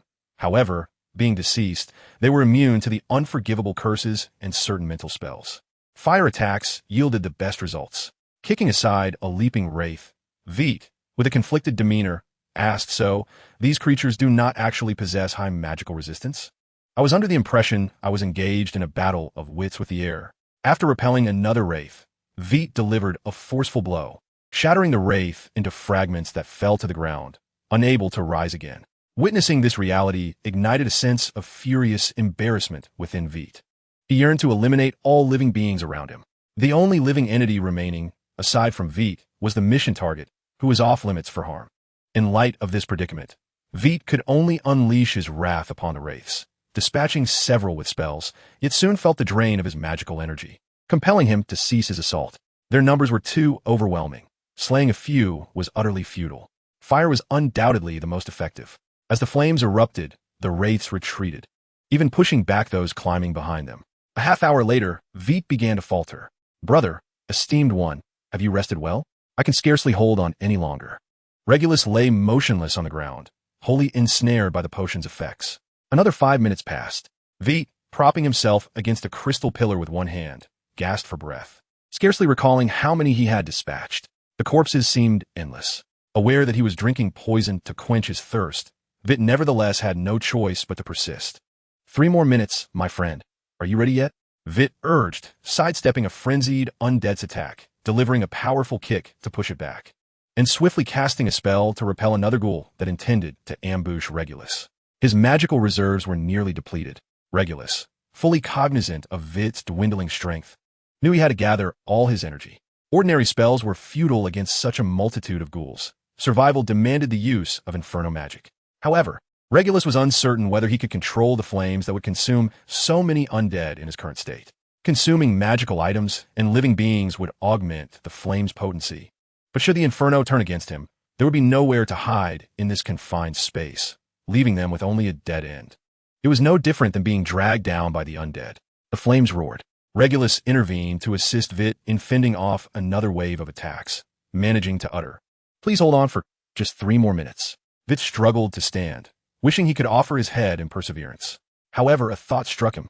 While he could not use his head to endure 3 minutes, he could employ his legs. Flesh and blood eroded away. He recalled a spell he had just learned yesterday. Professor Chilo had mentioned that the fresher the flesh used for casting, the more potent the magic. Vitt considered his extensive training in the Gryffindor exercises, and, as a wizard, he possessed a fair amount of magical energy within his blood and flesh. Resolute, Vitt tore a piece of cloth from his clothing, bit down on it, and unleashed a slicing spell upon his own leg. In an instant, his foot was severed in two. Regulus was taken aback, utterly bewildered by Vitt's actions. Bewildered at the senselessness of cutting off his own leg. "What are you doing? I'm buying you 3 minutes." Vitt's eyes were bloodshot, enduring excruciating pain, gripping his severed leg, and using the last remnants of his magic to cast the spell. In Regulus's incredulous gaze, Vitt transformed his leg into a vast pool of thick, crimson liquid. He then separated a small portion of this liquid and scattered it, causing the surrounding ghouls to be completely corroded, collapsing to the ground. This scene struck Regulus. At 18 years of age, with profound emotional impact. The fact that Vitt had come to rescue him filled Regulus with immense gratitude. For over 40 minutes, Vitt had willingly endured injury to shield him from harm. Regulus had engraved this kindness in his heart. He had initially thought that having regained some mobility, he could assist at a crucial moment, especially since Vitt still had a bit of strength left. They could surely hold out for 3 minutes. He had never anticipated that Vitt would willingly sever his own leg to aid in his escape. Though such an act was reckless, Regulus felt deeply moved. For a mere word from him, Vitt was willing to sacrifice a limb. This debt of gratitude, he feared, would take a lifetime to repay. Regulus closed his eyes, intense emotions surging within him, invigorating the magic coursing through his veins, enabling him to break free from the potion's enchantment. Fiery flames, crimson and fierce, transformed into a roaring lion, mercilessly devouring the advancing undead. The flames spread across the water's surface, racing and intimidating the lurking corpses beneath. In the glow of the fire, Regulus appeared almost divine. Vitt stood transfixed, still clutching a significant portion of the magical liquid he had yet to release. At that moment, a singular thought consumed him. It seemed his leg had been for naught. Were it not for his severed limb, he would have charged forward, seized Regulus by the collar, and demanded an explanation. When the world is this? You promised 3 minutes, and it has barely been over 10 seconds. If he could only endure for a few more seconds, why not unleash one last surge of flames with the remaining magic? His composure crumbled. Brother, I risked my life to save you, and this is how you repay me? Where's your conscience? Humanity is not worth it.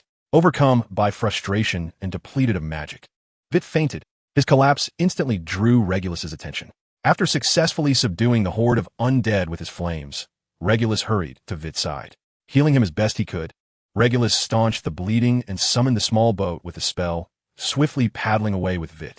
The urgency of Vitt's injuries demanded immediate transport to St. Mungo's hospital for magical maladies and injuries.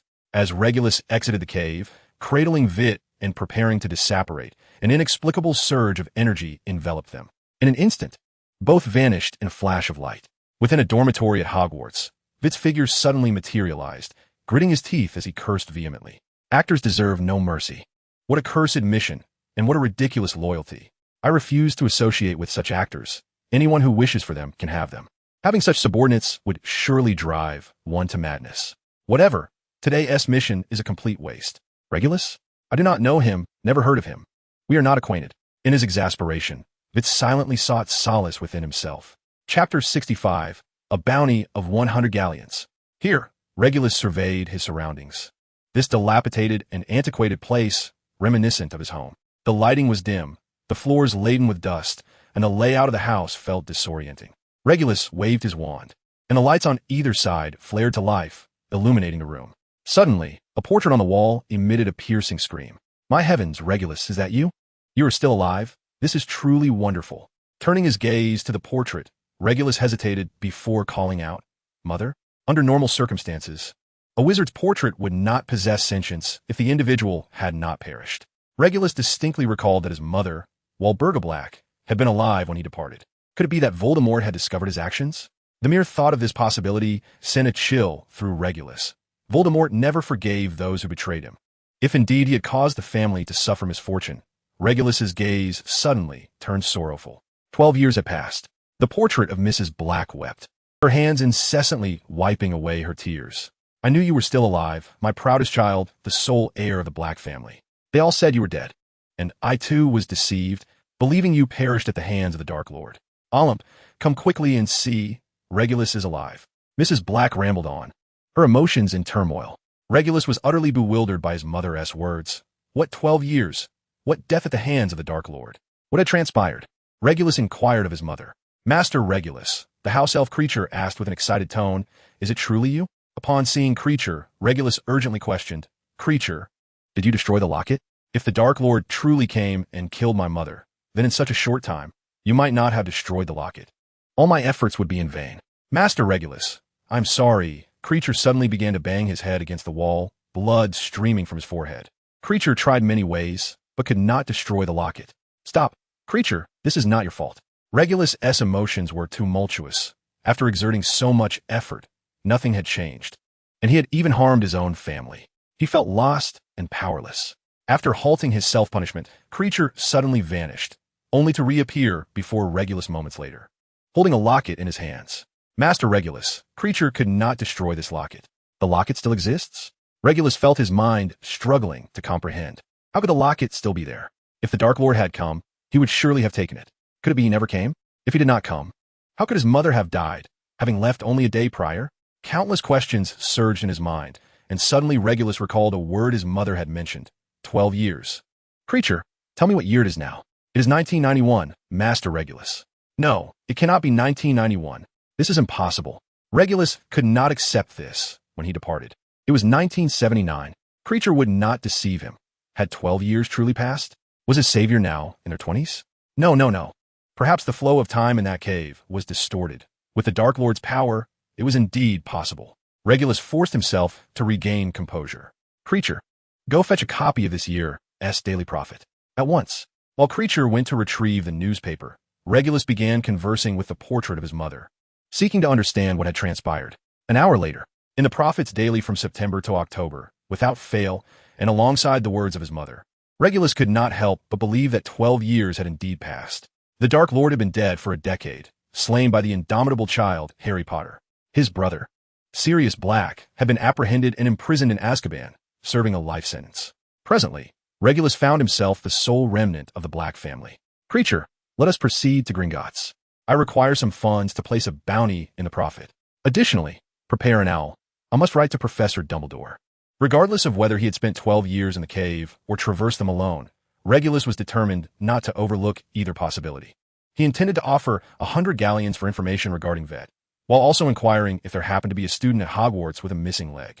To this day, Regulus remained unaware of Vett's name, as Vitt had not disclosed it to him. The situation had been urgent, and Regulus had not thought to ask. Nevertheless, it should not be too difficult to locate him. There are not many wizards in the magical realm missing a leg, particularly those in their 20s. A student missing a leg was exceedingly rare. I shall find you soon, Regulus vowed silently, pledging his unwavering loyalty to Vitt, no matter his current state. At that moment, Vitt was engaged in commerce with George and Fred, marketing magical sweets and trinkets to the first-year students. Following their nocturnal escapade in the library, Vitt had taken to nightly wanderings to study dark magic. George and Fred, too, found themselves restless at night, enjoying their nightly excursions. As their paths crossed frequently, the trio soon became friends.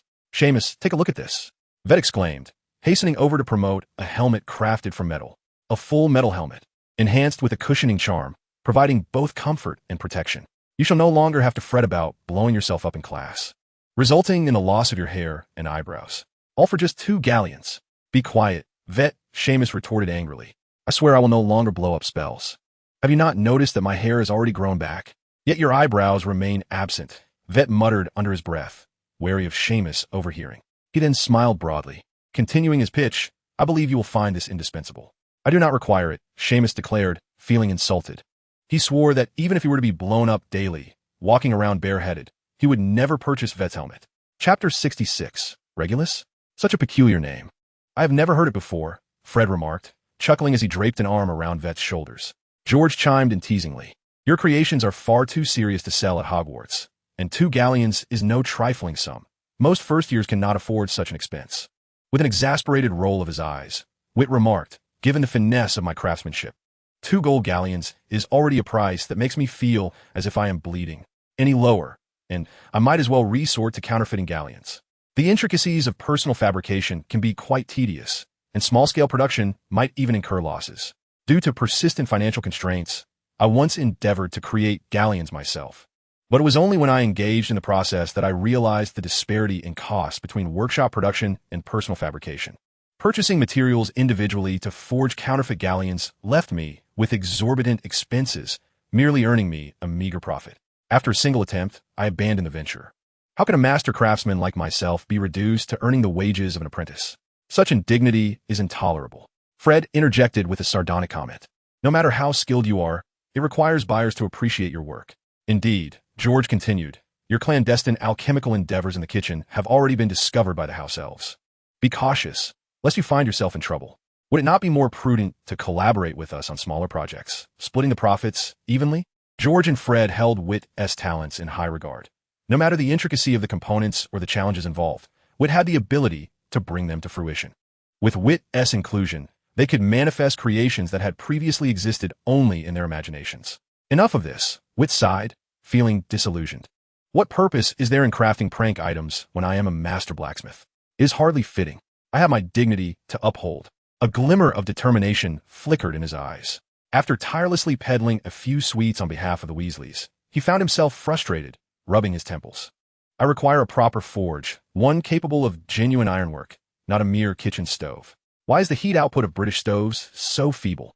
Attempting to melt metal feels akin to a life-or-death struggle, resulting in the abysmal quality of the items I produce. Abysmal is a subjective term, for to others, these items might appear quite commendable, yet their price is prohibitively high, rendering them unsellable within Hogwarts. The low demand is what hampers sales. At this rate, when will I ever be able to forge a sword for myself, or craft a robe for Lily? Witt counted the scant coins in his pocket, realizing that even these meager funds would barely cover the cost of materials. Life without money is truly challenging. Just as Witt prepared to close up shop, Professor McGonagall approached unexpectedly. Oh no, Witt thought, and promptly took off running. George and Fred mirrored his reaction, scurrying away as if evading the authorities. The last time, their sweets had been confiscated, resulting in a significant loss that left Witt unable to afford even the most basic sustenance, forcing him to scrounge for meals at Dumbledore's place. Mr. Criss, McGonagall called out, disregarding the fleeing Weasley twins as she sought to stop Witt. Under ordinary circumstances, Witt would have stood his ground upon encountering McGonagall. However, in this moment, he dare not pause. Ignoring her call, he sprinted ahead, vanishing swiftly from sight. This scene was not new to McGonagall. She knew that chasing him would be futile, for Witt had mastered the Gryffindor training method, allowing him to outrun even the centaurs with ease. Upon encountering Witt once more, Professor McGonagall ceased her pursuit and decisively cast a levitation charm, delivering a formidable blow to him. Witt, suspended in midair with a box cradled between his arms, greeted her with a foolish grin. As McGonagall gently lowered him to the ground, she remarked, Professor Dumbledore is looking for you. Is that why you called for me? Witt's heart, which had hung precariously, now settled as his expression returned to its usual demeanor. I thought. Witt's words trailed off, only for McGonagall to interject. Your sweets have been confiscated. I'm on my way to see Professor Dumbledore, he exclaimed, dashing off, for the loss of the newly acquired candies would be considerable. With a flick of her wand, McGonagall summoned the candy box to her. Witt, helpless, watched as it floated away, lamenting the loss of his precious treats. In a desperate act, he flopped onto the ground, wailing, Professor McGonagall, I've been cursed with a spell that will cause my candy box to abandon me. And I shall perish. You cannot stand by and let me suffer. Please return my box. Observing Witt's antics, McGonagall could only shake her head in exasperation. There is no such curse in the wizarding world. Who says? I shall invent such a curse. I swear it on the nose of Headmaster Dumbledore. McGonagall found herself utterly at a loss with Witt's antics. He treated punishment as a source of amusement. The points deducted from Gryffindor, meager as they were, could scarcely withstand the weight of his mischief. Headmaster Dumbledore is waiting for you, she stated before departing with the candy box in hand. With her absence, Witt rose and dusted himself off. He recalled Fred mentioning a universal counter curse in the wizarding world. Perhaps he would investigate this at the library shortly. If McGonagall continued to confiscate his sweets, his finances would soon be depleted. Indeed, it seemed that only by bending the rules could one truly ignite the passion for mastering magic. A wizard who adhered strictly to the rules would never become exceptional. In the headmaster's office, Witt could not recall how many times he had visited, whether to receive reprimands or to enjoy a meal. Today's goal was clear. After a moment of self-motivation, he ascended the stone steps.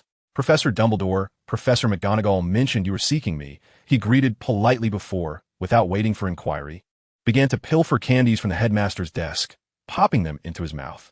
In previous instances, Dumbledore would have collected the sweets, not out of frugality, but simply to tease Witt. However, today he had a serious matter at hand. Mr. Criss, do you know Regulus? Witt paused mid-action, puzzled by the name. Regulus? What a peculiar name. I've never heard of him and do not know him. Dumbledore, ever perceptive, immediately recognized that Witt was feigning ignorance, aware of Regulus, yet reluctant to admit it.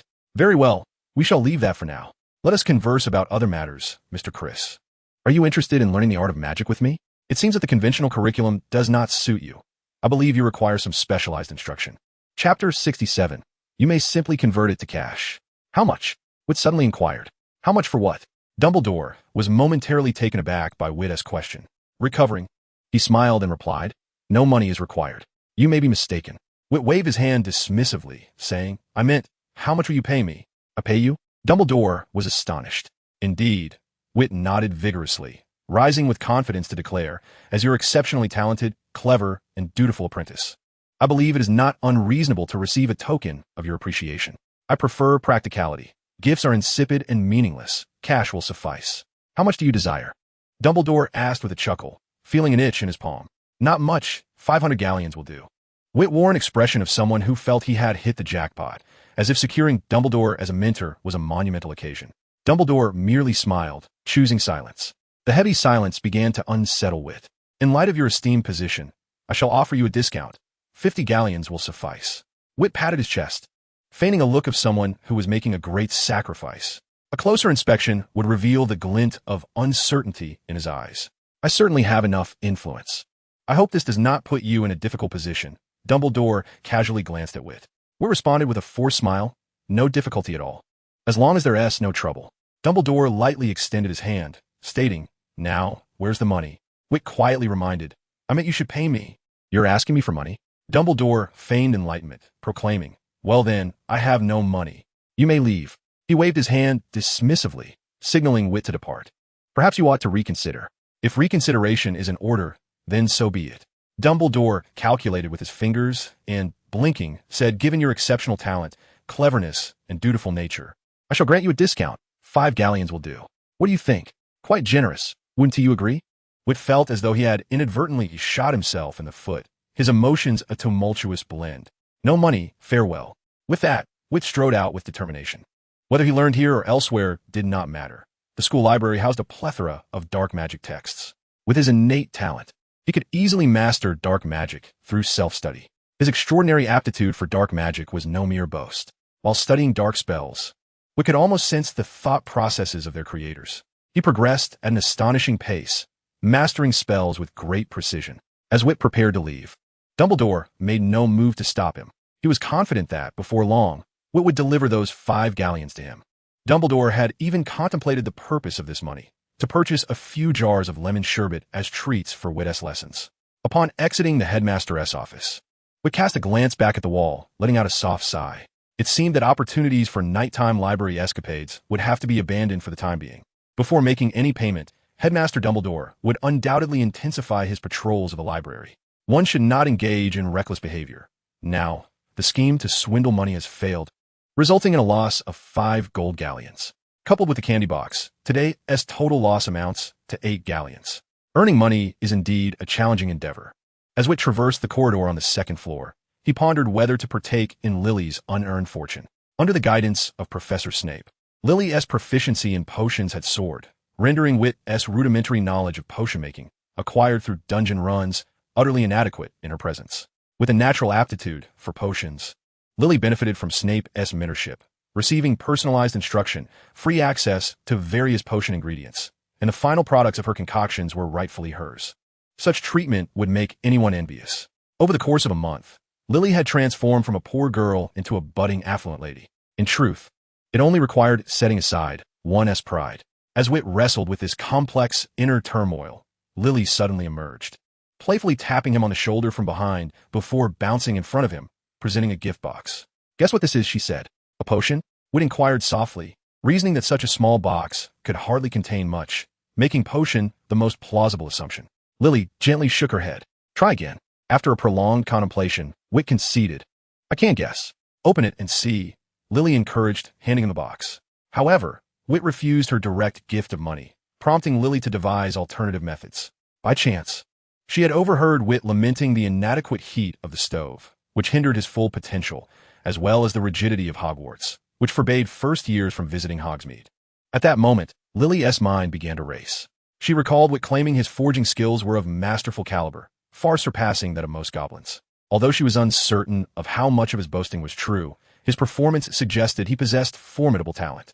While Lily could not assist with the forge, she inquired with Professor Snape regarding the Hogsmeade issue. It turned out that with the professor's permission slip and the accompaniment of a senior student, first years could indeed visit Hogsmeade on occasion. The frequency was limited, allowing only one visit every 2 to 3 months. The gift box contained Snape's permission slip. Lily, you truly are my lucky star, Vitt exclaimed, embracing her in gratitude upon seeing the slip. If he could visit Hogsmeade, he could dispose of some of his items, such as the dream ring crafted using the principles of the death nightmare. This ring allowed one to dream of their desires, anything they wished, with the caveat of a potential transformation into a nightmare. After selling the ring, the buyer returned within a few days, visibly distressed and walking oddly, leaving Vitt to wonder what horrors he had encountered in his dreams. Additionally, there exists the formidable defensive armlet crafted by Vitt, capable of withstanding the majority of basic and intermediate spells. However, its efficacy is limited solely to the areas shielded by the armlet. Even in the event of total disintegration, the arm can remain intact despite the surrounding chaos. The shadow cloak, once donned, renders the wearer's shadow invisible. The warrior's headband, when adorned, induces recklessness. A plethora of such artifacts is available. The students of Hogwarts exhibit a modicum of interest. For instance, George is particularly fond of the shadow cloak. Yet, they find themselves financially constrained. Vitt's prices, even at cost, are beyond their means. Most Hogwarts students lack the funds to procure these items, and those who could afford them often disdain such trinkets. In essence, the market at Hogwarts is quite shallow, and Vitt, a significant player, finds it challenging to navigate. The inexpensive gadgets crafted by George and Fred, along with the magically enhanced suites, are far more popular than Vitt's offerings. Chapter 68. The Unexpectedly Frequent Flying Lessons. Vitt. Someone is approaching. Lily, her cheeks flushed, gently nudged Vitt twice, yet he remained unmoved. Such a feeble effort went unnoticed by him. Once the thrill of the moment subsided, Vitt realized he had been embracing her for a tad too long. I apologize. I was simply overwhelmed with joy, Vitt murmured softly. It's quite all right. Lily replied in a barely audible voice, almost imperceptible. Sensing the atmosphere growing increasingly awkward, Vitt sought to divert the conversation. Does Lily enjoy sweets? I managed to procure some chocolate from Professor Dumbledore. He produced 2 chocolate candies. Seated on the steps of Hogwarts, the young pair shared the confection, while an inexplicable sour scent wafted through the air. Around the corner, Ron and Harry peeked out stealthily. Harry, you've lost your chance, Ron lamented. A few days ago, I urged you to act, but you insisted on preserving some pure friendship. Now, alas, the opportunity has vanished. Ron, Harry retorted, giving him a light punch. He genuinely did not harbor those feelings for Lily. Lily and I are merely friends, just as I am with Hermione. Hermione? Ron paused momentarily, then suddenly grasped the implication. I nearly forgot. She is indeed a girl. Shoo, Harry cautioned, glancing around. Do not let Hermione hear you say that.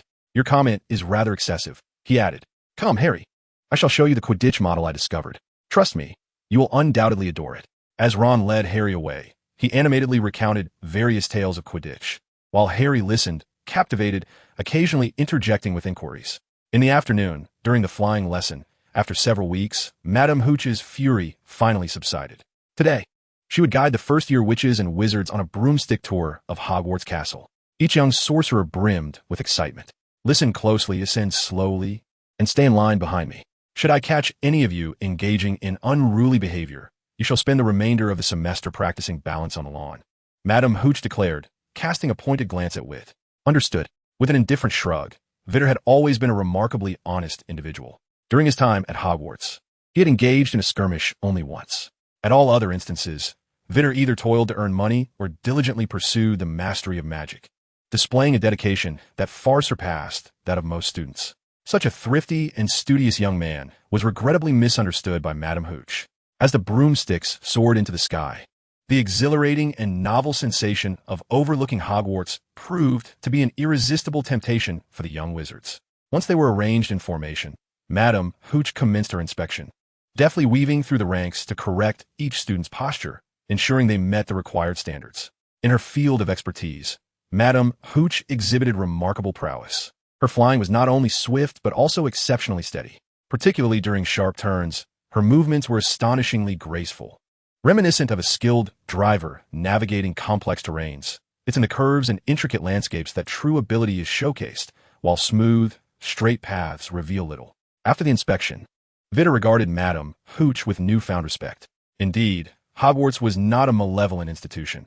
It merely required its professors to possess solid professional qualifications, which should suffice without the expectation of omniscience. It was entirely reasonable for a flying instructor to be less proficient in spells. Once the formation was confirmed, Madame Hooch guided them on a tour around Hogwarts. Initially, everything proceeded smoothly.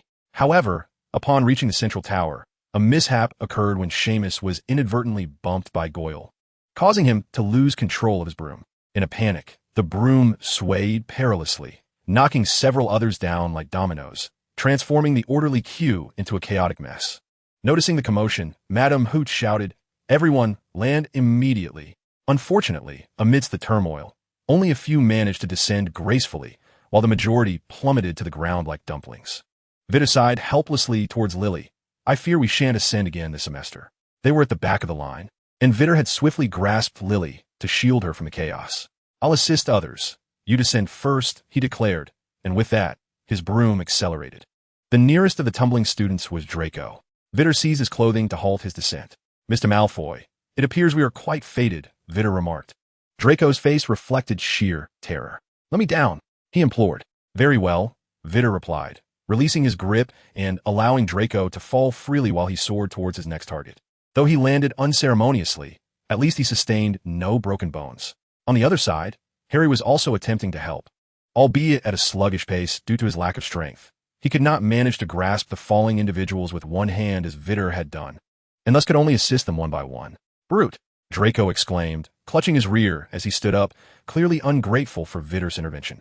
His comment did not go unnoticed by Lily, who appeared quite displeased. "Vitt just saved you," she retorted. "I didn't ask him to save me," Draco replied dismissively. Draco first mumbled softly, his words lacking conviction, before he erupted in a loud tirade. "He just threw me down. Father was right. Muggle wizards are nothing but a band of savages. Apologize." Lily drew her wand and pointed it at Draco. He instinctively flinched, but at that moment Crabbe suddenly approached, emboldened by the presence of his companion. "I won't apologize to a filthy mudblood, and neither will you." Though Lily did not fully grasp the meaning of mudblood, she could infer from the context that it was certainly not a term of endearment. Tears flowed incessantly. In a fit of indignation, Lily cast the snot spell on Draco, who began to drip mucus uncontrollably, resembling two small waterfalls. Crabbe, witnessing the scene, drew his wand intending to cast a snot worm spell on Lily. But before he could utter the incantation, a repelling charm sent him flying. Vitt, with a stern expression, swooped down. He could have aided several young wizards, but, upon seeing Lily in peril, he decisively changed course. Priorities were clear. Compared to Lily's situation, classmates could wait in line. After all, the infirmary's treatment was exemplary, and those injured today would be back to their lively selves in class by tomorrow. "Malfoy!" Vitt stood behind Draco, seizing his head and forcibly turning it. In the next moment, Vitt staggered back in shock, having been repulsed by the sight of the grotesque snot streams, so revolting that merely looking at them was unbearable. "Get lost!" Vitt brandished his wand. If Draco did not comply, he would employ magic to make him do so. He wasn't about to resort to physical confrontation. A mere touch could necessitate a thorough scrubbing of his hands in the restroom. Chapter 69. Small Change Won't Act. Crabbe lay sprawled after being blasted away, while Draco, held at one point by two individuals, promptly revealed his cowardly nature, not daring to utter a harsh word before turning tail and fleeing. This fellow, Vitt had seen through Draco's facade. He was, at his core, a coward who relished creating trouble, boasting of his uniqueness for no reason. Inept yet playful. "Lily, are you all right?" Vitt approached her with genuine concern. "I'm fine, really. That is good to hear." Just as Vitt was about to advise Lily to disregard Draco, Mrs. Horklump called from a distance for their assistance in transporting the injured to the infirmary. Reluctantly, he led Lily over. Today, the once-empty school hospital was now overflowing, with Madame Pomfrey busier than ever. Dozens of students had plummeted, and Vitt had managed to save only 3. The majority had descended in freefall. It remained uncertain whether this incident would leave psychological scars on some students. From Vitt's observations, he couldn't ascertain the students' mental states, but Mrs. Horklump was likely to have her own share of trauma. It seemed they would be undergoing several weeks of balance practice, perhaps even longer. Given Vitt's current financial situation, he could hardly afford it. Flying through the air, feeling the gentle breeze against his face, and gazing down upon the entirety of the castle was an indescribably delightful experience. He needed to earn money, striving for financial freedom by the second year. Soon, the weekend would arrive, with a heavy load of various items. Vitt followed George and Fred to the village of Hogsmeade. Along the way, Vitt clarified that for legitimate goods, they would head directly to the 3 broomsticks to sell. For illicit items, however, a disguise was necessary to venture into the Hog's Head Inn. Yet, entry into the latter was forbidden for children. Vitt realized he would need a height-enhancing potion to gain access. As for its efficacy, neither of them knew, having only heard it from other students. And Vitt had never been there himself. The village of Hogsmeade was rather small, and a leisurely stroll brought them to its end. George and Fred made a beeline for Honeyduke's sweet shop, while Vitt, burdened with a hefty sack, proceeded to the Three Broomsticks. After explaining his situation to Madame Rosmerta, he was granted the opportunity to set up a stall at a corner table, under the condition that he remained quiet and ordered a drink from the establishment. After ordering a mug of butterbeer, Vitt unwrapped his parcel and displayed his meticulously crafted 12 items. The tavern was bustling with patrons, and the sight of a stall drew many curious onlookers. "Young lad, how much for this?" inquired a plump and affluent lady, pointing at a ruby necklace. Vitt rolled his eyes, asserting, "I am not a child. This necklace is 7 galleons. "Quite steep," the lady remarked, displeased. "My dear lady, for a magical item, that price is rather modest," Vitt retorted, strategically ignoring the age disparity and addressing her as lady. "What does it do?" she asked, lifting the necklace to examine it closely. The craftsmanship was exquisite, though the central gem was of inferior quality, diminishing the necklace's overall value. It evoked a sense of disconnection, causing the entire piece to lose much of its elegance. Once activated with magical energy, it would allow the wearer to move with grace at a ball, enhancing their poise. Vitt, with eyes closed, began to extol its virtues, for indeed, the item held such potential, though he was not entirely truthful, as the necklace merely possessed a flawed levitation charm that could not truly allow one to float, only to feel lighter. And it consumed a considerable amount of magic due to the poor quality of the gem. Vitt simply could not afford a better stone. The affluent lady, after trying the necklace and activating its magic, found herself feeling as light as a feather. Instantly captivated, she produced 7 galleons and purchased it. Vitt swiftly accepted the payment, anxious to avoid any change of heart on her part. The decision to buy or not often hinges on a fleeting moment. A mere delay could lead to regret. Once the coins were secured in his pocket, Vitt's smile broadened, and his demeanor became markedly more amiable. "Lady, would you care to see this ring?" he offered, presenting a ring intricately carved with a serpent. In a hushed tone, he added, "It bears a breeze charm, ensuring you remain cool and comfortable at all times." Only 2 galleons. Originally priced at 1 galleon at school, Vitt had opportunistically raised the price by 1. After experiencing the refreshing sensation of the gentle breeze from the ring, the lady was once again compelled to make a purchase. "Thank you, dear lady, and safe travels."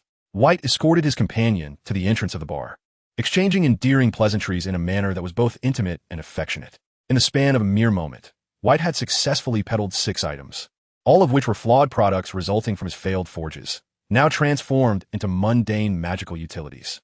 As he eagerly counted his earnings, contemplating the prospects of expansion and prosperity, he unexpectedly overheard a conversation at a nearby table regarding a bounty for a limping wizard mentioned in the newspaper. White approached with cautious steps and inquired, "Pardon me, gentlemen, may I borrow that newspaper for a moment?" "Of course," one of them replied, passing the paper to him. The front page bore the headline of Regulus Black's reappearance, followed by the details of the bounty. It contained several characteristics of White, the most notable being the fact that he had lost a leg. The reward amounted to a staggering 100 galleons. His subordinate seemed to be quite affluent. After all, 100 galleons for merely a tip. Should he pen a letter to the specified address? However, White recalled the previous incident involving Regulus's performance. What if this sum was merely a loan? He might venture to seek him out in high spirits, only to find himself burdened with an additional debt of 100 galleons instead. This individual had a history. Caution was warranted. He would also need to settle his tuition fees. White lamented as he counted the coins in his possession, hoping that the subordinate was indeed wealthy. If so, even if he were an actor, White would gladly accept him. White desired only the money, not the person.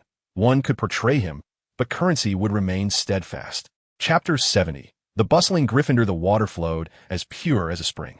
White produced 2 empty cups, filling one for George and one for Fred with water. Refreshing, complimentary water. Fred lifted his cup and, resting his chin on his hand, remarked, "White, you are such a miser. You can't even spare a butterbeer." "Indeed, how can you call me stingy?"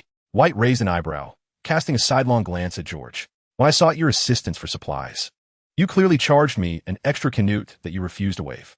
That was business. One cannot equate business transactions with stinginess." George's gaze wandered, revealing his evident discomfort. "What? You charged White an extra canute?" Fred exclaimed, seizing George by the neck and shaking him vigorously. "Did you not say you would give him a discount?" Due to their inability to visit Hogsmeade, White had to pay a little extra to purchase sweets from George and Fred. The candies they sold to students were also priced higher. After all, the effort of running around the school and the risk of confiscation warranted some profit. Observing the playful tussle between the two, White quietly gathered the remaining 3 items. Aside from that kind-hearted older sister, he had toiled for 5 hours to sell merely 3 items. Yet, this was still a marked improvement compared to the days at school when it took him several days to sell a single item, often resulting in returns. I must ask, how long will you continue this brawl? Rolling on the ground cannot be very clean, can it? The life of a wizard indeed seemed both peaceful and rather dull. After 5 hours, 3 brooms had come and gone at the bar, and most patrons were lamenting trivial familial matters. The various lethal devices manufactured by Vitt have garnered little interest. Conversely, items that enhance daily life attract considerable attention, although the majority refrain from purchasing due to their cost. Vitt perceives their curiosity. The era when swords were merely ornamental fixtures upon walls is decidedly mundane. Standing at the heart of Hogsmeade, Vitt extends his arms, as if attempting to grasp the entirety of the heavens. This corrupt, magical realm requires my salvation. George, urging him along, declares, tonight's dinner features fish and chips. Prepared only once a week, we certainly do not wish to miss it. Fish and chips, wait for me. Vitt hastens to catch up. Despite the plethora of dark recipes in England, the taste of fish and chips remains quite delightful, especially when paired with this wand. It is imbued with the newly acquired dark magic of flesh melting, which, once activated, can render an opponent defenseless with a single strike. Though undeniably a potent tool, it has attracted no inquiries. In stark contrast, individuals flock to inquire about the ring that summons a refreshing breeze. The magical fan is far more sought after than the magical shotgun. This extraordinary world is nothing like he had envisioned. The realms within the dungeons are fraught with peril, especially the one from a decade past, where lives were as expendable as grass. Vitt relishes that exhilarating sensation of dancing upon the razor's edge. He strides toward the restroom, only to quietly retreat, glancing around with a discerning eye, rubbing his eyes before re-entering. It remains, this is no illusion. Mr. Malfoy, are you cleaning the Gryffindor restroom? Vitt stifles a laugh, attempting to suppress his amusement. The sight of Malfoy, wielding a brush and seemingly devoid of hope, stands in stark contrast to the usual arrogant persona he projects. The disparity is simply overwhelming. Vitt longs to laugh, yet the nuclear-grade weapon in Malfoy's hand fills him with trepidation, fearing that a laugh might provoke Malfoy into a retaliatory strike. Malfoy lifts his head, his eyes devoid of spirit, as if he has lost his very soul. Just days prior, his derisive remarks towards Lily, the Muggleborn, somehow reached Snape's ears. The headmaster, who had previously defended him, revealed his fangs for the first time. Rather than resorting to punishment, Snape condemned him to clean the boys' restrooms, all 4 houses. Such a punishment is far worse than death for Draco. Faced with Snape's murderous gaze, Draco lacked the courage to refuse. Cleaning the Slytherin facilities that morning was manageable. But when he faced the Gryffindor restrooms in the afternoon, the unabashed mockery and deliberate provocations shattered his composure. He has yet to recover. In contrast, Vitt's demeanor appears remarkably amicable. Just as Draco prepares to conclude this nightmarish day by finishing the last of his tasks, Vitt re-enters. Apologies, I overindulged today, and I simply cannot resist. As Vitt speaks, he reaches for the stall door. Huh, why won't he budge? Vitt ventured from one compartment to another, only to discover them all locked. Is anyone inside? He inquired of Draco, who silently nodded in affirmation. Not only were there occupants within, but each compartment harbored more than one individual, all of whom had taken refuge there to revel in the spectacle. Over a month into the school year, Draco's demeanor had already alienated the majority of Gryffindor students. Typically, he had the protection of his Slytherin peers within the school, but now he found himself punished and relegated to cleaning the Gryffindor toilets. Naturally, the Gryffindor students were eager to greet him with enthusiasm. Exiting the Gryffindor common room to reach the nearest restroom required at least 10 minutes. I beg your pardon. Could you kindly turn your head? Vitt endeavored to speak as politely as possible, for Draco before him was clearly on the brink of collapse, and he did not wish to become a casualty of his distress. Amidst the peculiar atmosphere, Vitt ultimately resolved to seek a restroom elsewhere, unable to endure the prevailing tension and the morbid amusement of those around him. Just as he was about to depart, another Gryffindor student entered. What followed was a cacophony of chaos, punctuated by shrieks, laughter, and a symphony of clattering sounds, blending into a singular uproar. This day, Gryffindor was particularly lively. Chapter 71, The Study of Magic. Professor Dumbledore, is Regulus quite wealthy? On a Sunday morning, Vitt approached Dumbledore and, after presenting 5 gold galleons as tuition, successfully earned the title of Dumbledore's student. The Black family boasts a long-standing legacy within the magical realm, amassing a wealth beyond measure. Regulus is now the sole heir of the Black family, which implies he is indeed quite affluent, does it not? Vitt's eyes sparkled with the allure of gold. Wahoo! Let's soar, he exclaimed, leaping up in jubilation and dashing outside. Vitt, you cannot simply leave before the class is concluded, Dumbledore remarked, ignoring Vitt's struggles. Let me go, Vitt protested vigorously, intent on seeking Regulus to procure funds to forge a Gryffindor sword, an object he had long coveted. Although the dungeon allowed items to be brought along, anything other than system-provided items could be damaged or lost. Within the dungeon, aside from quest rewards and memories which could not be taken, all other possessions were prohibited from being removed. One could only carry away what they had initially brought. This restriction had led Vitt to refrain from taking many items with him, as dying in the dungeon allowed for revival. But losing or damaging items meant they were irretrievably gone. As a destitute individual, Vitt could not afford such a loss. If items could be brought along, many low-level quests would become significantly easier.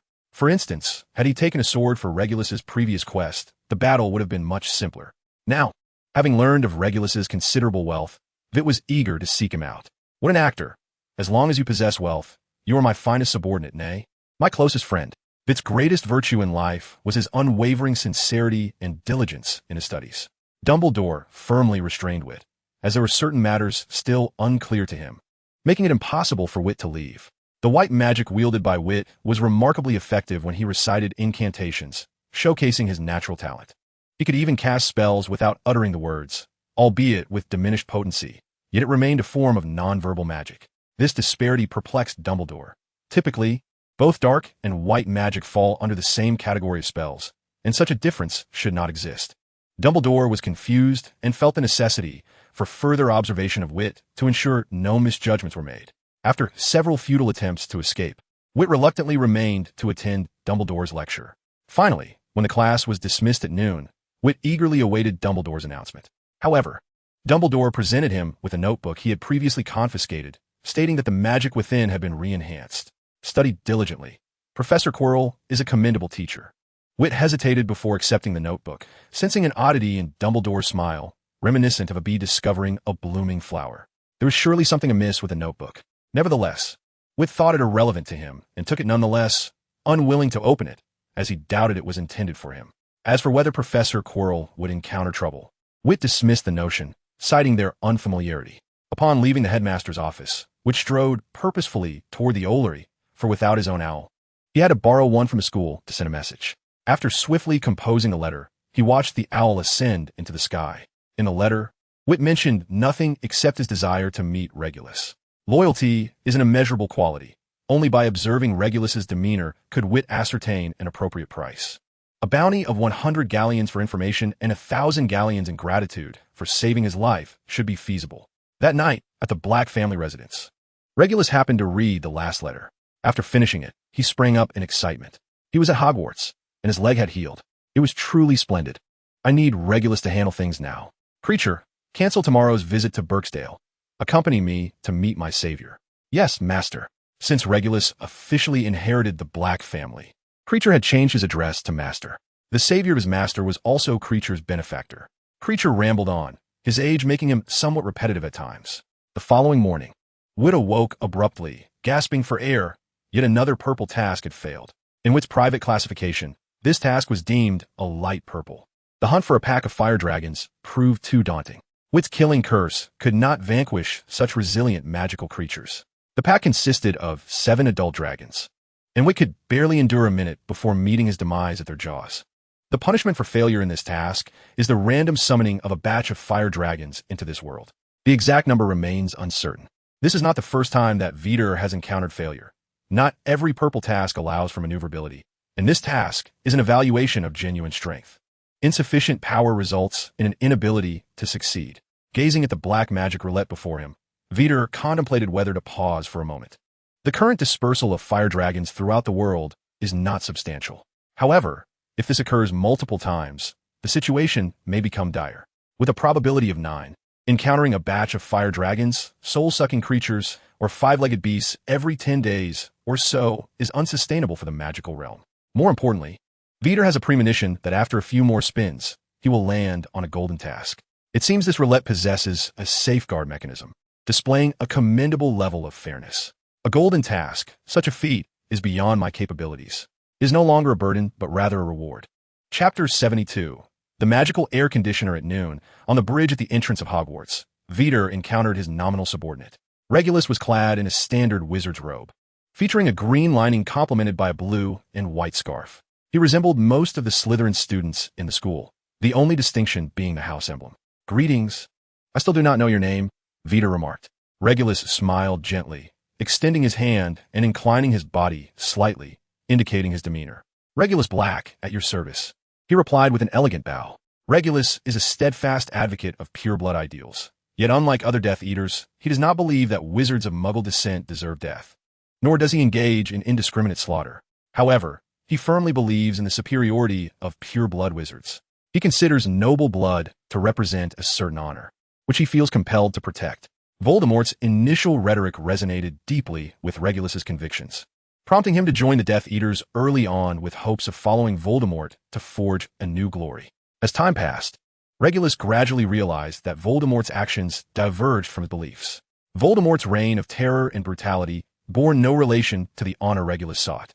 Upon shattering this illusion, Regulus chose not to conform, but rather to uphold his convictions and resolutely oppose Voldemort. Through investigation, he discovered Voldemort's Horcruxes and resolved to destroy them, thereby dispelling the myth of Voldemort's immortality. In the cave, as he closed his eyes to embrace death, Vitt appeared and saved him. Regulus then pledged his loyalty to Vitt. However, loyalty does not equate to blind allegiance. Regulus maintains his own beliefs. He continues to hold firmly to the theory of pure-blood glory. When Vitt spoke of the Slytherin blood flowing through his veins, Regulus felt a surge of delight. Vitt had not anticipated that the banner he raised for himself would prove to be so advantageous. Just moments ago, he had been addressed informally, but upon learning of the Slytherin blood coursing through his veins, Regulus immediately switched to a more respectful form of address. "What a disparity! Are you not afraid I might deceive you?" Vitt inquired softly. Such matters of lineage are notoriously convoluted to trace, save for the direct bloodlines that inherit the family name. It remains uncertain whether Vitt's parents were even wizards. When he regained consciousness, it was at the entrance of an orphanage. If both of his parents were Muggles, then his claim of Slytherin heritage would indeed be difficult to justify. Although Vitt does possess Slytherin blood, he lacks any evidence to substantiate this assertion. Character? That notion is one I scarcely believe in myself. Vitt genuinely does not consider himself to possess any commendable traits. Does being despicable and shameless count? Regulus' words made him somewhat hesitant to request money from him. "Do you have any funds?" Vitt broached the subject directly. He felt a twinge of embarrassment, albeit a minor one. Being nearly destitute, Vitt found it hard to maintain any pretense of affluence. "How much do you need? The more, the better." Vitt was quite unabashed in his request. Despite Regulus being the sole heir of the Black family, he lacked the authority to withdraw all the family's wealth. To manage the entirety of the family's finances, the consent of their ancestors was required, and the ancestors of the Black family were literally hanging on the wall. They could even speak.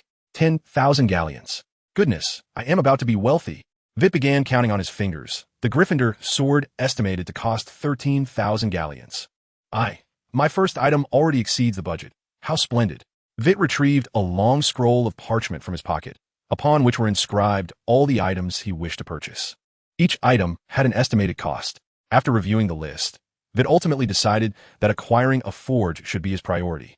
A box enhanced with a non-detection expansion charm, containing a professional forging room, with an overall estimated cost of 3,000 galleons. Adding in various small tools and materials, approximately 4,000 galleons should suffice. How much would this roughly cost? Vitt handed over the section detailing the forge. His estimated prices might not have been entirely accurate. Regulus examined the items listed, calculated in his mind, and provided an answer. Just over 2,000, less than 3,000 galleons. Noticing Vitt's skepticism, Regulus explained. The Black family has exclusive channels that offer much lower prices than those found in external shops. So that saves 1,000. Vitt suddenly realized that this subordinate might serve purposes beyond merely functioning as an ATM. Take a look at this and see if it holds promise. Vitt pulled out a blueprint from his pocket, depicting a pure silver ring adorned with a small fan emblem. after selling merchandise at the Three Broomsticks 2 nights prior. Vitt felt this item would likely be in high demand. He had worked overnight to revise the design, incorporating new features. In addition to the standard gentle breeze mode, he had added both cool and warm air settings, from a magical fan to an enhanced magical air conditioner. By simply infusing it with magic, one can bask in warm breezes during winter and enjoy refreshing coolness in summer. With this ring, one can experience the comfort of an air-conditioned room anywhere. The consumption of magic is minimal, and it can accommodate several individuals at once. For such a convenient ring, a price of 10 gold galas seems justifiable. This is your design. Regulus scrutinized the blueprints, convinced that this creation would have a market. Yes, see if you can initiate mass production, and we shall split the profits evenly. Mass production may prove challenging. Regulus pointed to the fan component of the ring, stating, "The intricacy of the magical patterns is quite sophisticated. A typical blacksmith may lack the requisite skill. If we're to enlist the aid of fairies for forging, selling it for 10 gold galas might lead to a loss. The pricing needs to be adjusted upwards. Ordinary wizards may not be inclined to purchase." Regulus carefully chose his words to avoid undermining Vitt's confidence. "You may handle it as you see fit." Vitt promptly passed the blueprints over, expressing that as long as it was profitable, he was satisfied. "How long until my forge is ready?" "Typically, it requires about a month, if expedited. Additional funds will be necessary." "Then a month it is, return in a month." Vitt was not one to squander money frivolously, and a few days' delay was inconsequential. In the meantime, he planned to engage in the ordinary lottery, where he deemed the risk to be minimal. Chapter 73, The Witch-Hunting Era. Golden, the witch-hunting movement. By the late 15th century, as the ideological foundations of imperial civilization crumbled, theology and religion ascended to supreme prominence. The higher echelons were acutely aware that deities did not exist, while wizards continued to traverse the earth. Amidst the incessant disasters and diseases plaguing the world, society and its people sought an outlet for their pent-up emotions. To uphold their dominion and fulfill unspeakable agendas, the elite attributed all sources of turmoil to wizards and witchcraft, igniting a top-down witch-hunting campaign. Mission objective: lead the wizards to end this foolish era and dominate the entire world. Mission rewards: mastery of ancient magic, extraordinary. Mastery of war magic, pinnacle. Mastery of runic magic, extraordinary. Magic enhancement, extraordinary. Mission failure: a small probability of exiling all wizards to this world. A chance of exiling a portion of wizards to this world. Vitt felt an urge to curse. The promised 1 in 10,000 chance. When the ordinary lottery showcased a special effect, had not yet revealed the gravity of the situation to him. He had assumed it was a purple mission, hardly taking it seriously. When the lottery illuminated with golden light, Vitt finally grasped the seriousness of the predicament. To conquer a world. Am I truly just a freshman? Is it reasonable to expect a first-year student to conquer the world? It is not reasonable. Is the punishment for this mission not a tad excessive? Exiling an entire world's wizards? If all the wizards from one world are cast here, do you not care about whether this world can withstand it? Regardless of Vitt's grievances, the mission that had already been generated would not change. The only solace now was that Vitt had drawn from the ordinary lottery. As long as he did not abandon the mission, it would not fail. At this moment, Vitt felt an immense relief that he had not drawn the black magic roulette. Such a task would be impossible to complete with just one life. A failure would summon wizards from around the world, inevitably igniting a global war. As he observed the countdown on the task interface, Vitt began to prepare, gathering all that he could carry. Once he ensured nothing was overlooked, he clicked to commence the task. Under a dim sky, in the arid air, countless villagers congregated in the desolate village square. Burn them. Burn these 2 witches who have brought drought upon us. Merciful God, forgive us. The cacophony of voices mingled with the anguished cries rising from the flames, forming a grim symphony of ignorance. Concealed behind a wall, Vitt gazed at the 2 figures engulfed in fire, silently retreating. After nearly 10 hours of travel post-task initiation, he had stumbled upon a village, initially intending to scavenge for food. Curiosity drew him closer upon hearing the commotion, only to discover the era's grotesque spectacle, the burning of witches. Glancing at his distinctive wizard's robe, an overwhelming sense of dread enveloped him.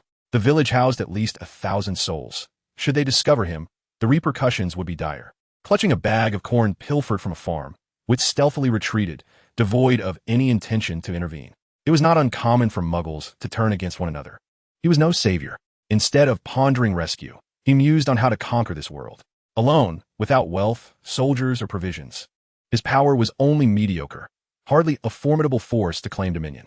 Just as Vitt prepared to flee, a fierce wind surged across the square, extinguishing the blazing flames. The violent gust propelled countless individuals into the air. On the pyre, two charred figures emerged before the crowd, the larger one lifeless, while the smaller one clung to existence by a thread. A surge of magical energy erupted. Vitt turned, realizing these villagers had captured the real deal. To save or not to save? After a brief hesitation, he swiftly drew his wand. The witch soared through the air. Vitt caught the scorched figure in his arms. With a spell of apparition, he vanished into thin air, leaving the onlookers in stunned silence. The village priest was the first to react, shouting, "Witch, she is the one who worships the devil. The drought afflicting our village is her doing. Seize them, burn them, pursue." The enraged villagers armed themselves with farming tools, scouring the hills for the intruders. In a small valley, Vitt gently set down the little witch, who clutched her burned hands, crying out in pain. This was a location where Vitt had first entered the realm. The spell of apparition could only transport him to familiar places, so he had brought her here. Gazing down at the village, Vitt estimated that it would take them no more than a day to find this spot. Surviving such a fate was nothing short of miraculous. Healing would soon commence. With a flourish, Vitt drew forth his wand and cast several healing spells upon her, observing the charred remnants of her body gradually sprouting new skin. He paused his ministrations. His healing skills, albeit rudimentary, were sufficient only for treating superficial wounds and alleviating symptoms, such as the elevated internal temperature caused by the flames. The deeper afflictions remained beyond his reach. She would have to endure the pain alone. As pure water flowed like a spring, Vitt once again cooled the little witch, then turned his attention to a roasted ear of corn, taking hearty bites. With nightfall, he extinguished the fire and reclined among the stones, gazing up at the stars. This particular mission lacked a defined adversary, and he bore no aura of animosity, resembling an ordinary young wizard instead. In the late 15th century Europe, the ambition to conquer the world seemed a Herculean task for Vitt alone. He needed to cultivate a sphere of influence. Prior to the witch hunts, many pure-blood wizarding families pledged allegiance to the emperors and nobility of the empire. Through these alliances, purebloods gained status and benefits, while kings and nobles exploited them to solidify their rule. The scant population of wizards had yet to develop a sense of kinship. It was not until the witch hunts commenced, spurred by deliberate religious guidance, that muggles began to delineate themselves from wizards, leading to the formation of a wizarding regime. The timeline of the mission coincided with the early stages of the witch hunts, where the division between muggles and wizards was not yet pronounced. This unilateral estrangement would persist for centuries. Vitt had little interest in waiting for such an extended duration. He sought to expedite this process. His plan could be encapsulated in a single phrase: for greater good. Having endured a year of torment at Grindelwald's hands, upon arriving at Hogwarts, Vitt was compelled to investigate the notorious deeds of Grindelwald. The mantra of wizarding dominion over the world harmoniously aligned with the ethos of the witch hunt era. Chapter 74. The Fire Dragon Tavern. Water. A barely audible whisper stirred. Pure water flowed like a spring from the tip of Vitt's wand, quenching the thirst of the little witch. After several sips, she began to regain her composure. "I am still alive." "Indeed, you are still alive." Vitt offered a bowl of corn porridge, conjured through a transformation spell. "Eat a little, you're still quite weak." His tone was exceptionally gentle. As the little witch took her meal, Vitt cast his gaze down the mountain. A dense line of torches illuminated the valley below, forming a serpentine trail. While such a thorough search would be advantageous for an average person, for Vitt, a wizard adept in apparition, it held little significance. Though he could only return to places he had previously visited, it sufficed. Those muggles, reliant on mere foot travel, could never catch up to him. "Are they pursuing me?" She appeared over the rocks, her head emerging, her eyes wide with fear as she regarded the torches below. "Not you, but us." Vitt extracted his wand, disregarding the gruesome burns marring her visage, and softly declared, "I am Vitt Slytherin. As you can see, I too am a wizard." To better fulfill his mission, Vitt had deliberately altered his surname. The name Slytherin conferred upon him considerable advantages. The surname Chris is scarcely recognized. Without the formidable prowess of Grindelwald, Vitt understands that his aspirations hinge upon leveraging the prestige of others. Primarily, the blood of Slytherin coursing through his veins renders him unafraid of exposure. "Am I truly a wizard?" Shia's expression betrays a deep sorrow. Her prolonged exposure to negativity has led her to genuinely believe in her own malevolence. Upon witnessing her countenance, Vitt comprehends her thoughts. "Yes, you are indeed a wizard, an esteemed wizard. The drought here is not of your making. These ignorant muggles merely seek to vent their panic, which has nothing to do with whether you possess magical abilities. If they desire, even God can be branded a witch, condemned to the flames of a pyre. To shatter the shackles of her internal struggle, Vitt presents the most provocative argument. God is a witch. Xia feels her head spinning, her mind struggling to process the weight of Vitt's words. Do not overthink, he murmurs, gently stroking her somewhat callous scalp, the severe burns rendering her skin unrecognizable. Just remember, wizards are inherently noble beings, favored by the cosmos. Rest well. Tomorrow, I shall teach you the art of magic. All right. A weary Xia hums softly before succumbing to a deep slumber. As dawn breaks, Vitt, after a night of arduous searching, finally locates his muggles and waves goodbye. Farewell. With a flicker of apparition, he vanishes before them, leaving a crowd of bewildered and furious individuals in his wake. Following the parched riverbed, Vitt guides Xia eastward, uncertain of their destination, merely seeking signs of human habitation. You're awake. Would you care for some water? He gently inquires as he sets Xia down. She shakes her head, about to speak when she glances down to find a parched figure resembling a demon reflected in a shallow puddle nearby. Noticing the fear in her eyes, Vitt softly reassures her, there is no need for concern. Such minor injuries are trivial for a wizard, easily remedied with a potion. Take this. He hands her the wand he had previously exchanged. Now, I shall teach you a spell every wizard must master, the Killing Curse. Repeat after me, Avada Kedavra. Avada Kedavra. You must channel your intent to kill. Envision me as one of those who wish to see you perish, and infuse your voice with conviction. Avada Kedavra. As evening descends, Vitt roasts 2 mice, casting a glance at the almost imperceptible glow at the tip of Xia's wand, his brow furrowing. It seems this which may be somewhat lacking. After a full day devoted to mastering the Killing Curse, she is still unable to conjure it, let alone wield it lethally. Am I truly so inept? Xia clutches her wand tightly, feeling uneasy, an inexplicable fear of Vitt gnawing at her, worried he might abandon her in this desolate wilderness. Not at all, Vitt reassures her kindly. Every wizard possesses unique talents. Perhaps the Killing Curse is simply not suited for you. Let me offer you an alternative. Repeat after me. Heart-piercing curse. A crimson spell struck a passing wild rabbit, causing it to collapse to the ground, its legs stiffening in silence. Overwhelmed by pain, it transcended its mortal limits and departed from this world. Moments later, a roasted rabbit appeared upon the fire. Enough practice for now. Let us dine. They called out to Xia. Magic is not something to be mastered in an instant. Take your time. The heart-piercing curse may not be entirely suitable for you. I believe you might resonate more with the whirlwind. Vitt recalled the tempest Xia conjured during her surge of magical energy. Perhaps the essence of wind was easier for her to grasp. Wizards do not inherently possess an affinity for specific elemental magics. The release of magic is, in fact, a process rooted in perception. Each individual's understanding of the world varies, leading to differing rates of progress when learning various spells. Days later, within the wooden cabin nestled in the woods, Vitt observed Xia, who had become relatively adept at summoning the tempest, and felt a sense of reassurance. As long as you're not foolish, he thought. Xia, I discovered a wizard tavern in a nearby town. Remain here and practice. I shall venture out to seek a potion that may remedy your scars. Very well, Mr. Slytherin, Xia replied, tightening her clothing, wrapping herself snugly. She glanced in the mirror and was startled by her own reflection. Were it not for Vitt's assurance that her wounds were merely minor, she would be at a loss for how to navigate her future. Wizards and magic. The events of recent days often led her to believe she was ensnared in a dream. The Fire Dragon Tavern. Vitt pushed the door open and strode in confidently. What brings a child like you to a place such as this? A drunken patron jeered upon spotting Vitt. Without a moment's hesitation, Vitt unleashed a heart-piercing curse. He had no fear of potential repercussions. Should he perish, he could simply return when the dungeon refreshed and scathed. The red curse was intercepted by the companion of the drunkard. Isn't that a bit excessive, my good sir? Vitt sheathed his wand and replied coolly, if the next time, I would be curious to know what you would use to counter the death curse. I told you that fellow, Jim, would inevitably encounter a setback. Ha ha ha. Let's raise a glass. Laughter erupted throughout the tavern, the atmosphere brimming with exuberance. The tavern owner observed the commotion with amusement. Sir, welcome to the Fire Dragon Tavern. What would you like to drink?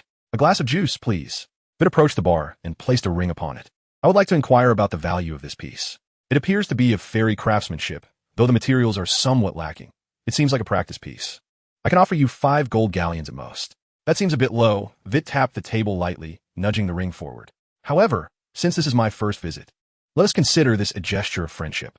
From the owner's expression, Vitt discerned that the ring was undoubtedly worth more than that. Currently, Vitt remains oblivious to the prevailing prices in this world, compounded by his urgent need for funds. Thus selling would not be a detriment. The Fire Dragon Tavern always welcomes you, my friend. We do not serve juice. How about a glass of Switzerland red wine on my account? No. Minors should refrain from consuming alcohol. Vitt, lost in thought, picked up a cup and filled it with clear water as if it were spring. Is there a potion that can heal burns, restoring skin, and regrowing hair? Oh, the tavern owner, intrigued, leaned closer and inquired, Sir, has your friend fallen into the hands of a muggle by chance? Normally, muggles find it challenging to capture wizards, though occasional mishaps occur, such as when a wand is stolen. Most wizards lose their magical abilities without a wand, rendering them merely resilient in the face of muggles.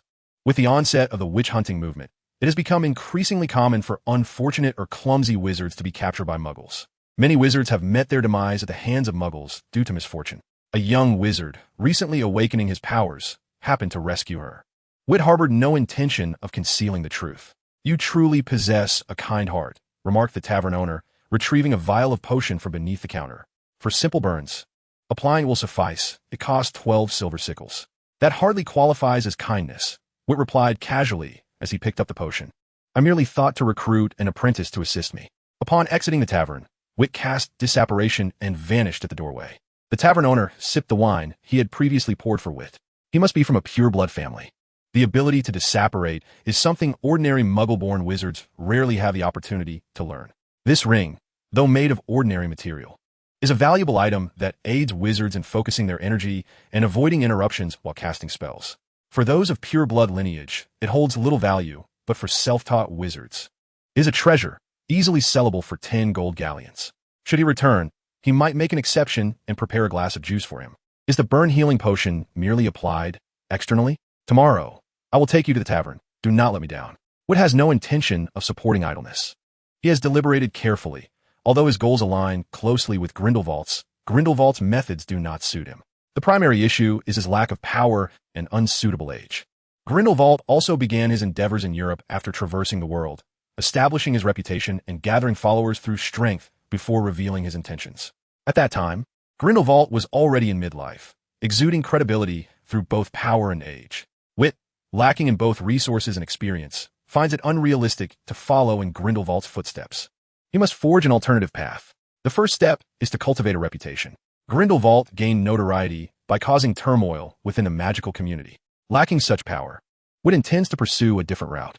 The witch-hunting movement is a crucial part of magical history that is essential for examination. Particularly in Europe, the birthplace of magic, the influence is profoundly significant. Here, two prominent magical institutions exist. Durmstrang, which exclusively admits pure-blood wizards, and Beauxbatons, which, while somewhat more lenient, requires at least one parent to be a wizard. Those of entirely muggle descent find themselves unwelcome in this era, coupled with a myriad of other challenges. A considerable number of wizards find themselves unable to attend school, relying on fortunate mentorships, or, in less fortunate circumstances, navigating their education through sheer self-exploration. The initial step towards establishing his reputation was the founding of a magical school by Vitt. Utilizing the advanced curriculum of Hogwarts, which was several years ahead, he delivered a transformative impact upon the wizarding community. With fame inevitably following, a headmaster of a magical school commands respect wherever they go. After a few years of diligent management, the foundational team would be assembled, comprising individuals personally nurtured under his guidance, ensuring loyalty and familiarity. Vitt even conceived the name for the school, Numungard School of Magic, hoping that Mr. Grindelwald would not accuse him of plagiarism. This path presents the highest feasibility for Vitt, allowing him to fully leverage his strengths. Xia represents the inaugural step in his grand design. If something is presented on a silver platter, it is often taken for granted. Thus, it is essential that others seek out Vitt's tutelage. Xia is the emblem of Vitt's ambitions. Today, he casually mentioned in the tavern that Xia was a young wizard he had fortuitously rescued.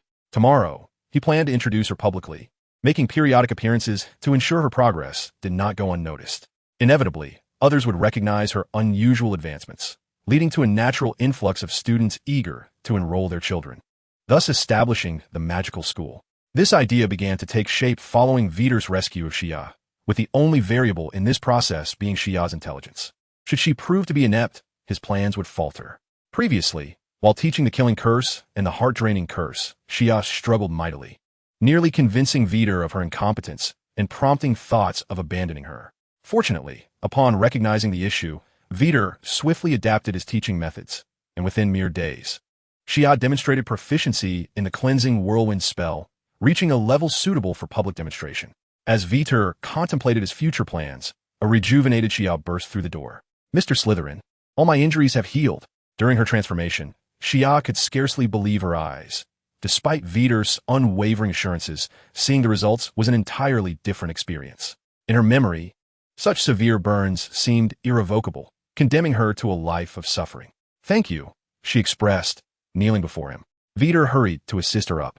"If you truly wish to express gratitude, dedicate yourself to learning magic. Only then, when you grow stronger, can you assist me." He gently caressed Xia's head, uttering words laden with encouragement. He cherished those who exhibited gratitude. As Xia gazed at Vitt's gentle smile, a flicker of an unusual emotion surfaced in her eyes.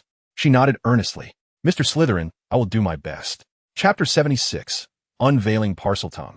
2 glasses of juice. Vitt, with a sense of familiarity, sat at the counter with Xia. "Is this the little which you saved?" The tavern owner observed Xia, who was slightly taller than Vitt, and handed over 2 glasses of juice. "Her name is Xia. She is currently my apprentice. I intend to bring her here to undertake some tasks and gain experience." Vitt handed over a silver sickle and smiled, saying, "Do you have any recommendations, dear sir?" "Just call me Tom," the tavern owner replied swiftly, pocketing the money. Curiously, he inquired, "Did you not mention that you saved her not long ago? In such a brief time, has she learned any magic?" A little witch who cannot perform magic may only find menial work, and the remuneration is scant. Given the exchange, Tom's tone remained quite tactful. Such a little witch, devoid of magical skills, would earn an average of merely 2 copper nuts per day in a magical world, barely enough to survive. "Xia," Vitt gently prompted, "show Uncle Tom what you can do." "All right." Xia stood up nervously, taking several deep breaths while clutching her wand. Once her emotions settled, she recited loudly, "Whirlwind Sweep." With a flourish of her wand, an invisible gust swept through the tavern, clearing away dust from the floor and cobwebs from the ceiling. "Wow!" Applause erupted from the patrons within the tavern. "Not bad at all, little sister." Amid the cheers, Xia puffed her chest and stole a glance at Vitt. "Quite impressive." Vitt quietly praised. Take Whirlwind Sweep as an example. Most novices can only execute the most rudimentary form of the spell, often resulting in a complete upheaval of the room's contents. Only with mastery of the incantation can one delineate areas to be swept and those to be left untouched. The spell cast will follow the caster's intent, clearing away dust and debris, which may include people or animals. Without extensive practice, an ordinary little witch could never achieve such a flawless sweep. Xia's recent performance, which had not disturbed the tavern's patrons, clearly indicated her high level of proficiency with the spell. Tom conceded that he might have misjudged her potential. If she were to avoid untimely misfortune, this little witch could undoubtedly blossom into an exceptional sorceress. "Miss Xia, would you care for a glass of fire whiskey? It is the signature drink of my tavern, and it is on the house." Faced with Tom's offering of the fiery red liquid, Xia appeared somewhat taken aback. After a moment's hesitation, she prepared to reach for it. Minors are not permitted to drink alcohol. Vitt, wand in hand, swiftly tapped Xia's hand. Casting spells requires focus, especially for a young witch like you. Consuming alcohol can lead to distraction, and drinking is a grave taboo in the pursuit of magic. "My apologies, Mr. Slytherin," Xia murmured. "Slytherin?" The surname stirred immense waves within Tom's heart. The magical realm, neither vast nor minuscule, was well acquainted with the founder of Hogwarts, Salazar Slytherin, a figure of considerable renown. "Sir, are you a descendant of Slytherin?" "I suppose so," replied Vitt, adopting an air of indifference towards the subject. "A surname is merely that. It does not signify much." However, Tom found it difficult to remain composed. If Vitt could substantiate this claim, any pure-blood family in the magical world would readily embrace him. As long as one possesses a modicum of skill, success is attainable in the realm of magic. Though Vitt was reluctant to speak, Tom's curiosity was piqued. "I have heard. You wish to inquire about Parseltongue? Might Mr. Slytherin be willing to demonstrate, allowing me a glimpse? In return, I can arrange a simple task for Miss Xia, free of charge." As he spoke, Tom retrieved the silver sickle he had previously concealed, placing it upon the bar. Vitt furrowed his brow in contemplation, glanced at Xia, and murmured, "Only this once." "Sahasa." The ancient intonation spread its magic throughout the surroundings. Moments later, a multitude of serpents, numbering in the dozens, materialized around the tavern, all encircling Vitt, their heads raised in anticipation of his command. Xia trembled as she clutched Vitt's arm, instinctively fearful of the serpents. Sasa, out. In an instant, the serpents vanished. Well then, Mr. Tom, when may Ms. Xia expect the work you mentioned? Vitt rapped on the table, rousing Tom from his reverie. Tomorrow, Mr. Slytherin. Ms. Xia will receive a job by tomorrow. Tom cast an envious glance at Xia, with the utterance of parcel tongue. Vitt's identity as a Slytherin heir was all but assured. In this era, encountering a willing and amiable wizard to take on an apprentice is a stroke of fortune. To find a wizard of noble lineage, such as Vitt, was truly beyond imagination, akin to stepping onto the threshold of the wizarding elite. Most pure-blood wizards seldom take on apprentices, preferring to instruct only their direct descendants.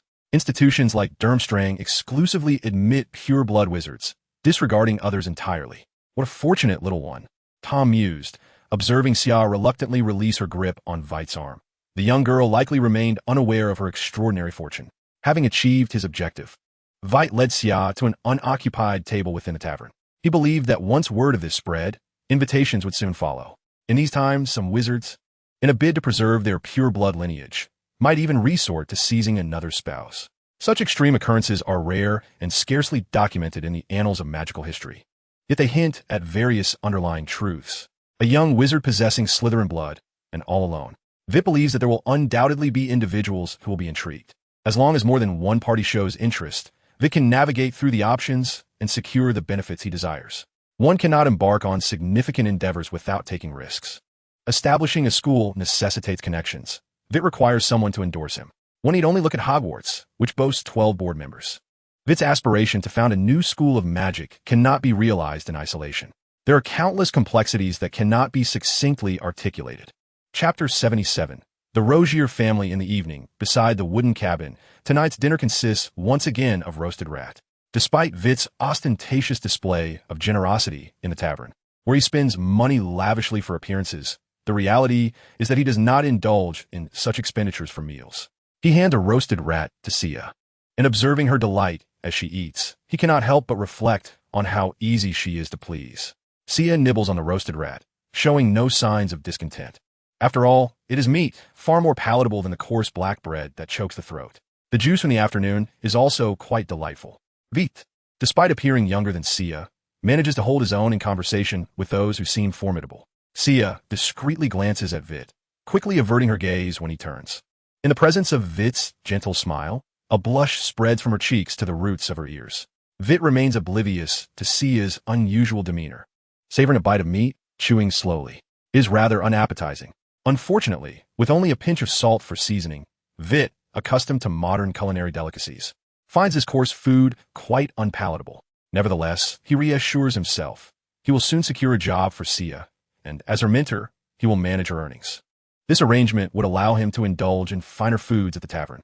Perfect.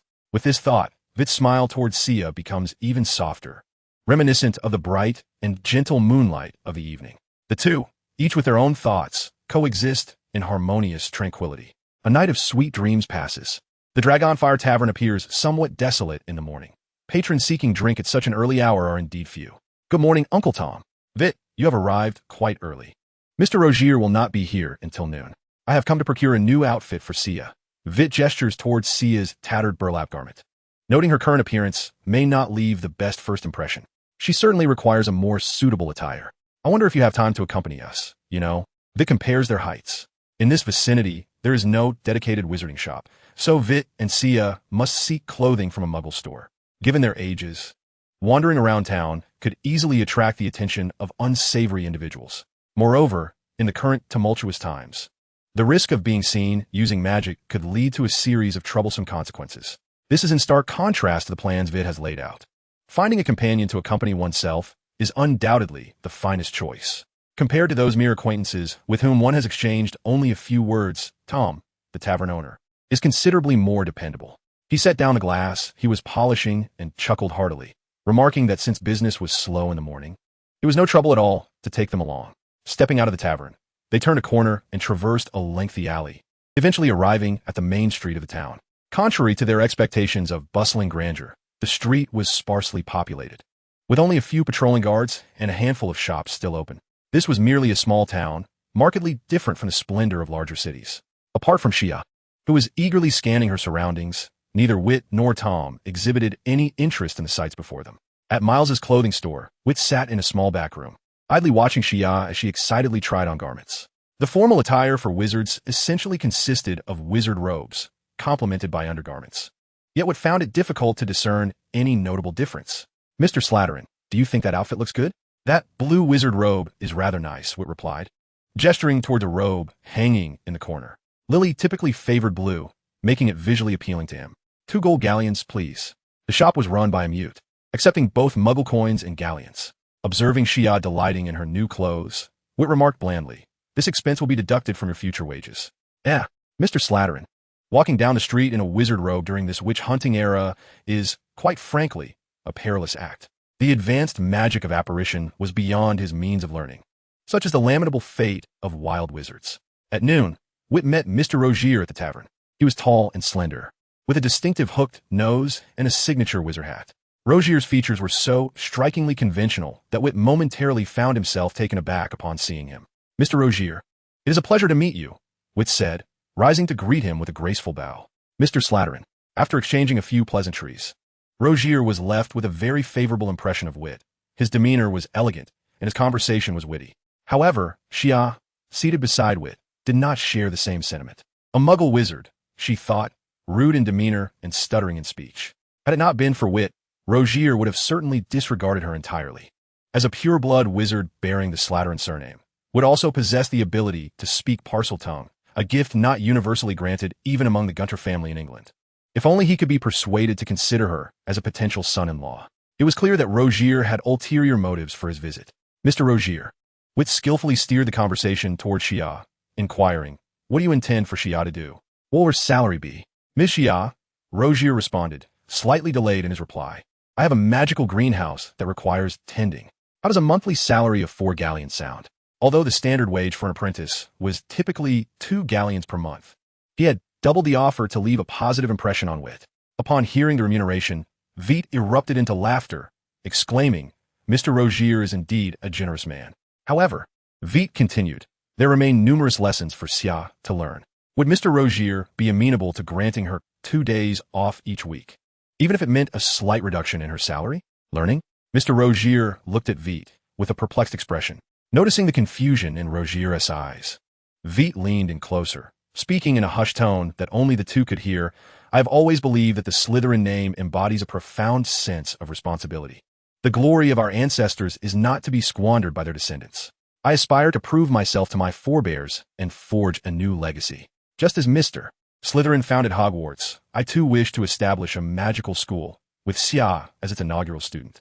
Chapter 78, A Half-Hearted Assault. "A magical school?"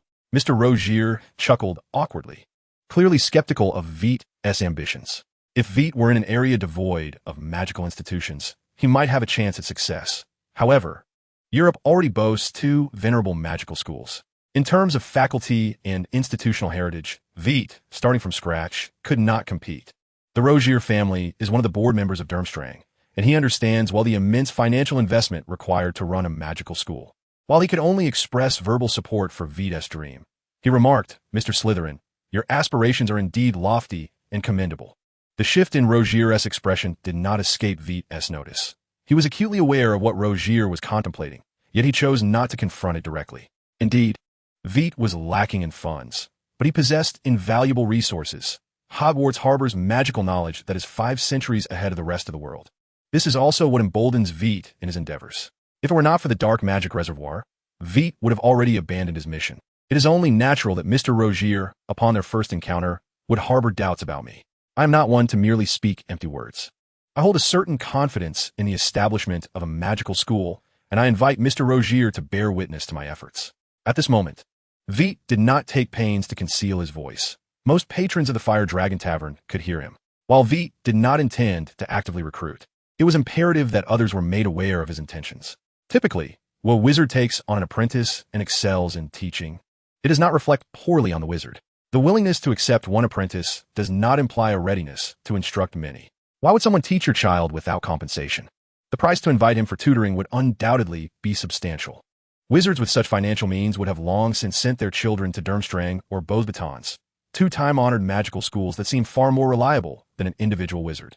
The gaps left by these institutions are primarily filled by less affluent students. With a clear objective, Vitt could strategize with precision. Whether it was bringing Xia to showcase his teaching abilities the previous day or expressing his desire to establish a magical school to Mr. Rozier today, all of it served as a subtle suggestion, a psychological cue. After presenting his case, did it not evoke a sense of minimal charges? After all, being in its infancy, Vitt could not charge exorbitant fees. Nevertheless, as a pure-blooded wizard, he undoubtedly possessed considerable knowledge of magic. Their children would have the opportunity to learn authentic skills. It was a profitable venture. Upon concluding his remarks, Vitt noticed several individuals displaying signs of interest, albeit accompanied by a hint of trepidation. He believed that as long as Xia maintained her rapid progress, they would soon transform their enthusiasm into action. Consequently, their children would become the cornerstone of Vitt's future conquests. Indeed, Vitt had no intention of charging. He sought people instead. Education must begin with the young. Rozier, evidently unaware of Vitt's true intentions, was solely intrigued by his lineage. Dismissing Vitt's aspirations of establishing a magical school as youthful dreams, which, while commendable, were perhaps overly ambitious. I wish Mr. Slytherin the best in his grand endeavors. As for Ms. Xia's holiday, I concur. Her remuneration remains as previously agreed, 4 gold galleons per month. Rozier displayed a magnanimous demeanor. To be overly concerned about such a trifling sum would tarnish the impression he left on Vitt, a clear miscalculation. Vitt rose, offering a courteous acknowledgement. I extend my gratitude to Mr. Rozier on behalf of Xia. The meeting between the two parties concluded amicably. Following Rozier's departure with Xia, Vitt utilized the disillusionment charm to exit the tavern.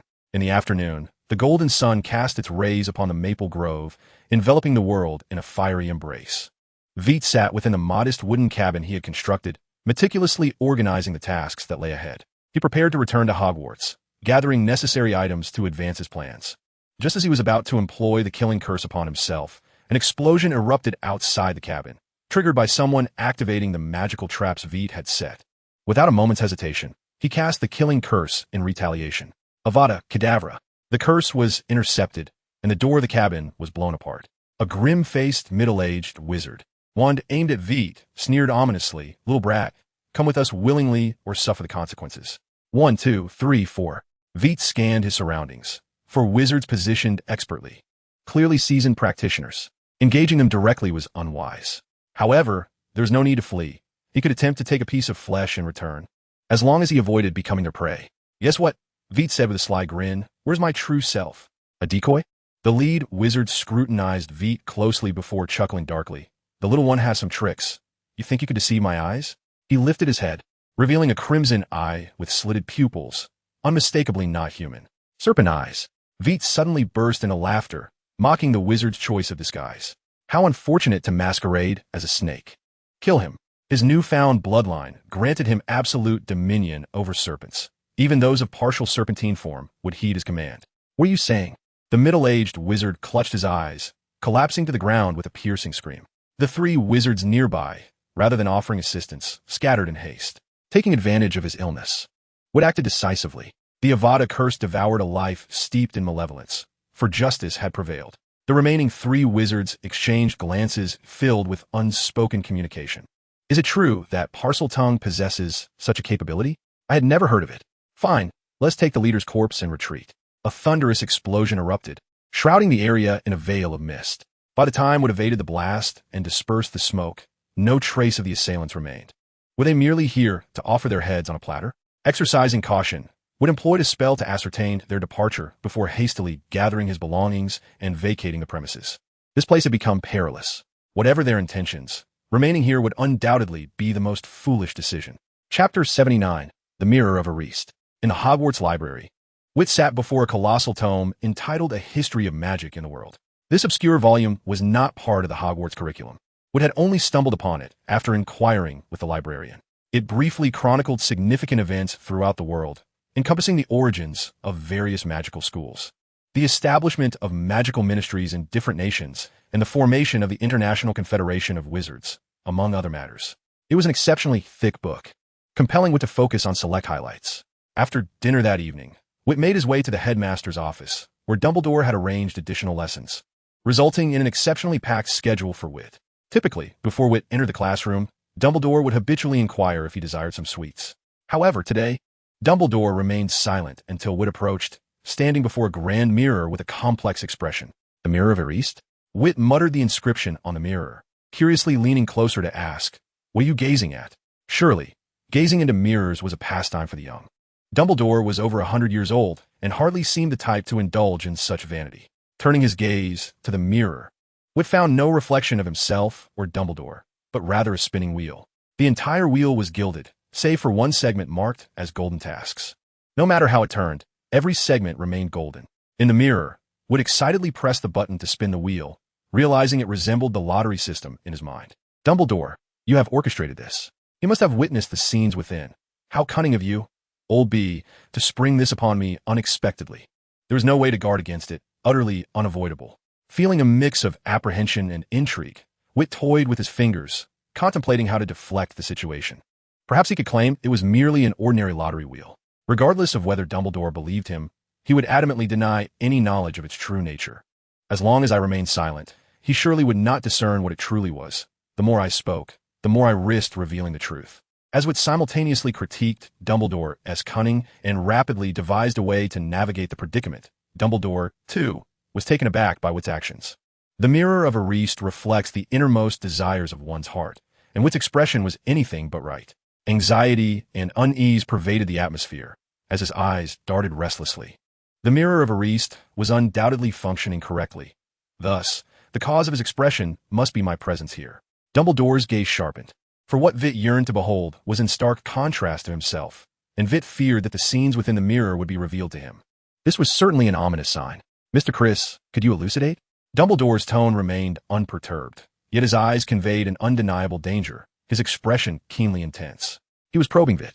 Dumbledore was acutely aware of Vitt's demeanor and suspected that Vitt was oblivious to the true nature of the Mirror of Erist, believing instead that he had glimpsed the vision contained within. Hence, Vitt's reaction. Dumbledore decided to go along with the flow, feigning an understanding of what he had seen, seeking to extract from Vitt the imagery he had encountered. "Old B, you're exceedingly treacherous." Unbeknownst to him, Vitt had begun to place a modicum of trust in him. Yet, today Dumbledore had suddenly taken this unexpected turn. In an ordinary world, Vitt would not have felt such trepidation. However, this was a realm of magic. Who could fathom the enchantments of that mirror? Stammering and hesitating, Vitt finally murmured, "That is merely an ordinary prize wheel." Indeed, it was just an ordinary prize wheel. A prize wheel? What is that? Dumbledore was convinced that Vitt was fabricating a story, yet he remained uncertain about which part was a falsehood. Vitt had seen a wheel, and it resembled a prize wheel. Was that truly what he desired most? It was incomprehensible. After much contemplation, Dumbledore could not decipher Vitt's words and ultimately surrendered the inquiry. "Mr. Criss, the Mirror of Criss reflects the deepest desires of a person's heart." Dumbledore's gaze bore into Vitt with intensity. A muggle might yearn for the chance to win big on a prize wheel, yet Vitt would certainly not covet such trivialities. Having spent over a month together, Dumbledore had gleaned some understanding of Vitt's character. What he yearned for most? Vitt involuntarily recalled the vision he had just witnessed. Golden quests, an array of shimmering golden challenges. Was it a reward for the tasks? It seemed unlikely. If Vitt coveted rewards, he would have envisioned himself as an invincible hero, rather than fixating on a prize wheel. His true desire was not the rewards themselves, but the quests that the wheel bestowed, adventures that were arduous, exhilarating, and shrouded in mystery. Vitt longed for the experience of crafting his own legend. A tranquil and stable existence was not meant for him. Upon reflection, despite his frequent complaints about the difficulty of tasks and his self-deprecation as a novice, Vitt would exert himself to the utmost in any endeavor, surrendering only when faced with insurmountable challenges. Human effort has its limits. A level 1 novice adventurer confronting a demon king, only to be vanquished daily. Could that be termed an adventure? No, that was mere folly. Vitt considered himself devoid of such peculiar inclinations. At the very least, there must be a modicum of chance for success. Only then could it be deemed an adventure. Professor Dumbledore, with clarity of thought, Vitt proclaimed, "Please instruct me on how to create a world where wizards dominate muggles." What? Dumbledore rubbed his ears, convinced he must have misheard such outrageous words. Vitt shouted once more, "I wish to establish a wizarding rule over muggles. Teach me how to achieve this." "No, you do not wish that. Dumbledore replied darkly, delivering a swift punch that sent Vitt sprawling to the ground. To envision wizards ruling muggles, and to utter such a notion in my presence. Unbelievable. Dumbledore cradled his reddened fist. And you dare wear a helmet? 2 hours later, Vitt emerged from the headmaster's office, nursing his sore ears, pondering what had gone awry. Was it not reasonable to consult a guide or seek advice from seasoned players when one is struggling with a quest? Why the outburst? Was my quest not for the greater good? I'm striving to save this world. If I fail, the wizards from that realm may come pouring in. A whole world of wizards thrust into this one would undoubtedly cause chaos, inevitably overwhelming it. Chapter 80. The legendary hidden motto of Hogwarts. At 11:30, within the confines of the Hogwarts library, Vitt had just exited. The information regarding the witch-hunting era was vast and overwhelming, and even with focused research, time was insufficient. He had no choice but to take the risk of visiting late at night to gather materials. Unlike George and Fred, who boldly sought out Filch Sire, Vitt preferred to avoid unnecessary trouble. Filch had the backing of Dumbledore and Hogwarts. Some things, though widely acknowledged, could never be openly discussed. George and Fred were frequent visitors to the lavatory, and Vitt had heard a rumor that Professor McGonagall had reserved an entire floor of restrooms, awaiting their mischief to impose cleaning duties upon them. That rumor, however, seemed utterly absurd. Surely, Professor McGonagall would not indulge in such trivial antics. Nevertheless, George and Fred indeed often found themselves cleaning toilets, half due to their nighttime escapades and half due to their sales of peculiar items around Hogwarts. Upon discovering Filch's particular scrutiny of the library, Vitt had refrained from returning. Strangely, it appeared that Filch was not patrolling that night. As Vitt mulled over this on his way back, he suddenly heard Harry's voice. Moments later, the trio appeared within his line of sight. What a coincidence! You are out for a night stroll as well? Vitt greeted, but the three showed no intention of stopping. Run! Filch is after us! Harry kindly warned as he swept past Vitt like a gust of wind. Filch? Vitt was uncertain of Harry's claim, yet he dared not risk it. Dumbledore had just reprimanded him, and who knew what would occur if he were caught again. He hastened to catch up with Harry and the others. After a full 10 minutes of running, the trio finally paused, breathless. Vitt pressed his ear to the ground, listening intently until he was convinced no footsteps approached. And then he rose to inquire, "Are you here to train as well?" Train for what? Harry did not fully comprehend what Vitt had said. However, he sensed that Vitt must have misunderstood something. It was Malfoy who had summoned him for a wizard duel at 11:30 in the trophy room. Upon his arrival, he discovered that they were absent, leaving only Filch to guard the premises. Vitt scrutinized Harry curiously and inquired, "How could you possibly believe that Malfoy, that cowardly fool, would engage you in a one-on-one duel? He is all talk and no action. When faced with real trouble, he behaves like an ostrich. Last time, he was punished by Snape and spent 2 days cleaning the toilets, all the while claiming he would tell his father. In reality, he was too afraid to confront Lily and avoided eye contact with Professor Snape during classes. He wants to challenge you to a midnight duel? Only a fool would believe that." The two fools, feeling guilty, lowered their heads as Hermione, standing nearby, mercilessly critiqued, "I warned you against wandering out night. If we get caught, we will lose points, and I still hope to win the House Cup by the end of the year. Vitt, why are you out at night as well?" After successfully taking down both boys, Hermione turned her fiery gaze towards Vitt. Vitt, puzzled, replied, "What is wrong with being out at night? If you get caught, it merely indicates that your abilities are insufficient and you need to train harder. The best way to train is to venture out again at night. But the Hogwarts rules clearly state that wandering at night is prohibited, and we will lose many points." Hermione shot back at Vitt, her disapproval evident. As a diligent student for the moment, she was particularly averse to breaking school rules, harboring a unique obsession with points. "Losing points," Vitt said, spreading his hands and speaking a mocking tone, "won't happen if you don't get caught. If you do get caught, it means you are lacking, and losing points is justified." However, Hermione remained unconvinced. "We could have avoided this situation. I believe you may have some misconceptions about wizards." Vitt interjected earnestly. "What wizards truly require is not merely superficial points. What we genuinely need is to enhance our strength. Hermione, if your ambition is to simply attend school, work, and eventually marry to lead an unremarkable life, Hogwarts is no different from any Muggle school. The experience is the same regardless of where you study. If you wish to experience the wonders of the magical world, to explore its mysteries, personal strength is paramount. The wizarding world is not a safe haven, currently. Wandering at night serves as a form of training. Hogwarts has never condemned nighttime excursions. It only frowns upon being caught. Consider this. If someone truly intended to catch you, The fat lady at the entrance alone could apprehend you all. Just stepping outside could pose a significant barrier. Losing points once or twice is trivial. The key is to understand why you're losing points, to improve, to grow, and to strive for betterment next time. Vitt's words ignited a fervor in Harry and Ron. They found his reasoning compelling. Meanwhile, Hermione's expression was conflicted. Her long-held rigid mindset could not be altered by mere words. It is precisely due to your mindset that Slytherin continues to dominate the House Cup. When Hermione uttered these words, her tone noticeably wavered. Her confidence diminished compared to before. With a hint of persuasion, Vitt remarked, "Miss Granger, one must not approach life with such rigidity. To ensure Slytherin's defeat, one must explore avenues beyond mere classroom points. Engage in provocations, devise strategies to deduct their scores. If one possesses sufficient skill, toppling Slytherin would be a trivial matter. The path to winning the House Cup is not limited to accumulating points. It also involves finding ways to diminish the opponent's scores. This is akin to the nocturnal escapades. A hidden rule of Hogwarts. Achieving this requires remarkable personal prowess. Even in the face of a group assault, one should remain unscathed. This is the clandestine curriculum of Hogwarts. Believe it." Vitt placed a reassuring hand on Hermione's shoulder, adopting the tone of a seasoned mentor imparting wisdom. The hidden lessons of Hogwarts extend far beyond this. If one remains a dutiful student like you, it is likely that upon graduation, one would remain oblivious to such truths. Allow me to enlighten you about the legendary hidden motto of Hogwarts. Only those wizards brave enough to defy the rules can transcend them. Chapter 81. Cherish Life. The legendary hidden motto. Ron's eyes sparkled with excitement as he eagerly inquired, "Is this the secret of Hogwarts?" In the shadows of ancient Hogwarts, in realms untouched by firelight, lies the essence concealed in darkness, the timeless secrets of Hogwarts, passed down through millennia. Ron couldn't fathom that he would encounter such revelations in his first year at Hogwarts. His face flushed with exhilaration, engulfed in an inexplicable thrill.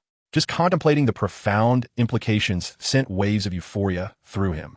Harry's expression mirrored Ron's enthusiasm. The fiery glimmer in their eyes seemed capable of igniting the world. Everyone experiences a phase of youthful exuberance, and Harry and Ron found themselves in that very stage. Vitt's words ignited the flames of their imaginations. Furthermore, Harry, already heralded as the savior of the wizarding world, found himself entwined in fantasies, unable to extricate himself. In truth, there is no fault in youthful idealism. The error lies in lacking the strength to match one's lofty dreams. When an ordinary person casts a spell, it is considered mere folly. When a wizard does so, it is regarded as elegance. The two cannot be equated. Vitt regarded the two, now inexplicably animated and coldly stated, "It's a fallacy. Hogwarts has no hidden motto. The only guiding principle is the phrase, 'Do not disturb the sleeping dragon.' What I just mentioned is the future motto of the Neumont Guard School of Magic, an impromptu creation of mine. What do you think?" "What?" Vitt's words drained the color from their faces, leaving them pale as if they had heard the shattering of their dreams. "Are there other magical schools in the world?" Hermione inquired curiously. "Excellent question," Vitt responded, clearly pleased with Hermione's engagement. "I have high hopes for you." Hermione rolled her eyes in refusal, retorting, "Not interested. Your eloquence is merely a facade. It's nothing but a makeshift ensemble." Hermione harbored grave suspicions that the school existed only within the confines of White's imagination, with him being the sole inhabitant of this realm. How lamentable it was. Beside her, Harry and Ron displayed no interest in White's invitation. Those who could be deceived by Malfoy were unlikely to possess much intelligence. As for their ability to fight, they could not even enter the copy world, rendering any fighting skills utterly irrelevant. As the four conversed, a series of footsteps approached from afar. "Stop. I think that sounds like Filch," Hermione warned. "We must hurry." In the stillness of the night, even the faintest sounds were amplified, and while White and his companions engaged in idle chatter, Filch had already caught up to them. White led Harry and Ron through the shadowy corridors of Hogwarts.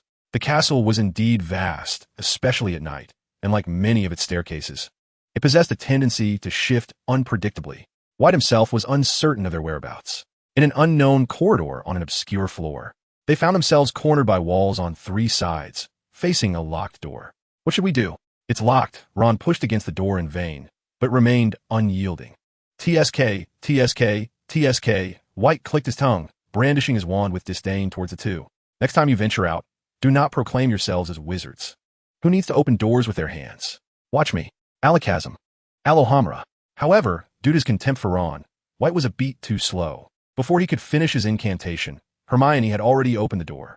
White's hand froze in midair, just as he was about to showcase his prowess. Reluctantly, he slipped inside. Upon entering, an inexplicable sense of lethal danger washed over White, as if a crimson warning sign was flashing above his head. Following his instincts, he beheld a colossal beast with 3 enormous, fearsome heads, saliva dripping ominously from its jaws. The solitary comfort was that its eyes were closed, seemingly lost in a pleasant dream. Beside him, Ron and Hermione were bickering, completely oblivious to the peril that loomed. I told you this was unwise. Even for practice. You are far too weak. Your spellcasting skills are not sufficient for a midnight excursion. Yes, you possess the qualifications for nighttime escapades. Enough already. Cease your incessant chatter. My ears are almost calloused, Ron retorted. Suddenly, White's hand clamped over their mouths, ignoring their struggles as he held them tightly. Silence. Harry, you attempt to open the door while we quietly retreat. White directed their gazes towards the hellish, 3-headed dog. As terror filled their eyes, he whispered to Harry. He had encountered such a creature during a blue mission. It was exceedingly vicious and possessed remarkable vitality. Given White's current strength, the killing curse will be unlikely to vanquish it. Most of the magical world's elite creatures were similarly formidable, impervious to the instant death that the killing curse could typically inflict. Moreover, casting such a powerful spell repeatedly was a challenge, as the intervals between casts were often enough for these beasts to strike. Casting spells with all one's might was akin to holding one's breath. One could only manage a few spells before needing a brief respite to catch their breath. While ensuring formidable power, one must also extend their own endurance. However, mastering this skill requires years of dedicated practice and is heavily reliant on innate talent. Some individuals may spend their entire lives only to find themselves ineffectually striking wooden dummies. Harry is undoubtedly a person of great potential. Upon catching sight of the 3-headed beast, his expression was one of sheer terror, yet he resolutely stifled his voice, refusing to emit a sound. Cautiously, he maneuvered his body towards the door behind him. This ability to control one's instinctive reactions and exercise restraint in moments of crisis is a true testament to his giftedness. He will undoubtedly prove to be a reassuring and capable ally in the future, perhaps even emerging as the primary force within the team. Wood admired Harry with a glance. Indeed, he is the celebrated savior of the magical realm, and this remarkable composure sets him apart from ordinary children. With a courageous heart and a clear mind, Wood had prepared himself for the possibility that Harry might turn out to be a liability. A scenario in which he might be unable to guarantee everyone's safety. At least one person would be injured, if not worse. They quietly opened the door and stepped outside. It was only when the main door was securely locked that the 3 of them exhaled deeply in relief. How could there be such a terrifying creature at Hogwarts? Ron exclaimed, "Look at those gaping jaws. It could easily bite off a person's head. Even worse, it has 3 heads, capable of eliminating 3 people in one go." Ron, Harry interjected, exasperated. The weather is cold enough without you telling such chilling jokes. Ron, clearly understanding Harry's sentiment, ceased his jesting and shifted to setting up flags. He hoped that Filch had not pursued them. Wood observed the trio with a sense of disquiet. The strong sense of déjà vu was unsettling. Considering Harry's status as a savior in the magical world, Wood feared that this narrative might follow the cliché of a heroic team saving the world, involving sacrificial friends and family. Most tales adhere to such formulas. Wood had no desire to become one of the sacrificial pawns. Silently, he edged away from the 3, resolving that from this day forth, he would cherish his life and steer clear of Harry. Chapter 82 Wit. You don't want to either. As Wit discreetly distanced himself from Harry and the others, his peripheral vision caught a glimpse of a familiar figure. The time and place, coupled with Professor Quirrell's peculiar behavior in the library, filled Wit with an ominous premonition. Surely he and T been unwittingly drawn into a troubling affair? Faced with Harry and his friends, who were completely unprepared, Wit made a swift decision without a moment's hesitation. "Harry, I have a matter to attend to. Please be cautious and avoid drawing Filch's attention." With that, he dashed away in the opposite direction. Shared trials and tribulations? Apologies, but they were not yet familiar enough for such bonds. Wood had known them for barely a month. He resolved to release any compulsion to assist and to respect the destinies of others. After all, how could one truly become a savior without enduring hardships? Subtly reminding them was the utmost limit of what Vitt could do. Amidst the puzzled gazes of Harry and the others, Vitt hastily vanished around the corner, disappearing from sight. After navigating several corridors, he finally paused. Merlin granted me hope that no life has been lost. After a brief moment of silence, Vitt opened his eyes. "Mr. Chris, what brings you here at such a late hour?" It appeared to be a question, Yet Voldemort's expression and gaze were laced with a sense of amusement. Professor. Vitt anxiously turned his head away, uneasily explaining, I couldn't sleep in the dormitory, so I thought I might take a stroll and get some fresh air. What to do? Why was Professor Quirrell pursuing him? Shouldn't he be preoccupied with that group of protagonists? Vitt felt a surge of panic. Just recently, he had sold Professor Quirrell to Dumbledore, albeit for a meager sum. Such behavior was undoubtedly questionable. Although Quirrell might not be aware of this transaction, Vitt felt uneasy when confronted by him alone. His actions had indeed been unscrupulous. Night wandering is against school rules, Mr. Chris. Voldemort seemed to relish the opportunity to hold something over Vitt, smiling as he inquired. What did you witness in that room? I was threatened. Vitt felt a strange sensation. Even though Quirrell did not utter that iconic phrase, the implication was unmistakable. Vitt, you would not want Professor McGonagall to learn of your nocturnal escapades, would you? A three-headed dog. Engaging in combat was out of the question. The defense against the dark arts class was a combat discipline, and the professor of this subject could not possibly be weak. Previously, during a surprise attack on Professor Snape of the Potions class, who had been utterly unprepared, he still managed to counter Vitt effectively. Now, outside the confines of that scenario, Vitt dared not wager his life. Voldemort stepped forward, towering over Vitt, intensifying the pressure as he asked in a low voice, Did you not discover anything else? To be candid, Voldemort held a certain regard for Vitt. Both were scions of Slytherin blood, both had emerged from orphanages, and both had begun delving into the dark arts from their first year. Vitt and he were strikingly similar. Originally, Voldemort had intended to cultivate Vitt carefully, envisioning him as his right-hand man. Alas, Vitt was perhaps too astute. He seemed to have uncovered something, having not sought his counsel in quite some time. Furthermore, he frequently visited Dumbledore's office. Voldemort was uncertain whether Vitt had divulged anything to Dumbledore, as the latter had exhibited no unusual behavior or targeted actions against him in recent days.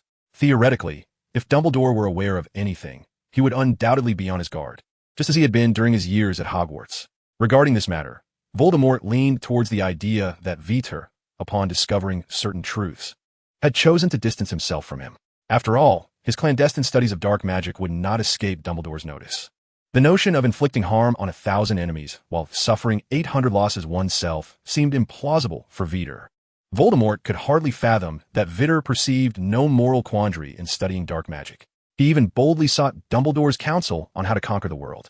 Had Voldemort possessed such audacity back then, Dumbledore's opinion of him might have been entirely different. The most probable outcome would have been to imprison Voldemort.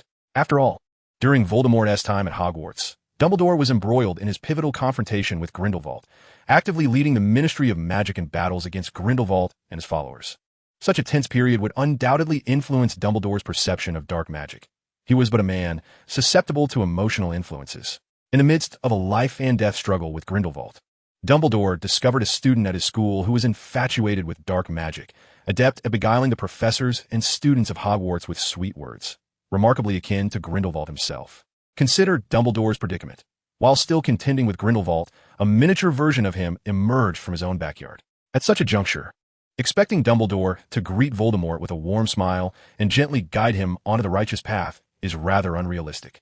The more exceptional Voldemort appeared at that time, the colder Dumbledore's demeanor would inevitably become. Conversely, had Voldemort exhibited more mediocrity, Dumbledore might have been more inclined to encourage him, praising his virtues while assisting him in overcoming his shortcomings. It is a matter of timing and fate. Dumbledore could not genuinely see into the hearts of men, nor could he entirely dismiss the influence of his own emotions. Once Voldemort ascended to the status of Dark Lord, Dumbledore would surely reflect upon his past educational methods. Thus, when addressing Vitter's predicament, Dumbledore's attitude softened considerably. Even if Vitt studied dark magic in his first year, his approach remained predominantly one of guidance, not solely influenced by his sister's circumstances. Upon hearing about Voldemort's inquiry, Vitt pondered over what he had previously observed and quietly remarked, I also saw a door. I believe he must be guarding something. Excellent, Voldemort praised in a low voice. Mr. Vitt, I require your assistance. Upon realizing Vitter's betrayal, Voldemort naturally extinguished any intentions of nurturing him.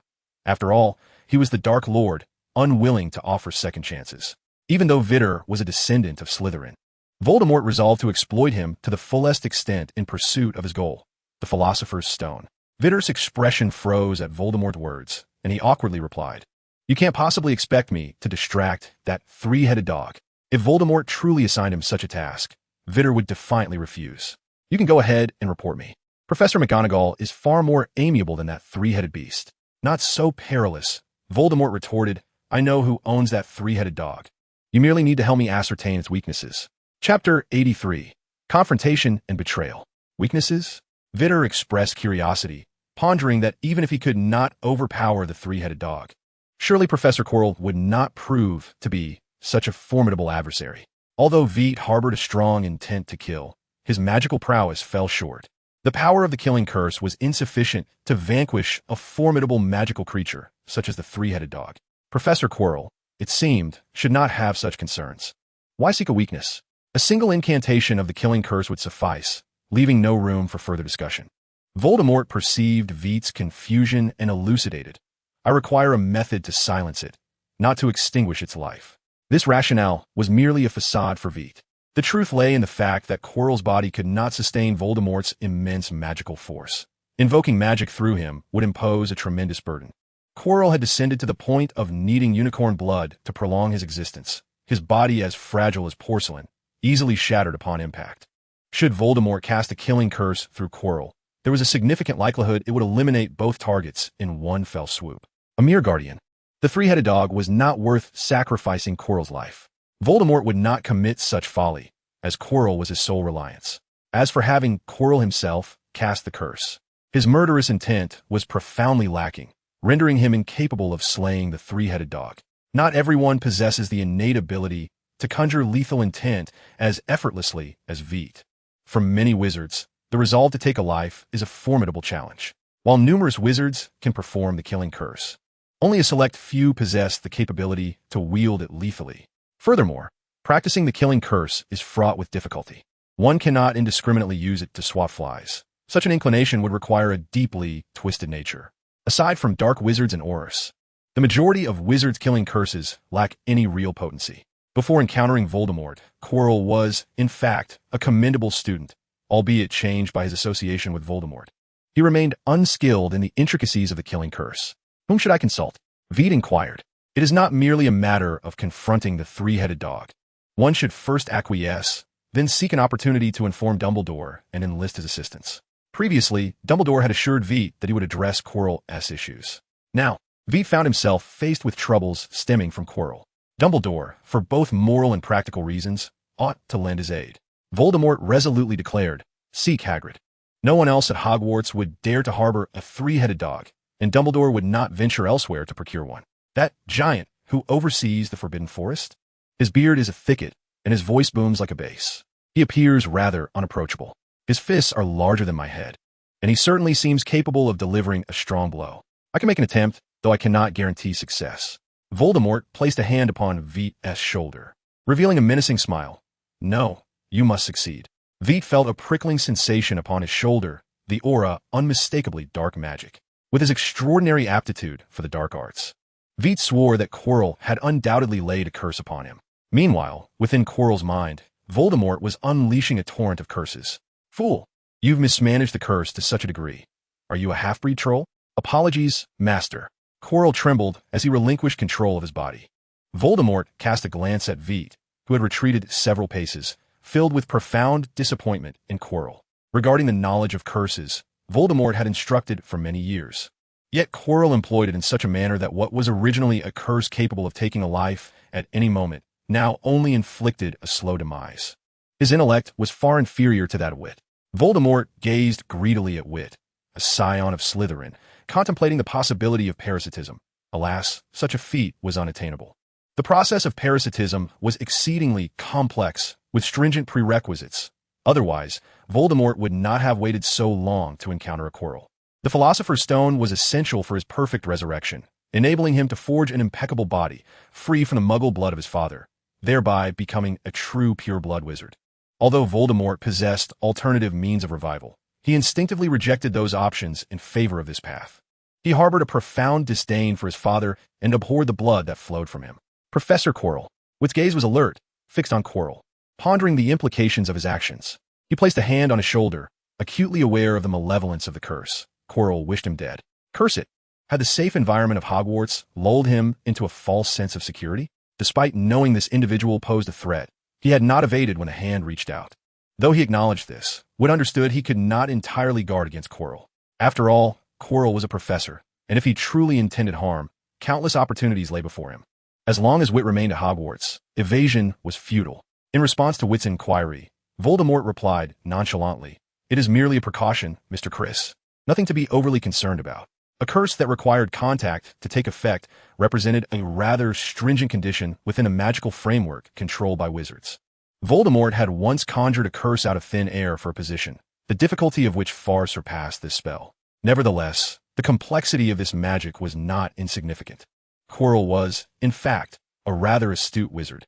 His pace of magical learning was not slow, yet in comparison to Witt, who possessed extraordinary talent in dark magic, and Voldemort, who shared similar gifts, he appeared rather dull. "Is that so, Professor Quirrell? I shall succeed." Witt regained his composure, exhibiting neither joy nor sorrow. The events had transpired. Impotent rage would not resolve matters. In moments of incapacity, empty threats only led to further despair. "If you have no other business, Professor Quirrell, I shall take my leave." Yet, those familiar with Witt understood that when he behaved with elegance and courtesy, it was indicative of his cold detachment. The soft underbelly of a beast would not be exposed to its foes. Voldemort observed Witt's demeanor with a sense of admiration. He himself was a person who valued decorum, and Witt's current comportment truly resonated with him. Alas, Witt had made a grave miscalculation. Voldemort was not one to forgive the errors of others. "Let's depart, Mr. Criss. All is well. Good night, Professor Quirrell." Witt first took 2 steps back, then turned and vanished from Quirrell's sight around the corner. He had etched today's grievance into his memory. A mere curse within the confines of the dungeon, he possesses ample time for exploration, and not eliminating him immediately will undoubtedly become the greatest regret of Kylo's future. The following morning, as dawn broke, Vitt gazed in astonishment at the 2 spinning wheels within the system space. The initial wheel displayed a green "Continue Quest," while the dark magic wheel presented a red lottery button. This indicated that he could either venture into the witch-hunting era or draw a new task. After a moment's hesitation between the 2 options, Vitt resolved to proceed to the witch-hunting era, knowing that the dark magic wheel would eventually yield a guaranteed outcome. By then, he anticipated that the 2 golden tasks would keep him exceedingly busy. Chapter 84. Journey to the Rogier Family. Vitt stood atop the mountain, embracing the morning sun with immense joy. The sensation of being invulnerable was truly magnificent. He recalled the last time someone had deceived him, and this grudge demanded retribution. However, the immediate priority remained to resolve the curse afflicting him. Although the dungeon allowed for his corporeal presence, it was perplexing that he did not perish. This was Vitt's experience concluding the dungeon scenario. Nevertheless, a pressing question remained. If the curse brought from reality were to manifest within the dungeon, resulting in injury or death, would the system provide healing? Vitt had never encountered such a situation before and remained uncertain of the outcome. Gently pressing his hand against his shoulder, a faint pang of pain caused Vitt to frown slightly. It was wiser to proceed with caution. One must revel when it is time to revel and remain steady when steadiness is required. The matter of the curse could be addressed gradually over time. Vitt held a strong confidence in dark magic. He had discerned the fundamental purpose of this spell, primarily designed to erode and damage the body, with cumulative effects, malicious perception, and triggering commands among its many functions. The complexity of the curse was considerable, likely belonging to a high-level category approaching the extraordinary. This classification was based on Vitt's assessment of the system's grading in relation to the wizards and adversaries he had encountered. Low-level, white task tier, encompassing 1st to 3rd year students at Hogwarts, with particularly exceptional wizards excluded from this classification. Intermediate, green task tier, comprising 4th year students and the majority of ordinary wizards. Advanced, blue task tier, including Hogwarts professors, aurors, and some formidable magical creatures. Extraordinary, purple task tier, represented by figures such as Dumbledore, Voldemort, Gryffindor, and communal dragons. Pinnacle, gold task tier, of which Vitt had encountered Grindelwald, though he was uncertain if Grindelwald alone qualified as gold tier, given that the task required him to defeat both Grindelwald and Dumbledore. This was merely Vitt's rough categorization based on the individuals he encountered during his system tasks. Actual combat situations would require adaptation to the circumstances at hand. 6 months would suffice. The first step was to confirm the curriculum and select a location for the school. He would also investigate the wizards who had attacked him, determining their affiliations. Much like Voldemort, Vitt was not adept at forgiving the transgressions of others. Offending the abbot while hoping to escape was a mere fantasy. It appears that the lineage of Slytherin has attracted quite a number of opportunists. There are those like Mr.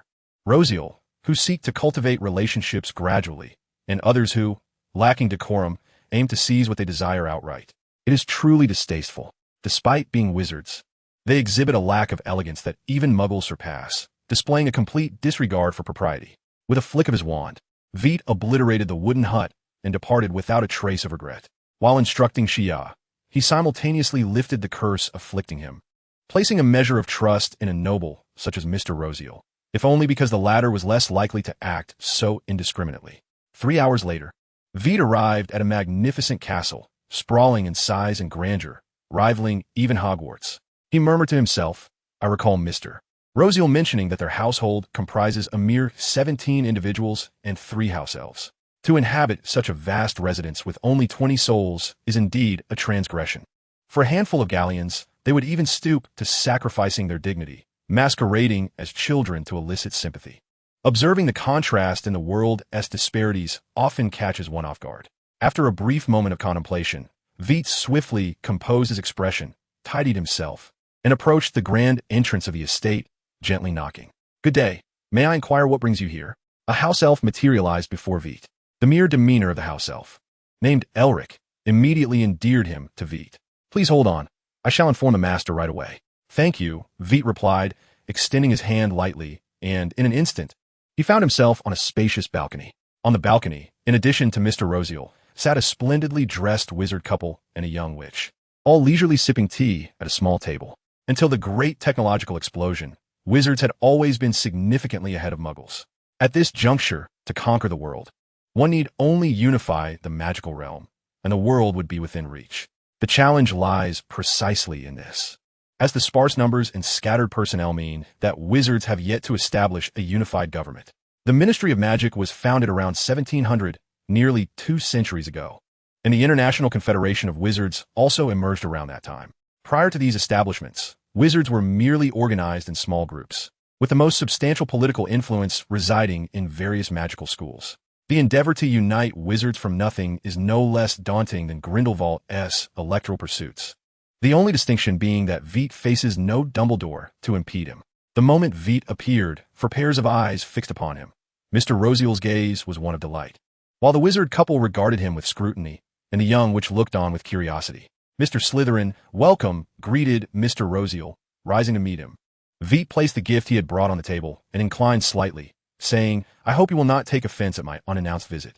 Are you enjoying tea?" He inquired. "I happen to have brought some fine tea leaves." Vitt unwrapped the gift, smiling as he asked, "I have a bit of confidence in my tea brewing skills. Would you care to try?" His familiar demeanor caused Tyakshi to furrow her brow slightly. When the father sought to find a son-in-law for his daughter, she was not particularly agreeable. Given the esteemed reputation of the Rogier family, securing a suitable match should have been a simple endeavor. However, Vitt merely claimed to be a descendant of Slytherin. Though he possessed Parseltongue, the Slytherin lineage had long been extinguished, and the Gunter family was not exclusively male. It was entirely plausible for their bloodline to have diluted over generations. Parseltongue did not serve as irrefutable proof of heritage.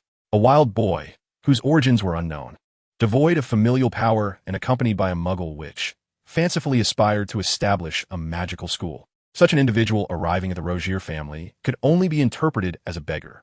If it were merely a matter of hosting a couple of meals, Tyaxis would not have objected. It was customary for pure-blood families to entertain some down-and-out wizards of their own kind. However, when it came to marrying off his daughter, Tyaxis was resolutely opposed. A wild boy was unworthy of his daughter. While he harbored these thoughts, Tyaxis would not express them openly, as he needed to maintain a facade of decorum. Observing that his son and daughter-in-law ignored Vitt, Rogier sighed inwardly. His son had grown and begun to doubt his father's judgment. Did they truly believe that any random pureblood could be a match for a daughter of the Rogier family? There were indeed many suitors, but those purebloods were simply beneath the Rogier's consideration. Rogier had witnessed Vitt display Parseltongue on that day, although he had not entered the tavern, choosing instead to observe from outside for a brief moment. The purity of blood correlated with the strength of such abilities, and Vitt's demonstration of Parseltongue was undoubtedly at a commanding level, capable of dominating serpents without the need for communication or emotional bonds, summoning them at will. Rogier refrained from taking action, as Vitt's background remained unclear. Approaching him recklessly could result in adverse consequences. It was only after Vitt departed that he entered to inquire with the tavern owner and ascertain the details. Once he grasped the situation, Rogier began to take action. The following day, during their conversation, Rogier was thoroughly impressed by Witt's demeanor and magical prowess. Yet, the two young ones dared to question whether he had been deceived. In his lifetime, Rogier had encountered more individuals than they had consumed loaves of bread. Deceived? Absolutely impossible. Now that Witt had taken the initiative to visit, it was bewildering that they would show him such disregard. Rogier felt compelled to intervene personally. He was taken aback to discover that Witt could brew tea.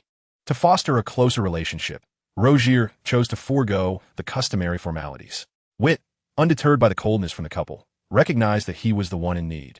He had to either adopt a thicker skin or cast aside his modesty entirely. A thin skin would not suffice for achieving his goals. With a radiant smile, he declared, "This is one area in which I am quite confident. Even Grindelwald praised it, and he is the emperor who united the magical realm." Since conquering Grindelwald with his red tea, Witt's confidence in his craft had soared. This was a skill he had honed himself, distinct from any advantages gained through fortune. "Oh," Rogier exclaimed in astonishment, "then I must savor it thoroughly." After a series of fluid and delightful motions, Witt used magic to control the teapot, pouring an amber-hued red tea into a cup for Rogier. "Please enjoy." "Thank you." Rogier first took a gentle sip of the plain black tea with a spoon before adding a touch of honey, his face alight with bliss. Was it truly so delectable? His son, Sally, felt a twinge of curiosity. His father's expression seemed genuine, revealing a side of him he had never witnessed before. After a moment's contemplation, Sally waved lightly at the cup. Soon, four enchanted individuals found themselves caught in a delightful cycle of refills, seemingly unable to cease their indulgence. To an outsider, one might mistakenly presume that Victor had administered some enchantment. After finishing his third cup, Rogier paused, genuinely impressed. "What splendid tea! An unexpected delight. Victor, come with me." He cast a glance at his son and daughter-in-law, who were now vying for the teapot, and led Victor to the study. While visiting and bringing gifts could be considered customary, personally brewing tea felt somewhat deliberate. Victor was intentionally showcasing his worth. Whether through his tea-making skills or the magical prowess displayed during the preparation, the teaware danced effortlessly around him, all of which conveyed a singular message. Victor sought something from him.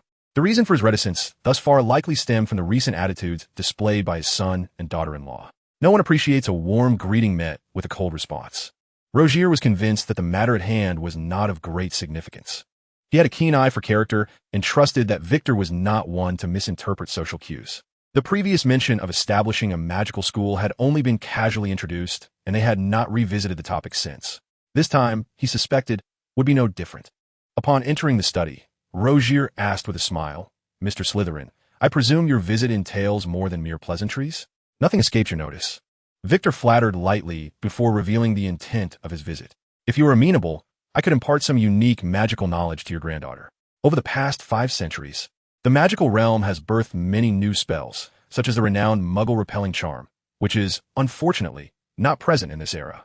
Rogier, feeling a pang of disappointment, inquired, "Is it merely a matter of temporary accommodation?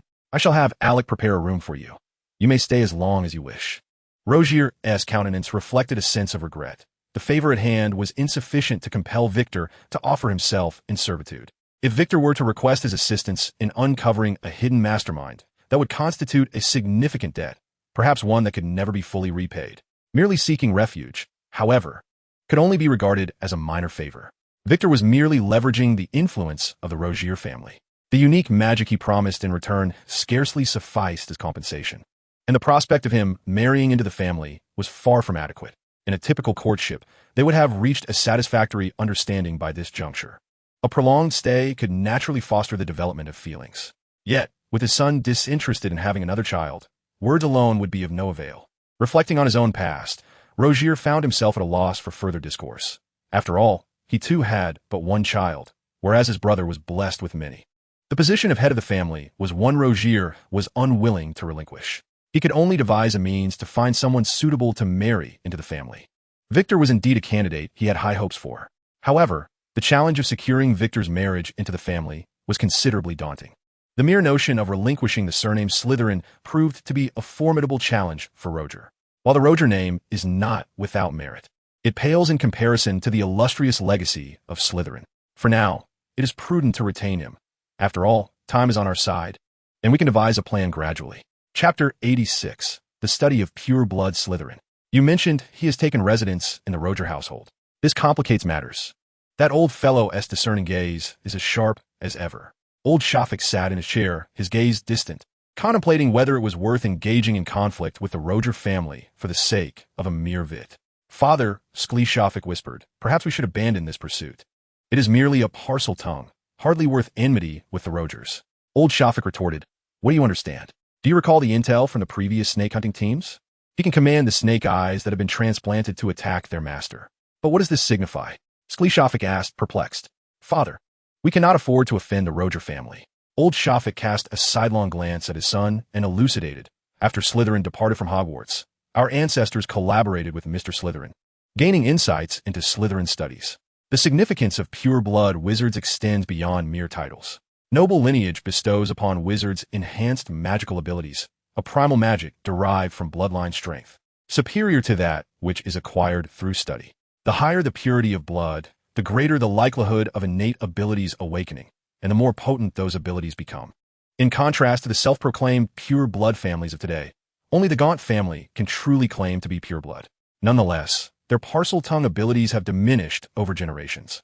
Rising from his seat, old Shafik approached a wall and, with a flick of his wand, opened a passage, beckoning his son to follow. Passing through the magical doorway, they entered a grand hall adorned with various colossal serpent sculptures. The walls were embellished with massive murals depicting scenes from yesteryears. On the front wall hung portraits of the Shafik family's illustrious ancestors. The transmission of bloodlines is not a mere matter of diminishment or division. It encompasses complexities that would bewilder you. You need only grasp one aspect. The mingling of various pure-blood lineages may engender conflicts, hindering the awakening of abilities. Union with Muggles can ameliorate this situation, yet it often results in offspring lacking power. In truth, the most effective means of preserving lineage is through marriages within the same bloodline. However, overly close blood relations may incur curses, leading to congenital issues in offspring, which magic cannot resolve. In his time, Mr. Slytherin contemplated a method to maintain the purity of blood to a certain degree. The Gaunt family has succeeded in preserving their parcel tongue lineage precisely because of this. Otherwise, one might wonder why the daughters of the Gaunt family, when married off, do not pass on the gift of parcel tongue to their children. Even if some possess the potential to awaken, it is likely to be short-lived. Old Shafik sighed helplessly and remarked, in the past, our family attempted this approach, but to no avail. Our lineage has become too intermixed. Curiously, Shafik inquired, then why not seek out members of the Gunner family? I recall my great-grandmother hailed from there. Shafik shook his head and replied, it is futile. Our bloodline has become so diluted that even reaching out to the Gunner family would yield no results, unless Mr. Slytherin himself were to intervene. We cannot afford to offend him. Thus, their ancestors constructed this underground palace, preserving these matters in the hope that future generations might fortuitously encounter a rare and pure ancestral bloodline. Shafik, deep in thought, glanced around at the murals and suddenly realized. So, that is why our family has always preferred to ally with those possessing innate magical abilities. Indeed, Shafik nodded, but after all these years, it has proven to be of little use. Though those wizards may awaken their powers, their bloodlines remain insufficiently pure. However, that little rascal named Vitt is different. Old Shafik expressed with excitement. Do you know that the ability to command serpentine bodies, spoken in parcel tongue, has only been demonstrated by Mr. Slytherin? None of the other Gunner family members can replicate it. If the Gunner family were to discover this, they would go mad. Those lunatics would not hesitate to wage war with the Rogier family. Shafik scratched his head and asked, are you suggesting I notify the Gunner family? Fool, Shafik retorted, knocking Shafik to the ground. I meant for you to keep this confidential. I have already dispatched someone to deal with the 3 surviving members of the snake hunting squad. Currently, only our family is aware of this matter. However, with time, it is uncertain whether that old scoundrel Rogier might catch wind of it. So, do you mean to declare war on the Rogier family? Shafik questioned, covering his face as he stood up, feeling wronged. How did I end up with such a dullard? Shafik replied, exasperated. War? What war? Can we even contend with them? Escalating this situation would benefit no one. Can't you think a bit more critically?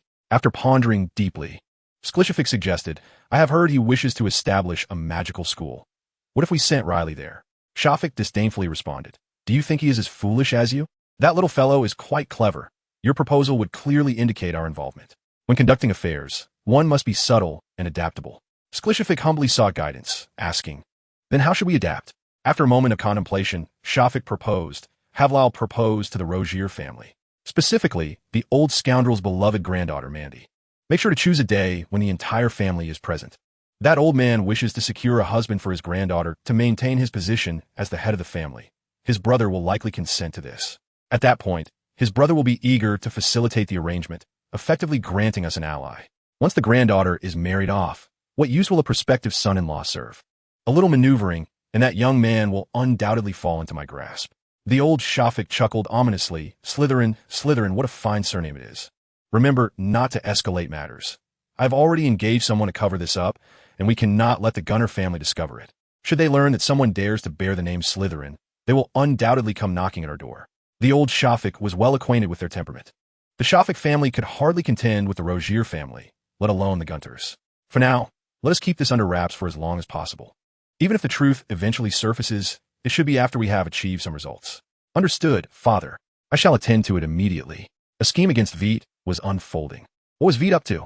He was meticulously studying the curse that afflicted him. After a week of research, he finally grasped a glimmer of understanding. Initially estimated to take 6 months, it now appeared that he could resolve the issue in 3.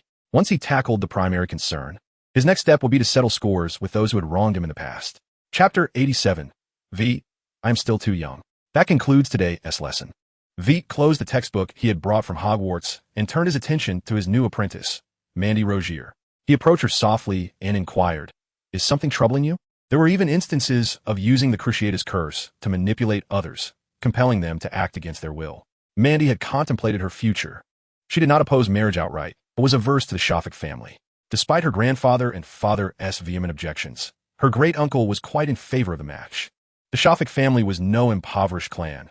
They were worthy of the Rogier name, and Lyle, as the eldest grandson, was destined to inherit the Shafik legacy.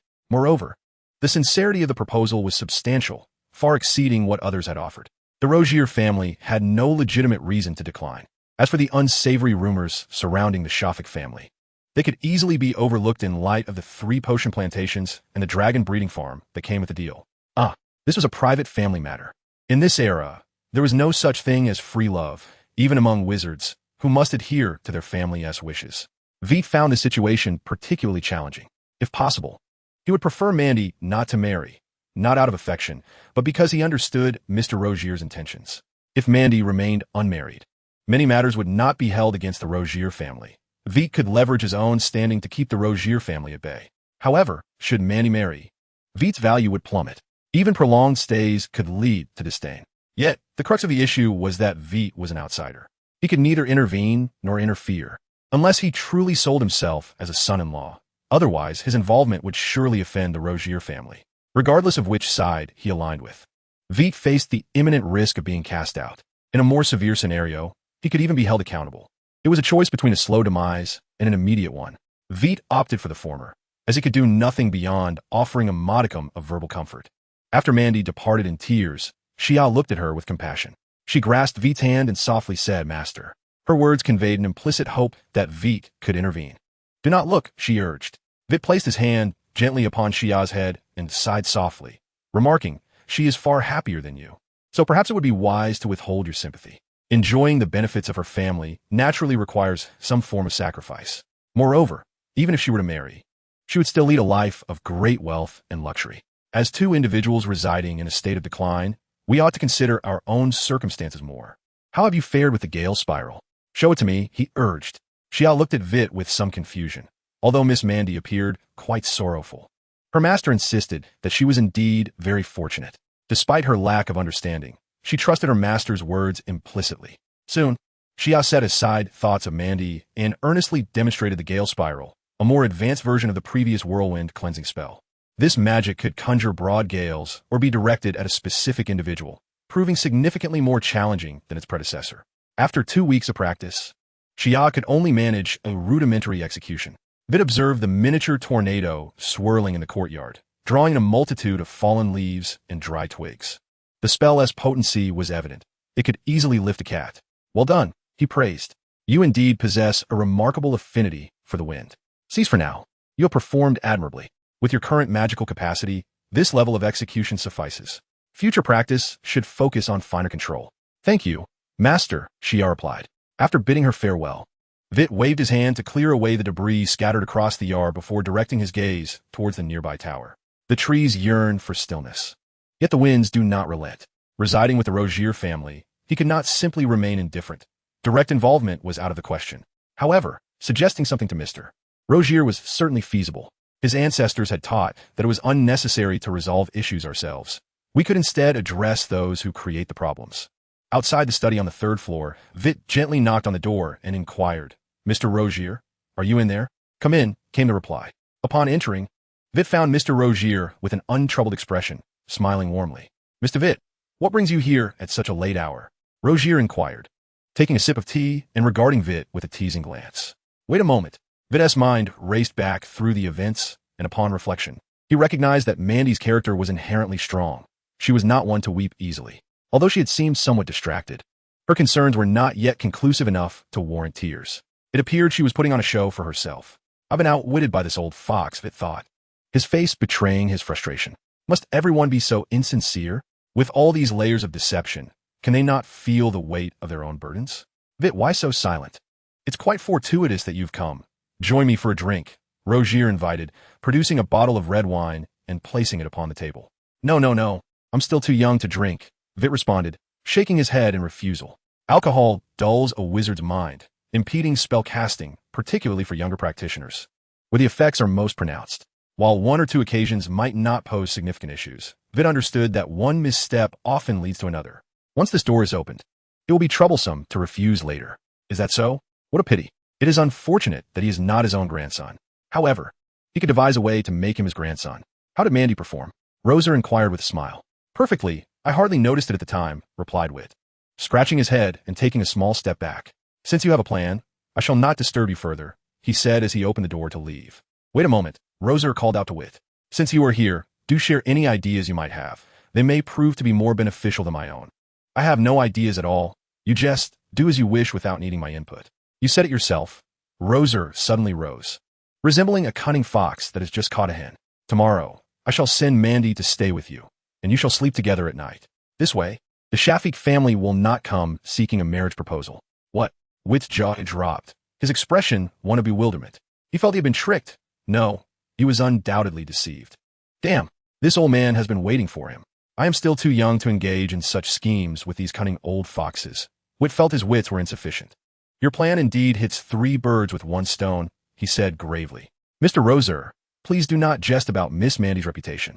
"Very well," Roser replied leisurely. "Let's consider it a jest. I wonder if you would be willing to assist with this task." "What task?" "Allow Mandy to stay with you for a few days." "Are you serious?" Witt looked at Roser with a grave expression, realizing that it would be difficult to refuse this request. For the sake of Jean Gallen, Witt rubbed his hands together and asked, "How much are you prepared to offer?" "What money?" Roser was momentarily caught off guard by Witt's line of thought. "Regarding compensation for my reputation. After all, assisting you in this matter would greatly damage my standing." Roser retorted with mild anger. "Is it not Mandy's reputation that stands to suffer more?" Indeed, Witt initially agreed with Roser, but then countered, "Yet this matter was proposed and requested by you. Thus, the responsibility for Miss Mandy's reputational loss should fall upon you, not me. While my reputational loss may not compare to Miss Mandy's, is still a loss. If you are unwilling to compensate, then let this matter be, as I do not wish to force it." Hearing Witt's clever argument, Roser was momentarily taken aback. His reasoning was sound and utterly irrefutable. Roser gazed at Witt with a serious expression, and after several seconds, he chuckled softly, praising, "I have never encountered such a cunning little serpent before." Witt inclined slightly, responding quietly, "I still fall far short compared to you. With that, what do you desire?" Roser found himself increasingly optimistic about Witt. Previously, it was solely due to Witt's lineage, but now he appreciated Witt as a person. Provided that he would become a member of the Roser family in the future, Roser felt no concern. Thus he now regarded Witt as half of his own kin.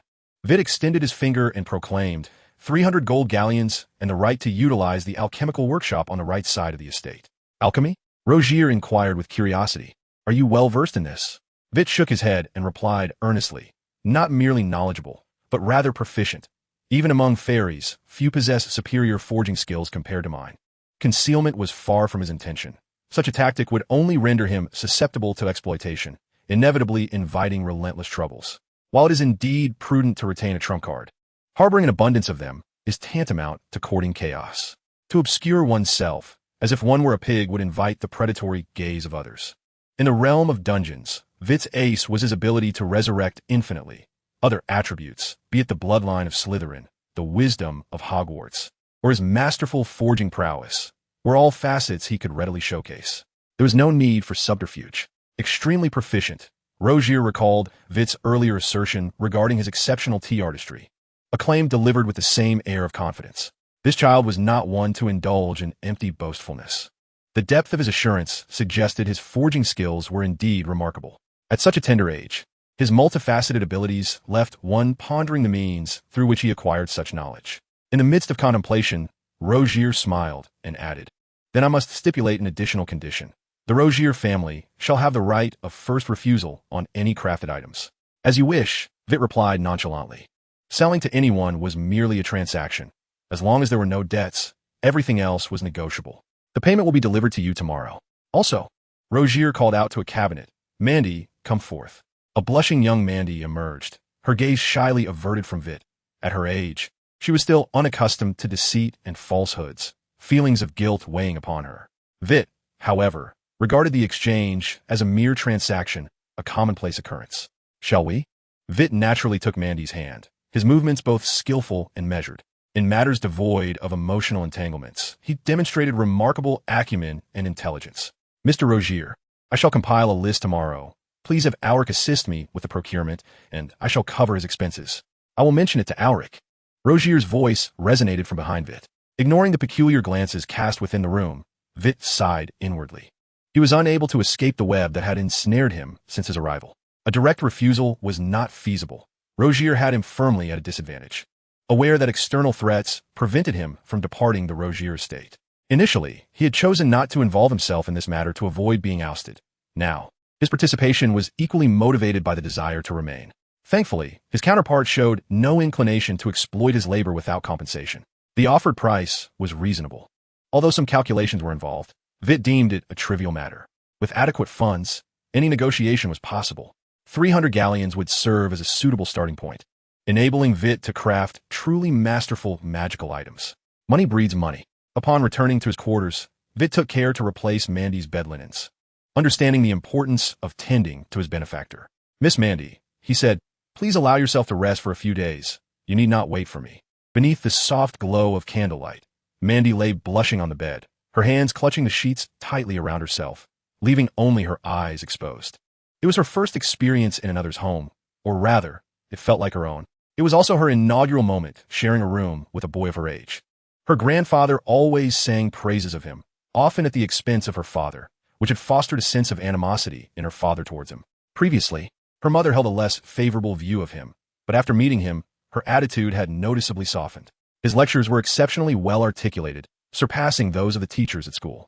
Mandy gazed at Vitter's silhouette, her mind swirling with countless thoughts. At that moment, Vitter was engrossed in equipment design, showing no inclination to lift his gaze. He had little interest in Mandy's musings. For him, this was merely a transaction. Once the task was completed, he intended to depart the scenario, wishing to avoid any emotional entanglements with the inhabitants of this realm. It would only lead to mutual detriment. Days later, at the Shafik residence, old Shafik clenched the information in his hand, his mood exceedingly grim. This cunning old fox had manipulated a dire situation into a favorable one. The old scoundrel, Rogier, had indeed been generous. His granddaughter was given away without hesitation. Surely, he must be aware of something. Old Shafik could not fathom that Vitter had conquered Rogier through sheer personal prowess. He understood well how discerning Rogier was. Among the young generation of wizards in Europe, few could capture his attention. A young wizard of 11 or 12, no matter how astute, had limitations dictated by age. Pretense was impossible. With a sharp rap of his finger on his son's head, old Shafik expressed his irritation. "Do not speak. Continue your courtship, maintaining the terms to demonstrate sincerity. But insist on sending Lyle over under the pretense of fostering a relationship. We must not allow Rogier's schemes to succeed. Buy time for me to devise a plan." Chapter 89 emphasized the principle of unreserved generosity. Thus, Vitter regarded his new student with dissatisfaction. Addressing Rogier, "You have no means but to send him to me?" Before Vitter could finish his thought, Rogier replied coolly, "I will increase the payment." Vitter straightened, contemplating, "I have considered it. Teaching 2 is the same as teaching 3. This is a one-time offer, and it shall not be repeated. Leaning closer, he whispered, "How much more?" 20 gold galleons per month, came the response. This sum was what Rogier had requested for Shafik. You say to send him over, yet Rogier's family has not agreed to the engagement. Whatever you do is of no concern to you. Regrettably, the other party was too persistent, making it impossible to dismiss them, leaving Rogier to concoct schemes to vex them. Such a sum. Wealthy families certainly possess riches, Vitt mused quietly. Although 20 galleons per month seemed modest, one must consider that Vitt taught only on weekends, with classes lasting merely 3 hours. He was not a renowned professor, and this rate was evidently inflated. Thank you. With a soft expression of gratitude, Vitt acknowledged that the substantial sum contributed by the other party was evidently due to Rogier's influence. It was nothing extraordinary. Recalling the reverence displayed by the craftsman in the alchemy workshop 2 days prior, who addressed him as master with utmost respect, Rogier was genuinely curious about how Vitt, at such a tender age, had honed such remarkable skills. It was a mutually beneficial arrangement. Vitt imparted a modicum of knowledge to them, while they assisted him with cumbersome and imprecise tasks, akin to an employment relationship. Now it was time for class. Mr. Rogier, we shall converse further another time. I shall not intrude upon your business. In the modest yet notably spacious classroom, Vitt rapped the blackboard lightly. First and foremost, I extend a warm welcome to our new student, Mr. Lyle. Following a sparse yet polite round of applause, Vitt commenced the day's lesson. Mr. Lyle, should you have any uncertainties, feel free to consult Xia's notes after class. When young sorcerers embark on their magical studies, they are typically required to articulate incantations with precision. A single mispronounced tone can yield dire consequences. However, certain elite wizards possess the ability to cast spells without the necessity of verbal incantations. This begs the question, what do you perceive incantations to be? Are they essential or merely transitional tools for novices? Or might they represent something entirely different? After posing this inquiry, Vitt settled down quietly, allowing them time for contemplation. After a prolonged silence, not a single hand was raised. Finally, Xia timidly stood and ventured. I believe incantations might be a form of cognition. Much like water, wind, fire, and the sun, they embody a conceptual understanding of magic as wizards learn.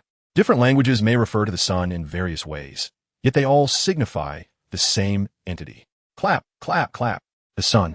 Vitt inscribed the word sun emphatically on the blackboard, subsequently writing various terms signifying the sun in different languages. These mundane expressions fundamentally refer to the sun. Yet at their inception, they held distinct meanings in the primordial era. Due to cognitive disparities at that time, some representations of the sun symbolized light and hope, while others denoted flames and purification, among various interpretations. These meanings, in the context of mundane vocabulary, hold little significance. As knowledge expands, the denotation of the word sun evolves, capable of representing its intrinsic meaning as well as newly assigned interpretations. Its application merely requires a contextual reference. However, magical script differs from mundane language in that magical words inherently possess power, retaining the meanings bestowed upon them by their original creators. Regardless of contextual shifts, their primordial significance remains unchanged. For instance, in the magical glyphs, the sun signifies both light and heat. These two meanings are applicable, yet it is challenging to ascribe new interpretations to them. In any context, they can only convey these two connotations. A misapplication could lead to a magical upheaval, resulting in unpredictable consequences. From this point onward, we shall graduate. Now, we will delve into the magical glyph of wind. With that, Vitt began to elucidate the original significance of this glyph, its potential combinations with other glyphs, and the conflicts it may encounter with certain symbols. The knowledge of magical runes is an advanced forging skill that only Master Vitt is familiar with, yet he cannot fully grasp the intricacies of these runes. A professional master embodies a wealth of other knowledge, while the systematic rewards only encompass the primary skills of their vocation. The ancillary skills merely reside in memory and remain unmastered. Xia is the quickest learner, embodying a profound affinity with the wind. Following her are Lyle and Mandy. Lyle, in truth, is indifferent towards Mandy. To him, it matters not whom he marries, for his true passion lies solely in magic itself. Initially, he regarded the pursuit of knowledge as a frivolous endeavor, questioning what a peer could possibly teach him. However, as time progressed, Lyle grew increasingly earnest, realizing that Vitt's instruction far surpassed that of the professors at school, being both more comprehensive and profound.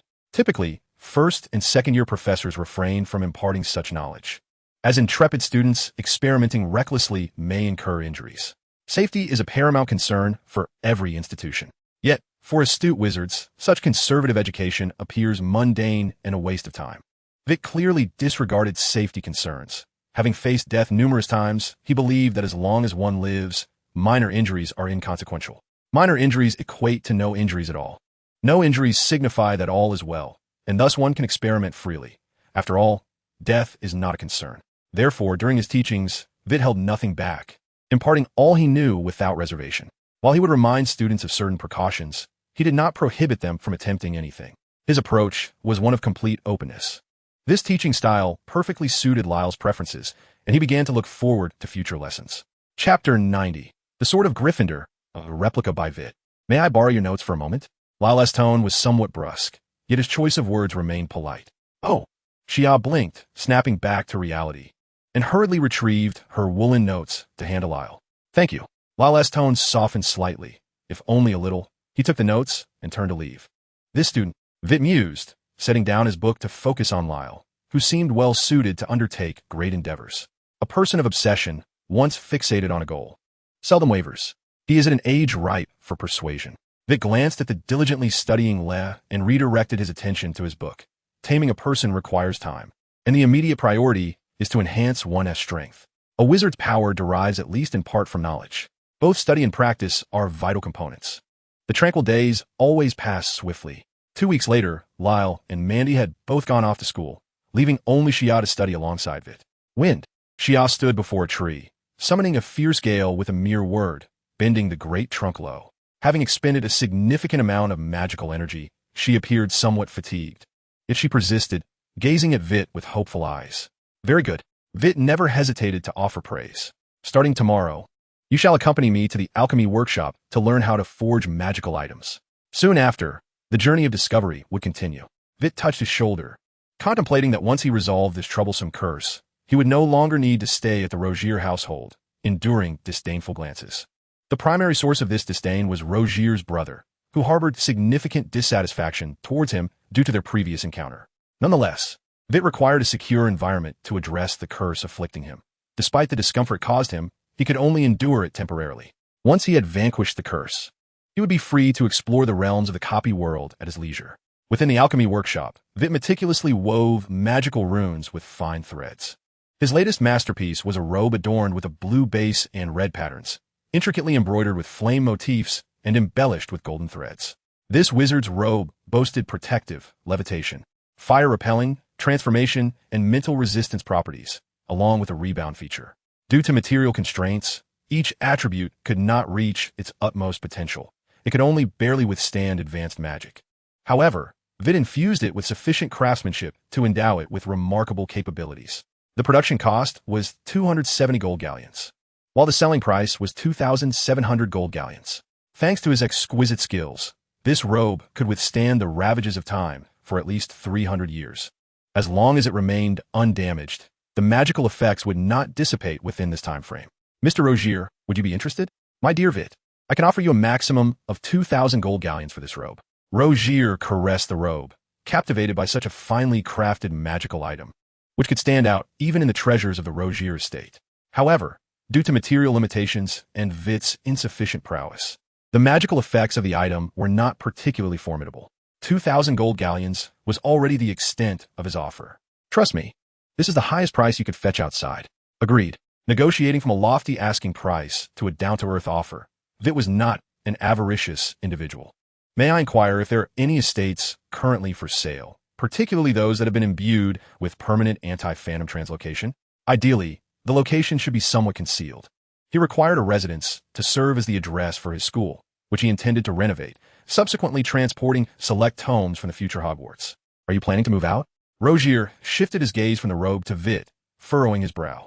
In such a short span, those who are pursuing you outside may not have given up, not to mention the Shafik family, who might take action against you due to Mandy's situation. Leaving now is not a prudent idea. Not at this moment, Vitt replied, spreading his hands. The type of estate I desire would certainly exceed 2,000 gold galleons. Wouldn't it? I merely need a direction to strive towards. Indeed, observing Vitt's determination, Rogier ceased his admonishments. Estates with permanent anti-phantom translocation typically started at 5,000 gold galleons, with better options exceeding 10,000, and the annual maintenance costs were substantial. If you genuinely wish to establish a magical school, the financial investment required before it gains recognition is akin to a bottomless pit. I suggest you wait until you have matured. Rogier offered his advice with subtlety, believing that as Vitt grew older, he would abandon this frivolous fantasy. To this, Vitt smiled and remarked, "The younger I am, the more resilient I can be in the face of failure, am I not? Nothing worthwhile is ever achieved in a single stroke. To be candid, I am not particularly fond of the word dream, for when one is resolute in their intentions, it transforms into a goal. It is only upon relinquishing that it reverts to mere dreaming." Mr. Vitt, with a serious demeanor, stated, "I prefer to avoid idle talk. However, you're indeed correct." He continued, "The funds required to sustain a magical academy are indeed substantial, and I find myself somewhat unable to bear such a burden at present. I wish to inquire if you have any interest in the Sword of Gryffindor, or if you know someone who might." Vitt, with a mysterious smile, added, "I happen to know the secret of forging a genuine Sword of Gryffindor, as a relic left by the founders of Hogwarts. It certainly could fetch an exorbitant price if we keep it to ourselves. Mr. Rogier, if you would facilitate the connection and provide the necessary materials, how about we split the profits evenly?" Vitt, though in dire need of funds, was not greedy. When his needs were met, he refrained from excessive avarice. Suddenly, Rogier sprang to his feet, oblivious to the wizarding robe he had just been fondling that now lay on the floor. Trembling, he exclaimed, "Are you speaking the truth?" Vitt affirmed, "Indeed, but I require certain items to enhance the sword. After all, a newly forged sword lacks the battle scars of Gryffindor himself." Rogier, now visibly excited, asked, "No, I mean, do you truly know how to forge the sword of Gryffindor?" "Do not forget my surname," Vitt replied, pointing to himself. "If this is true, the professors at Durmstrang would surely go mad with excitement. Since Durmstrang only accepts pure-blood wizards, its student body is considerably smaller than that of Beauxbatons and Hogwarts, resulting in a lack of competitive pressure. The Triwizard Tournament is predominantly won by Hogwarts and Beauxbatons, with Hogwarts claiming the most victories, while Durmstrang has not seen a win in over a century. This stark disparity is quite disheartening for Durmstrang students. Should they acquire the Sword of Gryffindor and send their champion to compete at Hogwarts, they would undoubtedly be willing to invest heavily." Chapter 91. The Wizarding Duel Tournament. How many materials are required to forge the Sword of Gryffindor? I shall write them down for you. 5 minutes later, Rogier sat comfortably in a chair, clad in his wizarding robe, leisurely perusing the list before him. These items do not come cheaply. This is the Sword of Gryffindor, Vitt emphasized. There are few wizards left in the magical world who still wield swords, aside from their historical and cultural significance. It is quite challenging to sell such a sword for a high price. Rogier initially dismissed the sword's value, then winked at Vitt and inquired earnestly, "Do you not know the forging methods for other items, such as the diadem of Ravenclaw? I could acquire it at a premium. How does 100,000 galleons sound?" The Sword of Gryffindor is indeed powerful, yet remains merely a sword, not a wand. Aside from Hogwarts, only the goblin race has any interest in it. The issue lies in the fact that goblins are not easily deceived, and Rogier harbored significant doubts about Vitt's replicative abilities. Compared to the seldom utilized sword, the allure of the diadem was far more tempting to Rogier. The prospect of acquiring wisdom was enticing.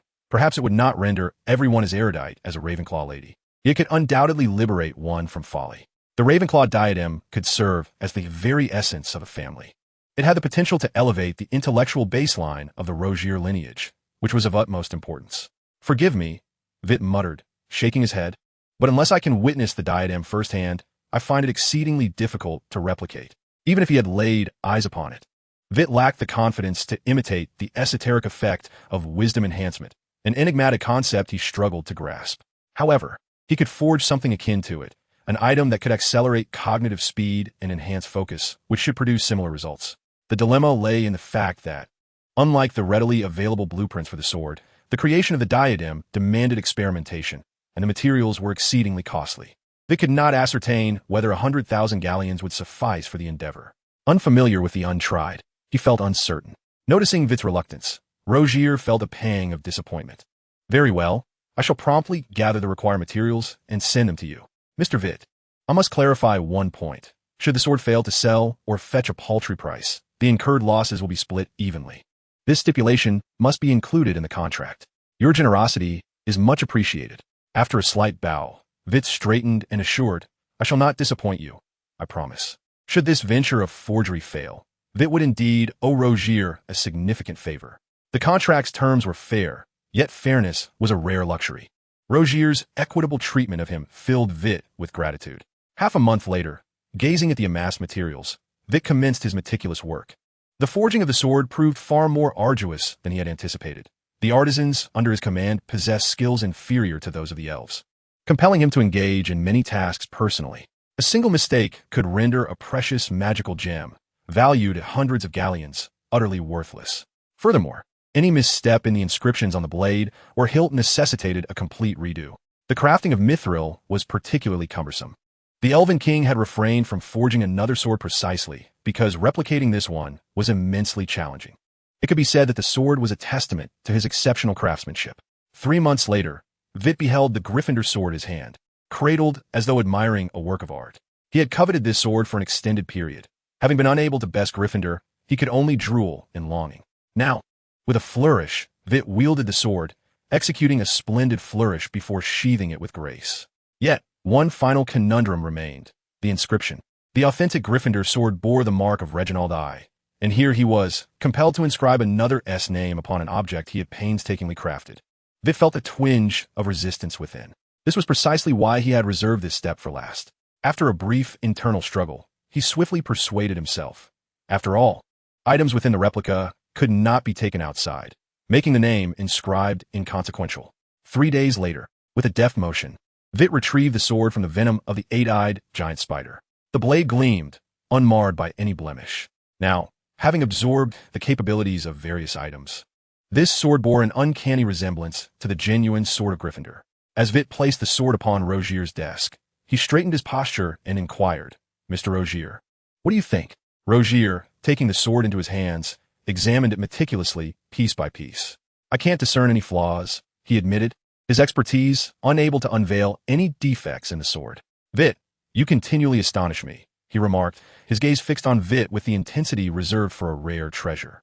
The sword was indeed precious, but Vitt was even more so. "I need to create a buzz around this sword, but that will require some time. Do you have any suggestions?" Vitt pondered briefly, then raised his head with a smile. What could be more fitting than hosting a duel tournament? After all, Mr. Gryffindor was the greatest duelist of his era. The champion could win a reward of 1,000 galleons and the opportunity to wield the sword of Gryffindor, basking in the adulation of the crowd within the estate. Both fame and fortune are at stake. It shall be a grand affair. Applause echoed softly as Rogier clapped his hands, expressing his admiration. "Sometimes I truly wonder if you're indeed only 11 years old. Rather than disseminating rumors that might attract unwanted attention, why not boldly present it and host a dueling gala? Every duelist present would assist in guarding the sword of Gryffindor. It would also serve to test whether anyone can unveil its secrets. If so many wizards fail to perceive any issues, then when it comes time to negotiate, Rogier can adopt a more assertive stance. Should any flaws be discovered, he could merely apologize, claiming he was deceived, and no one would hold it against him too harshly. If no one identifies any problems with the sword, then Rogier would have more than just Durmstrang as a potential buyer. Perhaps other interested parties would join the bidding. The historical significance represented by the sword of Gryffindor far outweighs the intrinsic value of this sword. The date was set for New Year's Day. A month was ample time for this news to traverse the magical world. "I shall take my leave now," Vitt said, gently retreating from Rogier's chamber. Regarding the organization of this duel tournament, Vitt harbored another intention: to ascertain the strength of the magical community. With the sword of Gryffindor as bait, it was unlikely that the entire magical world would attend, but certainly half would. In this era of witch hunts, if he remained oblivious to the extent of wizardly power, how could he hope to conquer this realm? Establishing a magical school was merely a fragment of Vitt's grand design, not the entirety of it. Chapter 92. Vitt. It seems I have misplaced something, yet I feel an inexplicable lightness. Inside the Fire Dragon Tavern, Isidora Morgana stood at the bar, gazing at the enormous banner at the entrance. The sword of Gryffindor, is this truly authentic? Uncertain, yet must be true. Tom, with a smile, presented a glass of wine, proclaiming, "The Rogier family expedition has unearthed this sword from an ancient ruin. Upon examination, it is highly likely to be the legendary sword of Gryffindor. In celebration of this remarkable discovery and to authenticate its legitimacy, Mr. Rogier has orchestrated a duel tournament. Gryffindor himself is a distinguished master of dueling, making this occasion perfectly suited to honor the emergence of the Gryffindor sword. On the day of the tournament, Mr. Rogier will display the Gryffindor sword in the exhibition hall, allowing everyone an intimate glimpse. The champion of the duel tournament will even have the opportunity to wield the sword and experience its formidable power firsthand. I recall that the sword of Gryffindor remains within Hogwarts. It has not been lost, Isidora Morgana remarked, her brow furrowed. Although she hails from Ravenclaw, her identity outside the school is that of a Hogwarts student. Naturally, she is keenly interested in the relic of the founder, Gryffindor. But has anyone truly seen it? Tom polished his wine glass, shrugging slightly.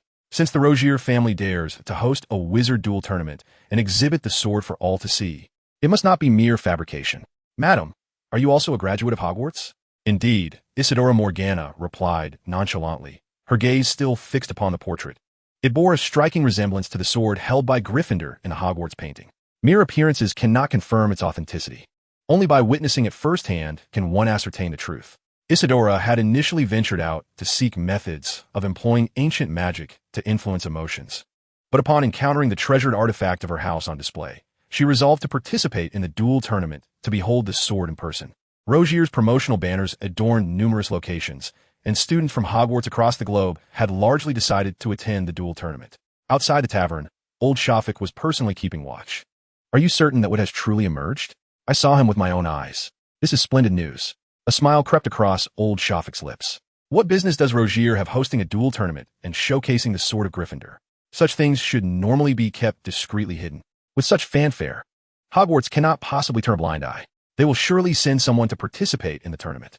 What becomes of the sword is of little consequence to old Shafik, but Wit may indeed become exposed. Although months have passed, many still remember the name Wit. Old Shafik cannot eliminate all these wizards. What if they inadvertently let something slip while boasting? For instance, you hail from Slytherin at Hogwarts. Is there a problem? Not long ago, I encountered someone named Wit Slytherin. Is he not a descendant of Mr. Slytherin? That's absurd. The descendants of Slytherin bear no such name. They are known as the Gaunts. This individual must be an imposter. Yet, he possesses Parseltongue.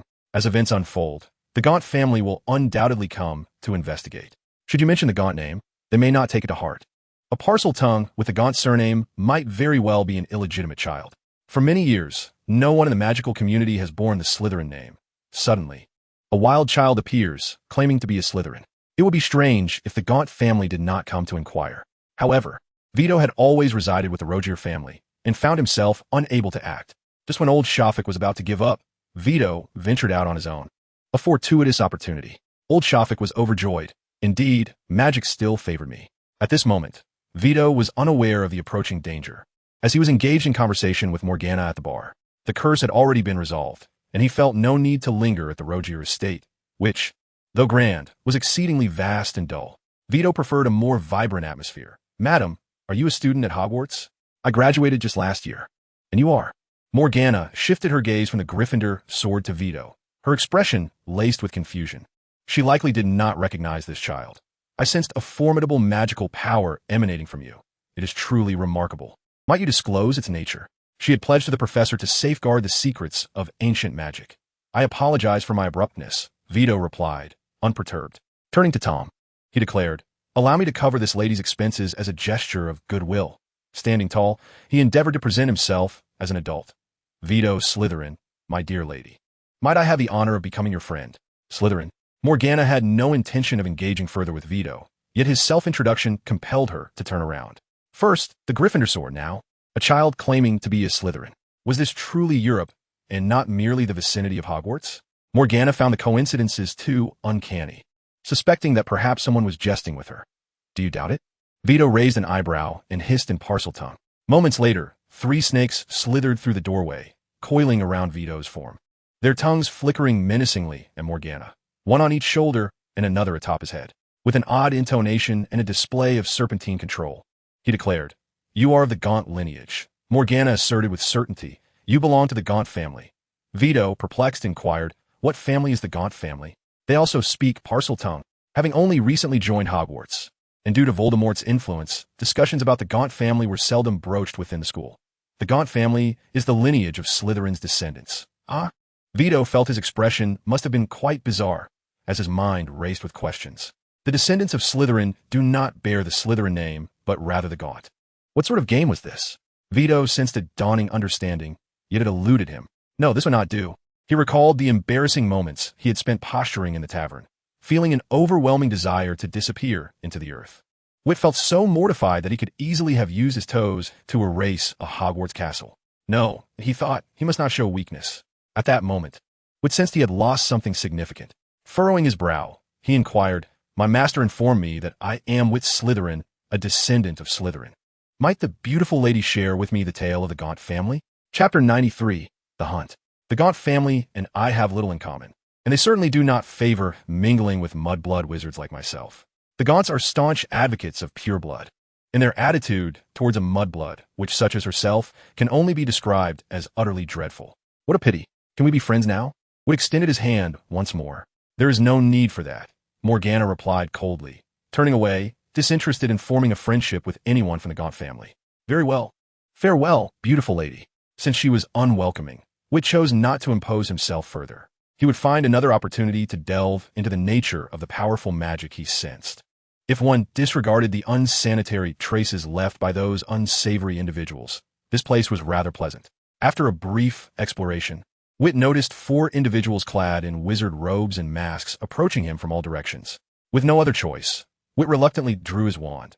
After all, they were in a public place teeming with muggles, and these individuals seemed intent on confronting him. He truly could not comprehend why they placed such importance on him, as pure blood was merely a stepping stone to the upper echelons of society. It could provide greater opportunities, yet success ultimately depended on one's own abilities. Vitt claimed to be a descendant of Slytherin solely to gain certain advantages. He could understand their previous attempt to follow him discreetly, but now they brazenly surrounded him in the street, risking accountability from other wizards, a consequence that would not be trifled with. Was he truly so valuable?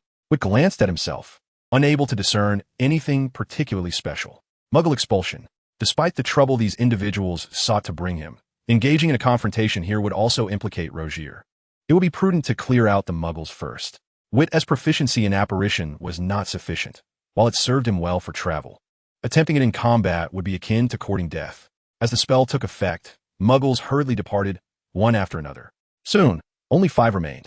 Quite an impressive spell, croaked old Shafik, who had initially prepared to share some of the spoils to quell the situation. "I believe you are a clever individual. Lay down your wand and refrain from unnecessary struggles." This time, old Shafik had brought only the elite, unlike the previous quartet of misfits. The prior assembly had aimed merely to capture an ordinary Parseltongue, and the outcome had been of little consequence. This time, however, it was for the family's future prosperity, and success was imperative. Vitt sensed that something was amiss. According to his observations, the oppressive aura emanating from these 4 individuals was exceedingly formidable, undoubtedly placing them at the level of Aurors.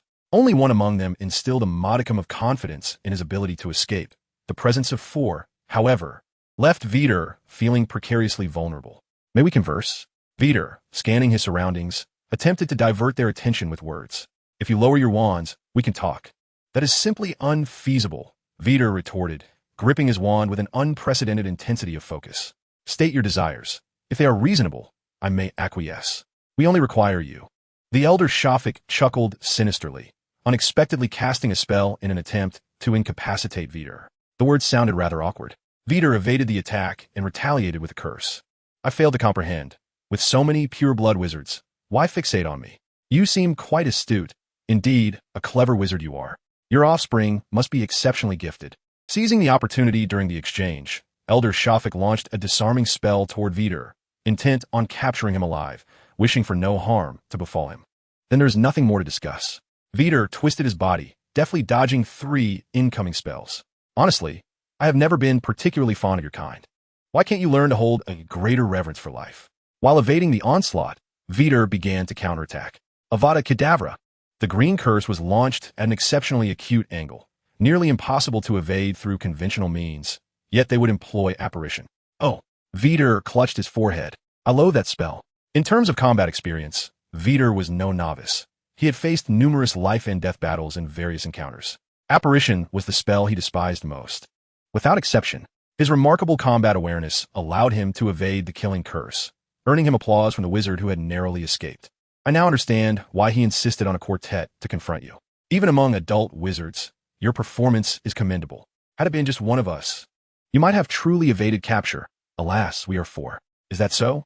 A mysterious smile graced Vitt's lips. Regrettably, You fail to act promptly. Farewell. A green beam struck Vitt, and his form inexplicably vanished before their eyes. Elder Shafik rushed over immediately, yet found no trace of Vitt. What sort of magic is this? It resembles the killing curse. Smack! Elder Shafik struck his son on the head, exclaiming, "Are you a fool? The killing curse cannot yield such effects. Everyone knows it cannot be wielded against oneself. No one can harbor such intense murderous intent toward their own life. I must devise another strategy." Before the other wizards arrived, the quartet utilized apparition to vacate the premises. Inside Hogwarts, Vitter's heart initially halted before beginning to race violently. This was truly beyond the realm of human capability. He massaged his temples, collapsing onto his bed.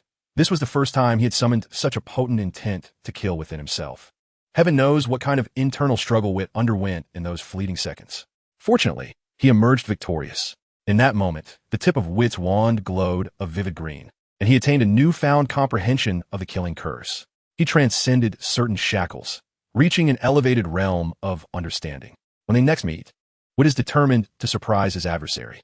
However, the other party is likely to presume he has fled, rather than remain to guard the corpse. Vitt's choice of suicide was born out of desperation. Facing four formidable opponents, escape was an impossibility. The prospect of being captured and subsequently imprisoned was a fate worse than death. The mission would undoubtedly fail. In contrast, Vitt would rather perish in battle. The dilemma, however, lay in the fact that his opponents had no intention of killing him. The spells they unleashed were merely of a controlling nature. In utter helplessness, Vitt opted for self-termination. Do not inquire why he did not employ other spells. The answer lies in the excruciating pain. Chapter 94. The Dilemma of Choice. Vitt. What compels you to disturb my slumber at such an early hour? An old man requires rest. Dumbledore yawned, rubbing his bleary eyes. The previous night, due to Vitt's predicament, Dumbledore had stayed awake well into the early hours. Thus, when Vitt arrived at daybreak, the professor, having only slept for 3 hours, felt exceedingly weary. Vitt glared at Dumbledore with dissatisfaction. "Professor Dumbledore, Professor Quirrell has laid hands upon me. You must take responsibility. It was agreed that I would entrust this matter to you. Yet yesterday, I nearly fell victim to Quirrell's machinations. If you cannot provide me with a resolution, I shall have no choice but to take matters into my own hands."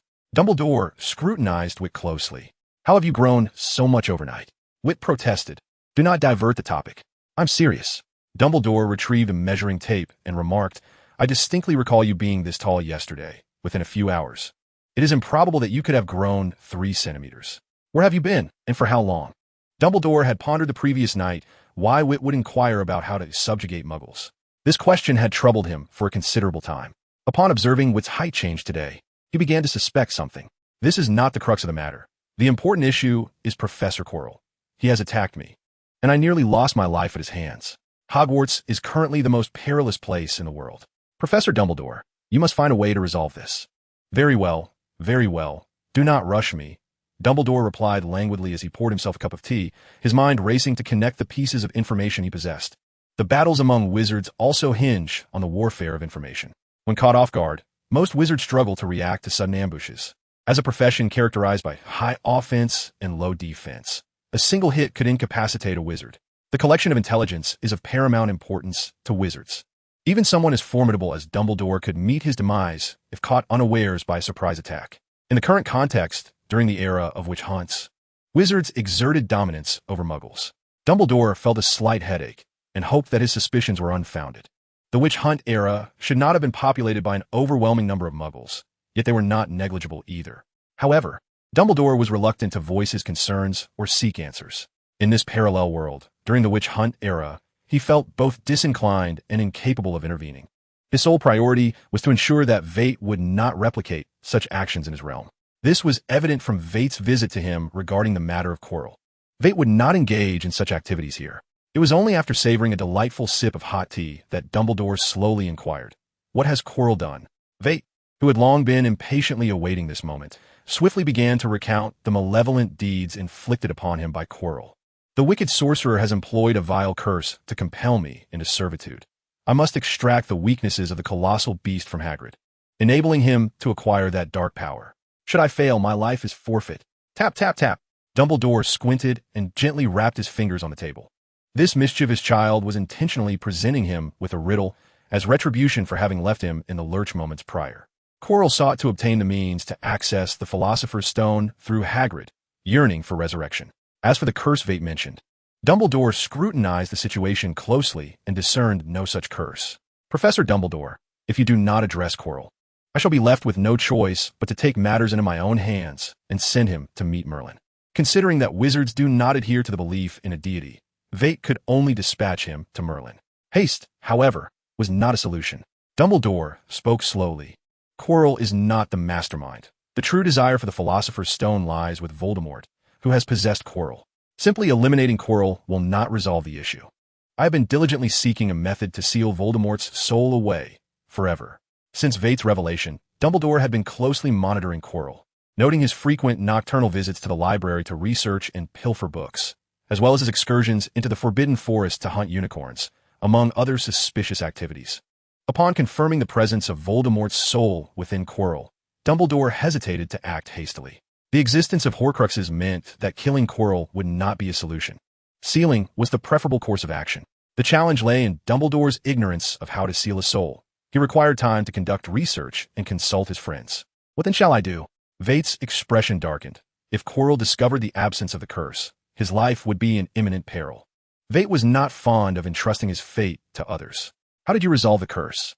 Dumbledore proposed. I could concoct a similar false curse. It might deceive Voldemort. Vitt displayed a vacant expression and asked, what if it fails? But you have the ability to resurrect, do you not?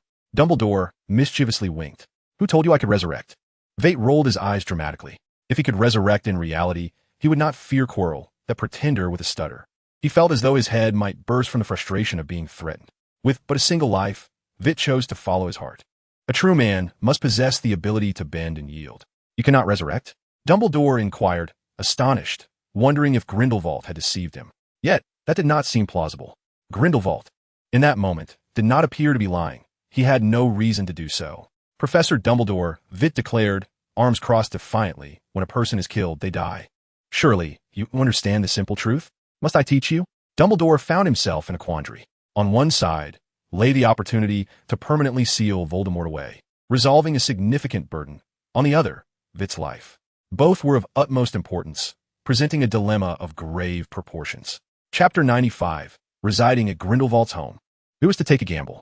Dumbledore shook his head. It simply would not do. Given the choice, he would never sacrifice another. Relinquishing the chance to eliminate Voldemort once and for all left Dumbledore, feeling somewhat resentful. He understood that if he were to kill Voldemort here, the Dark Wizard would surely find another means to resurrect himself, never again risking an entrance into Hogwarts. The Philosopher's Stone offered the most optimal method of revival.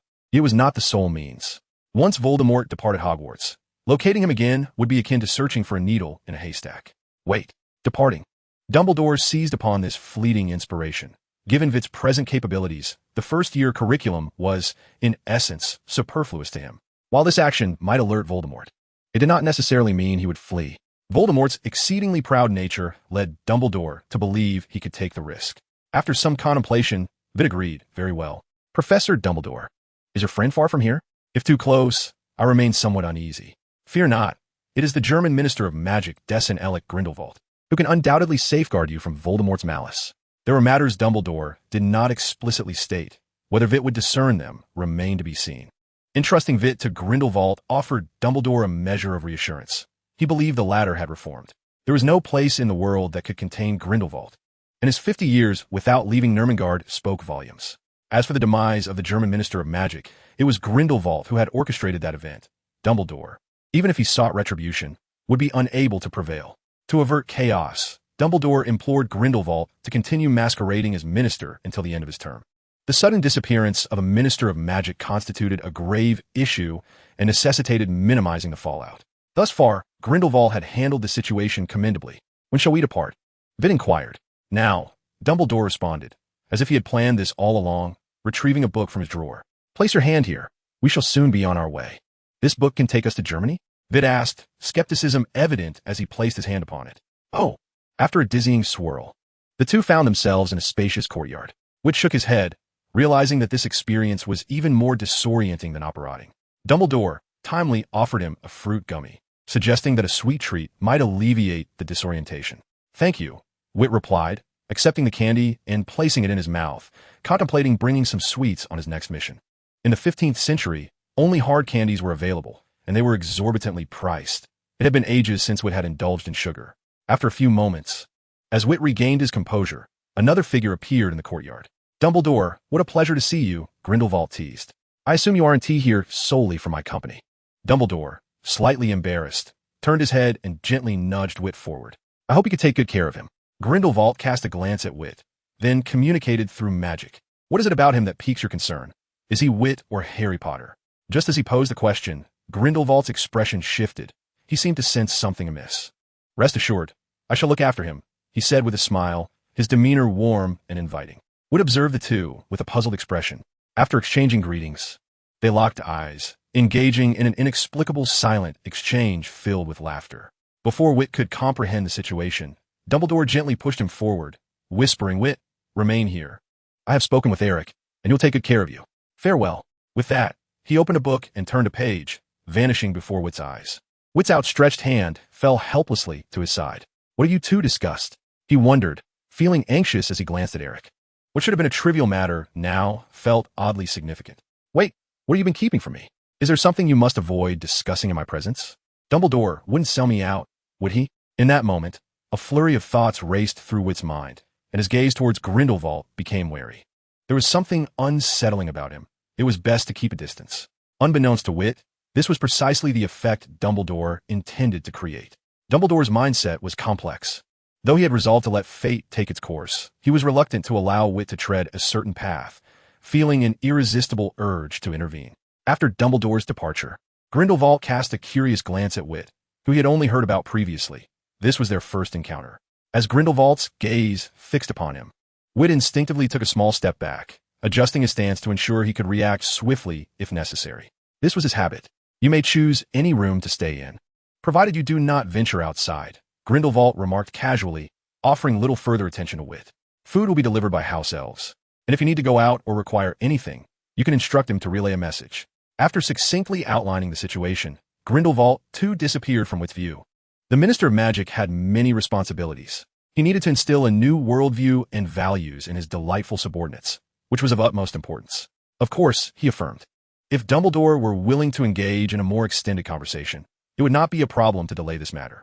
Grindelwald departed abruptly, leaving Vitt alone in an empty house. At the very least, a brief introduction to the surroundings would have sufficed. He left after uttering just a few words. Even if he is busy, there are house elves at his disposal. Surely one could have been summoned to assist me with an introduction. Half an hour later, Vitt collapsed onto the sofa in the living room, feeling decidedly deceived. Many parts of this house were enchanted, with locks that resisted even the unlocking charm. Aside from 2 guest rooms and the bathroom, all other doors remained obstinately sealed. Vitt was reluctant to force his way through and felt trapped. Was Dumbledore seeking to protect me, or merely confining me? Witt's mind wandered in deep contemplation. Ultimately, in his boredom, he resolved to practice spells in the garden to pass the time. Chapter 96. Infiltrating the Ministry of Magic. At noon, during lunch hour, a house elf suddenly appeared in the room. After surveying the area, it approached Vitt and inquired, "Greetings, Spark is looking for Mr. Vitt Criss." "I am Vitt," he replied, noticing the small bag of bread and sausages in Spark's hands. "You have come to deliver my meal. Esteemed Mr. Criss, my master has instructed Spark to deliver your meals daily. Should you have any requests, feel free to communicate them to Spark. May I visit the German Ministry of Magic? My master has not forbidden it. Spark is willing to accompany you. However, Spark can only take you to the Ministry's hall. Other areas are beyond Spark's reach. A visit to the hall will suffice." Vitt had never been to the Ministry of Magic before. It was an opportune moment to observe how the magical realm conducted its affairs and perhaps learn a thing or two. Thus, Vitt found himself assaulted on the street. In the present day, any wizard daring to act on the streets would instantly face a manhunt by the Ministry, risking imprisonment in Azkaban or a similar fate. Unless one could single-handedly challenge the entire Auror office, adherence to the rules was imperative. Vitt was still some distance from establishing a Ministry of Magic, but preparation was always prudent. He opened his notebook and located the key points he had summarized, the Auror Training Manual. This encapsulated the true essence of a Ministry of Magic. Each ministry possessed its unique training methodology. Yet the singular commonality was the affirmation of Auror strength, better to be selective than to compromise. All ministries were stringent in their recruitment of Aurors. preferring to leave positions unfilled than to admit those lacking in capability. Aside from extraordinary wizards like Voldemort, Dumbledore, and Grindelwald, any other wizard in the magical realm could be matched by an Auror. Wizards of Voldemort's caliber were rare, reliant on innate talent that could not be sought after. Witt did not believe that, during the witch hunt era, he could casually encounter such a wizard. The relatively accessible training of Aurors was what he truly yearned for. The first floor of the German Ministry of Magic featured a hall open to all wizards, where one could process visas or attend other matters. The bustling flow of wizards surpassed even that of Diagon Alley. Sparks flew, and the Auror office was located there. The structural organization of the Ministry of Magic is thoroughly documented in books, detailing which departments are responsible for what matters and how the processes unfold. Such publicly accessible information held no intrigue for Witt. The Auror office resided on the second floor, a place Sparks could not enter. "Wait for me here," Witt instructed. He scanned the surroundings and found a secluded spot, casting the disillusionment charm to conceal himself. After 3 months of study during the witch hunt era, he had mastered most spells from the Hogwarts textbooks, except for the more complex shield charm, which eluded him. Although he could cast spells, his proficiency was lacking. He needed to articulate the incantations with precision and wield his wand in the correct manner. Fortunately, he was not in the midst of a battle, allowing ample time to properly recite his incantations. Hidden from view, Witt took the elevator from the first to the second floor. The moment the elevator doors opened, he felt a sense of being scrutinized. Grindelwald was on the second floor, offering life guidance to the Aurors. His intent was not to mold them into saints, but rather to satisfy his own peculiar interests. Within the Ministry of Magic, the Auror office functioned as a relatively independent department. The Minister of Magic lacked the authority to directly command the Aurors. Instead, he could only issue indirect orders through the legal framework of the ministry. This might sound peculiar, yet it was quite logical. In order for the Aurors to undertake any task, the Minister of Magic had to issue a formal document, which required approval from multiple departments within the ministry. Such documents were meticulously recorded, backed up, and archived. Verbal commands could be rightfully ignored by the Aurors. Grindelwald despised this aspect. The necessity for documentation was exceedingly cumbersome. He desired to transform the Aurors into his own loyal followers, not as agents of the Minister of Magic, but as his own personal allies. While Grindelwald could issue directives to the Aurors, the next Minister of Magic would still need to adhere to the formal processes. After several days of intensive training, results began to manifest. Just as he was engrossed in his discourse, the elevator on the second floor unexpectedly opened, revealing Witt before Grindelwald. Apologies. Such a clumsy disillusionment charm could only fool novices. Grindelwald saw through Witt's spell almost instantly. Indeed, only Grindelwald remained in the room, along with Witt, who cowered in the corner, hesitant to move. Why could he still see me despite my casting the disillusionment charm? Was the spell ineffective? Witt remained concealed, uncertain whether Grindelwald was merely toying with him.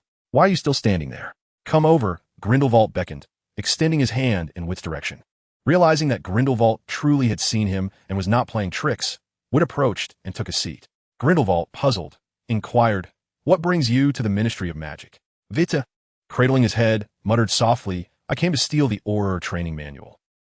Such an honest child. It was a wonder he had managed to grow up unscathed. "How have you not been harmed yet?" Grindelwald cast a sidelong glance at Vitt and inquired, "What do you need the Auror training manual for?" Noticing that Grindelwald refrained from taking action, Vitt mustered a bit more courage, lowering his hands from his head and raising his voice slightly. "I aim to train an army of Aurors to expel Muggles and establish wizarding supremacy over the world." Grindelwald blinked in confusion, leaning forward with his chin resting on his hand, curiosity evident in his demeanor. "Did you express the same sentiments to Dumbledore?" "Yes," Vitt replied earnestly, nodding. Grindelwald's interest was piqued. "Didn't he attempt to kill you?" "He did want to, but the clever me was wearing a helmet, so his blows lacked force." Grindelwald grasped the situation. Dumbledore hadn't taken Vitt seriously at all, and a twinge of jealousy stirred within him. "When I proclaim the supremacy of wizards and you fight me tooth and nail, he merely chuckles at the same declaration. How can one be so hypocritical? It's disheartening." Vitt observed Grindelwald's expression darkening, and he instinctively placed his hands back over his head. Today he had not donned a helmet, leaving him with an unsettling sense of vulnerability. Fortunately, Grindelwald ultimately refrained from raising his fist, instead picking up his wand. Chapter 97. A Prolonged Day. In an instant, as Grindelwald lifted his wand, Vitt swiftly drew his own, adopting a defensive posture, ready to flee at a moment's notice. The nature of the situation had escalated beyond mere jest. Grindelwald, however, paid no heed to Vitt vigilance. Without a wand, Vitt was utterly defenseless before him. Instead, Grindelwald expressed interest, complimenting impressive reflexes. The man before him exuded an aura akin to Professor Quirrell, full of malice and perilous danger. Vitt silently lamented, "Professor Dumbledore, you have placed me in a dire predicament." "Don't be so tense." Grindelwald waved his hand casually, and threads flew from the sofa behind Vitt, binding him tightly in place, rendering him immobile. "Oh no, this is bad." Vitt found himself magically suspended behind Grindelwald, struggling to move even slightly. After several futile attempts to resist, he relinquished his struggle, reflecting, "No wonder he is the Minister of Magic. He is formidable. I am thoroughly defeated." In the Auror training room, located in the right corner of the second floor, Grindelwald released Vitt, and his wand floated effortlessly before him. "Now, let me witness the prowess of one who aspires to conquer the world." Vitt hesitated to lift his wand, his expression one of utter resignation, delaying any action. "Come on, you just dispatched me with a single spell. Now you wish to gauge my strength? This is surely mockery, isn't it?" Vitt had no inclination to invite further trouble upon himself. "Mr. Auric," Vitt chuckled awkwardly, stepping back a few paces, "I was merely jesting about wizarding dominance. Those were merely figments of my imagination. I must be suffering from hysteria to harbor such absurd thoughts. If possible, I would appreciate it if you could escort me to a hospital." Vitt bowed deeply at a 90-degree angle, sincerely pleading, "Please." "Your shameless demeanor is quite amusing," Grindelwald remarked. Grindelwald is not easily swayed by wit. "Are you ready? Then let us commence." Grindelwald grasped his wand, brimming with eagerness. "I have yet to see your adherence to martial ethics." "Halt! I must inform Professor Dumbledore." What ultimately became the very embodiment of the disdain he once held. The Sorting Hat indeed possesses remarkable foresight. A dismal afternoon stretched longer than a tedious morning, leading Vitt to reminisce about the earlier hours. "It is truly delightful to stretch one's limbs occasionally," Grindelwald mused with a sense of relief. Behind him, Vitt lay on the ground, nursing his injuries, intently fixated on Grindelwald's silhouette. Grindelwald turned, beckoning Vitt. "Do not linger there. Come with me." Though still somewhat juvenile, Vitt's decisiveness and ruthlessness left a commendable impression on Grindelwald. He is adaptable and resilient, consistently striving to leave his mark when escape seemed futile. He is a person of great potential, not merely a blustering fool. Upon arriving at the office of the Auror director, they found it deserted at this hour. Grindelwald, familiar with the routine, smoothly handed over the Auror training manual with a beaming smile. "Here, the Auror training manual. I permit you to take notes." Ruffling Vitt's hair, Grindelwald remarked with a hint of nostalgia, "If only I had realized this back in the day, perhaps I would not have faltered." At that time, Grindelwald held only Dumbledore in high regard. A single Auror could easily suppress a multitude of others. In retrospect, the versatility of the Aurors far surpassed that of most of his followers. Aurors can serve crucial roles in many contexts. The emphasis of the Auror training manual is not on combat prowess, but on their overall versatility. Regardless of the circumstances, an Auror must rise to the occasion when it matters, without the expectation of perfection, at least to meet the standard. The perceived inadequacy in combat ability is merely Grindelwald's unilateral perspective. Magic is inherently interconnected. What is termed domestic magic can easily transform into lethal magic. A well-rounded wizard's combat capability will seldom falter. What failure? Vitt, diligently engrossed in his notes, curiously lifted his head.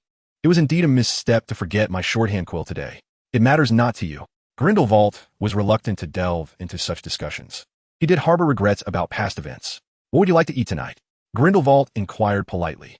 "Buddha jumps over the wall," Vitt replied without hesitation.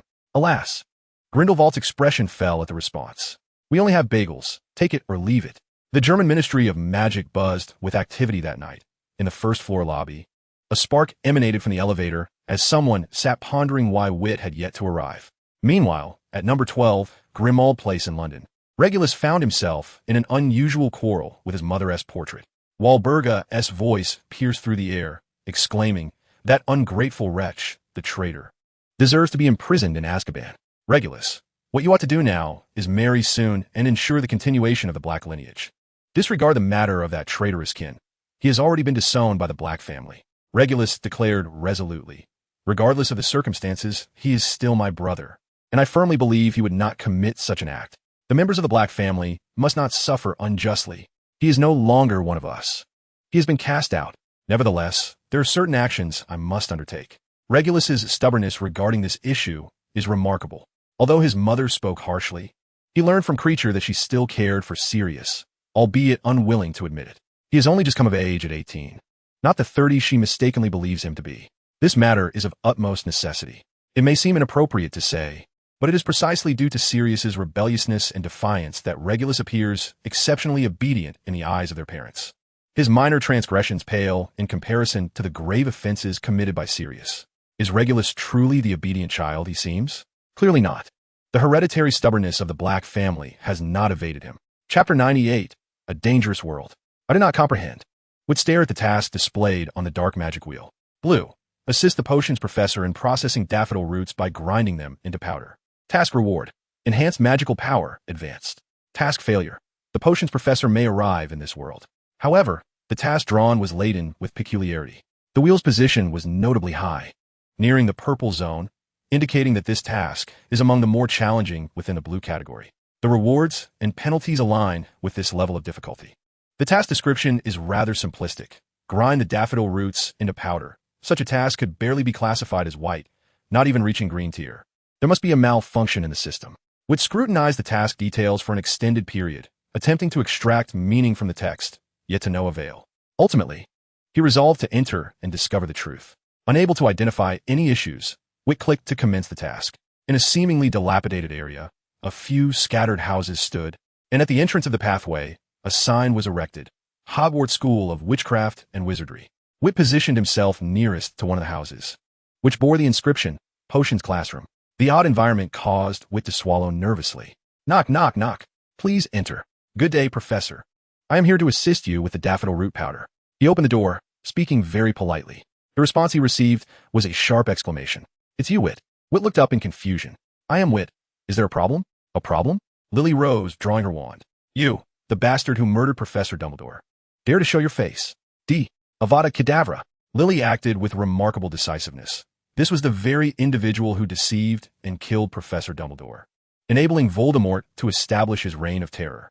Her husband and child perished as a consequence. At that time, Witt had vanished in a flash of light before the onlookers, leading many, including Voldemort, to believe he had not truly died. Everyone was searching for him. This visage is one that every member of the Phoenix Society will never forget. Even reduced to ashes, Lily would not mistake it. With a deft maneuver, Vitt evaded the assault and gazed intently at Lily, earnestly inquiring, Professor, you have indeed misidentified me. I am not Vitt. I am Draco. Truly, believe me. In response to Vett's plea, a lethal curse was unleashed. If you persist, I shall retaliate. Vitt found himself utterly bewildered. He had no acquaintance with her. It was utterly absurd for her to cast the killing curse upon him without provocation. As Lily continued her relentless assault on Vitt, she suddenly spotted McGonagall approaching and joyfully exclaimed, Professor McGonagall, please come and assist. Startled, Vitt turned to see McGonagall indeed making her way toward them. Reflecting on Lily's earlier words, a realization dawned upon Vitt. No way. The system is actually scripting a drama. Under such circumstances, grinding the daffodil root into powder was undoubtedly a formidable task. Seizing the moment of Vett's distraction, Lily cast a swift and decisive killing curse, ending his life. Before she could revel in her victory, Vett's form dissolved into light, vanishing before her eyes. It was Vitt. Soon after, he completely disappeared in front of McGonagall, leaving her with a grave expression. Vitt exhaled deeply. Damn this mission. The system is playing a drama. How infuriating. He had offended both the light and dark factions, and his reputation was likely worse than that of a despised rat. Even grinding a daffodil root was classified as a blue task, underscoring the perilous nature of the situation. Vitt had a premonition that the forthcoming golden task on the dark magic roulette would likely occur in that treacherous world. I cannot draw any more. This dark magic roulette must be sealed away. Any mission taken in that realm is bound to be fatal, leaving no remnants behind. Although the penalties for failure remained uncertain, he surmised they would be far from simple. In contrast, the task from the witch-hunting era seemed decidedly more approachable. Vitt surveyed the two roulettes on the system interface. It promised choice, yet ultimately offered none. He was in a dire predicament. Having just suffered a failed mission and still reeling from the ordeal, Vitt found himself being cheerfully escorted out by Grindelwald under the guise of combat training. In reality, it was a one-sided beating. The greatest regret Vitt harbored was having heeded Dumbledore's wicked counsel. Unbeknownst to him, Hogwarts was not a safe haven at present. After leaving a message for Professor McGonagall, Lily felt a disorienting whirl, and when she regained consciousness, she discovered herself within the hallowed halls of Hogwarts. This was Hogwarts. Once she acclimatized to her surroundings, Lily gripped her wand anxiously. Following Dumbledore's demise, Hogwarts Castle had fallen into Voldemort's grasp, transforming into a breeding ground for Death Eaters. Professors unwilling to capitulate had no choice but to flee, imparting their knowledge from a distant, dilapidated village that now served as the new Hogwarts.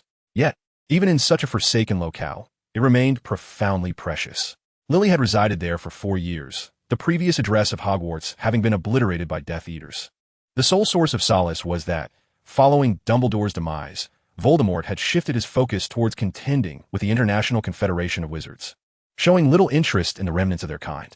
For Lily, Hogwarts Castle was no longer the safe haven of her memories, but rather a treacherous domain. Utilizing the disillusionment charm, Lily concealed her form and cautiously retreated from the castle. "Hey, Hagrid!" Harry and his companions hurriedly pursued Hagrid, recalling through Hermione's analysis that he had mysteriously taken something from a vault. They were eager to inquire of Hagrid. "Hagrid? Hasn't he perished?" Lily abruptly turned her head, the tall figure of Hagrid standing out conspicuously. This was impossible. In her shock, Lily forgot to maintain the disillusionment charm, her form becoming visible. He too stood frozen in place. "I cannot divulge. You know, Dumbledore forbade me from speaking about the Philosopher's Stone."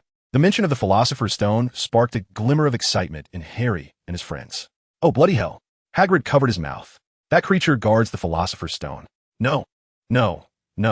Fluffy is not a monster. He is merely a lovable little dog." Ron retorted, exasperated. "That creature could eliminate the 3 of us in one bite."